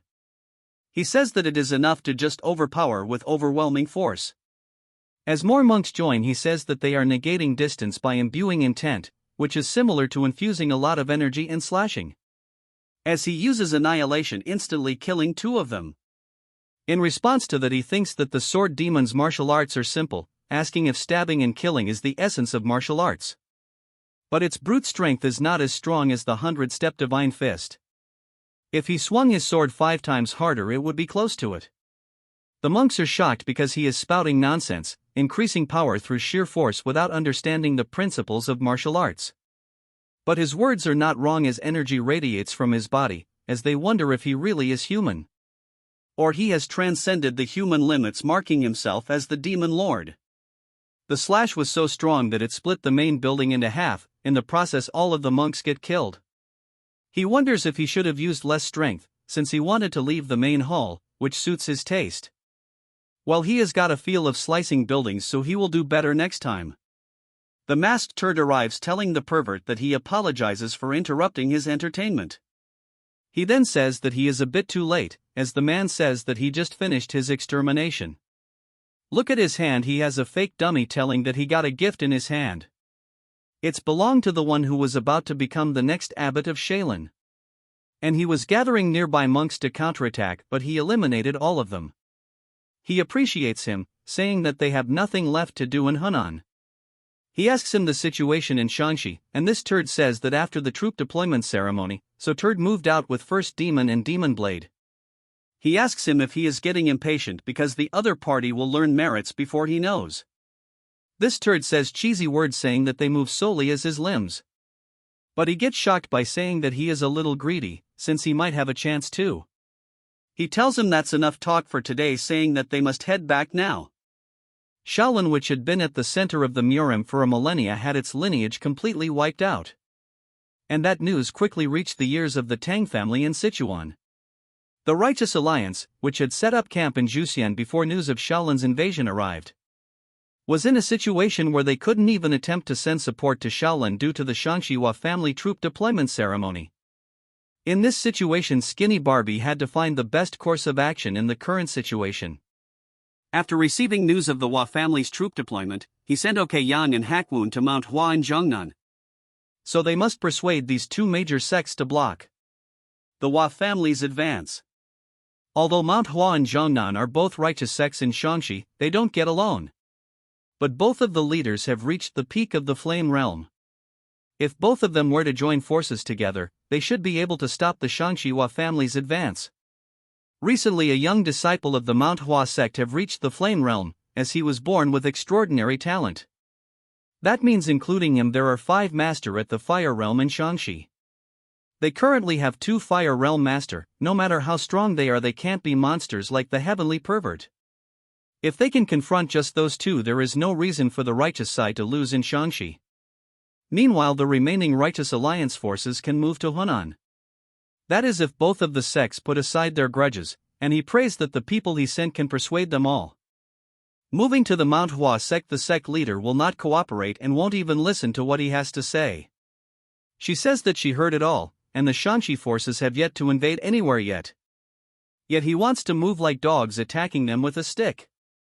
He knew it won't be easy, since it won't be easy, but she is already fuming at the mere mention of Zhongnan. In the past, at a friendly gathering, she was harassed by a group of Zhongnan scholars and she beat them all up. After learning about this, the current leader of Zhongnan retaliated against Manhwa. Since then, several rounds of retaliation have built up resentment, but is now the time to dwell on that. Even that Namgung family head was defeated by the heavenly pervert, and now he is headed towards Shaolin. That's when her femboy disciple has something to say. This is the turd that has reached the flame realm. She says that she is aware of his concerns, but the 1,000-year-old Shaolin won't fall this easily. They should even consider the possibility of the heavenly pervert's defeat. The man suggests they wait to hear the results of what happened in Shaolin. She says he is being complacent, that they move after Shaolin has been annihilated. The nobody says that if the heavenly pervert wins, then it means they were weak. If it comes to Manhwa, they are different. This cocky turd says that if they had invaded Manhwa, it would mean they would have demonstrated Manhwa's might. He is a genius who has reached the fire realm at this age. In the past he would have believed his confidence, but after meeting our Chad he is nothing but an ant.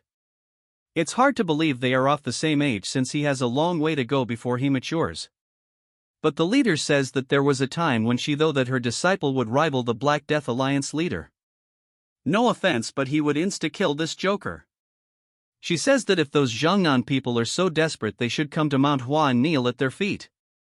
He says that he has said enough and he will directly go to Zhongnan and seek cooperation himself. He says that if she cannot change his mind, she doesn't need to stop him. Today he didn't come here as a member of the Manhwa, but he came as an envoy of the Righteous Alliance. She says that he has become insolent and needs a beating. All of a sudden a noise grabs his attention. As they rush outside, she gets surprised. Someone tell her that the Righteous faction people are all weak now. Joker says that they are all trash and instead of training they rely on authority. Noticing them, he says that the energy of them are different and they should introduce themselves. They are guard from the Hua family, and by the orders of their leader they must annihilate their sect. Moving back to the Zhongnan sect, someone holding the cup says that Shaolin was attacked by the Dark Lord of Destruction, and the Hua family has mobilized their troops. The sect leader knows as Hakyu says that he is right and had no time to sit back and observe. And there must be a reason for these simultaneous movements. He asks if this news has reached Manhwa as well. The messenger says that the Righteous Alliance has sent him an OK Yang at the same time. The leader is smart, as he says that knowing the leader's personality they won't make a move. But after hearing the news about Shanxi, the situation might be too big for pride. That when a shout alert them that there is an enemy raid. Outside, the disciple are lying dead left and right, and one of them thinks that his partners are splits apart like paper. His senior brother, who was always cheerful, was killed. His junior brother, nobody number 2, who he trained with just this morning, have all died meaningless death.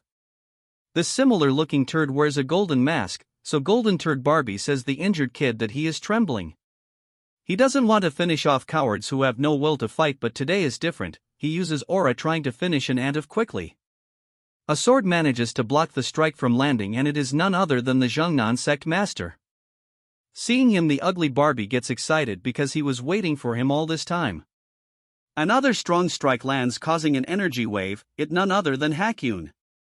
He curses this golden Barbie, asking him how he can do this to his disciples. The turd instantly recognizes him, saying that he is part of the Righteous Alliance, and guesses that the Righteous Alliance sent their response quicker than he thought. A mysterious figure says that their momentum is not to be underestimated. Asking him if he will be alright by himself. If they are going to strike Zhongnan, then it would be ideal to launch a full-scale attack. This cocky Barbie tells him to not worry, since numbers are meaningless after reaching a certain level. So he should wait and see the situation unfold. It's enough for his troops to surround and pursues and ants that escape.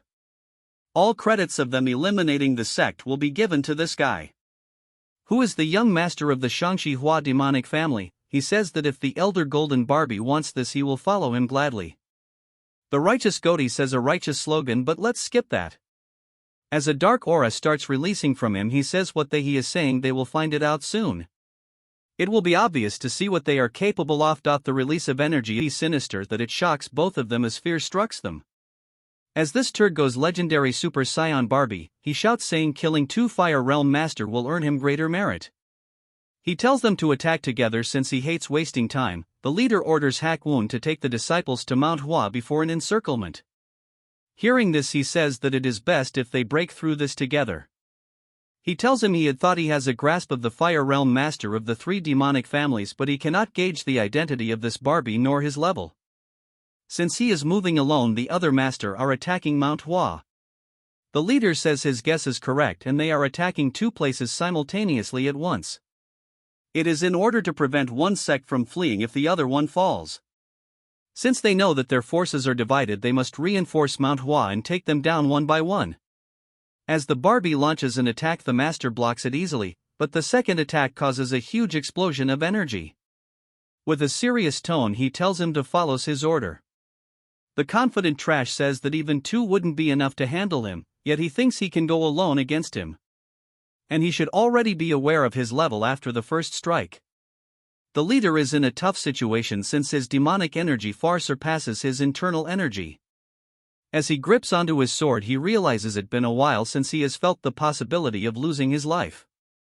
But he must hold him until the disciples evacuate. He releases his energy, saying that he must pay the price for underestimating the sword Zhongnan. The freak shouts, telling him to entertain him. The dogs are chasing the rabbits, in this case the Zhongnan disciples, as one barks, telling them not to escape. Hakwon expected a pursuit team, but they instantly started. He tells the disciples to keep running and not look back until he hold them off. All of a sudden a huge wave of energies collide, gaining attention of everyone present at the SCE, and all he can do is pray that his master can hold it off. Moving to the Xinjiang mountain, Snakey is flying non-stop, but now he is exhausted. He was carried by our Chad, so he didn't realize how vast the place was. Because originally he was a snake, so he is not used to long-distance flying, so he hopes our Chad, who is having a beauty sleep, wakes up. Moving to Yeon-myeong, he wakes up wondering where he is and realizes that the leader's spell hit him. He wonders if it has been dispelled and asks Snakey how much time has passed. But gets shocked when he sees that it is the same place from his past life. He believes this is happening and it is impossible. A voice gains his attention, saying that since ancient times, sword techniques have focused on one of 7 principles as their ultimate goal. Weight, speed, illusion, destruction, dispersion, singularity, sharpness. But that's the path chosen by ordinary people who couldn't grasp the ultimate principle from the start. It's because they can't handle the repulsive force inherent in the principle of strength. As a result, the world escapes to principles like softness, but it's by confronting the repulsion with overwhelming force that one reaches the principle of ultimate strength. Our Chad remembers that this is a scene from the past, and if he is dreaming. Because he is seeing his master again and wonders if he unconsciously longed for those days with his master. But he gets shocked and nervous as his master call him out, telling him why he is watching him like a thief when he is training. And how he managed to get here. If he fails to answer, he will cut him down. His master warns him that he will lose the head of his, but he is at a loss of words since this is not a dream. He is aware of our Chad and even conversing with him. Now he is confused if he has traveled to the real past or if it is just a memory. He tries to make up something by introducing himself, but before he could even finish, his master spilts him in half. Saying that he asked how he got here, the simple strike was so strong that it split the place in half. But he is surprised that R managed to see through the sword techniques.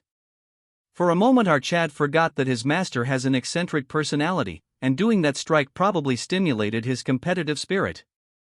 Our Chad thinks that he will show interest if he counters him with swordsmanship, but he is in trouble as he cannot find white snow. He is in deep trouble because he cannot white horn, moreover Snakey's either, which means he is still under the spell. As for his master, he laughs, telling Yeon-myeong that he grasped his sword path, so now he is see more of his skills. Moving back to the battle, Golden Barbie cannot believe it is taking him this long, and it's trickier than he has though. Praising him that he didn't become the sect leader just like that. But he cannot change his fate since Zhongnan will fall with his generation. The leader says that just because he has the upper hand, he owes speaking so easily of annihilation and ending bloodlines. Old man says if he thinks sects disappears like dust, even if he falls, his sect will not crumble. He gets surprised as old man releases extreme amounts of energy. Even if one of his disciples, his sect will continue and he will give his life to stop him. This turd laughs as if he is a main character that says the old man has a strong spirit, so he has changed his mind. He will leave him just barely alive, then he will make him watch as he kills the Zhongnan disciples in front of his eyes. As they exchange moves, the old man gets overwhelmed, so he uses his secret art to launch multiple strikes, managing to create distance. But he continues to spam attack, and this time the 9-dragon demonic steel. As he continues to stop the attacks, he thinks he can hold on, but his body gives up. As he falls, he thinks to himself that by now the disciples of Zhongnan must have escaped. He has no regrets or last words to leave for his sect. His only regrets is for the sect leader of Manhwa, who he has words that are unsaid. In the past, they were known as the Shinchi Dragon and Phoenix and the top representatives of their sections. On the day of a friendly gathering, their eyes met by chance, and he fell for her at first sight. To impress her more, trained relentlessly until the next gathering. He researched shops she liked in Shanxi and rewrote love letters to express his feelings. However, at the next gathering something unexpected happened. She has broken the arms and legs of all Zhongnan disciples named Hack. Her rampage had not stopped and tried to attack him, but she was exhausted after battling so many people. So it was not difficult for him to handle her. He tried to find reason behind her sudden actions. Because of peer pressure from the turds getting beaten up, they want him to avenge them. So he could not ignore the martial brothers' cries, so he too broke arm and legs of the Manhwa sect named disciples. So the friendly exchange between both his sects split apart. Later he learns that the reason for her going berserk was because his martial brothers harassed her. Along with feeling sorry for her, he felt ashamed of his sect. He wanted to clear up their misunderstandings, but the relationship between the sects has already become irreparable. When he was destined to become the next sect leader, he wanted to change the current Zhongnan sect. More than honing martial arts, he wanted them to emphasize courtesy and respect, so that Manhwa could look at them differently, and at that time he could face her again. Since then it has been decades he has made this decision. As his eyesight starts to fade, he says that he should have apologized regardless of the sect's reputation and position. As Turd was about to finish him off, he gets shocked when he sees plum blossoms. The attack was so strong that it managed to injure him. He is confused as to how she is here since they sent 2 Fire Realm Masters there. It's none other than Ok-yun. Even if she is old, she is a fine specimen. Seeing her, the old man gets shocked and she smirks. Turd asks her it is strange because they sent troops to Manhwa as well, so he cannot understand how she is here. She cannot hold her anger as she tells him that she is trying to have a long overdue conversation with the old man, asking him if his parents didn't teach him any manners, so for someone lacking manners she will need to beat some manner into him. In a flashback we see that when the 2 dandies attack the Manhwa sect, Yun tells them that they've barely been in Shanxi for a few years yet they are trying to eliminate major sections, roasting them by saying that scraps under the heavenly pervert have given them confidence. She asks them if they are trying to wage a war with the righteous martial arts world. One of them tells them that a war is already underway, and since they are behind on information, he tells them that their lord has annihilated Shaolin. Hearing this, he gets shocked because he is heading towards Shanxi. But the bigger problem is that if they compare history, Shaolin has been the foundation of martial arts. The troops they have sent will be of no use since it is late. They say that since their lord is coming this way, it's best for them to clear the way as his subordinates. He then says that the things might have ended in Zhongnan by now. Hearing this, Yun is shocked and asks if they have resources for that. He says that the Golden Elder who personally guards their lord has gone. This is the first time we know that Golden Barbie is a girl. Her martial art is far beyond what they can compare to. As they says that Zhongnan might end before Manhwa. Hearing this, she cannot control her anger, gritting her teeth. She tells her allies that she doesn't have the comfort of being stubborn right now, so she has no choice but to leave this place. Hearing this, one of the Turd jumps in like a fool, but green hair blocks the attack, saying they cannot question the sect leader, telling her to leave it to them. She apologizes to Yang, saying that she wasted time with her needless stubbornness and now she has to burden the situation to her. He tells his sitter to not worry since he knows why she is doing this. Hearing this, she gets pissed but says that she is counting on him. As an intense battle begins between them, she rushes towards Zhongnan. Moving to the present, she explains the situation and says that she has a lot to say to the old man, so she wants her to just shut up and take a beating. She tells Yun that the purple energy on her face less from the violet mist divine technique. Asking him if she is the Manhwa sect leader, she asks her why she is saying this and if the thought of a female sect leader beating her is a problem. I thinks there is a problem with the translation, so I will keep this Barbie as a man. Hearing her way of talking, he is extremely pissed because she is showing this much impudence even after seeing the state of the Swordmaster. But since she has a way with words, she says that the real impudence is his ugly face that cannot even shows his face proudly. A horse reaches the scene asking the turd if he is alright. Seeing him, he gets shocked, but Yun won't give him a breather. As she launches the 24 plum blossom sword technique, he ran towards her after seeing the purple energy, thinking if the Manhwa sect has sent reinforcements. Seeing him, she launches multiple strong attacks. As he jumps in front of the attack, the wide range attack was so wide that old man asks her if she is planning to cut her down as well. She tells him to keep quiet, telling him if she cannot handle her true chi at this age, telling him to not create a fuss when she didn't even touch him. Although the Barbie managed to block the attack, he curses her, telling her how she has the audacity to attack him. She says that he must be the Hua family's young master. Before coming here, she met some Zhongnan members heading towards Mount Hua. They told her that the glory for annihilating Mount Hua and Zhongnan belongs to the young master. She says there is no need for the Lord's personal guard to go this far and asks if they are in love. Hearing this, she gets shocked, saying that she will make sure that she cannot speak such nonsense. As she goes Super Saiyan to Barbie. She says the one speaking nonsense is she poked a little and now everyone knows he is the Lord's son. She says that if she kills him, the Lord will hold him responsible for this and he will die. And this is going to be fun, as this turd shouts, saying how she can claim to be righteous people.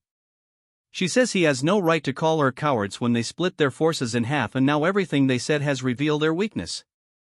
She asks him to not talk about principles since they launched a surprise attack. As her words got this ant pissed, he charges towards him, but a strong sword blocks the attack and launches the counterattack. She asks him why he is stepping forward when he has yet to recovered. He thanks her for buying time, but he can move. At least he says he cannot be a burden to a lady. No matter how old he becomes, love is forever young. She rushes towards the young master, telling old man that if he was young she would have beaten him senseless. The turd is now in a tough position because without the plum blossom goddess not blocking, he could eliminate old man easily.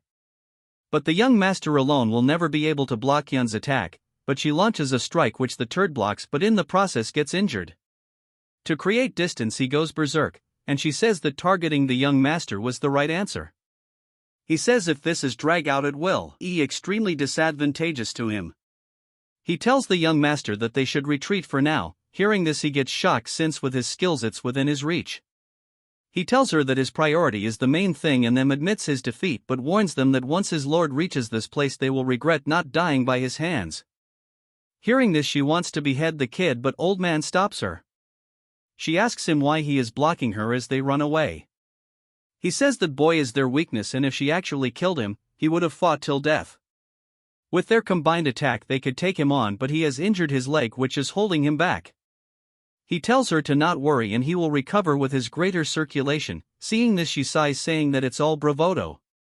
As she picks him up, she can if he can even walk properly, and the man called the Dragon of Shangxi is past his prime. Hearing this, he asks her she didn't need to bring back the past and thanks her, then apologizes, and she says that it is not really for Zognan but for the righteousness of their sect. He says besides this, he asks her what happened on the day and the friendly match long ago. He wanted to apologize for that day, but he can say sorry before he can die. She says she remembers everything and wants to break their legs one more time. Hearing this, he asks just what his disciple did to her, and she says that it's not much but very embarrassing. He wonders to himself what they did. They read aloud the love letter she wrote for him and teased them mercilessly. The old man says that it is certainly something embarrassing, then says he spent one night writing one himself. Then realizes what it means, but she ignores him and picks him up, saying that he will use lightness techniques. As they continue to fly, he wants to know more about the love letter. This part starts at the Manhwa sect, where a huge battle is going on, and as always all side characters in this story are useless. One of the bearded turds punches our weakling and he instantly spills blood. Seeing him getting hit, Yang turns around asking him if he is alright. Taking opportunity of this, the second turd asks him why he is being so reckless. As he attacks him, he tells him that his enemy is right in front of him. Yang thinks to himself that their level far exceeds his expectations, and this is beyond what the green-haired turd who just entered the fire realm can handle. Even the other disciple are being pushed back. If this war were to continue, their side will suffer greater losses. He prays that he stays alive at least. Moving back to him, he is glad that he is at least alive. He reached the fire realm at the age of 20, So he thought he had talent equal to the Black Death Alliance leader or the heavenly pervert. This dude had some serious daydreaming problem. But now he understands the look of doubt his senior brother showed him. His lack of real combat experience made a bigger difference than he had thought. As they are overpowering him, the aura-exuding musclehead tells this turd that for his age he is not bad, but he is lacking experience. But he will have no more chances to show his skill, as this Temu Hulk jumps in the sky trying to squash him. But he gets surprised when he manages to do a donkey roll, barely escaping.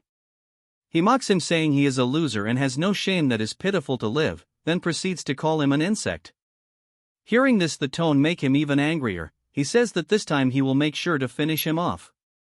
But he notices the ground trembling. Seeing this, the enemy cannot figure out just what is happening. It's as Hakwon as he tells him people that a group of evil is right in front of them, so they must help Manhwa eradicate them. As the Zhongnan sect people charge towards the enemy, the two nobodies are nervous as to why they are here. Wondering if the golden turd has fallen, which is beyond common sense. Seeing their arrival, Yang thinks that it is a dramatic indeed, asking them where they are looking. That's when they realizes that they lost focus for a moment, because of the Zhongnan. Taking opportunity of this, our crew attack they and manages to injure them severely. With the involvement of the Zhongnan sect, the tide of the battle turned around. The Flame King and Demonic Fist suffered critical injuries and choose to retreat. This was the first victory from the Orthodox Murim, after a string of losses against the demonic forces. After they are done with the battle, everyone is shocked as someone tells them to inflict critical wounds on Fire Realm monsters, praising them that they have played a great role. It's Yang as she praises her disciple because this is her first real battle and he did well. As for Swordmaster, he is dying out of embarrassment, but she is confused why they have been staring at her like this. Man, this is so wholesome, as her disciple tell her that it obvious that they would not look at her. As they sit for a meeting, she starts summarizing the situation. Currently the heavenly pervert is on his way to Shanxi after annihilating Shaolin. Although they have driven them out, they have suffered severe losses. Moreover, they don't know just how many Fire Realm monster they have under him, besides the known demon masters of the three demonic families.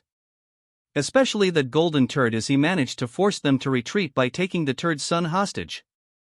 If they had fought till the end, neither of them would have returned unscathed.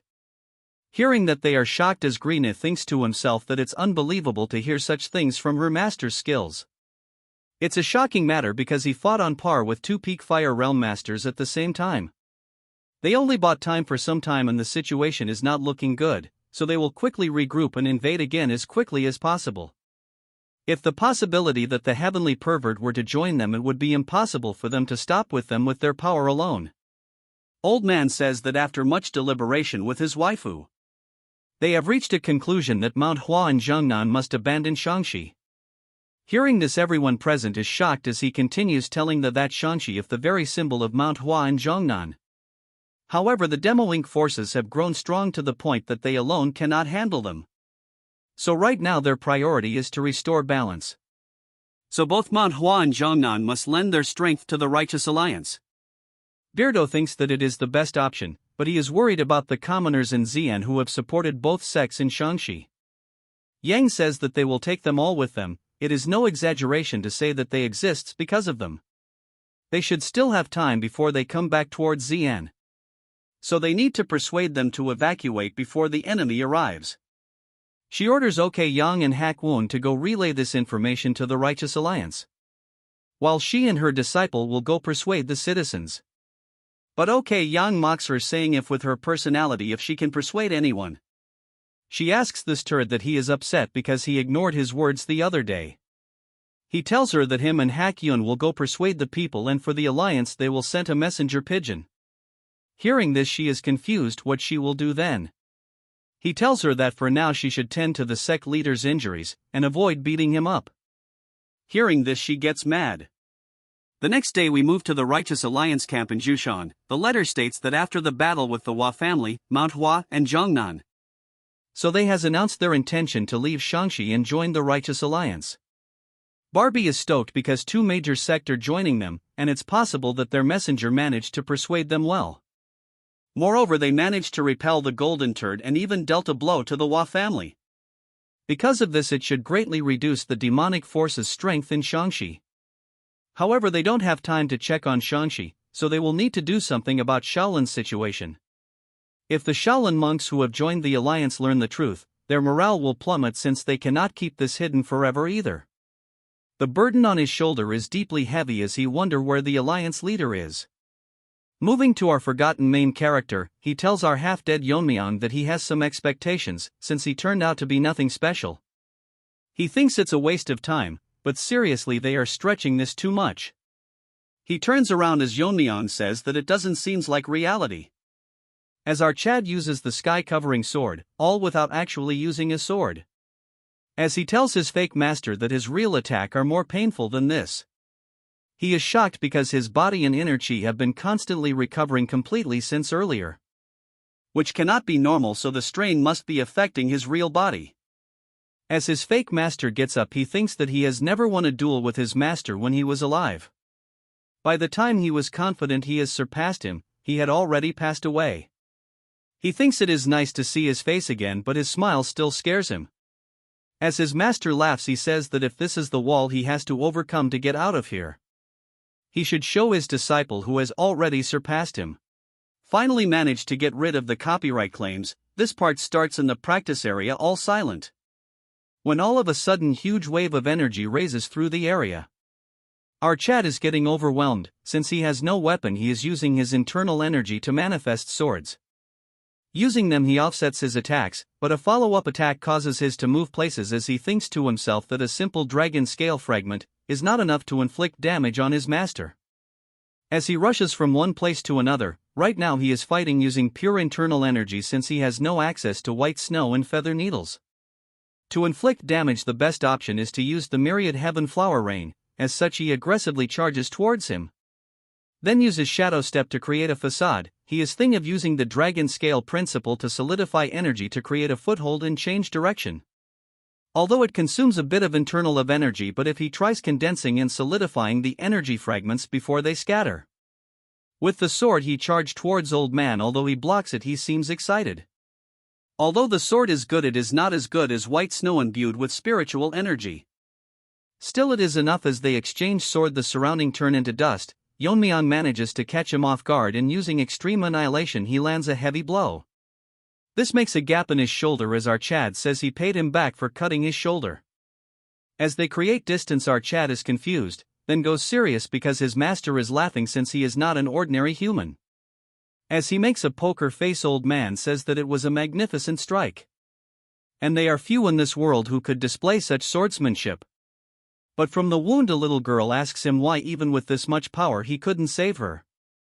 The dark creepy thing says why he watched as she burned, and hearing all this he remembers what had happened.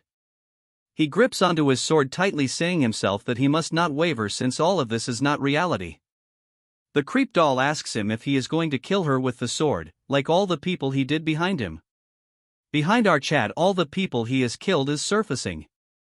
As they continue to curse him, he grabs onto his sword and instantly raises them to the ground. He convinces himself that all of this is just memories of the past. But more of them latch onto him, telling him he feels no responsibility for all those he has killed.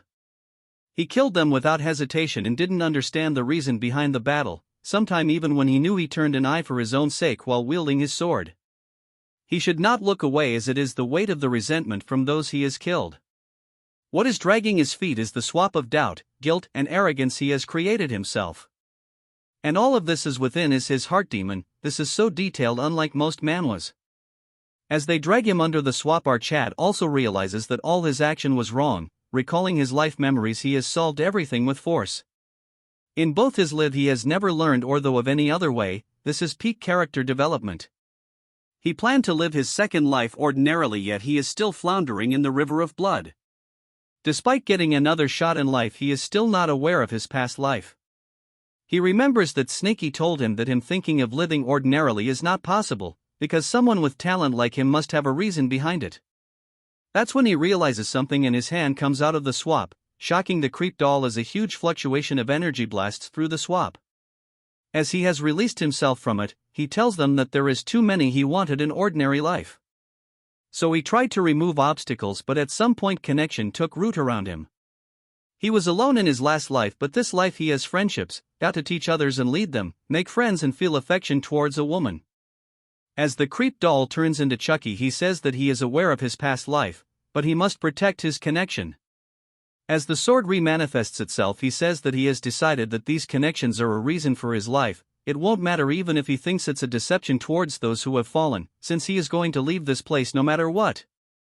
Hak Yun and his buddy visit the nearby villages and inform the civilians about the current situation in Sichuan.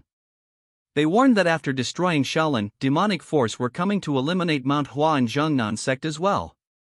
And as of today, all of the Shanxi had been engulfed in the flames of war. While ordinary conflicts between martial sects don't harm civilians, it's a different story when demonic forces are involved. As such a progression of refugees formed, and soon Xian witnessed a large-scale refugee exodus ever seen. To ensure the procession wasn't blocked by wild animals or bandits, Hakan, Okayan, and Tang Yeon-myeong stood at the front. Hak Yu and Okayan took charge at the rear, in case of possible pursuit by demonic forces. Yun asks Old Man where they are going, since they can't take the entire refugee procession to Zhuxian Mountain where the Righteous Alliance forces are stationed. He says that they will all move together within Shanxi, then go to Zhuxian Mountain. Then they plan to send the refugees to Sichuan under Hak Yu's leadership. Since Sichuan is the safest place in the Central Plains with the Tang family and the Righteous Alliance there. Since it will guarantee the safety of the refugees, Yun adds that Thu will be fortunate enough if they don't get ambushed on the way. Hearing this, he tells her to not say ominous things. She asks him that there was something strange about the man called Golden Spirit. But Old Man doesn't understand it, so she tells him to not give it mind. She thinks to herself that for being the Lord's son he was excessively ordinary. Wondering if there was any need to overprotect such a being to that extent. It is a worthless act and chosen by the logic of demonic forces, and relationship seems too emotional to be just a guard. Moving back to Sichuan, someone is practicing martial art. Someone handed her the technique called Cold Poison Ice Crystal Cultivation Technique. It's a cultivation technique created when the Tang family was exchanging knowledge with the Ice Palace. My wife says that those with the 9 constitution have difficulty learning ordinary martial arts. But they're actually optimized for learning ice techniques. In other words, this cultivation technique is meaningless to those without the 9 constitution. That's why it wasn't destroyed even during the Dark Lord of Destruction's invasion back then. As Mirio practiced the art, she realizes that it's a cultivation technique that would harm oneself if learned with an ordinary body. She thinks to herself that why the Dark Lord of Destruction didn't pay attention to such arts, but it's extremely precious to her, so she must practice diligently. My wife thinks to herself that fate is truly mysterious. That among the many martial arts lost that day, the remaining one would be helpful to that child. That's when she remembers that 17 years ago the heavenly pervert finished of the family had her father. She heard him saying that if it is the Lord's will, after that he retreated.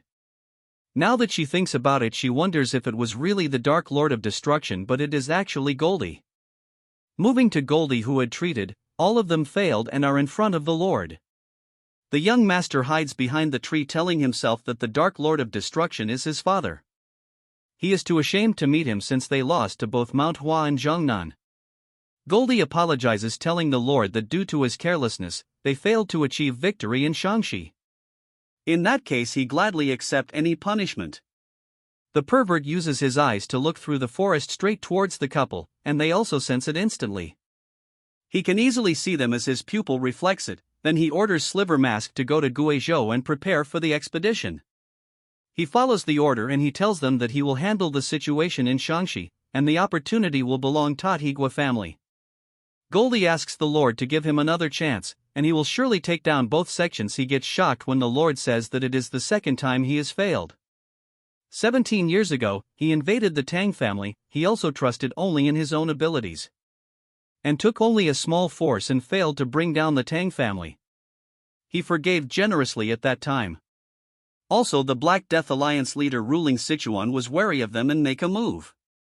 But now, with the Black Death Alliance leader gone, he has repeated his recklessness mistake. So there is no reason for him to give him another chance. He announces that as of this moment the Hua family will be excluded from the succession competition. That when the useless son stops him, greeting him and tells him that he is the young master and he is his son. Goldie gets nervous as the blabber dog says that he is responsible for the defeat, because he became a weakness in the battle. With the sect leaders, Golden Spirit had to retreat. Then this dumb turd tells him to not ignore Goldie's requests. The Lord gets pissed saying that he stopped him for such a stupid reason. Since all of the responsibility lies within him, then he must pay the price. As an attack is aimed towards him, he can't even react, yet Goldie blocks the strike, falling to the ground. The Lord says that it is dreadful to die like this, since he raised him as his shadow all this time, only for him to give his life for mere affection. But there is nothing he can say as he walks away, saying that parents bear the sins of their children. Dumb kid cries saying that he is not of the Lord's bloodline and Goldie is his father. As Goldie lies lifelessly, we see a flashback where two kids are being adopted by the Lord as they will be his honor guards. There were many children S0LD to the heavenly demons sect to obtain divine pills.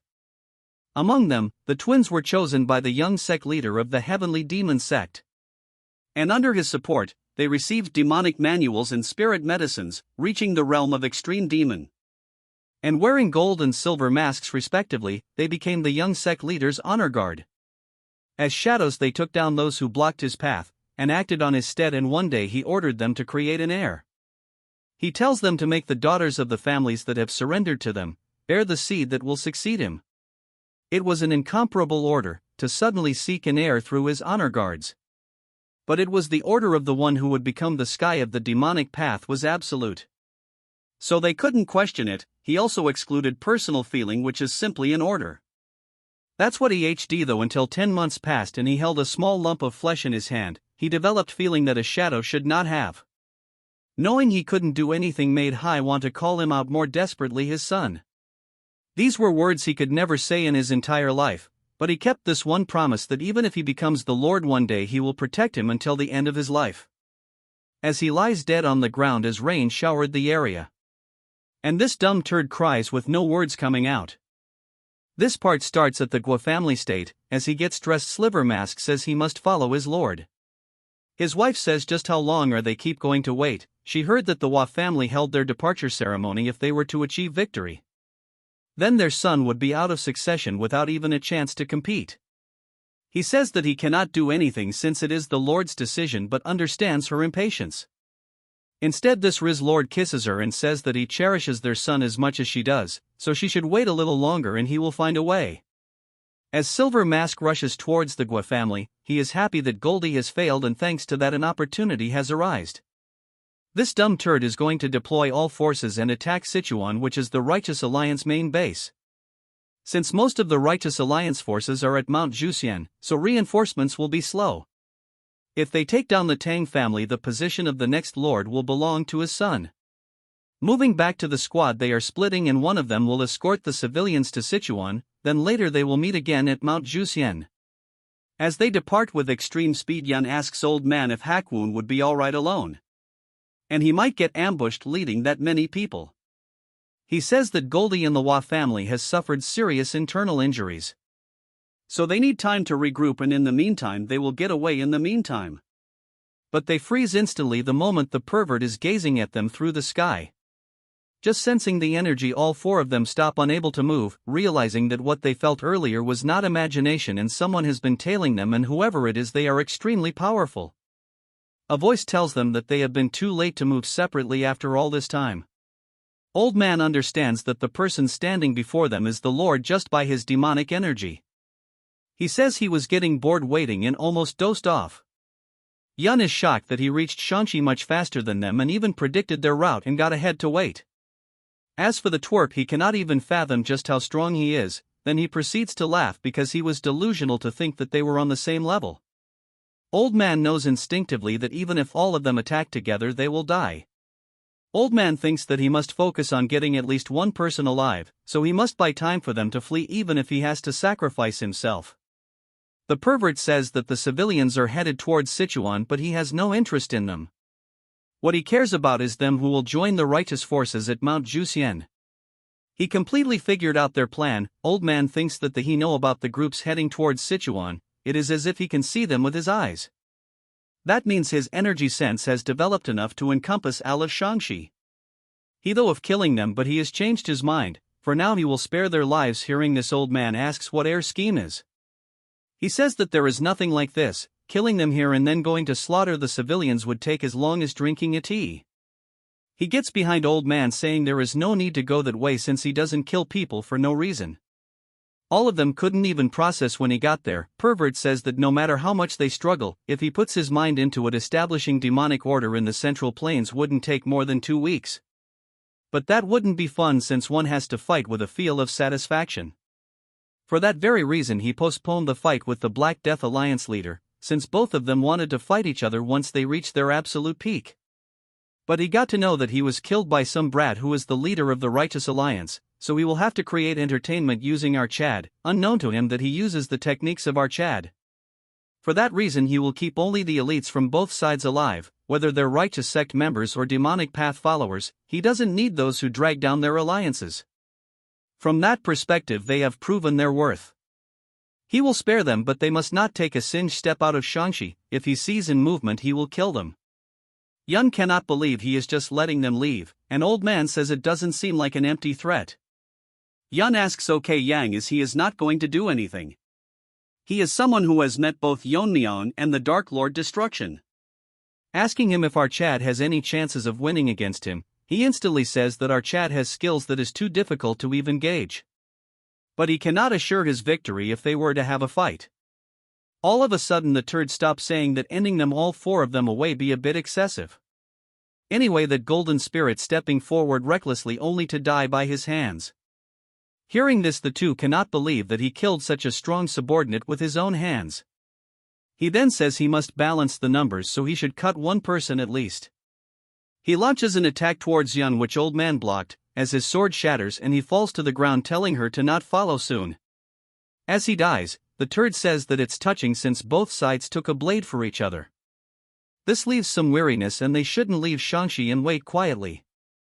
Yun pick up his body, telling him he made such a decision. As she cries, she says she couldn't even respond to her apology. She says what she is supposed to do if he leaves like this. Now she had the opportunity to open up to each other. As she turns red, aura leaking from her body, she says she will kill the pervert no matter the cost. Moving to the Hwa family, the matriarch is running outside to see that her son is carrying Goldie on his arms. He asks his mother why she is grieving even though nothing happened to the Lord, so he asks her to tell the truth, wanting to know if he really is the son of the Lord. She explains to him that all of the young masters of the 3 families are none of the Lord's children. She says no one knows why the Lord didn't create his own successor directly. Even Golden Spirit didn't know the reason. In a flashback we see him telling her that 20 years of serving him, he gets the feeling that he exists alone in a different world. It might be that he won't do it, but that he cannot, and the Heavenly Lord views other humans as less than beasts. She says that's what they talked about the Lord. The turd asks her when she was him if he talked about him. He gets shocked when he hears that all he talked about was him. At first she was worried that he was just a child born from an order. But he told him that for his son he would even go against the Lord's command. That's when he remembers all the things Goldie did for him, and because of these tears won't stop dripping from his eyes. He had lived with the desire to gain recognition from a father he had never seen. Not that he looks back at it was foolish and shameful, not realizing he was by his side. She says that since they have fallen behind in the succession race, she supposes that this is the end of the Shaanxi as a demonic clan. As he cries, she says that whatever decision he makes from now on, the fact that he is her proud son will never change. He decides to take his leave as he gets super serious, unlike his past self. Moving to the Gua family, the lady is doing her makeup when someone barges into the room, shocking her. Her pupil get excited and she jumps over, calling Silver Mask darling. She says that since he came in person, if it is what she is thinking. He says that she is right and the time has finally come for the Gua family, so they now need the forces of the family to deploy. In the Righteous Alliance base, someone is telling Barbie that why he is ignoring his words. With Shaolin destroyed, there is now any part of Shaanxi remains unsatched, they would have already fallen victims. So they should go to Wuhan No and prepare to attack Pervert together with Wudong. Barbie says that they have lost communications with Shaanxi forces that were supposed to come. Hearing this, he laughs as such Barbie with a serious tone tells him that he finds this situation amusing, asking him if this is good news that they have lost contact with their allies. He says that he doesn't mean it that way. Barbie says that he wants to go to Wuhan so they can ensure that the alliance forces survive regardless of what happens to the sections. Hearing this, he gets pissed, telling him to watch him words or he won't tolerate further insults. This turd is releasing killing intent without any hesitation, as he wonders if they can really trust this person. If our Chad was here, he would have discipled this rabid dog. Shifting to another scene, we see that Barbie had to tell the monks that Shaolin had been annihilated. He says that given the situation in Shanxi they couldn't provide support. He apologizes for delivering the news late. If they want to leave the alliance they may do so, since he has no right to keep them here, as he kneel apologizing for all this. One of them says how can he, their leader, bow his heads for the deeds the heavenly pervert has caused. They are already grateful that he has informed them and none of them is blaming him. So he should not worry and continue leading the alliance. They will personally resolve the resentment for the sect's destruction in the upcoming battle against the demonic forces. For their sake he cannot accept the proposal of the so-called Sword Saint. So he informs him that there will be no change in plans. This pisses him off and he says if they are not going there, then are they waiting at the mountain for? He says he has decided where they will advance since they just received a report from the forward scouts. The forces of the Gua family heading towards Sichuan, so they likely intend to strike their main camp while the alliance force are here at Zhuxian Mountain. The turd makes a point saying that they are abandoning Wuhan yet they want to go and defend Sichuan. He says that they are not so shameless and they are using the Gua family's deployment as an opportunity. They are going to attack Guizhou itself. Moving on to Qinghai, the village steward Archad met is in trouble, as bandits are residing in the Kunlun territory. Her wonders if he can handle them since he doesn't have much poison and feather darts left, wondering if he can handle these guys. He motivates him saying that he cannot die and must lead them to Sichuan. A turd says that he will start by killing 3 of them, but before they can even react, Snakey enters the scene, finishing all of them in an instant.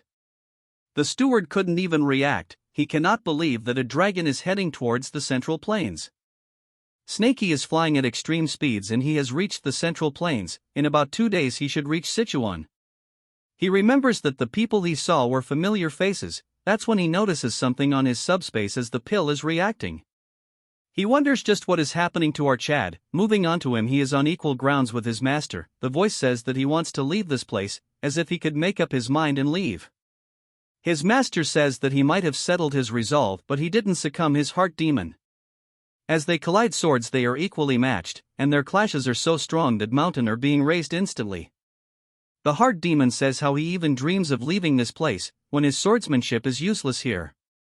But all of a sudden he starts overpowering old and shocking him. He falls to the ground and the old man says that Archad's aura has changed for some reason. Before he could even react he lands another strike with extreme force.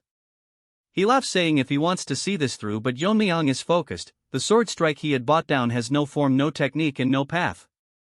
It was a single strike imbued only with pure intent. In a state of non-self it's headed towards a single path. The old man thinks if it is the ultimate strike as such he finished the heart demon off. It laughs saying that there is no more wavering in his heart. But it is not over yet, even if he faces karma directly and see himself, and a heart demon isn't something so simple to overcome. That's when he get injured, shocking him because the technique that fills up everything visible with energy, imbued with the intent of the flower rain of the sky. As such the technique replaces his master. The heart demon has grasped the essence of the flower rain. That's when a huge wave of energy replaces it, shocking Archad as one thought was over and another appeared. And using the essence of the technique it takes the form of his ancestor, the invisible guest. In the southern Shanxi they have buried old man and OK Young tells Yun that they must leave for now. With pure intent she says it time to attack the heavenly pervert, but he tell her to stop talking nonsense, since they barely made it out alive. She says him sparing their lives were momentarily, so rather than being played she would die on her own terms. He tells her to get a grip on herself and not let the old man's sacrifice go in vain. They should for now escape, but looking at her, she is not someone prepared to die. It is the empty gaze of someone who has nothing left to lose. That when someone enters the scene gasping, saying that he is a messenger sent on a secret mission from the Hua family of Shangxi. Hearing this, they confirm if he ID from the Shangxi Hua family, so he must be from the demon sect. Green Face says that seeing him alone he must not be lying, but he cannot understand what the Hua family was thinking sending him here. He says that he is just a low-ranking member, so he doesn't know the details. He was ordered to inform them that they must leave Shangxi immediately. Moving to another place, the turd tells the pervert that they must atone for the damage done to Manhwa and Jiangnan by standing against the Dark Lord of Destruction. Guess the boy turned into a man. The turd says that he came here because he sensed a large demonic energy movement from the Hua family. He asks them why they are doing here, since he made it clear that the Hua family no longer has any chances. They are doing things without his orders, and if they want to earn merits this way they should forget about it. The man, that's what we are going to call him. He asks the turd to explain the significance of the succession struggle. And if this is to succeed high as the Lord's son and the master of the demonic path. He sighs, saying that he is continuing to waste his time, but he is a good mood, so he will tell him. The Dark Lord of Destruction is merely a tool to establish a foothold for the heavenly demon divine cult's advance into the Central Plains. He is originally the young sect leader of the heavenly demon sect. When the demonic world order is established, he will return to that position as the master of the demonic path. But sorry to him, our Chad annihilated the entire sect unaware to him. Anyways, he says that after that he would need someone to manage the Dark Lord of Destruction left in the Central Plains. In other words, it's a competition to select the governor of the Central Plains for the cult. He asks the man is this is enough, but with an angered look he asks him why he played this children ploy to begin with. He says that the answer seems sufficient, so they should get lost now. The man tells him if the answer why he deceived them, then, hearing this, he says to use his brain a little. It provided justification for assigning the demon elders. He says that if he did not make this play there was no chance that Flower Realm Masters would have faithfully played the role of dogs under someone as ordinary as him. The man says that he is glad someone like him is not his father. Thanks to that his heart has gotten lighter. Then he proceeds to say that earlier when he asked where he was leading all these troops, he was here to avenge his father. Hearing this he laughs, saying that at this rate the Hua family of Shangxi will lose everything. But he cannot understand the fact that the two flower stage demons are going along with it. They respond to him that they are disappointed, despite serving the Lord faithfully over a decade. They are discarded without mercy when deemed unnecessary, and he deceives his subordinates to manipulate them. So they cannot just follow someone who feels no remorse. One of the demons says that until now he has walked the path of demons with pride, but today he trembles with rage at his own foolishness. Hearing this, the turd says that he came to the demon path seeking power, yet he is taking about righteousness. He thinks something is wrong since all of his subordinates have gone wrong in the head. He thought they would be useful for longer, but it cannot be helped. As he releases killing intent, he says that now he has no choice but to kill them all together. He says that before the sun sets the Hua family will be annihilated. The intent is so strong that just by standing in front of him, yet he feels like he is being devoured. The pressure is overwhelming, but the masters tells him to keep his composure. Even if they are fully prepared they cannot do anything against the Lord, but they cannot forget their purpose. In a flashback we see that he telling the masters that he has lost the succession race and he is not even the Lord's child either. So they don't have to show courtesy towards him. They will aim to not dishearten him, since he failed the succession race, since their bond as master and student will remain, so he asks them even if they will follow him even if he goes against the Lord. Although someone like him would never reach the Lord, but he cannot just sit idly after witnessing his father's death. Even if he can cause the slightest disruption to the Lord's long-cherished wish, so he will risk everything to obstruct him. Hearing this they say that if it is his will they will follow him even if it means death. Moving to the present, he is happy that there are at least people who trust and follow behind him. He says that they are about to start a fight with no chance of winning. He is grateful that they choose to follow him despite knowing all this. Since he has now become a man, he says that the Hua family will not live under the protection of the Lord, even if history records his decision as foolish. He would rather die than live a life with false bloodline, so he orders them to become fools like him, all charging towards him. Moving to the other side, the squad is informed that an internal strife has began. Okay, Yang thinks that if it is true, then it is the perfect time to make a move. Yun says that it is great news, that the demon turds bear fighting among themselves. She has lost her mind as she draws her sword, saying that in the chaos she will find an opening and finish the turd that invaded Manhwa and Zhongnan. Then she moves towards the messenger and asks Hai if he was there during the invasion of the Manhwa with a black cold stare. Ok Yang had enough of his sister and slaps her directly on the face. He says that if she will kill someone that even 4 Fire Realm Masters don't dare to face with a sneak attack. As for the sneak attack, he says that is a stupid idea, since by the time they arrive, everyone from the Hua family would have been annihilated by the pervert. She asks him what they should do then, since she lost him right in front of her eyes. She grabs him by the collar and asks him about her revenge, and if he's saying she doesn't have the right to have her revenge just because she is weaker than him. Hearing this, Ok Yang tells her to look at her feet. Looking down, she sees the old man's broken sword. He says that they are the only one that can take care of his belongings. He says that if they die there will be no one to carry his will, so what they need to do right now is not revenge. To ensure his sacrifice was not in vain and to honor his will, they must survive till the end. Hearing this, she is having a hard time controlling her tears. Moving to his disciple, he is at a loss of words, so he tells the sobbing minion if he is going to go along with them. She apologizes to old man, and says that when the war is over she will make sure to give him a proper burial, so that everyone from Mount Hua and Zhongnan can remember him. We move on to the other side of the story, and it's not our Chad. Everyone from the Hua family has been slain, and the turd says that even after all of them attacking together, this is all they could amount to. At the moment he grabs the man by his neck, and tells him that he cannot understand, as he told him that from the beginning that they cannot draw a single drop of blood from him. And all he did is pile up meaningless corpses. Even if they did nothing, they could have at least prolonged their lives. That's when he realizes that something is wrong. The man is laughing crazily, telling him to use the great ability of his figure it out.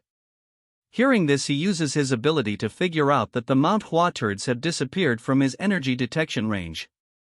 He asks the man if he really threw away all this life just for the enemies to escape. Even in his dying moment he says that his enemy is right in front of him, although they couldn't inflict a single scratch on him. Before he could continue talking, he uses his aura to punch his gut instantly, saying that he is foolish to think such a thing will harm his action. But he will praise him that he was not just a fool. It would have been better if he showed this sight in front of Mount Hua and Zhongnan. As he falls to the ground, he says that it was entertaining and that he will watch it from the afterlife how useless his defiance was. And he will personally show him that all of the central plains will realizes it. Moving back to the other side, we see the messenger telling them to not go to Zhuanshan Mountain, elaborating that there is someone called Silver Wolf who guards the Lord alongside Goldie. He was ordered to lead the Gua family army and attack the Tang family and destroy the Righteous Alliance. Hearing this, they are in a tight spot as he continues to explain that by now their army should have learned about this and withdrawn from Sichuan. So they might cross paths with them on the way. Since he is done with his orders, he take his leave. Afterwards, as they were running towards Sichuan, Yun cannot understand why the Guizhou forces are moving now. So she wonders if the Lord is really thinking this as entertainment. Yang thinks that this is fortunate for them, because if the 3 demonic families and the Dark Lord of Destruction had moved at full force simultaneously, the righteous factions would have already been annihilated. That's when they notice something. Yang thinks that the movement is unusual, and it is like they have a will of their own. Yun wonders how many people on Earth can do something like this, since the pervert is currently looking for them. He is manipulating the flow of the clouds to look for them. Currently his level has gone beyond martial arts. She tells them to speed up, or else he might just locate them. As a huge dragon with glowing eyes manifests itself. Moving to the Righteous Alliance, Yanjiang is exhausted because she has to make reports on outer patrols and internal maintenance along with her training. Since she is the actual military commander and temporary chief of administration. His uncle's communication has been cut for a week, and there is no news from our Chad, which is frustrating. As she misses him, she prays that nothing bad happened to our sleeping Barbie. That when some guy enters the scene telling her that she has been working hard, he then tells her that he has bought some snacks and offers some for her. As she stuffs her mouth in them, saying the guy that she is going to live thanks to the section leader. He tells her that she has been pushing herself too much and he is worried about her health. Dude has no chance, but Sleeping Barbie will not be available for more new chapters. as he suggests her some methods to offload the work. Hearing this, she says that she is fine, since this is nothing compared to the ones who went to the battlefield. They have this dumb filler talk. I can go on writing this, so just imagine them talking about the same thing again. That's when a voice shocks them, telling them he hates to ruin the mood, but the news is very urgent. As the busybody is daydreaming, one-armed Chad says that the Gua family troops are heading towards Sichuan. This shocked them very much, as he informs that they grew, turning every place they pass into wastelands. Moving to them, the army is walking through a village all burned out, and the sadistic young Master Gui turd is enjoying this chaos. Now we even need to know his backstory. Back at him, he had to live an ascetic life due to his surveillance, and the dignity befitting his status. That's when a voice tells the troop that morale is important in war. Since they can liberate themselves here, as this sadistic is going crazy, for the next 2 hours he commands the troops that he will be closing his eyes for 2 hours. In that time he won't give any punishment taken against civilians. They can kill as much as they want. Silverturd seeing this thinks that they are wast 5 too much time, but the one on the horse says that he is too concerned. This weirdo says that looting in war is necessary, so they can afford to waste this much time. This guy is the great elder of the Gua family, the great spear king.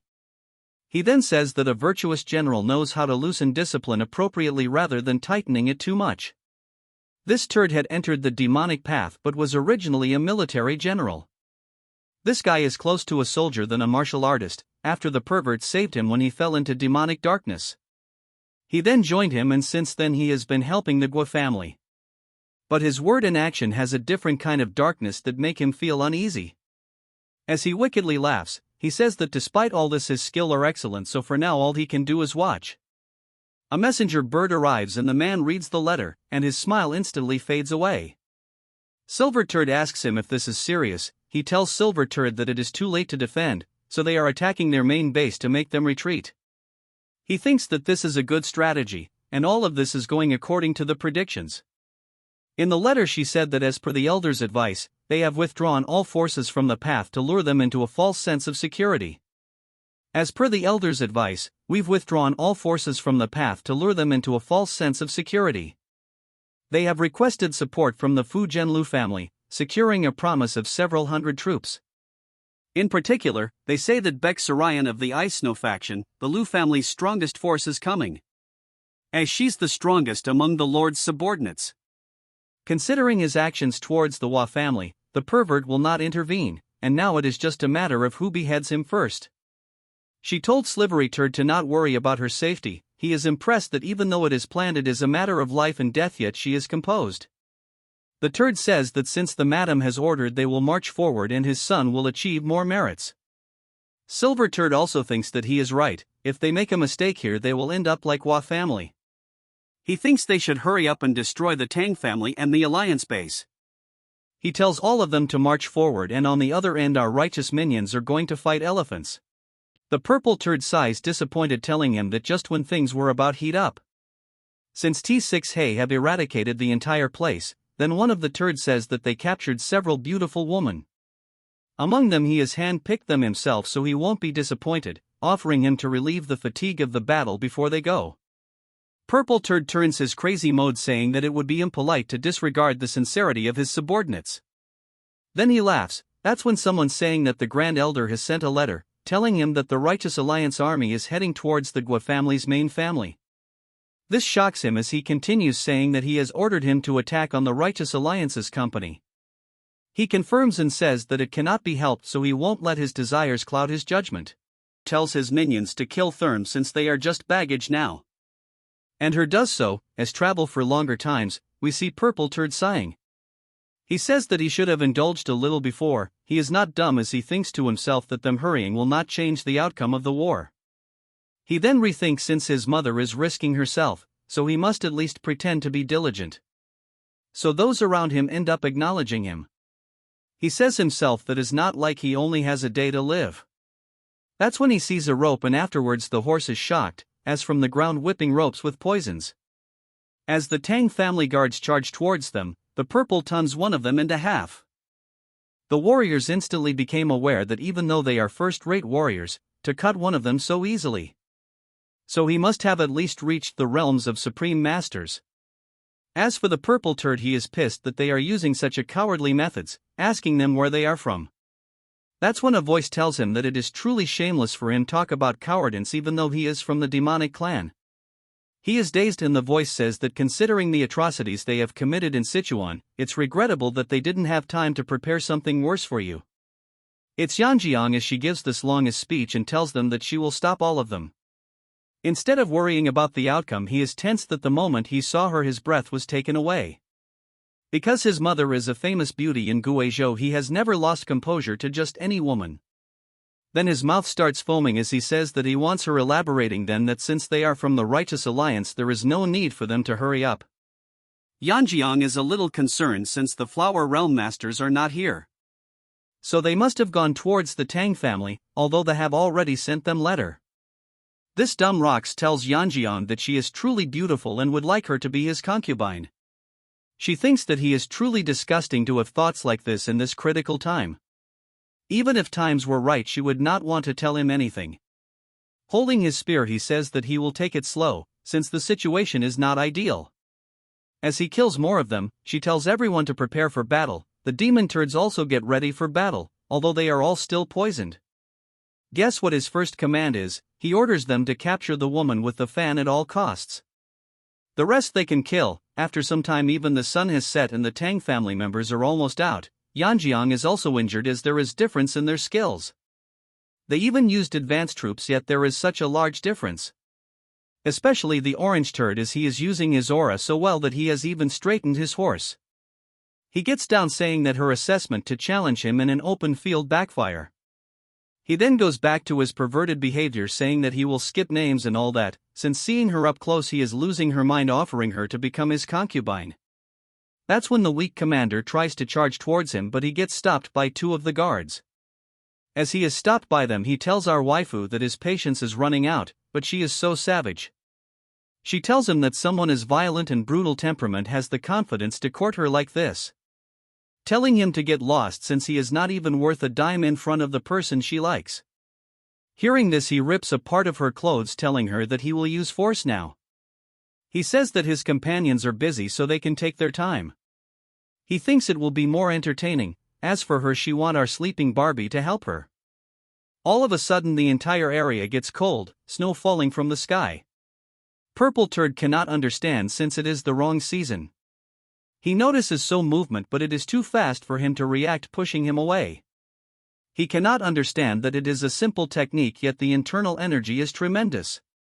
He wonders just who the person is, and not the sleeping Barbie says that she rushed here to check the situation. But it took her longer since she is not used to the movement technique yet. But she doesn't need to worry since senior waifu has arrived as the direct disciple of the Tang family head. As our waifu was cultivating, she sensed a presence and realized that is her mother-in-law and also her master, my wife. She in a serious tone tells her that she has to stop her mediation, since it is an urgent situation. She received an information that the Gua family forces have reached Sichuan. According to the intel, the army was split in two and one part is heading towards the Righteous Alliance and one is coming for the Tang family. Although they are short on manpower, but the alliance is in an even more bad situation since they have minimum personnel. So she asks her to go as reinforcement. Hearing this, she asks her if she is capable. More importantly, if the main force is her, she should stay, but she tells him to not worry about this place. Since they have formation masters from the J-Gal family, so although they might not win, they have a defensive advantage. She says that the one heading towards the Tang clan have two Fire Realm Master. As for the alliance, they is at max entry-level extreme demon. Although she doesn't want to force her, she should achieve victory and support the Tang family. Because she is someone more talented than she thinks. Yeon-myeong cannot believe that the last time she saw her they were on the same level, yet she has become this strong. But the horn dog is not worried about his life, yet he is appreciating her beauty. He orders them to capture her alive, but she use a cold poison ice technique. As it release a blizzard not affecting any of them, as they laugh, Yeon-myeong thinks they are done for. Purple turds giggles until it fades away as his minions start shivering, falling tot air deaths. He is angry on them since they are not using internal energy to keep themselves cold. But Miso tells him to look at himself first, even his hand has frozen. Moreover, the cold seeps as time passes. If he doesn't want to lose his arm, he should run away. Since she has recently learned this technique, she doesn't know how to control things like severity. Moving back to the Tang family, Woojin welcomes my wife as she asks how the situation is. He says that all troops are ready for battle and can attack anytime upon her orders. She says that the extreme demon masters with the enemy's main force are Great Spear Demon Guncheon AK, who was dispatched to the Guizhogua family. And there is also Silver Wolf. According to intel, this Silver Wolf was the one who annihilated Shaolin with the Dark Lord of Destruction a few days ago. So his martial prowess is immeasurable. Since he's the one wiped out Shaolin, it is impossible to even measure his prowess. Fortunately, this time they have Baldy, who is ready for blood. Still, they are at a disadvantage. He asks if Fatso and Gen Z uncle are awake. She says although they have gained consciousness, for some reason they are unable to circulate. Internal energy circulation is blocked. In their current situation, if they were go out, it would become a burden. So they cannot rely on them and will have to handle this situation all by themselves. For now they should defend, as another messenger barges in saying that the scouts have learned that, just now, an extreme demon master Silver Mark left the formation. And he is heading towards the alliance. This gives her a scare. What happened at the enemy side is Old Turd says that there is no support coming from the Tang family, with no ambushes or traps along the way. At this rate, before dawn breaks they might win, yet Silver Mask stop him, saying her must go towards his son. He says that the Turd has learned the swift armor technique, so the path to the alliance should be no big deal, so there is no need to worry. He would like to think like this as well, but judging by the worm, something is wrong. He tells the elder that he should be enough for the Tang family and says that he will join after saving his son. As he leaves, he thinks it's very protective to plant a Gui to monitor his son. It like the kids of all the families are fighting the war for them. The purple turd is getting overwhelmed as he gives excuses that if he could ride a horse he could use the swift armor cavalry technique, overwhelming them easily. According to one-handed Chad, he says that purple turd is getting more impatient, also his movements have slowed down because of the ice techniques. As they attack him from multiple sides, he gets overwhelmed and they have managed to gain control of the situation. As they both land major strikes from both sides, the turd was about to fall down, when Silver Turd barges himself, causing a serious explosion. One is knocked out in the ground and the other is about to die, all in a matter of seconds, as he says the turd was in trouble because of her ice techniques. As the turd starts blabbering, Silver Turd tells him to melt the ice. Miso is scared that Silver Turd is her, since he's supposed to head towards the family. Taking a closer look at her, he figures out that the department of her martial art is shallow, but her internal energy is tremendous. As killing intent increase, he realizes she has cold energy, asking her if she attacked him. Moving to the pervert, he says himself that in order to go away from his eyesight they need to run away from the central plains itself. That's when he discovers a grave and splits it open, saying that although the materials are lacking, he will use the extreme demon soul restoration technique. My wife thinks she has made a fatal mistake, as she never thought that Silver Turd would suddenly appear there. She sent Miso to the Righteous Alliance to keep her away from dangerous battlefields. Instead, it led to her falling into the hands of the most dangerous enemy. To quickly strike Great Demon Spear, who's coming to the Tang family, and then go and provide support. Since his cavalry skills excel in open battles, as such a defensive battle is essential. She should have sent Baldy to the Righteous Alliance. That's when a voice grabs her attention. He says that Baldy was the first to see the war report, and he then handed the letter to him and departed. She confirms if he left at a time like this, and confirming her, he said that it is urgent, so he had to go first. Moving back to the Alliance battlefield, Silver Turd says to Miso that having the ice talent is quite a rare thing. Since the Ice Snow faction would be pleased to know. As for Miso, she is in a right spot, since there is a clear difference in power. As she is right now, she cannot defeat him. As for the turd, he exudes killing intent, saying he will spare her, but the purple dog with a damaged arm tells Silver Turd to capture both of them, including Yeon-myeong, since he had quite an educational experience because of them. Since they are the ones who ruined his arm, he will shower them with a lot of affection. He looks at his pathetic state and thinks to himself that he is thinking about women at a time like this. Officially, he is just the young master's honor guard. He would like to give him a stern lesson right now, but the leader would not bother about the pureness of an ice technique user. He tells the girl that given the situation they should both surrender quietly, and Miso asks him if they don't, and in response he says that then their comrades who are barely breathing will die. In his mind he thinks to himself that if they are left like this they will eventually die anyways. But he gets shocked all of a sudden and Miso cannot believe what is happening as old man Baldy has come to the rescue. Hearing the voice, Miso gets flustered as she has though that he was going to assist the Tang family, yet he is here.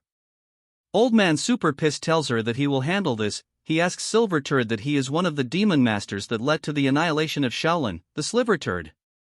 Silver Turd says that he had thought that he would be the main force behind the Righteous Alliance or fled after the destruction of Shaolin. As old man says that he will not show any mercy as he release an extreme amount of energy. The silent landscapes get overhauled by waves of energy as Silver Turd is barely holding his own. As he is indeed worthy of the title Vajra Great Victory since he is levels above a temple abbot. Although he has lost an arm he is still overwhelming him and it is not like his strength has diminished at all. But it's not like he cannot defeat him as he uses Kaioken times 10 and pushes old man to the side. As he says it's his turn laughing a critical strike, but old man ID far from being an ant so he uses a technique landing multiple punches towards his strike. The pressure is so much that Miso thinks that they wouldn't dare intervene in this setup. As it is a battle between masters who have surpassed the fire realm. As for old man he is currently overwhelming the Silver Turd. As for Purple Dog he cannot believe that he is getting pushed back, asking why he didn't die when Shaolin was getting pushed back. Silver Turd thinks to himself that demonic energy techniques and Shaolin Buddhist techniques are almost polar opposites. If this turns into a battle of internal energy attrition, they will be at a great disadvantage. He thinks he must look for opening but it flops as he grabs him by the head and throws him onto the ground. The impact was significant but old man feels something and stops. His energy channels are twisting and yet he haven't been affected by his demonic techniques.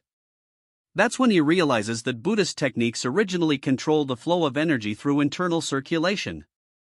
However, his deep-seated killing intent for the destruction of Shaolin interfere with controlling this flow of energy. As such, the conflict between reason and action ultimately led to demonic possession.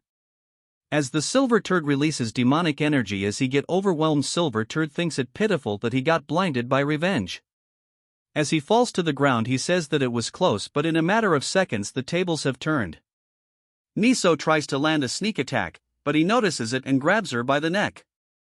Telling her that she is too slow and if she decided to launch a surprise attack she should have done it fast, that when old man says he was indeed too late. Hearing this he tells Miso that the old man has gone crazy after falling into demonic possession. As he was rambling he notices a presence scaring the wits out of him. Turning around he cannot see anything but the energy just past him. Although it was brief, the presence rivaling the Heavenly Lord. The old man completes the sentence that the Alliance leader is late. As he saves our waifu and chopped the fingers of Silver Turd. He apologizes to everyone for being late and thanks everyone for enduring until now, despite the difficulties. As Silver Turd is at a loss of words, our sleeping Barbie has finally come to the rescue. Silver Mask couldn't even react what had happened before him. Silver Masks thinks that he has reached the level of Fire Realm, but he couldn't sense his presence until he got close to him. He realizes that the person in front of him is the Righteous Alliance leader. As Miso is crying seeing our awake Barbie, Yeon-myeong says unlike the first time he saw her, she has gained a lot of internal energy as well as flow. It seems like she has been training diligently, but she says yet it was still not enough. Yeon-myeong cannot believe that things have gotten so bad that even she had to step up, so his absence must have been a burden. That when the Silver Turd uses Kaioken times 20 causing red shockwaves. Yet he is clearly aware that his instincts tell him that he is very dangerous, so he must kill him no matter what. He tells the Purple Turd to leave this place immediately since he cannot fight him while he is here. Looking at Yeon-myeong he analyzes that Silver Mask is on a higher level than the envoys, as he wonders if the Dark Lord of Destruction have many martial artists of such caliber. He tells Miso that they will have to postpone catching up for later. As he summons his sword he says that he will deal with this trash first. As they charge towards each other, a huge eruption of energy collides. They exchange multiple moves in a blink, while Silver Turd is flying in the air. The difference in their strength is however enormous, so it'll be impossible to fight and escape. But he cannot escape since he will be a big hindrance to the Lord. Although his chances of winning are practically zero, but at very least be some injury at cost of his life. As such he releases even more energy but gets shocked when he sees our Chad walking in the air. As he closes the distance, all of them bystanders are in awe, and while aura farming he finishes him off in an instant. As he finishes Silver Mask off, Baldy is amazed that he never ceases to amaze people every time he sees him. At this point he cannot even fathom the limits of our Chad. All of them run towards our Chad and Yeon-myeong says that she is relieved to see that he is safe. Baldy says that his safe return means he has successfully completed his mission in Xinjiang. He asks him if he inflicted some heavy damage on the demon sect. But they get shocked when he hears that the demon sect has been annihilated. He explains that he only intended to deal them a blow, but they created a poison that could plague the world. It was clear that they would eventually extend their reach to the Central Plains, so he attacked their headquarters. Although I struggled a bit because of their sorcery, he not only eliminated their main force but also their leader. Baldy cannot rest easy since he has uprooted the main forces of the demonic forces. He is concerned about leaving the turd in Xinjiang, but unless he gets the same opportunity as he did, he won't be able to come out. But for now he has matters to attend. He tells everyone to wait for a moment since he has some unfinished things to take care. As Purple Turd runs away, he cannot believe that Silver Turd died without putting up a fight. He cannot comprehend since Intel said that most of the Tang family forces had moved to the Zhuxian mountain. As he starts crying, he rants about how if they knowed he was this strong, they would have never attempted to attack this place. But our Chad gets a hold of him and stings him with a poison needle. He asks him that he wants to walk away unsatched after messing with the members of the Tang family and the Righteous Alliance. As our Chad asks him if he has heard about the rules of the Tang family. That is to repay kindness twofold and repay grudges tenfold. Then he returns to the scene and Baldy asks him if he killed the one who fled on horseback. Our Chad agrees. Hearing this, Baldy says that is impressive, but he couldn't express his gratitude earlier. He punished Silver Mask, who annihilated Shaolin and the demonic forces as well. Hearing this, he gets shocked since he was aware of all this. Yeon-myeong explains to him while he was away 3 demonic forces begin their attack. In Shanxi, Manhwa and Zhongnan defend their main temple from the Hua family's offensives. But they could handle a second wave of attack, but they evacuated with the civilians. Afterwards the Gua family entered Sichuan and advanced towards the Tang family. Her uncle and the alliance on the other hand went to attack the Gua family's main castle. But they have received support from the Lu family, so they have lost contact with them. Hearing all this, our Chad apologizes, saying that has suffered because of his foolish actions. Baldy thanks him instead, saying that they no longer needs to worry about the demonic sect and the Western Front. He has accomplished great things, so he should not blame him too much, so their main focus shall be to eradicate the Dark Lord of Destruction and save the Central Plains. That's when Snaky manifests itself, saying that the monk is right and he has noticed it before as well, saying that he is sometimes too sentimental. But for some reason the girls are completely shocked. Baldy asks him what the talking creature is. Snaky notices that they are staring at him and he says that how they can see him. Before he can blabber anymore, our Chad tells him that he warned him not to show himself in front of others. Snaky says it's unfair since he is a spirit, so they should not be able to see him. He wonders if this is because he became a dragon that this is happening. He realizes that things have gotten chaotic, and Snaky didn't do it intentionally. He reveals that Snaky is the guardian spirit of their main family since it's time for their ancestor. And he has been assisting them. As Snaky is getting impressed, he adds how when he was trapped in the heart demon, Snaky carried him all the way to the Central Plains. Baldy thinks that knowing about Snaky is surprising, but he is worried about the heart demon, since he has overcome it and transcends demonhood. Our Chad says that he did manage to overcome it, but he did get some help. As he was facing both of them at the same time, he was getting overwhelmed, although he tries to hold them off, but they simultaneously attack him. As the little girl and White Turd stand, they thinks that he is taking too much time. Normally most would be crippled, but he never expected his attachment to life to be this strong. He should have given up easier. Now he is facing fear, pressure, and everything. It says that a battle with a heart demon is a battle of enlightenment, so there is a clear limit to facing it alone. That when something drops from the sky. Our Chad has been fighting endlessly and now he cannot even move. He doesn't see an end to this. The more doubt he has, the stronger the heart demon becomes. He can't do much since he is facing one of the strongest people on the planet. As they were about to charge, our Chad loses remembering friends and family. That's when a voice tells him to get up. The one who defeated him is struggling here because of his heart and will, it's Black Lizard. Telling him that if he pulls himself together he can leave this place. Our Chad is shocked and cannot believe that the Black Death Alliance leader is with him. He asks Black Lizard how he is here, and Smarguy says that he is not the only one trapped in the Heart Demon prison. He elaborates that his remnant thoughts White Snow is here, although he has nearly exhausted his spiritual energy to enter his mental realm. Our Chad gets shocked when he says that he had witnessed everything he has been through. But he cannot understand why he is struggling when he overcome being consumed by the Heart Demon so well. It's very frustrating to see him shaken by the illusions he sees, which is torturous and tedious to watch. As the light grows, he says he will lend him his power. As White Snow is back seeing it, our Chad feels a sense of hope. As his masters are chasing towards him, he grabs onto the White Snow and pushes them back. As huge eruptions occur, they say that the one who has his will broken is regaining his will. Once our Chad has gotten a hold of White Snow, he can now truly end this. He has figured that fundamentally the Heart Demon is not encountered through training, it was triggered by the malice intended to imprison him. The image of his master and his ancestor are part of the Heart Demon, so what he needs to cut is not the illusion before his eyes. So he will cut this world itself. It was created by the will. As he lands a strike beyond comprehension, and it is a strike that seeks to suppress his will and brings him down. As the strike lands, it ends all of them, and his master says that he has finally pinpointed the right place to attack, but the strike is clearly annihilation. But it exceeded its original power, asking him if he has named the sword technique. He has named it the heaven-shattering annihilation, since he has imbued it with the determination to cut through a world with will that is not his own. It is created by combining his master's teaching and the principles of the myriad heaven's slower reign. As his master fades away, he says that it is an excellent sword. As for the nameless wanderer, he says that he sensed the familiar energy from his soul. As he fades away, he tells him to take good care of Blue Horn. Hearing this, our Chad gets shocked because he cannot understand how illusions created by the Heart Demon to speak like they were real. Moreover, he had though that the ancestor viewed Blue Horn as a tool. But the sensation was S== strange, yet he is not sure if he can use the heaven-shattering annihilation outside of this place. As he was blabbering to himself, he wonders where White Snow went.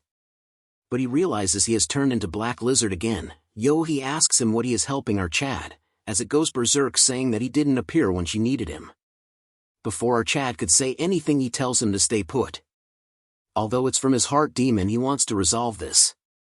As the Heart Demon tries to stop him, he overcomes its powers and hugs him, apologizing to his daughter that he was late. As the words are said, she instantly starts crying.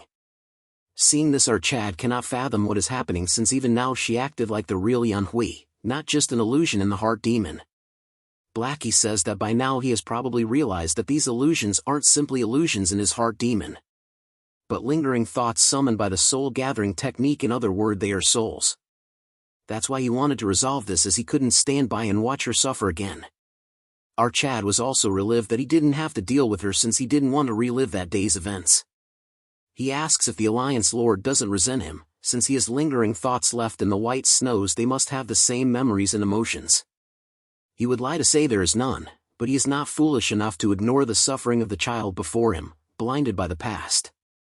He is also grateful that even as a lingering thought, he was able to say what he couldn't to his daughter. Now they must go their separate ways. Our Chad asks him where he is going, and he says that he must go to the land of dead.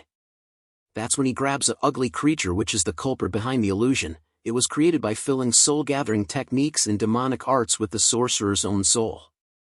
He starts doing something to it, saying that he wanted to torture it, but rather than venting anger on such a soul fragment that has even lost its self-awareness, the best revenge would be to use it in a way the sorcerer never intended. He used the Samadhi true fire to erase its resentment and turn the spirit into something like an elixir. Although it won't have effects like strengthening internal energy or physical enhancement, the knowledge and wisdom the sorcerer gained in life will be imbued in your intent. He should take at least one spoil of war when he leaves this place. He says at time that they must part ways and he must go to the land of the dead. He also says that he has nearly exhausted the spiritual energy to intervene here. So the spiritual energy that contained him will be depleted and he won't be able to meet him. He says Tat, the one who defeated him, shouldn't go around getting beaten just because he doesn't have a weapon. And although HEW is not entirely without resentment towards him, he can see that he has never forgotten the guilt, although he cannot forgive him, but he will believe his sincere desire. As he leaves, he says that unlike him he should protect his connections. Yeon-myeong thanks him, saying that although they are not parts of their will, it comforts his heart a bit longer. As he gets ready to exit this place using his intent, he starts hearing Snaky. He felt a connection re-establishing, and says that they are almost at the main camp, so he should hurry up and come out. He is surprised that Snaky actually flew all this way. When he gets ready to come out, two voices grabs his attention, saying that with today's enlightenment he should spread his will throughout the world. As a complete person looking at the sky, he says that their appearance in the heart demon wasn't a coincidence. He is a disciple who was taught the sword in the past life, and a descendant leading the family in this life. He looks at the sky and says that it was the will that appeared, reversing the demon's spell, as he tells them that he will lead the war against the demonic path to victory, as he will protect his will and his connections. As the mommy force and demon squad comes face to face, they are shocked that their sheer number is twofolds of their family. They cannot find Silver Mask since he has gone towards the Alliance. Baldy went after him, so she does not need to worry about that. She tells her minions that their only command is that there's no way around it, that they outnumber them. And before they die they should at least kill 10 by any means necessary. When they invaded before, they suffered annihilation, but today it will be different as per the Tang family code. As they charge towards each other, she says that they repay kindness twofolds and repay hatred tenfolds. As the battle continues, the old man says that although they overwhelm them in numbers, yet the battle lean against them. That's when he finishes one of the assassins trying to sneak up on him. Since it has been a while that he made a mistake after a long time in military tactics. Still, in battles between martial artists the power of the commander is critical. That when multiple dagger attack him, but he uses his demonic energy to fend them off. My wife thinks that the art he uses is the Imperial Guard Pure Demon, just like she had heard it, an incredible wall of chi. The man gets arrogant, saying that there is no way a mere dagger can break through this armor. But instead of listening, she throws more dagger, creating a type of formation. He is confused since none of them managed to hit him. But my wife assures him to check it again, as they start spinning using the flying dagger chi art, the soaring pedal dance, causing whirlwinds that stop his movement. She says in the realm of refinement it's the battle of chi, and that flying daggers are merely designated a node to manipulate the chi flow. She is aware that the gust of chi at this level will only manage to hold the horse. While having all this time, she throws poisons balls infusing the air. He blocks it using the chi, and she is clearly waiting for his chi to wear down. The wind pressure has bound his horse's legs. If he doesn't disengage from the pure demon armor art, he will run out of internal energy and die. That was the idea, but he will show her the true power of the pure demon art. Seeing the situation, Wu Jin tells the guards that the enemy commander is stuck, so they will finish off the rest. Taking opportunity of this, they increase the intensity of their attack. Seeing the battle, she thinks they are fighting better than she expected. Because of the encounter with the Black Death Alliance, they haven't slacked on their training, and with more experience, and it shows. Suddenly the huge wave of energy blasts through the whirlwind and flies towards the sky. The trash says that his martial art is originally created for chaotic battlefields. All the damage blocked while mounted is stored as chi can be unleashed in a single strike. Mommy tries to block the attack, but her blades don't even make a dent, since the output of the spear is so massive. As it was aimed towards the battle of both sides, she decides to block it herself, telling everyone to evacuate. But they were caught off guard. By the time they saw, it was too late, since Wu Jin thinks that even fleeing won't be enough to survive. As Mommy was passing by, all of a sudden a figure passes through her in blazing speed. Before she could even react, our Chad comes in front of the spear and negates the attack, directing it towards the sky. As such a huge explosion occurs in the sky. All the Tang family members start laughing. The trash, on the other hand, thinks to himself how he deflected a weapon-grade strike at the explosive spear in a single strike. As our Chad lands to the ground, he asks if he is the leader of the demons. Seeing the outfit, the man says that he is as formidable as the Alliance Lord the report suggests. But he gets shocked when he says that he is the Lord that they are talking about. But according to intel, he has gone to the western Xinjiang front. Mommy enters the scene saying that she is happy he is here, but the Alliance need him more than they do, but he tells her to calm down. Since they will be here shortly, hearing this, she get baffled. That's when Miso call for her master, and all of them are riding on top of Snakey. Seeing him, all of them are shocked to the point they turn into dolls. The man starts sweating bonkers when by what he is seeing is a dragon. Even with all his experience, he cannot believe his eyes. But he cannot understand that if the Alliance people are doing fine, then where's Silver Mask and the Purple Turd? Yeon-myeong tells him that judging by his expression he is lost in though, and throws something saying if this is what he is looking for. Seeing it, he gets shocked, realizing that it is Silver Turd. He asks how someone who is supposed to guard the young master doing here. Our Chad says if he is talking about the pathetic brat, then he has poisoned him and left him to the wild animals. He hold onto a weapon and releases a lot of energy, saying that how he could do this. In a flashback we learn that before he joined the demonic forces he lost his daughter right before his eyes in the war against the nomadic tribes, which led him falling into the demonic path, and one of the main reason he joined them is because the leader of the Gwa family exactly looked like his dead daughter. So she is like a grandson to him as he charges towards our Chad, but without any reacting our Chad ends him, saying that he has already dealt with them on his way here. After the death of the old turd, the remaining minions lost their commander and fled. The Tang family warriors, who hadn't forgotten their desire for revenge against the Dark Lord of Destruction, didn't miss this opportunity. They pursued the demon sect members without hesitation and finally achieved great victory, filling the knights of Sichuan with joyous cheers. Snakey is impressed as he is the clan's 10 poisons. It is surprising that the 10 poisons actually existed as a legendary creature. She is grateful to him that he has been helping our Chad all this time and they should go back and celebrate their victory. But our Chad tells him to postpone that for later, since according to the letter he found on the body of Silver Mask, they are thoroughly preparing for the Righteous Alliance's attack. The Ice Snow faction's extreme demon master from the Fu Zhenlu family has been dispatched to Guizhou, and his power is said to be the Dark Lord of Destruction's greatest force aside from the Lord himself. If that's true, the Alliance's valuable troops are in danger. Before we fight the Dark Lord of Destruction, to avoid losing our troops, he will go to rescue their Alliance members. That is the role of the Alliance leader, after all. Moving to the Gwa family Barbie, that they have gathered their remaining troops and prepared for resistance. The Saint Turd says that what they need to do now, the strategy is simple. He tells him that their main force confronts the Gwa family's troops, while he, a master who has surpassed the 3 flowers gathering at the Crown State and one of the strongest in the Righteous Alliance, will infiltrate and capture Lady Gwa. Turd says that even if they succeed, what if Silver Mask were to return? He says if the Alliance leader they trust doesn't come back, they will end up on their one trap and be annihilated. They have brought all their forces, including the ones guarding the main base, trusting his judgment that they have a good chance without the Fire Realm Masters. Barbie says that unlike some others, their alliance would never betray his word. He asks if he is still holding onto their previous argument. He is just saying that pinning all their hopes on the alliance leader is excessive. But his only response to it is that he will definitely, but he has some issues. At that point their conversation got halted by a massive explosion of ice energy. Seeing this they get shocked. The Turd says, sensing the energy, it is coming from the Gwa family, wondering what on earth is going on. A foot enters the scene and says that their argument even reached his ears, telling them they should have arrived instead of fighting among themselves. This old hag is the Ice Snow faction master Baek-Soo Ryan. Seeing him, Barbie gets shocked to see that the Ice Snow faction master, who is an absolute master that only existed in rumors.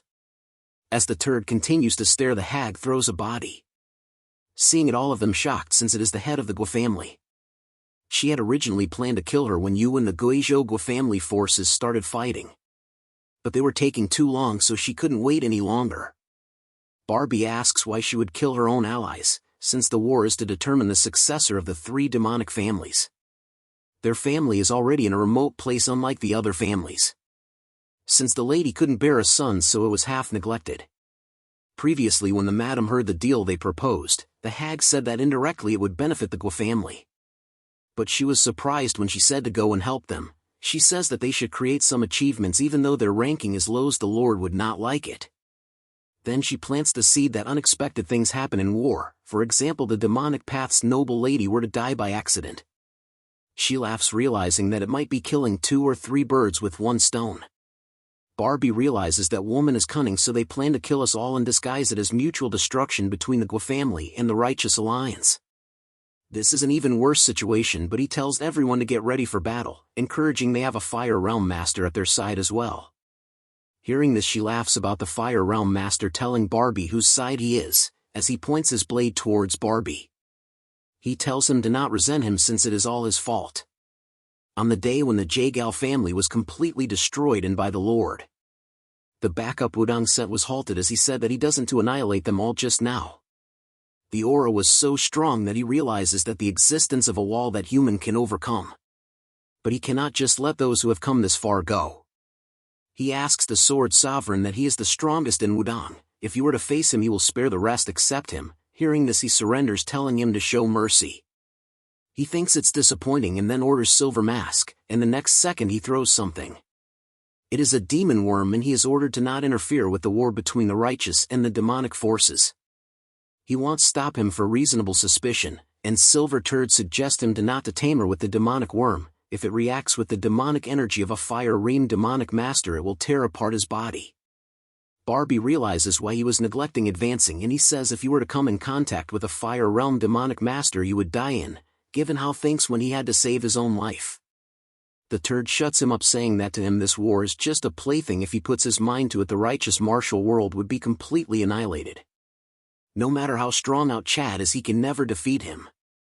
He tells Old Hag that Wudang is retreating. Hearing this she says that she is too old for battles so they should take care of the alliance. They and Wudang will have to lend her their strength. Hearing this Barbie is shocked and at a loss of words. As she was waiting for the spectacle she noticed Mirio and thinks she spotted something interesting.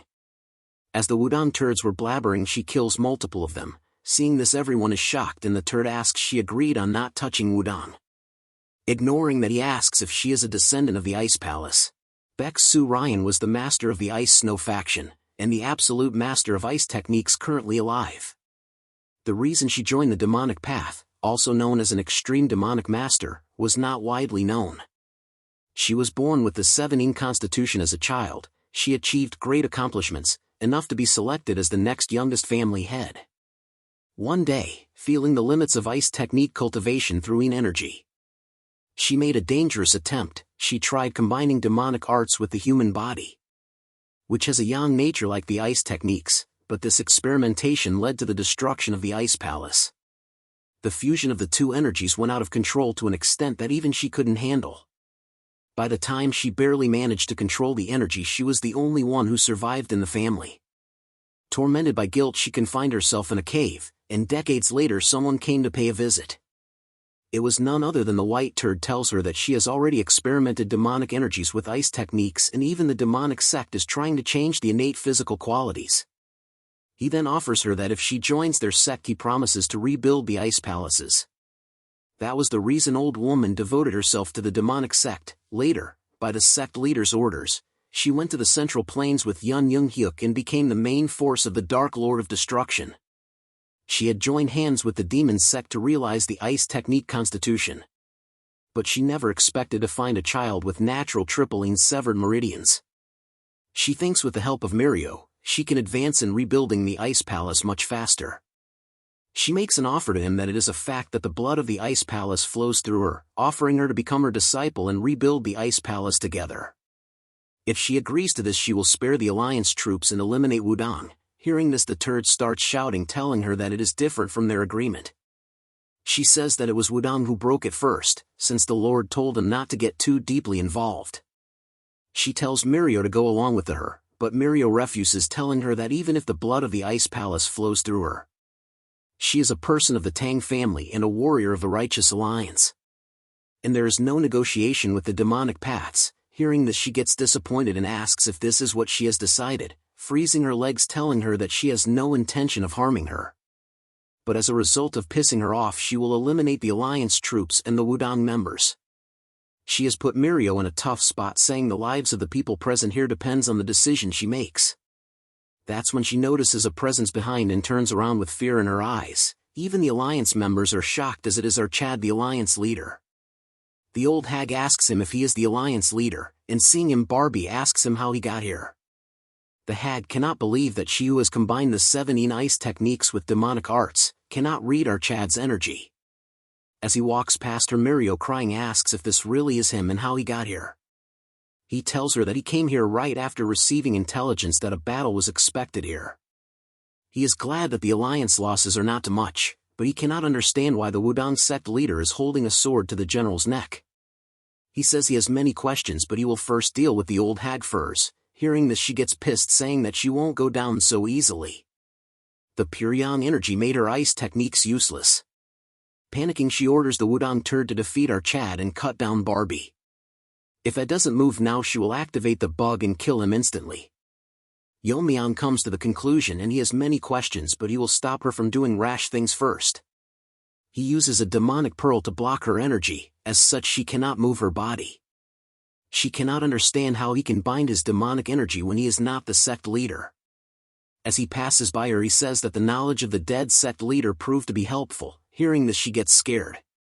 He grabs onto her shoulder and says that she specializes in the ice techniques, but he has also experienced extreme cold before. As he releases ice-cold poison palm, and in an instant half of her body freezes up. She cannot fathom how a human can simultaneously handle yang energy that overcomes 7-een and cold that surpasses 7-een. Our Chad tells him that there was a lady suffering from the 9-een illness, but her desire to live one more day for her family forced her to endure the cold for 10 years, but it seems to him that he didn't have as much desperation as her. Barbie cannot believe that Suryan to be unable to put up any resistance and be defeated so easily. As they cheer for Yeon-myeong, the Wudang turd is baffled that Extreme Demon Master was defeated so easily. Since she is done for, our Chad decides to move to the turd, asking him why he had his sword pointed towards the strategist's neck. Since he is shocked, our Chad says that he heard about a deal and comes to the conclusion that he probably betrayed the alliance. He thinks he is done for when Barbie intervenes, saying that the Ice faction proposed that both sides withdraw, and they were arguing if they should accept it or not. He says this turd was only thinking of reducing their casualties, so he should overlook it for this time, as he is still scared his wits out. Our Chad asks him if this is because of that. All of Wudang's warriors pointed their swords at Alliance members. Pointing swords at him, the Alliance's representative, and Alliance members, is like challenging him. And he is asking him to overlook all this based on his word. Barbie defends him, saying that the people of Wudang was just following his orders, so he should at least embrace their loyalty. If his anger does subsides, he can just postpone the responsibility until after the demonic is over. He says some emotional words which convinces our Chad, saying that he will let this slide at the request of Barbie, and he should be grateful. Afterwards he punches the gut of the turd, making him vomit something. Barbie gets shocked seeing this, since he senses a foreign energy in his body. This worm is the one that forced him to go against the Alliance. He figured it out when the strategist said he will postpone the punishment so they can all relax. Our Chad apologizes to him for being rough, then proceeds to pick him up, only to poison his dantian. He says that Barbie might have forgiven him, but normally he could have killed without any hesitations. He should consider himself lucky that he is letting this go. If he becomes an enemy for certain, our Chad will wipe out the entire Wudang sect from the Central Plains. He remains dead silent as our Chad order everyone to follow him to the Central Plains with him. As Mirio is going, the frozen hag tells her to wait, telling her that these are words only for her to hear, so she should not get startled and just listen. She doesn't need to worry, since she will die anytime now. Although things turned out like this because there was differences, her desire to rebuild the Ice Palace was sincere. So she passes on 2 treasures to her, especially talking about miso. If what our Chad really said is true, she must give her these. She asks her what these are, and she says that are the water jade and 10,000-year ice crystal. She wanted to say more, but he doesn't have time, saying that her attempts to make amends drove her into a corner. Leading to today's incident, she has no regrets, since all her choices were solely for the Ice Palace.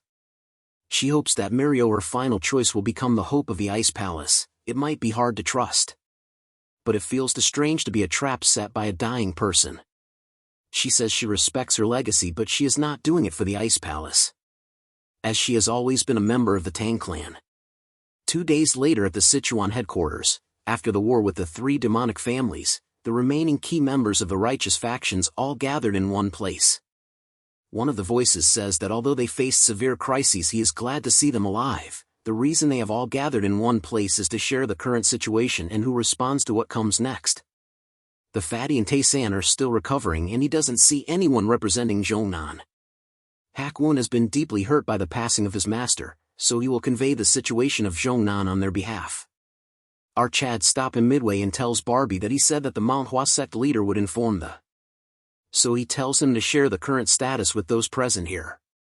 So he starts talking about the current situation. While Ma Guangqian destroyed the Shaolin Temple, Golden Spirit, who surpassed the skills of the sect leaders.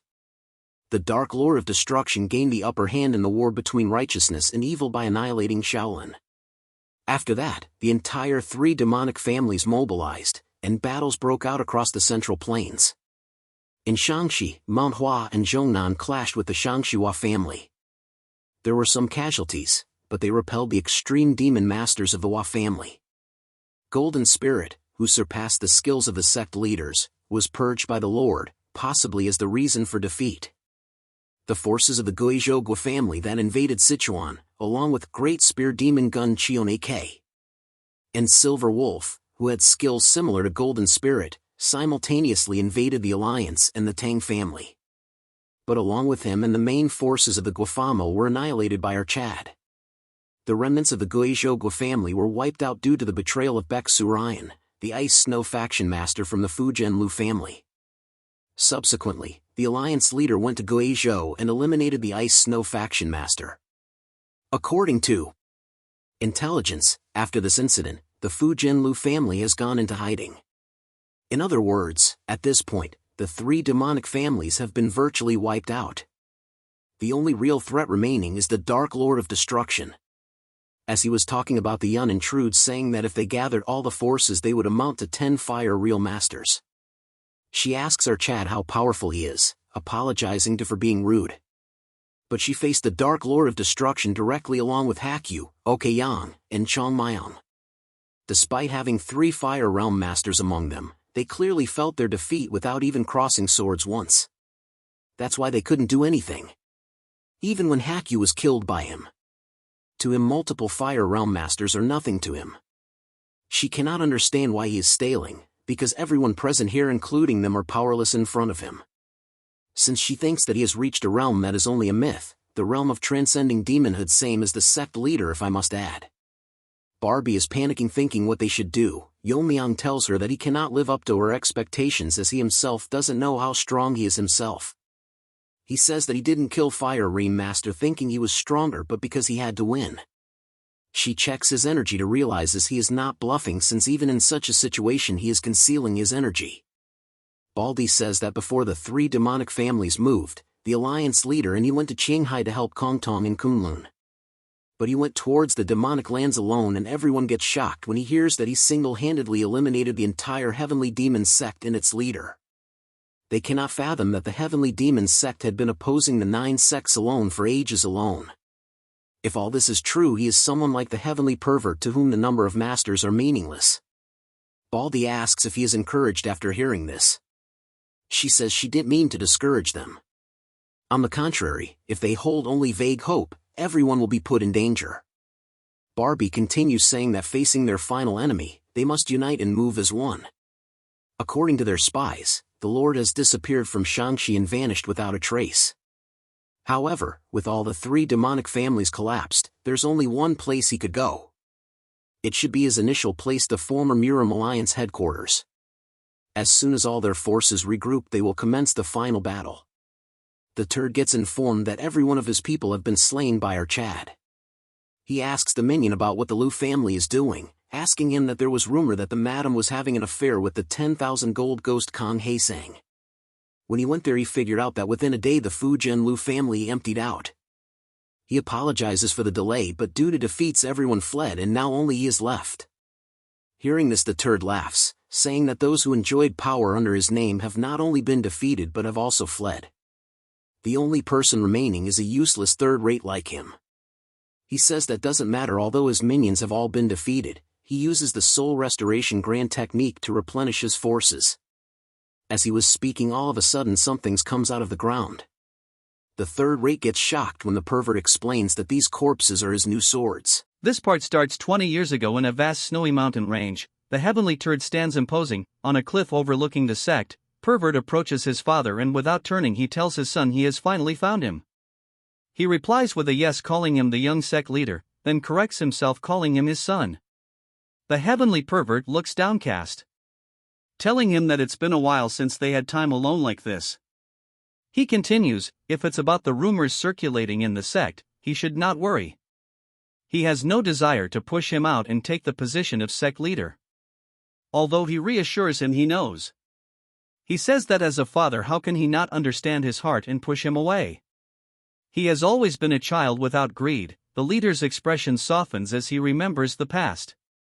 He is reminded of the day he first met him. He recounts the memory. As he felt a powerful energy from the reverse dragon sealing formation in the Takamakan desert. And when he went to check, there he was standing right on top of it. He continues his story, in a flashback showing him discovering a young turd in the desert. He was truly shocked at that moment. He at that time could have easily broken that formation and taken all its power if he wanted to. Back in the present, the pervert replies that he remembered that time too, and he took him in and raised him. His father's expression hardens. Unlike him, this father has greed. It's a greed passed down from their ancestors. The ascension to break free from human limitations and rise to the heavens to become a god. With a determined grin, he declares, "That is my greed." So he accumulated talents, and why he created faith to accumulate talents. Though he admits that the faith of the common people in Xinjiang is far too insufficient for fulfilling his greed. He recalls the history of his sect. Until now, only one person in their sect has achieved ascension. The difference between that person and them reveals his conclusion. After brief contemplation, he realized that advancing into the Central Plains was the answer. But as long as the 9 sects and 5 great families of the Central Plains remain strong, it will be difficult for their sect to advance there. He then makes a proposal to his son, asking him if he will help him in using these current rumors as an excuse, telling him to lead those who follow him into the Central Plains. Heavenly Turd finishes his father's thought to weaken the righteous forces. Is that it? His blue eyes glow as a faint smile appears on his face. Pervert agrees. If that is your will, father, I will gladly do so. But his inner thoughts are far different. He clenches his fist. What you'll gain by doing so is just death masked as ascension. He reveals his true intentions to himself. But he can't easily give up on his lifelong wish. I'll have to at least pretend to struggle for it. A sinister smile spreads across his face. Now the end is truly approaching. Before tomorrow, everything will be over. Turd declares he will erase the righteous alliance from this world. Meanwhile, and in office, Mirio is in utter shock. She yells at Yen, the family head's direct disciple. Since when? Why are you learning alone? Miso just laughs. I'll talk to the family head about it. Yeon-myeong clears his throat, trying to regain order. Mirio says that the office isn't a place for idle chatter. You said you had something to discuss with young lady Miso. Mirio gets back to the topic at hand. Yes, it's about this. She presents 2 glowing items. The old hag skilled in ice techniques they met in Guamain family residence gave her this before she died. He said it's water jade and 10,000-year ice crystal. Yeon-myeong looks at the items intently. The Ice Snow Faction Master, did he try anything suspicious when giving you these? Mirio replies, she was a bit suspicious, too, but it didn't seem like a lie considering it was a dying request. Mirio elaborates on the story. That old man said she was from the Northern Sea Ice Palace and that she had lived all this time to rebuild the Ice Palace. Yeon-myeong examines the items on the table. Still, since they received it from someone who was their enemy, she said she wanted him to take a look. So he certainly doesn't sense any demonic energy. Suddenly, Miso speaks up, her eyes wide. Did you say 10,000-year ice crystal? Mirio is surprised. Huh, sister, do you know about this? Miso explains. It was written in the annotations at the end of the martial arts manual the family head gave him. The 10,000-year ice crystal is a precious item passed down in the Ice Palace. It's not just a simple spirit medicine. She describes its power. It helps those suffering from blocked meridians overcome their condition while maintaining a yin constitution and passes down a yin constitution without blocked meridians for at least 3 generations. Miso is amazed. Wow, if that's true, it's an incredible item. Isn't it perfect for you, sister who had the 9 yin condition? She then offers the crystal to her. If that's the case, young lady Miso should have this ice crystal. Miso is taken aback but they insist. Yes, of course.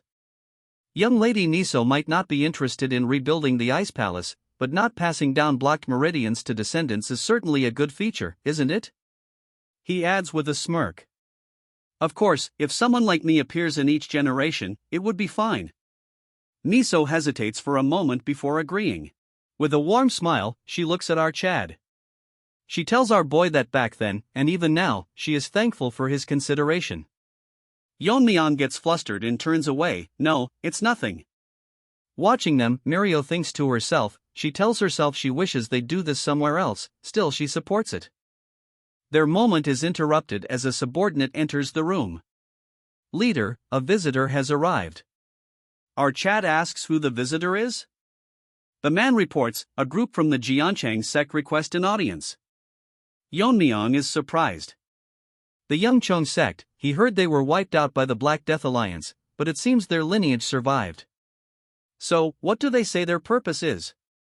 The subordinate answers, well, they wish to join the alliance. Miso scoffs. Him joining now of all times. Isn't it rather shameless to come after the war with the three demonic families is over? She then turns her attention to her sister. By the way, sister, about learning martial arts. It's not because it's the family head. Is it because she's Yeon-myeong's mother and you want to make a good impression? Hearing this, Miso becomes flustered. No, that's not it. Mirio presses her with a grin. Really? There wasn't even a tiny bit of such calculating motives.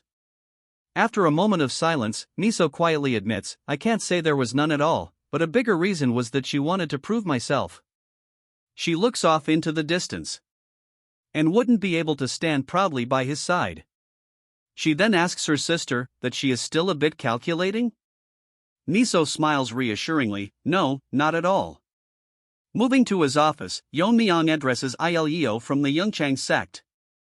So, you want to join the alliance, but why should we accept you? Ileo replies, of course. To him, leader in the current righteous alliance, it may seem like they were just watching the situation and joining the winning side. Yeon-myeong nods, and he should understand his position well. Even so, he must have something he wants in return for joining, right? He says he will answer honestly. Ileo states with determination. They want to restore the lost sword technique of John Chang, the four-season sword technique.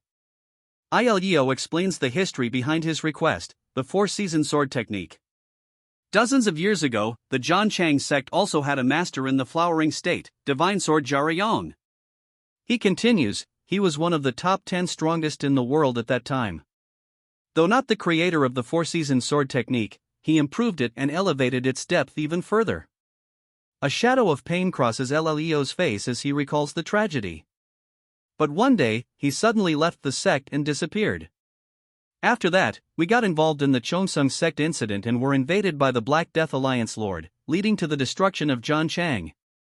He clenches his fist in frustration. That person took all of John Chang-Jenga's secret manuals, including the four-season sword technique, and we were powerless to stop him. The surviving disciples gathered again to establish a small martial arts school and tried to revive Jian Chang. But Yeon-myeong states the obvious reality of their situation. Without proper secret manuals, training the next generation with only the martial arts you learned makes it impossible to maintain a proper sect.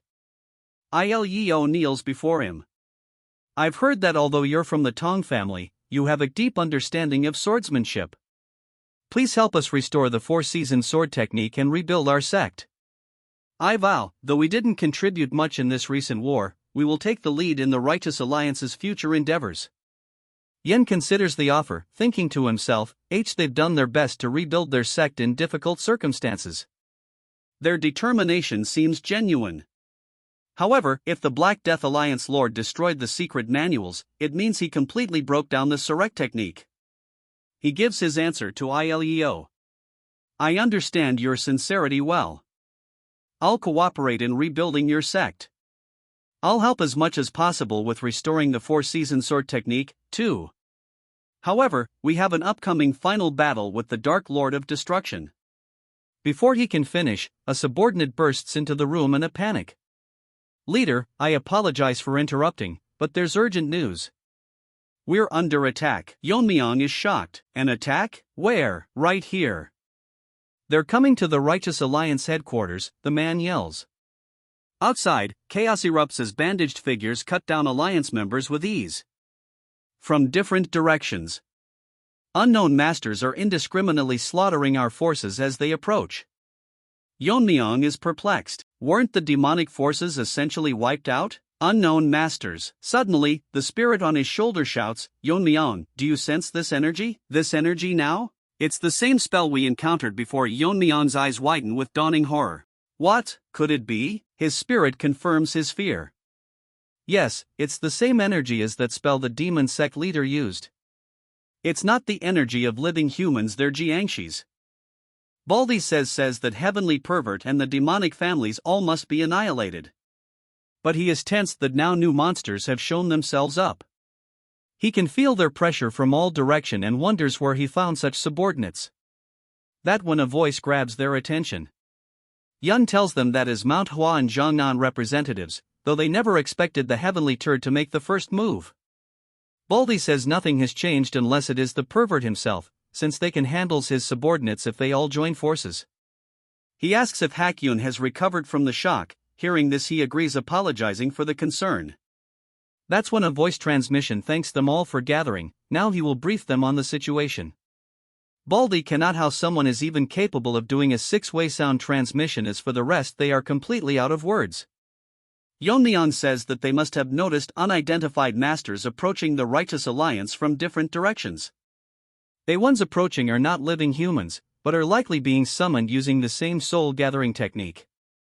The demonic sect leader also used it when he recently fought in Xinjiang, so he suspects the pervert summoned them. They get shocked when he says that beyond these in a far distance he can sense an incomparable presence approaching, and it is likely the Dark Lord of Destruction himself.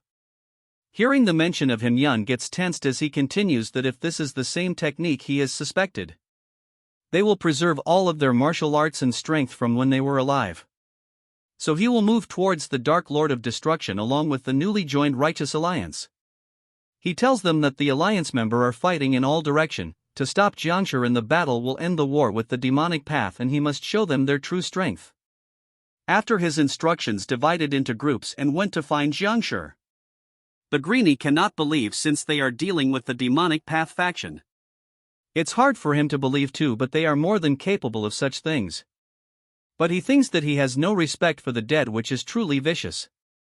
She says that there is a reason why they are called the demonic sect, and the martial world has rejected them since ancient times. All of a sudden she stops and leaves her disciple, leaving him behind. He asks where she is going, but she doesn't say anything.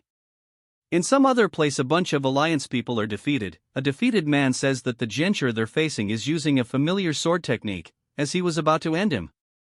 He closes his eyes, but Rose Petal caught the zombie and at Yun charging right towards the turd. As she faces the zombie she is crying, asking herself that he is not the one who she thinks. She curses the pervert for playing such cheap tricks.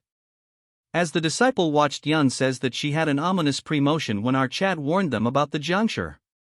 But yet she didn't want it to be true, because the one they are facing is Hakyu. In another corner a bunch of Alliance members are getting overwhelmed and killed in a matter of seconds in front of Baldy and my wife. Both of them are tensed because the pressure their opponent is facing is familiar. Baldy says that the only person who can pull off such a move and uses a heavy sword. It is the greatest swordsman, the leader of the Namgung clan. The pervert on the other hand thinks that by now the battle must be in full swing, and self-brags about how the supreme demon soul restoration technique is truly used. It's not about bringing strong warriors back, but about forcing to clash swords with the ones they loved and respected, their family and comrades. He wonders how long them who are swayed by mere emotion can withstand this trial. As he approaches towards the Alliance he hopes that they struggle with all their might, so his excitement doesn't die. Moving to Yeon-myeong he is along with the new minion, telling him that since they joined during an emergency he couldn't explain, they are heading towards the place with the strongest energy. He says that if they are afraid they can retreat for now, but he smiles saying that it is an opportunity to prove one's worth. Since they are grateful to him, hearing this our Chad says that he likes his resolve, so they should speed up their lightness technique.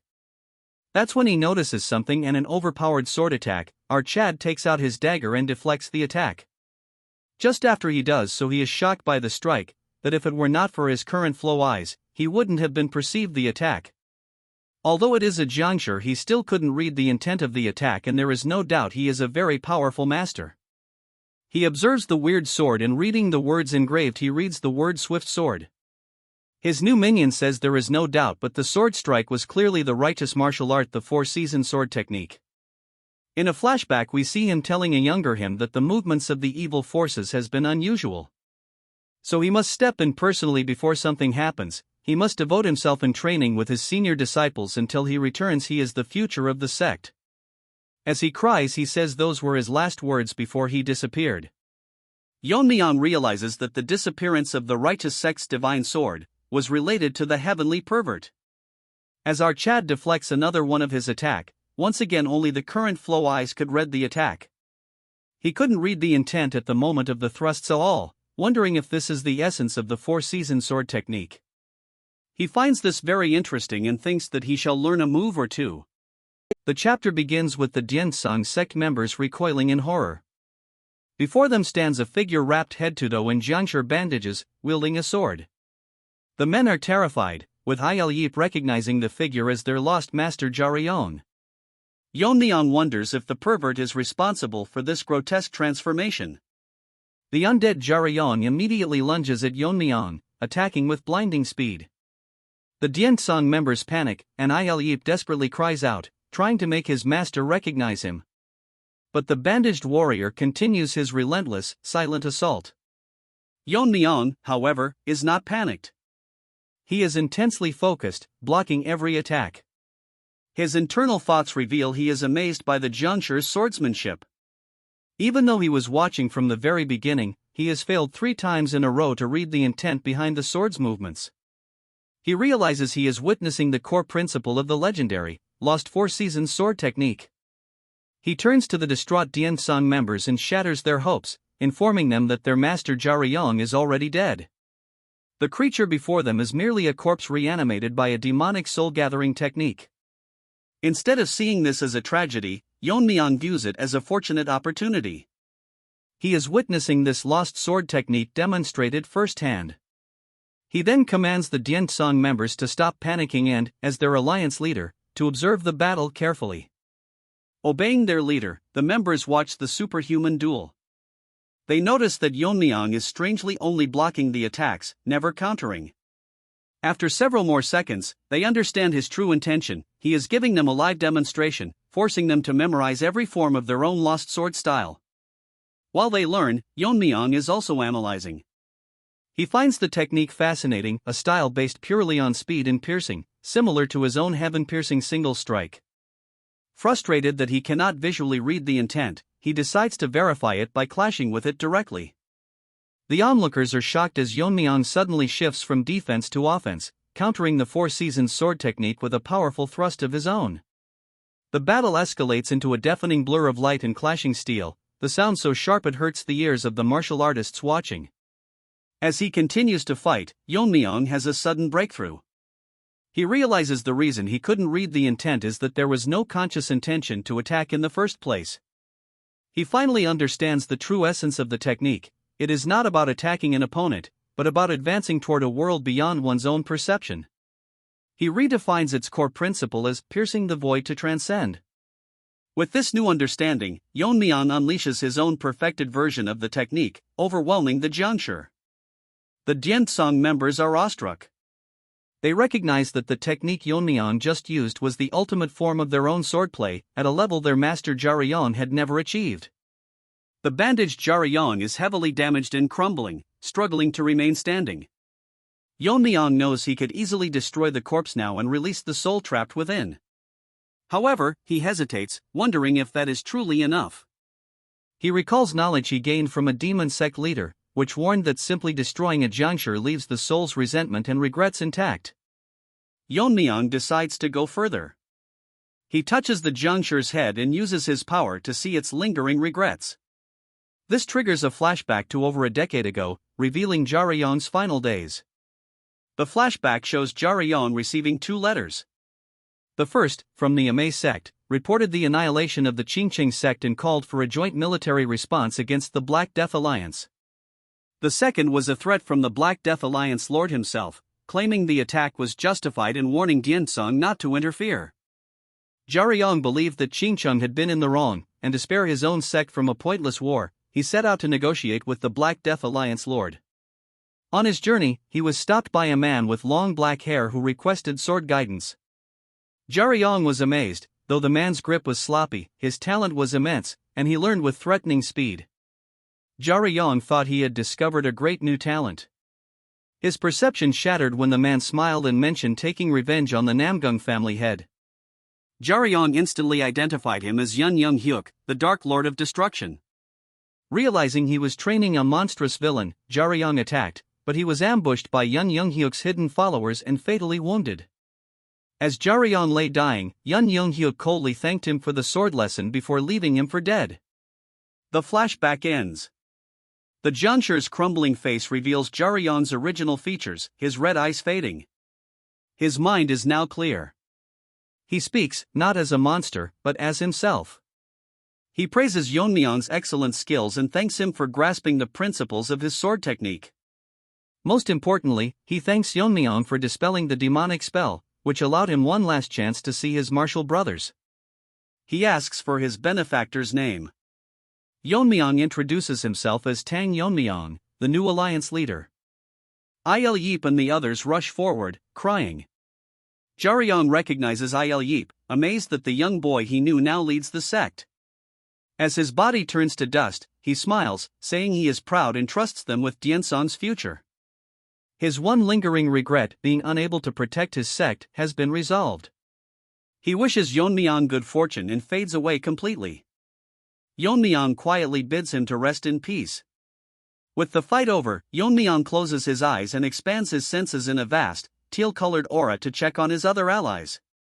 He pinpoints their locations, his mother at the main gate, the Taoist masters to the west, and the Manhwa sect leader to the east. Then he senses a final, chilling presence.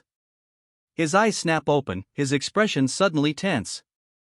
Though he has never sensed this person before, he instinctively knows who it is, the man from Jiaoyong's memory, Yun Young-hyuk, the Dark Lord of Destruction.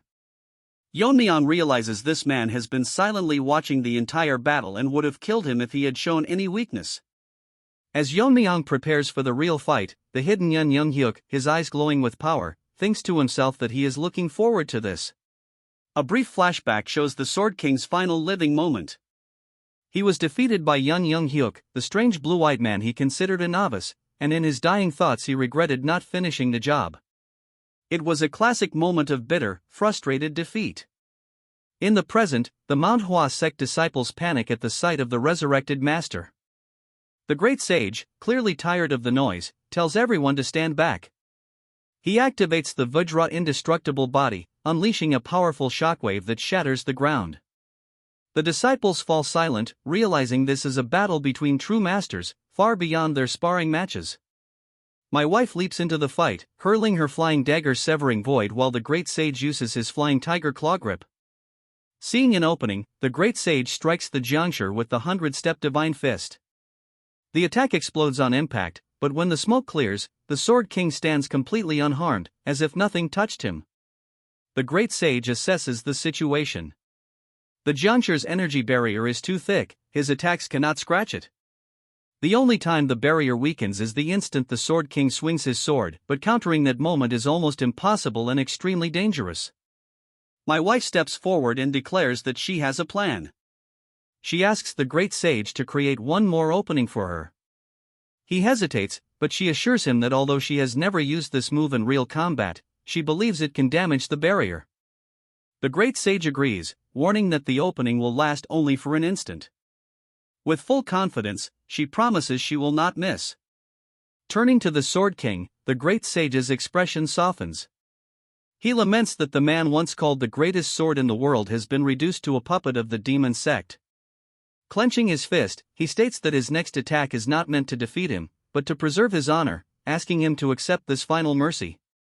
The great sage summons every ounce of his power, combining his ultimate defense, the Vajra indestructible body, with his ultimate offense, the Tathagata Prajna skill. The Sword King responds by unleashing the Azure Sky Boundless Sword technique, Emperor Sword form. Their energies collide in a massive explosion of golden and blue light. The Sword King's sword energy proves stronger, the Great Sage's indestructible barrier cracks and shatters. The Great Sage is thrown back, hissing in pain as he falls to one knee. The Sword King wins the exchange. It raises its sword for a follow-up strike but suddenly freezes. Looking at its own hand in confusion, it appears unable to lift the blade. The Great Sage reveals his hidden move. Even after enlightenment, he never skipped arm day. Using the Flying Tiger claw grip, he has caught the Jiangshi's sword and is holding it in place through sheer physical strength. This is the moment my wife has been waiting for. As she prepares her attack, she recalls a past conversation with Yeon-myeong. He told her how he reinterpreted a Buddhist technique using hidden weapon principles, breaking, scattering, and striking. She realized that by maximizing the connection between these principles, she could create a new art of her own. Holding a dagger in each hand, she imbues her left with breaking, her right with scattering, and her own energy with striking. With that, she unleashes her self-created martial art, flying cutting whirling dance. A massive, spiraling vortex of energy and blades erupts from her and flies toward the trapped Sword King. Sensing true danger, the Jiangshi desperately tries to pull its sword free, but the Great Sage refuses to release it, demanding the Sword King surrender the blade. Forced to choose, the Jiangshi abandons the sword and leaps back, but it is too late. The attack makes contact. My wife explains its terrifying power. It creates an axis of rotation that grinds away both energy and flesh within a narrow area. The chapter ends as the flying cutting whirling dance engulfs the Sword King entirely, tearing it apart while her eyes shine with golden light. The chapter opens in the heat of a devastating battle, where a massive, overwhelming force slams down upon the defenders. Baldy, his face strained with effort, remarks that the family head is an incredible master. He notes that even his Vajra indestructible body is unable to completely block the incoming attack. The pressure is coming from the reanimated corpse of the Namgung family head, who wields a heavy sword with crushing force.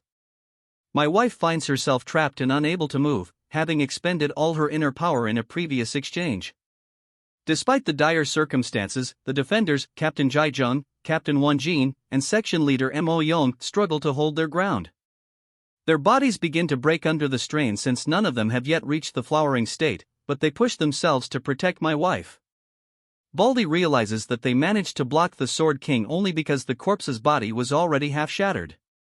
Yet the relief is brief, as the heavy sword's energy continues to press down relentlessly.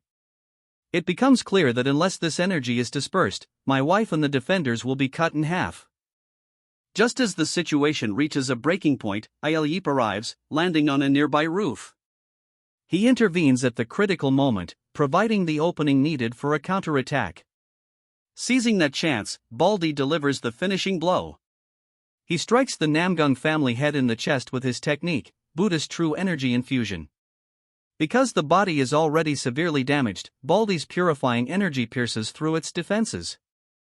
Speaking to the fading will within the corpse, Baldy tells the once renowned master that someone who had reached the extreme of the flowering state should not have fallen to such corrupt methods.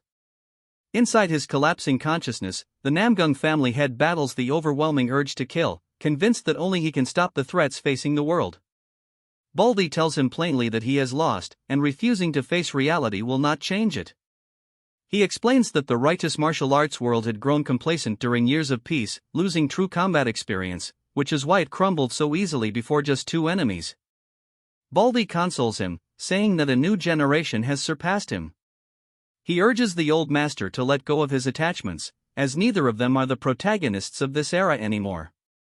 The Namgung family head realizes that what truly tormented him was not defeat at the hands of demonic forces, but the realization that he could no longer reign as the Sword King. He understands that his own shaken emotions allowed the talisman to seize control. Calling himself pathetic in his final moments, he finally lets go and finds peace as his consciousness fades. With the immediate threat resolved, my wife turns to the newcomer and asks who he is. He introduces himself as Il Yip of the Jianchang sect.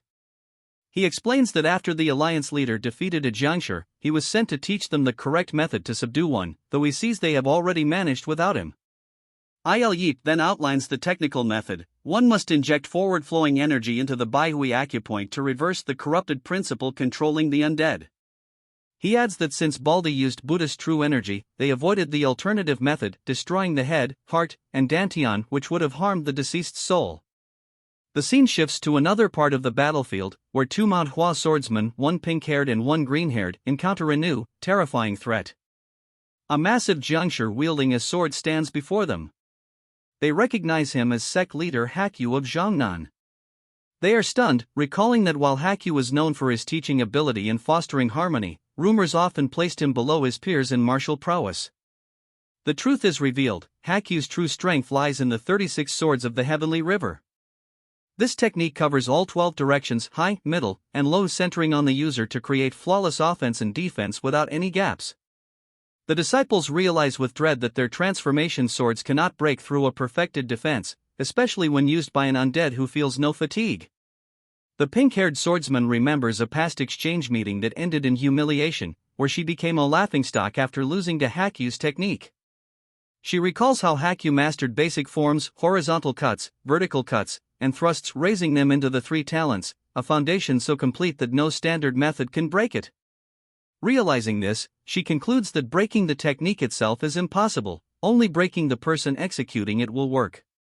She decides that Hakyu's upright nature, which defined him in life, must be exploited now. Stepping forward to face the reanimated sect leader, he prepares himself and asks whether they should reminisce about old times. The chapter opens in a whirlwind of pink petals and dark energy, blurring the lines between the present battle and a distant memory. Ok-yun faces the monstrous, red-eyed figure of Hakyun, her voice cutting through the chaos as she implores him to remember the martial arts competition from their youth. She is not just fighting a monster, she is trying to reach the man buried beneath the demonic influence. Hakyun, lost to corruption, responds with overwhelming force, unleashing the purple mist's divine skill. His blade creates a terrifying pressure, but Ok-yun meets it with a flurry of strikes that scatter like blossoms in the wind. From the sidelines, Yun's disciple, the green-haired young man, watches with bated breath. He observes the clash with critical eyes, noting a discrepancy in his master's strategy. He realizes that Ok-yun is utilizing transformation swords combined with feints. This confuses him, as it is common knowledge in the martial world that such deceptive transformation techniques should not be able to penetrate Hakyun's absolute defense, the 36 swords of the Heavenly River. As the swords collide, the narrative shifts into a shared headspace or a vivid recollection of the past. The terrifying visage of the current Hakyun is overlaid with his younger, human self. In this memory, the younger Hakyun speaks to Ok-yun with warmth, expressing how delightful their exchange of techniques is. He refers to them as the Dragon and Phoenix of Shangxi, highlighting their status as the 2 rising stars of their region. He admits that while the elders and fellow disciples are watching with heavy expectations, all he cares about in that moment is knowing her feelings. He asks why she wears such a sad expression during such a spirited moment, a question that echoes tragically in the present where Ok-yun fights with a melancholy determination. Back in reality, the disciple is stunned. The massive offensive concludes, and the dust settles to reveal Hakyun standing completely unharmed. The disciple trembles, realizing that not even a single scratch was inflicted on the enemy despite the intense bombardment. However, Ok-yun remains calm.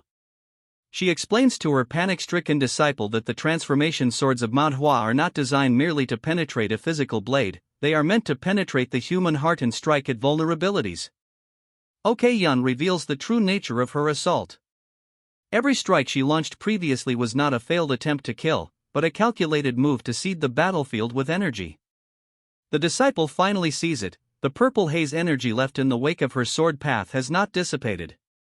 Instead, it swirls around Hakyun, forming a cage of energy. The disciple recognizes this as the final form of the plum blossom sword technique, specifically, the 24 plum blossom sword techniques. The technique manifests as a storm of beautiful energy petals, each one concealing the deadly weight of a powerful sword strike. Within this chaotic storm, Ok-yun has deliberately created exactly one gap. She knows that Hakyun, even in his corrupted state, possesses the instincts of a grandmaster and will naturally seek that single opening to break free. Restoring the Taoist true energy, Ok-yun explains the deeper philosophy of her plan. She notes that the Taoist sects of Shangxi were influenced by the Xinjiao sect, unifying their energy flow with mental contemplation. This contemplation is the sum of one's experiences, conversations, and actions, the very essence of me. She believes that even though Hakyun has been twisted by demonic arts, his body remembers its true self. By forcing him to move through that specific gap, she stimulates his body's memory of their past duels. As Hakyun moves to exploit the gap, his action reignites the flow of his Taoist true energy. This pure energy surges upward, stimulating the Baihui acupoint, a critical pressure point capable of restoring clarity to a clouded mind. The plan works. The red, demonic light in Hakyun's eyes flickers and fades, replaced by the confused but human gaze of the old master. As his sanity returns, Hakyun looks at the woman charging him. He recognizes the stance and the situation perfectly. It is a reenactment of their past. However, reality comes crashing down in a horrific instant. He questions why she is just letting herself be hit, shouting that in the past, she would have blocked his counterattack instantly. The momentum carries through. Hakyun's blade pierces deeply through Okayun's chest. Horrified, Hakyun realizes what has happened. He asks, distraught, why she chose to die in his place and why she appeared before him only to be unable to dodge his sword. Slumping into his arms, Okayun offers a heartbreaking confession. She apologizes, stating she felt she had only ever been a burden to him, even in death. However, she finds solace in her sacrifice. With her dying breath, she tells him that being able to help him find himself again in the boundary between reality and death was worth it. The chapter ends with Hakyun holding the dying Okayun, his mind restored but his heart shattered by the price of his awakening. The battle on the mountain slope raged with desperate intensity. Okayun and Hakyun found themselves pushed to their limits, their blades clashing against a relentless, bandage-wrapped female Jiangshi. Despite their combined prowess, they could not gain the upper hand. The creature moved with a terrifying familiarity, her dual blades weaving a net of steel that forced the warriors onto the defensive. Hakyun, breathless and sweating, observed the enemy's technique with a growing sense of dread. The weapon she wielded, a pair of swords rather than a single double-edged blade, reeked of the evil faction's influence, yet her footwork felt unmistakably righteous. She moved with a lightness that defied gravity, yet her strikes landed with a heavy, crushing power.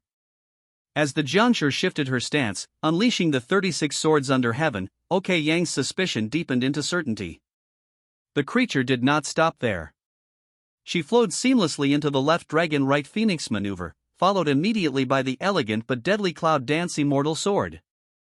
Okayun watched in horror as she executed the 24 hands plum blossom sword technique.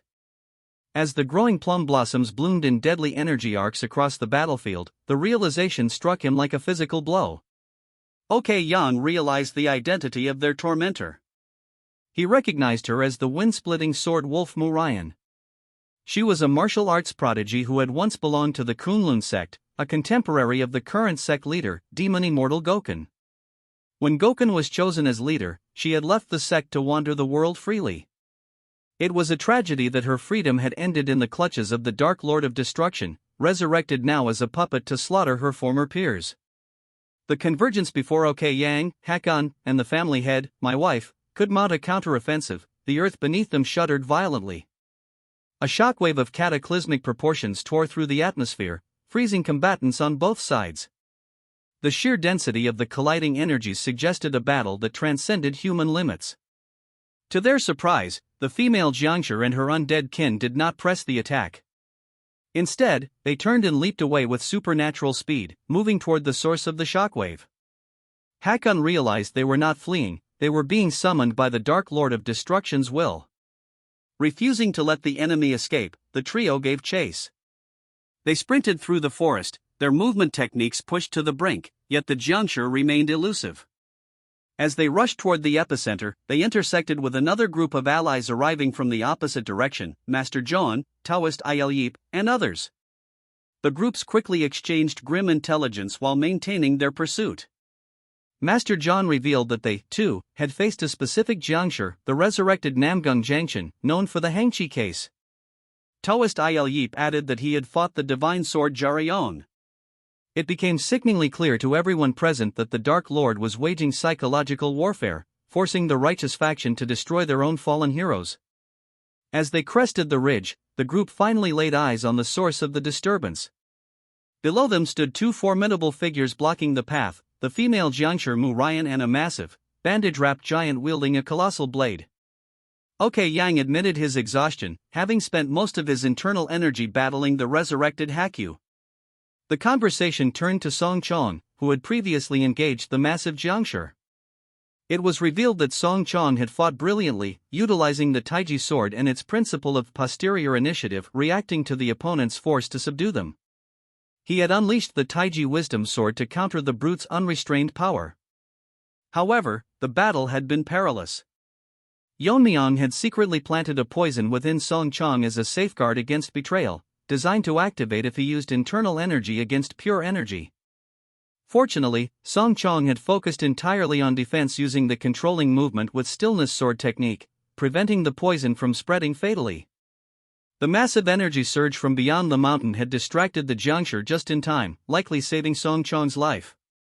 The group stared down at the two guardian Jiangshi, knowing they had to conserve their strength for the final confrontation with the Dark Lord. It was then that two legendary figures stepped forward to take the burden, Joint Sword Immortal Taeho and the Kunlun Demon Immortal Gokun.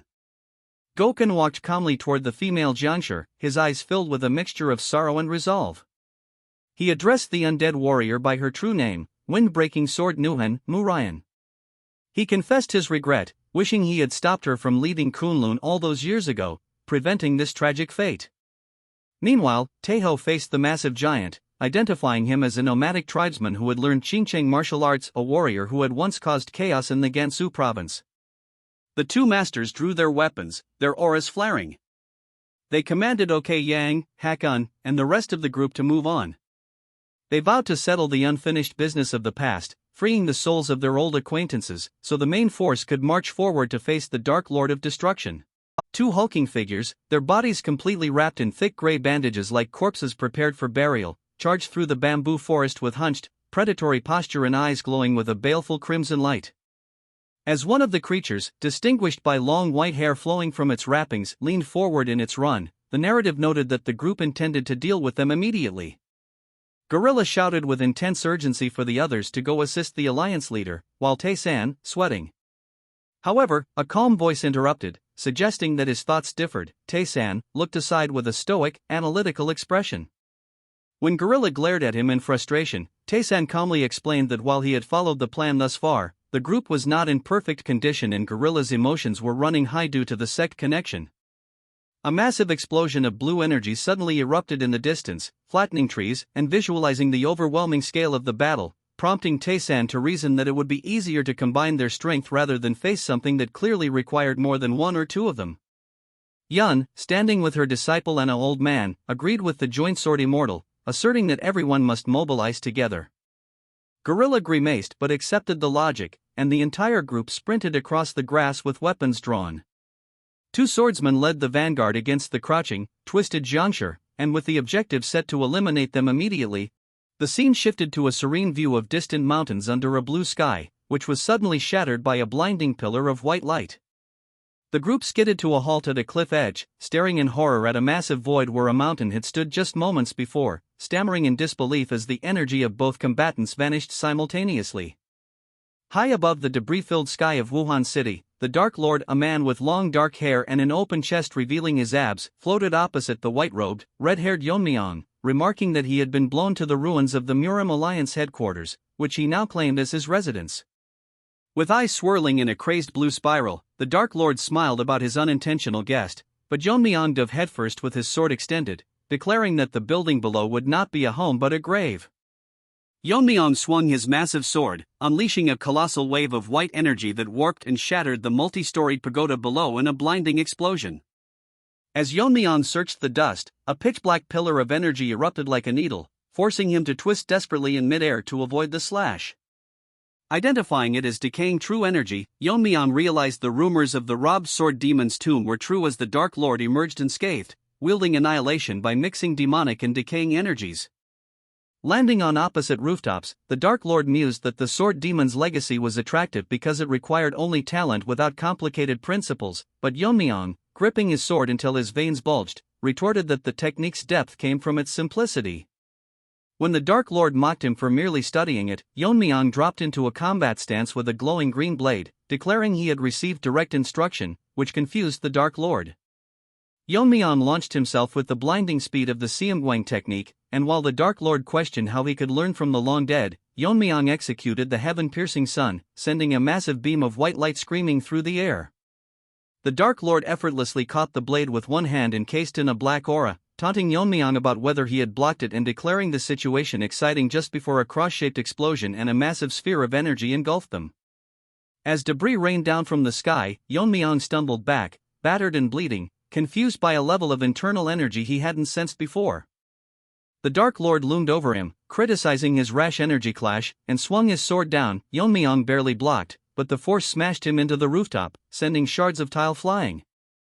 Pinned against the debris, Yeon-myeong realized his opponent was using pure internal energy and physical advantage to block techniques. The Dark Lord stood silently observing with glowing spiral eyes until he noticed Snakey, a small blue and white serpentine dragon, dart out from behind Yeon-myeong.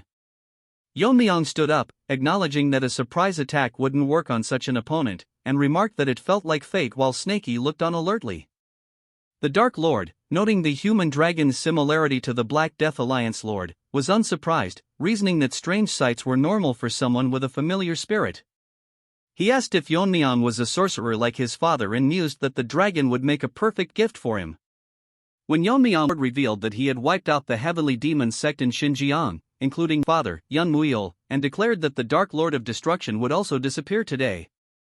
Enraged, Yeon-myeong screamed and unleashed the 10,000 sword technique, clashing in midair with a massive explosion of light and rippling shockwaves.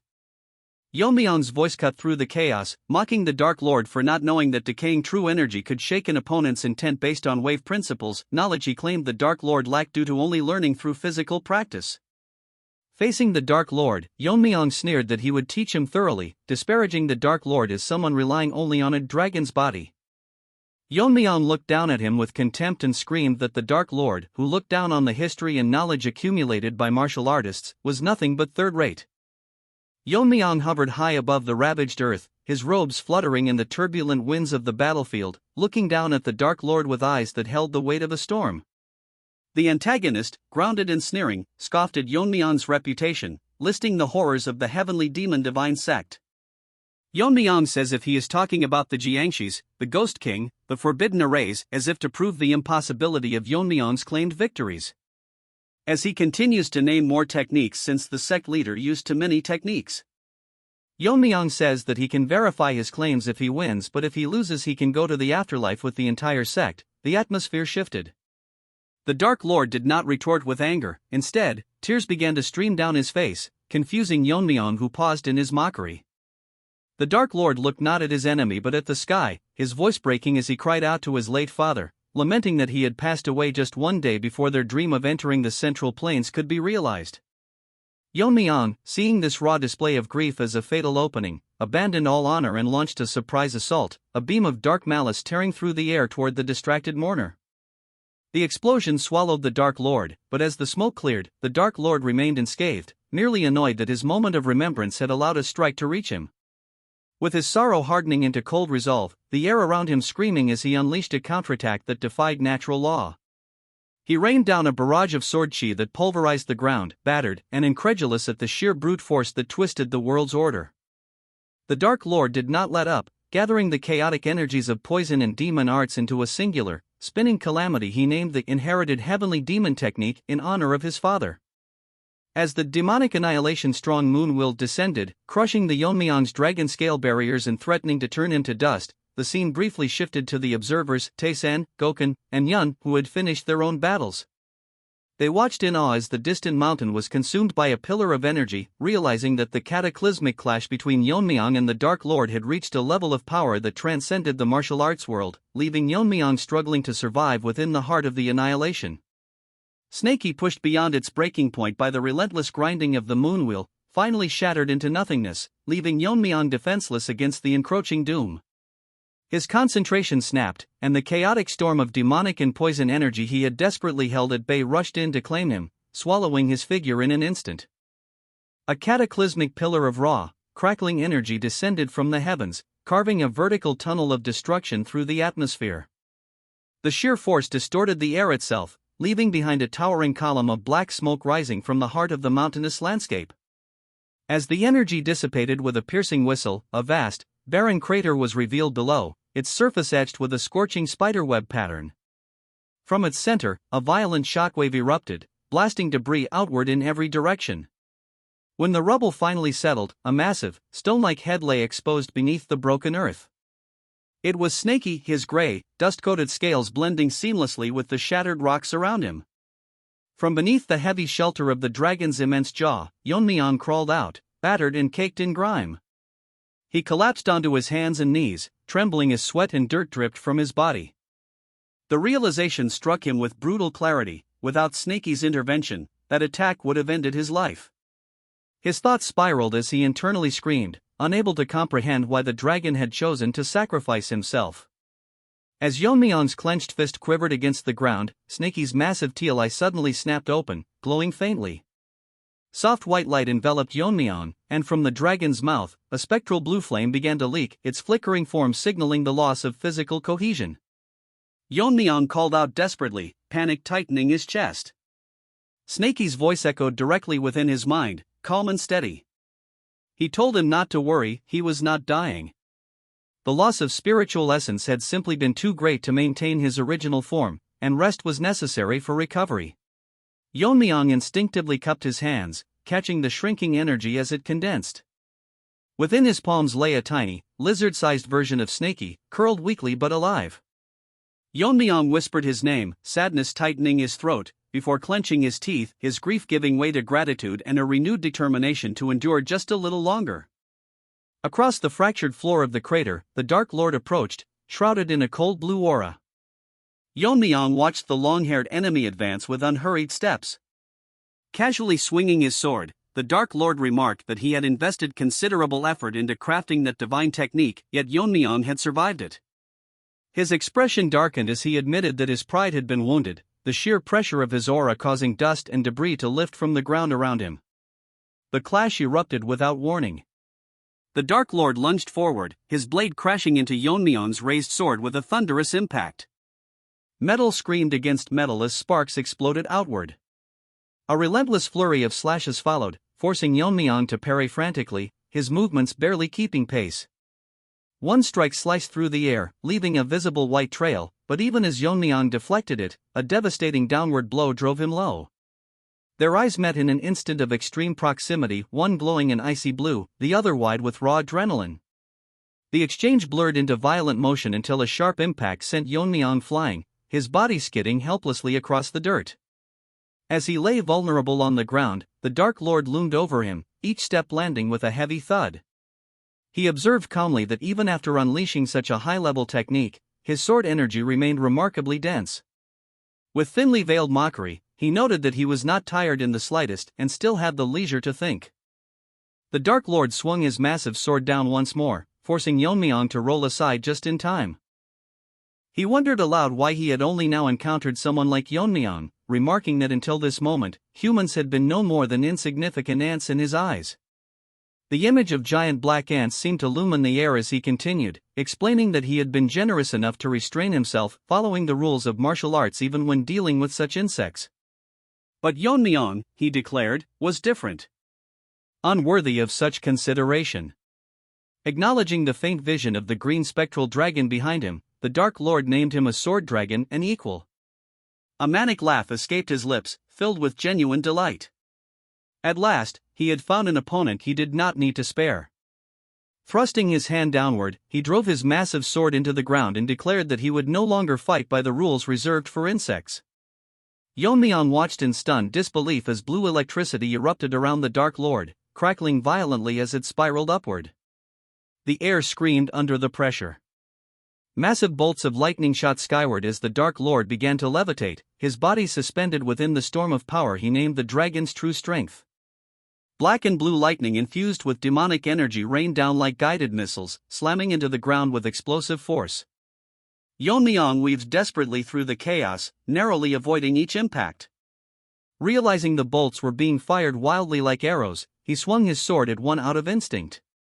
The moment steel met lightning, a massive eruption of dark energy exploded outward, so violent that it startled even Yeon-myeong himself. The Dark Lord praised his agility, his voice carrying easily through the storm. Forming a dense sphere of dark energy in his hand, he explained that breathing this power was natural to him. He would not tire until Yeon-myeong lay dead. He revealed that the lightning had been deliberately infused with demonic energy, designed to erode the land itself. The world seemed to shift in a horrifying vision. Fertile plains decayed into a lifeless desert, corruption spreading endlessly across the earth.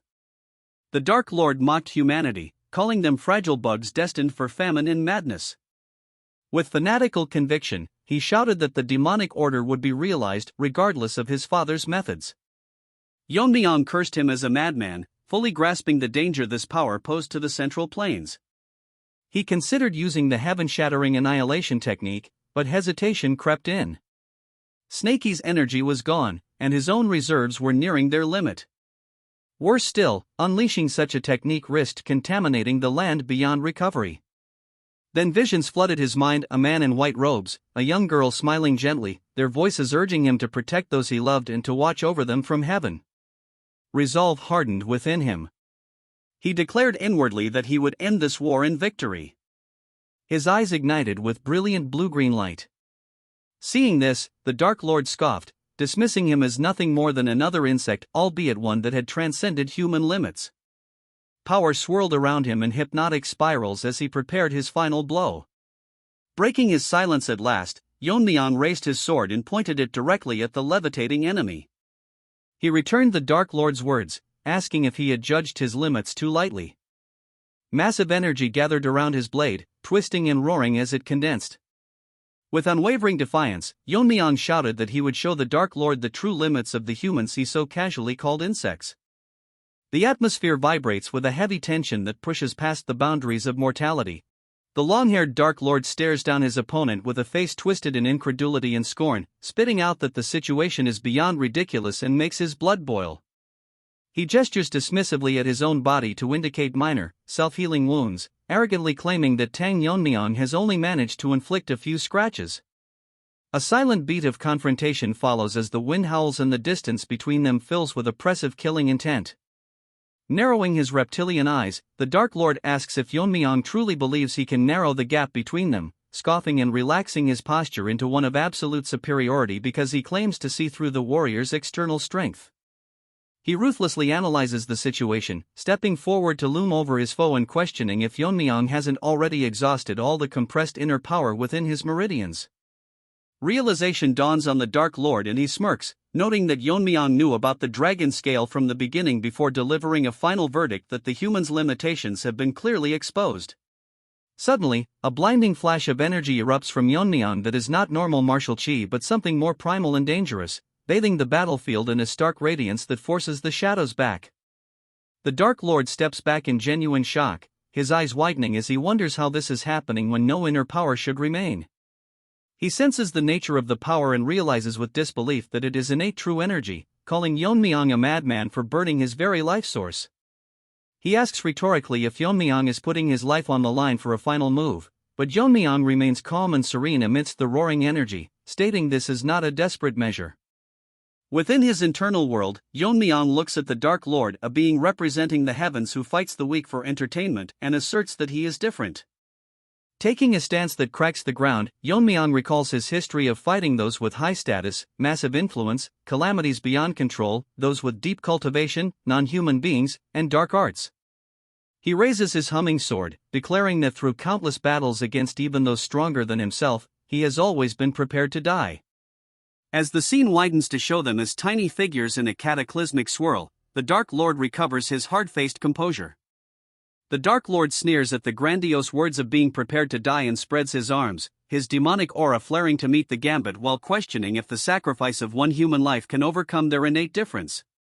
He points a clawed finger, warning that Yeon-myeong will burn out and die before that happens, shaking his head at the foolish choice. Suddenly, Yeon-myeong blurs into motion, forcing the Dark Lord to dodge a sword strike and mocking him for talking tough while avoiding a blade carrying the life of a mere human. Yeon-myeong presses the attack with a net of light, telling the Dark Lord to keep dodging because the more he does, the harder it will become. The narrative observes that innate true energy, like a dying candle, is strongest right before depletion. The Dark Lord blocks a heavy strike that slides his feet into the earth and admits he was too complacent while Yeon-myeong staked everything. As shadows warp around him, the Dark Lord mentions Yu Gil-jun and vows to no longer face Yeon-myeong in a human form as a sign of respect. Scales ripple across his skin as the transformation accelerates, and with a roar that shakes the heavens, he claims the closer he gets to his dragon form, the more power he can unleash. In the central region of Zhongqing, storm clouds gather and a grandfather tells a child named Inseok to come inside due to rainless lightning. The child points out that the stars are moving in the blackened sky, and the old man's jaw drops as he sees flashes of light high above Zhuxian Mountain where the sky is torn asunder. Narrative boxes describe this as the collision of stars, which witnesses called two dragons dancing with swords within the storm. As the battle rages to its breaking point, blood sprays and Tang Yeon-myeong is the first to reach his limit. The fully monstrous Dark Lord towers over the kneeling warrior, laughing that his energy is depleted, and prepares the heavenly demon god art. He channels demonic chi injection, grabbing Yeon-myeong and promising to fill his empty body with demonic energy so he dies from madness, but Yeon-myeong simply says thanks. Internally, Yeon-myeong realizes he needed power for one final strike regardless of its source and activates the Moon Demon technique. The atmosphere screams as he unleashes the heaven-shattering annihilation, causing the Dark Lord to recoil in terror. The Dark Lord's mind races, wondering how Yeon-myeong obtained knowledge of demonic arts and had the determination to use it for one strike. He grits his teeth, stating that Yeon-myeong's empty body will crumble, yet he stops when he sees Yeon-myeong is wearing a feral, terrifying smile. Yeon-myeong whispers for it to devour it all, activating poison refining madness. The Dark Lord suddenly coughs blood and watches in horror as his own energy is siphoned away. Yeon-myeong's body acts as a black hole, turning the winds, the earth, nature, and reverse demonic energy into poison to be devoured. As the emptied vessel is refilled, Tang Yeon-myeong stands revitalized by a swirling aura of converted energy. The event is recorded as the birth of a new natural order, and Yeon-myeong raises his sword, stating that all flows are merely flows, whether reversed or forward. Yeon-myeong's physical form dissolves into a silhouette of pure, blinding white light, no longer defined by flesh and bone but by the overwhelming radiance of the energy he has mastered as a singular beacon of absolute purity within the darkness. The narrative voice delves into the metaphysics of this state, explaining that the demonic energy, his cultivated inner power, and the natural energy of the world have lost all distinction, ceasing to be separate forces and becoming simple flows. Abstract energy currents weave together visually, transcending the binary of forward and reverse circulation as Yeon-myeong embraces the flow of all things through the total unification of his essence, energy, and spirit. This energy swirls into a perfect, multicolored vortex where creation and destruction mix in a spiral that bends the laws of the world. On the ground, members of the Tang family and various martial artists gape in awe with faces frozen in shock and reverence at a sight that defies their comprehension of the martial arts. In the distance, Yeon-myeong's silhouette stands calm and absolute amidst the dissipating energy, leading some enthusiasts who witnessed the event to later describe his mysteriously glowing form as five energies returning to origin. Yeon-myeong stands revealed with loose hair and an expression of profound tranquility, having reached a summit and glimpsed a horizon beyond the reach of ordinary humans. To honor this unfathomable depth, later generations would struggle to define his state, eventually giving it a specific name. The Dark Lord recoiled in frantic disbelief, as a jagged, bleeding wound tore across his massive chest. He struggled to understand how a mere human could have ascended to a being that transcended all limits. Yeon-myeong stood with absolute serenity. His tattered white robes revealed the physical toll of battle, while his expression remained vacant of fear. He had achieved a state where the distinction between demonic energy and true energy had completely disappeared, melding into perfect harmony. The Dark Lord's eyes reflected a deep terror. He recalled the fundamental law: reverse-flowing demonic energy and forward-flowing true energy cannot fundamentally mix, much like Yun Young-hyuk was once forced to abandon his demonic arts to master decay force. Yeon-myeong's dragon body had adapted over 10 years to contain both polarities, reaching a realm of boundlessness beyond the flowering state or extreme demon mastery, a fact the Dark Lord found impossible to accept. Refusing to be compared to an insect, the Dark Lord turned his demonic thunder inward. He abandoned his humanity to face Yeon-myeong in his true form. His body underwent a rapid mutation into a colossal black dragon, wreathed in blue fire. He declared himself the incarnation of demons in the world's natural order, promising to guide the world in a demonic path and reign supreme over it all. High above the mountain peaks, the dragon's silhouette coiled through dark clouds and lightning. It unleashed a sphere of blinding white light from its fangs that consumed the landscape. Yet, Yeon-myeong remained an unshaken silhouette within the heart of the flash. Yeon-myeong floated through the air, realizing that the dragon now emitted pure, natural true energy like a complete divine beast. The creature laughed with intoxication, mocking his insignificant enlightenment before a power that rivaled the natural order itself. Miles away, other martial artists felt the shifting atmosphere. They discovered fields of dead animals, extinguished by the malevolent presence, as demonic energy seeped from the ground. They chose to stay and protect the commoners corrupted by the rot, rather than abandon them, an act of honor that Yeon-myeong sensed from dozens of miles away with his heightened perception.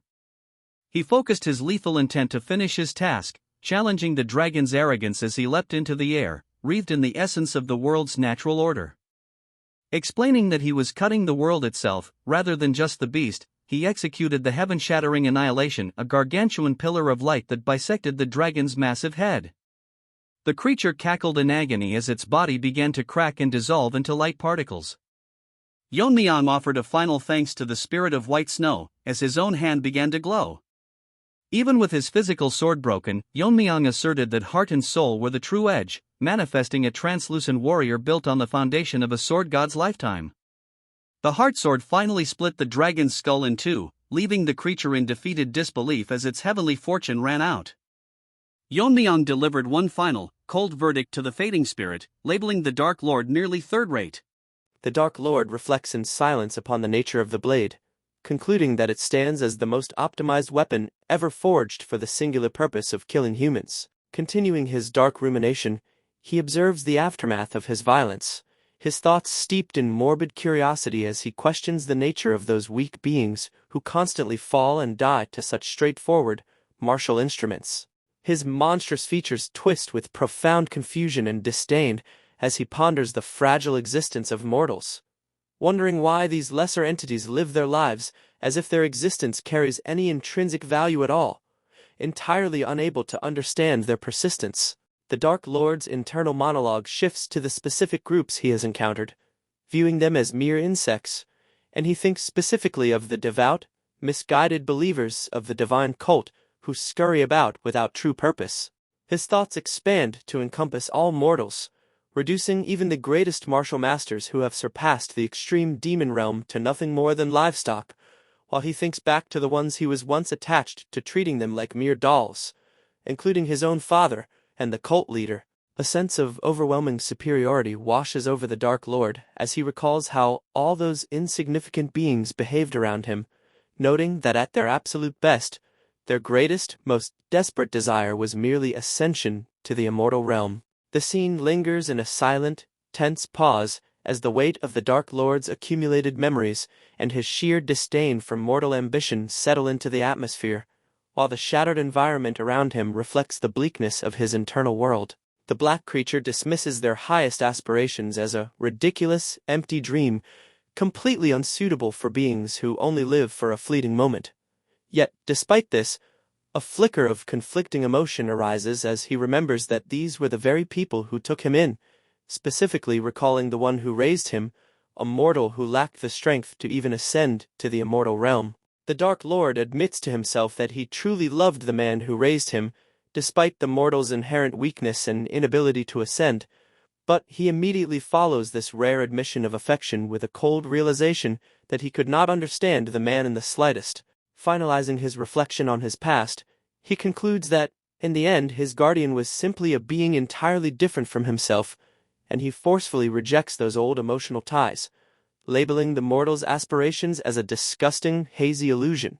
The Dark Lord's thoughts transition to his current conquest, noting that after he came out into the Central Plains, his incomprehension of humanity only grew worse, and he mocks their self-righteous declarations, scoffing at their claims that they punish the demonic path. He questions why these so-called righteous warriors continuously throw themselves at him, dying pointlessly like moths drawn to a flame, and he looks down upon their centuries of accumulated wisdom and martial arts, finding it all entirely worthless. The black creature mentally dismisses their martial arts as fragile concepts that disappear with just a few casual flicks of his hand, yet he briefly concedes that, from time to time, individuals do appear whom he cannot comprehend, even with his vast mind. His momentary acknowledgement of anomalies is swiftly crushed by his own arrogance as he coldly asks himself what it matters anyway. A silent pause emphasizes the Dark Lord's sheer physical dominance on the battlefield, where the dust and debris settle around his imposing, horned silhouette as his aura suffocates the surrounding area.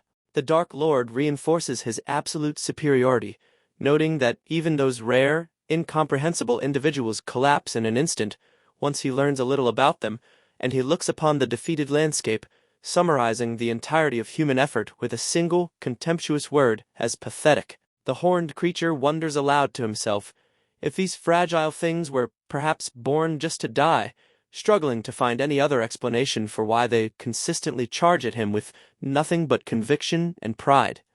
He views their conviction as total nonsense, baffled as to why they still rush at him when he is someone they cannot possibly defeat.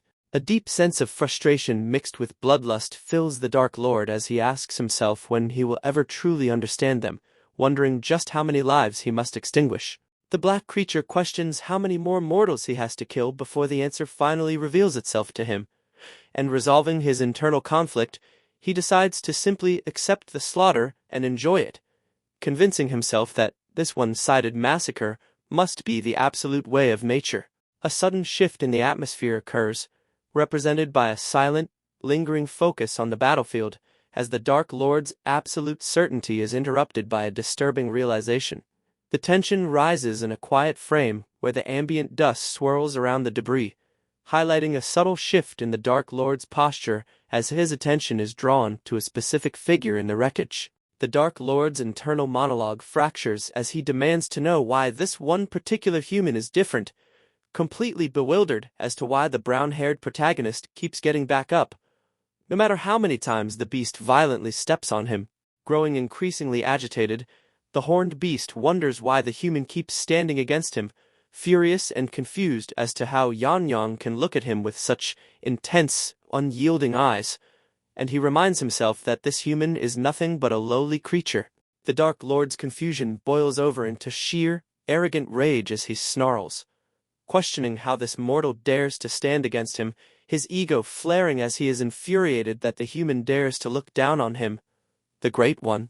A heavy silence captures the intense, suffocating pressure radiating from the Dark Lord's hulking, black form as the horned creature flexes his power, trying to force the mortal submission that he feels is his divine right.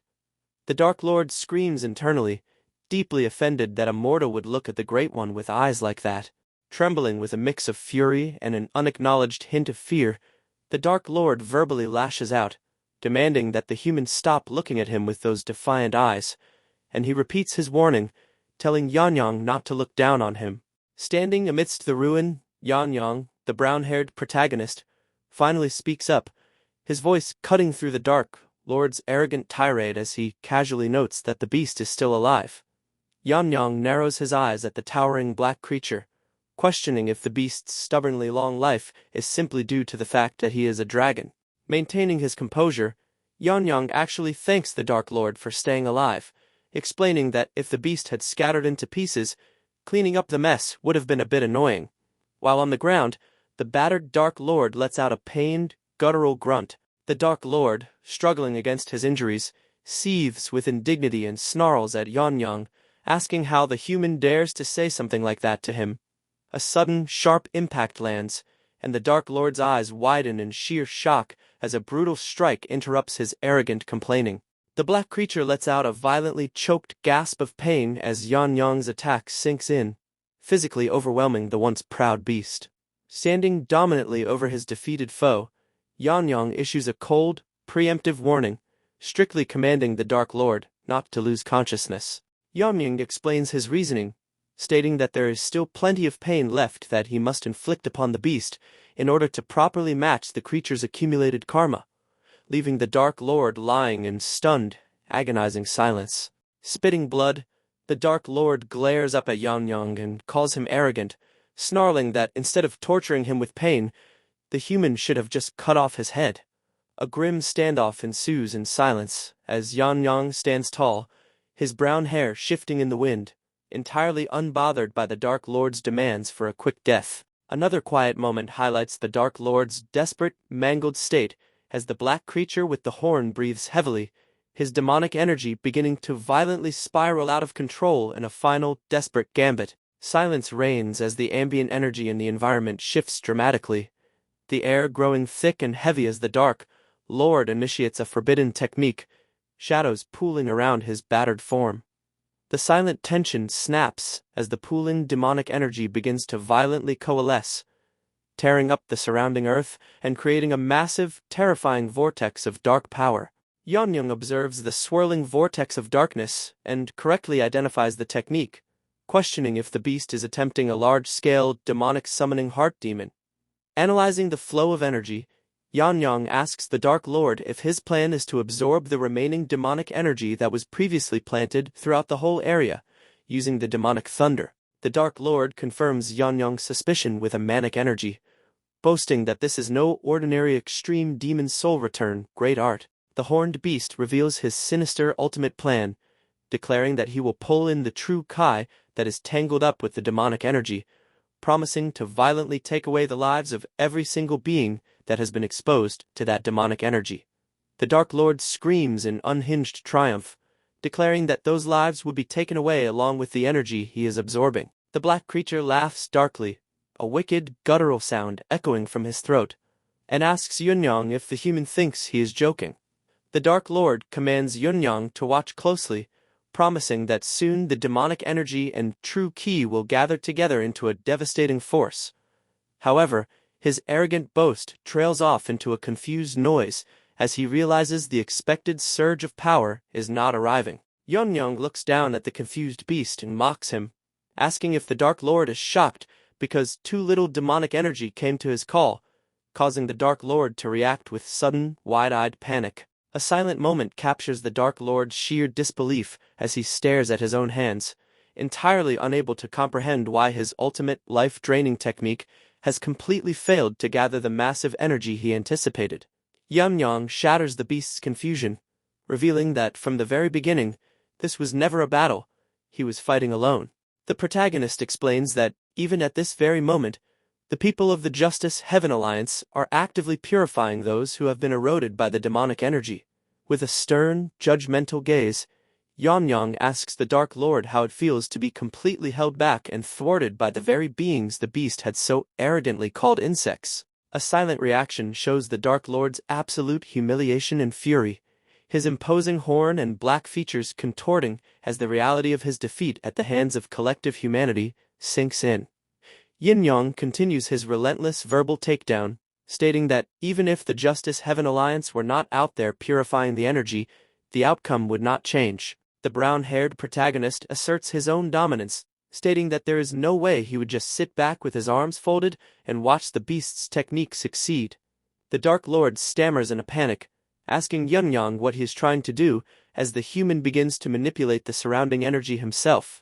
A silent display shows Yeon-myeong taking a martial stance, with true ki beginning to visibly radiate from his body, creating a brilliant contrast against the dark, corrupted landscape. The environment hums with immense power as Yeon-myeong's control over the QI solidifies, generating a breathtaking aura that completely suppresses the Dark Lord's lingering shadows. Yeon-myeong looks down at his hand, stating that, right now, if this is a contest about gathering demonic energy, he is in no way inferior to the beast's extreme demon soul return, great art. A quiet focus on Yeon-myeong's hand shows the swirling vortex of captured energy, demonstrating his absolute mastery and flawless control over the volatile forces. The Dark Lord stares in absolute horror, stuttering as he demands to know what this phenomenon is. The beast analyzes the technique in sheer disbelief, noting that the demonic energy gathering in the human's hand has the energy of reversal, and he realizes with dread that the energy of forward flow is actively turning the demonic corruption into pure true Chu. The Dark Lord's internal monologue expresses his absolute terror regarding Yeon-myeong's current state. The horned creature realizes that, to this human, It is as if all things under heaven and earth sit wholly and effortlessly within his grasp. Yeon-myeong, holding the purified energy, looks coldly at the Dark Lord and asks if the beast has no more cards left to play. Defeated, the Dark Lord lets out a long, heavy sigh, the fight completely draining out of his monstrous form. A hollow, broken laugh escapes the Dark Lord as he openly admits that he has lost, marveling bitterly at the fact that mere humans could reach such an unimaginable level of power. The Dark Lord confesses that he can finally understand how Yeon-myeong managed to kill Yu Gil-jun, one of his own kin, and the beast expresses deep regret for putting off a fight with Yu Gil-jun while he was still alive. Accepting his imminent demise, the Dark Lord states that since he is going to die anyway, he wants a final request. The horned beast asks Yeon-myeong to let him hear his thoughts, questioning which of the two dragons among men the protagonist found more entertaining to face. Yeon-myeong immediately shuts down the Dark Lord's romanticized view, telling the beast not to delude himself, and he explains that the only reason the Dark Lord and Yu Gil-jun never met was purely because of heaven's mercy, clarifying the truth about Yu Gil-jun's defeat. Yeon-myeong states firmly that Yu Gil-jun did not lose because he was weaker than Yeon-myeong, explaining that Yu Gil-jun lost specifically because he fought as a human until the very end. Yeon-myeong continues, explaining that if, from the absolute start, Yu Gil-jun had recognized and embraced the fact that he was a dragon, then Yeon-myeong would have been completely defeated before he could catch up to that monstrous level of strength. Yeon-myeong elaborates that because Yu Gil-jun loved the people around him, he simply could not acknowledge his nature as a dragon, and Yeon-myeong reflects on his own past, recalling his encounter with the martial master Black Snake Lotus Lord. Yeon-myeong admits that back then, he was not enough of a threat to force the Black Snake Lotus Lord to recognize himself as a dragon, telling the Dark Lord that if the beast had met the Lotus Lord before meeting Yeon-myeong, things would have been different. Yeon-myeong admits that with the level of understanding he possessed back then, he would not have been able to block the Dark Lord's disaster-like power. But he notes a crucial difference in that if the Dark Lord had met the Black Snake Lotus Lord before Yeon-myeong did, the Black Snake Lotus Lord would have clearly realized his true nature during the brutal fight against the Dark Lord, and the sheer pressure would have forced him to reach the absolute peak, both as a martial artist and as a living being. A quiet atmosphere emphasizes the sheer scale of what could have been, the wind blowing past Yeon-myeong as he recounts the alternate timeline that the Dark Lord unwittingly avoided. Yeon-myeong concludes his thought, stating that the Black Snake Lotus Lord would have become someone whom absolutely no one in this world could ever stop. Yeon-myeong looks down at the broken beast and asks if it isn't amusing, pointing out the irony that the meeting the Dark Lord arrogantly postponed ended up being the very thing that changed Yeon-myeong's life and allowed him to grow this strong. Drawing his energy inward for the final strike, Yeon-myeong declares that this time, he will be the one to postpone the judgment of the Dark Lord's life. Meanwhile, observing the battlefield from afar, onlookers express relief, noting that they do not know what the two were talking about just now, but they are incredibly relieved that their alliance leader is safe as expected, while one observer briefly wonders if the alliance leader's hairstyle changed before their attention snaps to the horrifying figure standing in front of him. The observers point at the black creature, identifying it with trembling voices, and asking if that is the terrifying demonic radiance, Heavenly Lord. Shocked by the creature's mangled and pathetic state, the onlookers ask aloud how the once mighty demonic radiance, Heavenly Lord, ended up looking like that. Back at the center of the conflict, the Dark Lord seethes with ultimate humiliation, asking himself what on earth is going on, thoroughly disgusted by the fact that the control of his life and death has been handed over to the very insects he so deeply despised. The Dark Lord snarls, warning Yeon-myeong that there is a limit to how much he can insult the Great One, but Yeon-myeong, unfazed, calmly replies that, "No, that is not the reality of the situation." Yeon-myeong stares down at the Dark Lord, his voice devoid of sympathy as he tells the beast what he should have done just now. Yeon-myeong states coldly that the Dark Lord should have begged the people he views as insects, reminding the beast that friends, family, and comrades all paid the ultimate price simply because they were physically weaker than the Dark Lord. Delivering his final, crushing philosophical blow, Yeon-myeong dictates the rules of reality to the fallen monster, stating that whether the Dark Lord wants to live now or end his life here and now, it is the weaker side who should be the one forced to beg. Yeon-myeong offers a grim ultimatum, stating that if the Dark Lord does not like that reality, then he must either stand up and kill them all himself, or die by his own hand. Driven to the absolute brink of madness by Yeon-myeong's utter disrespect, the Dark Lord screams, demanding to know what that look in Yeon-myeong's eyes is, furiously commanding the human not to dare look at him with those eyes.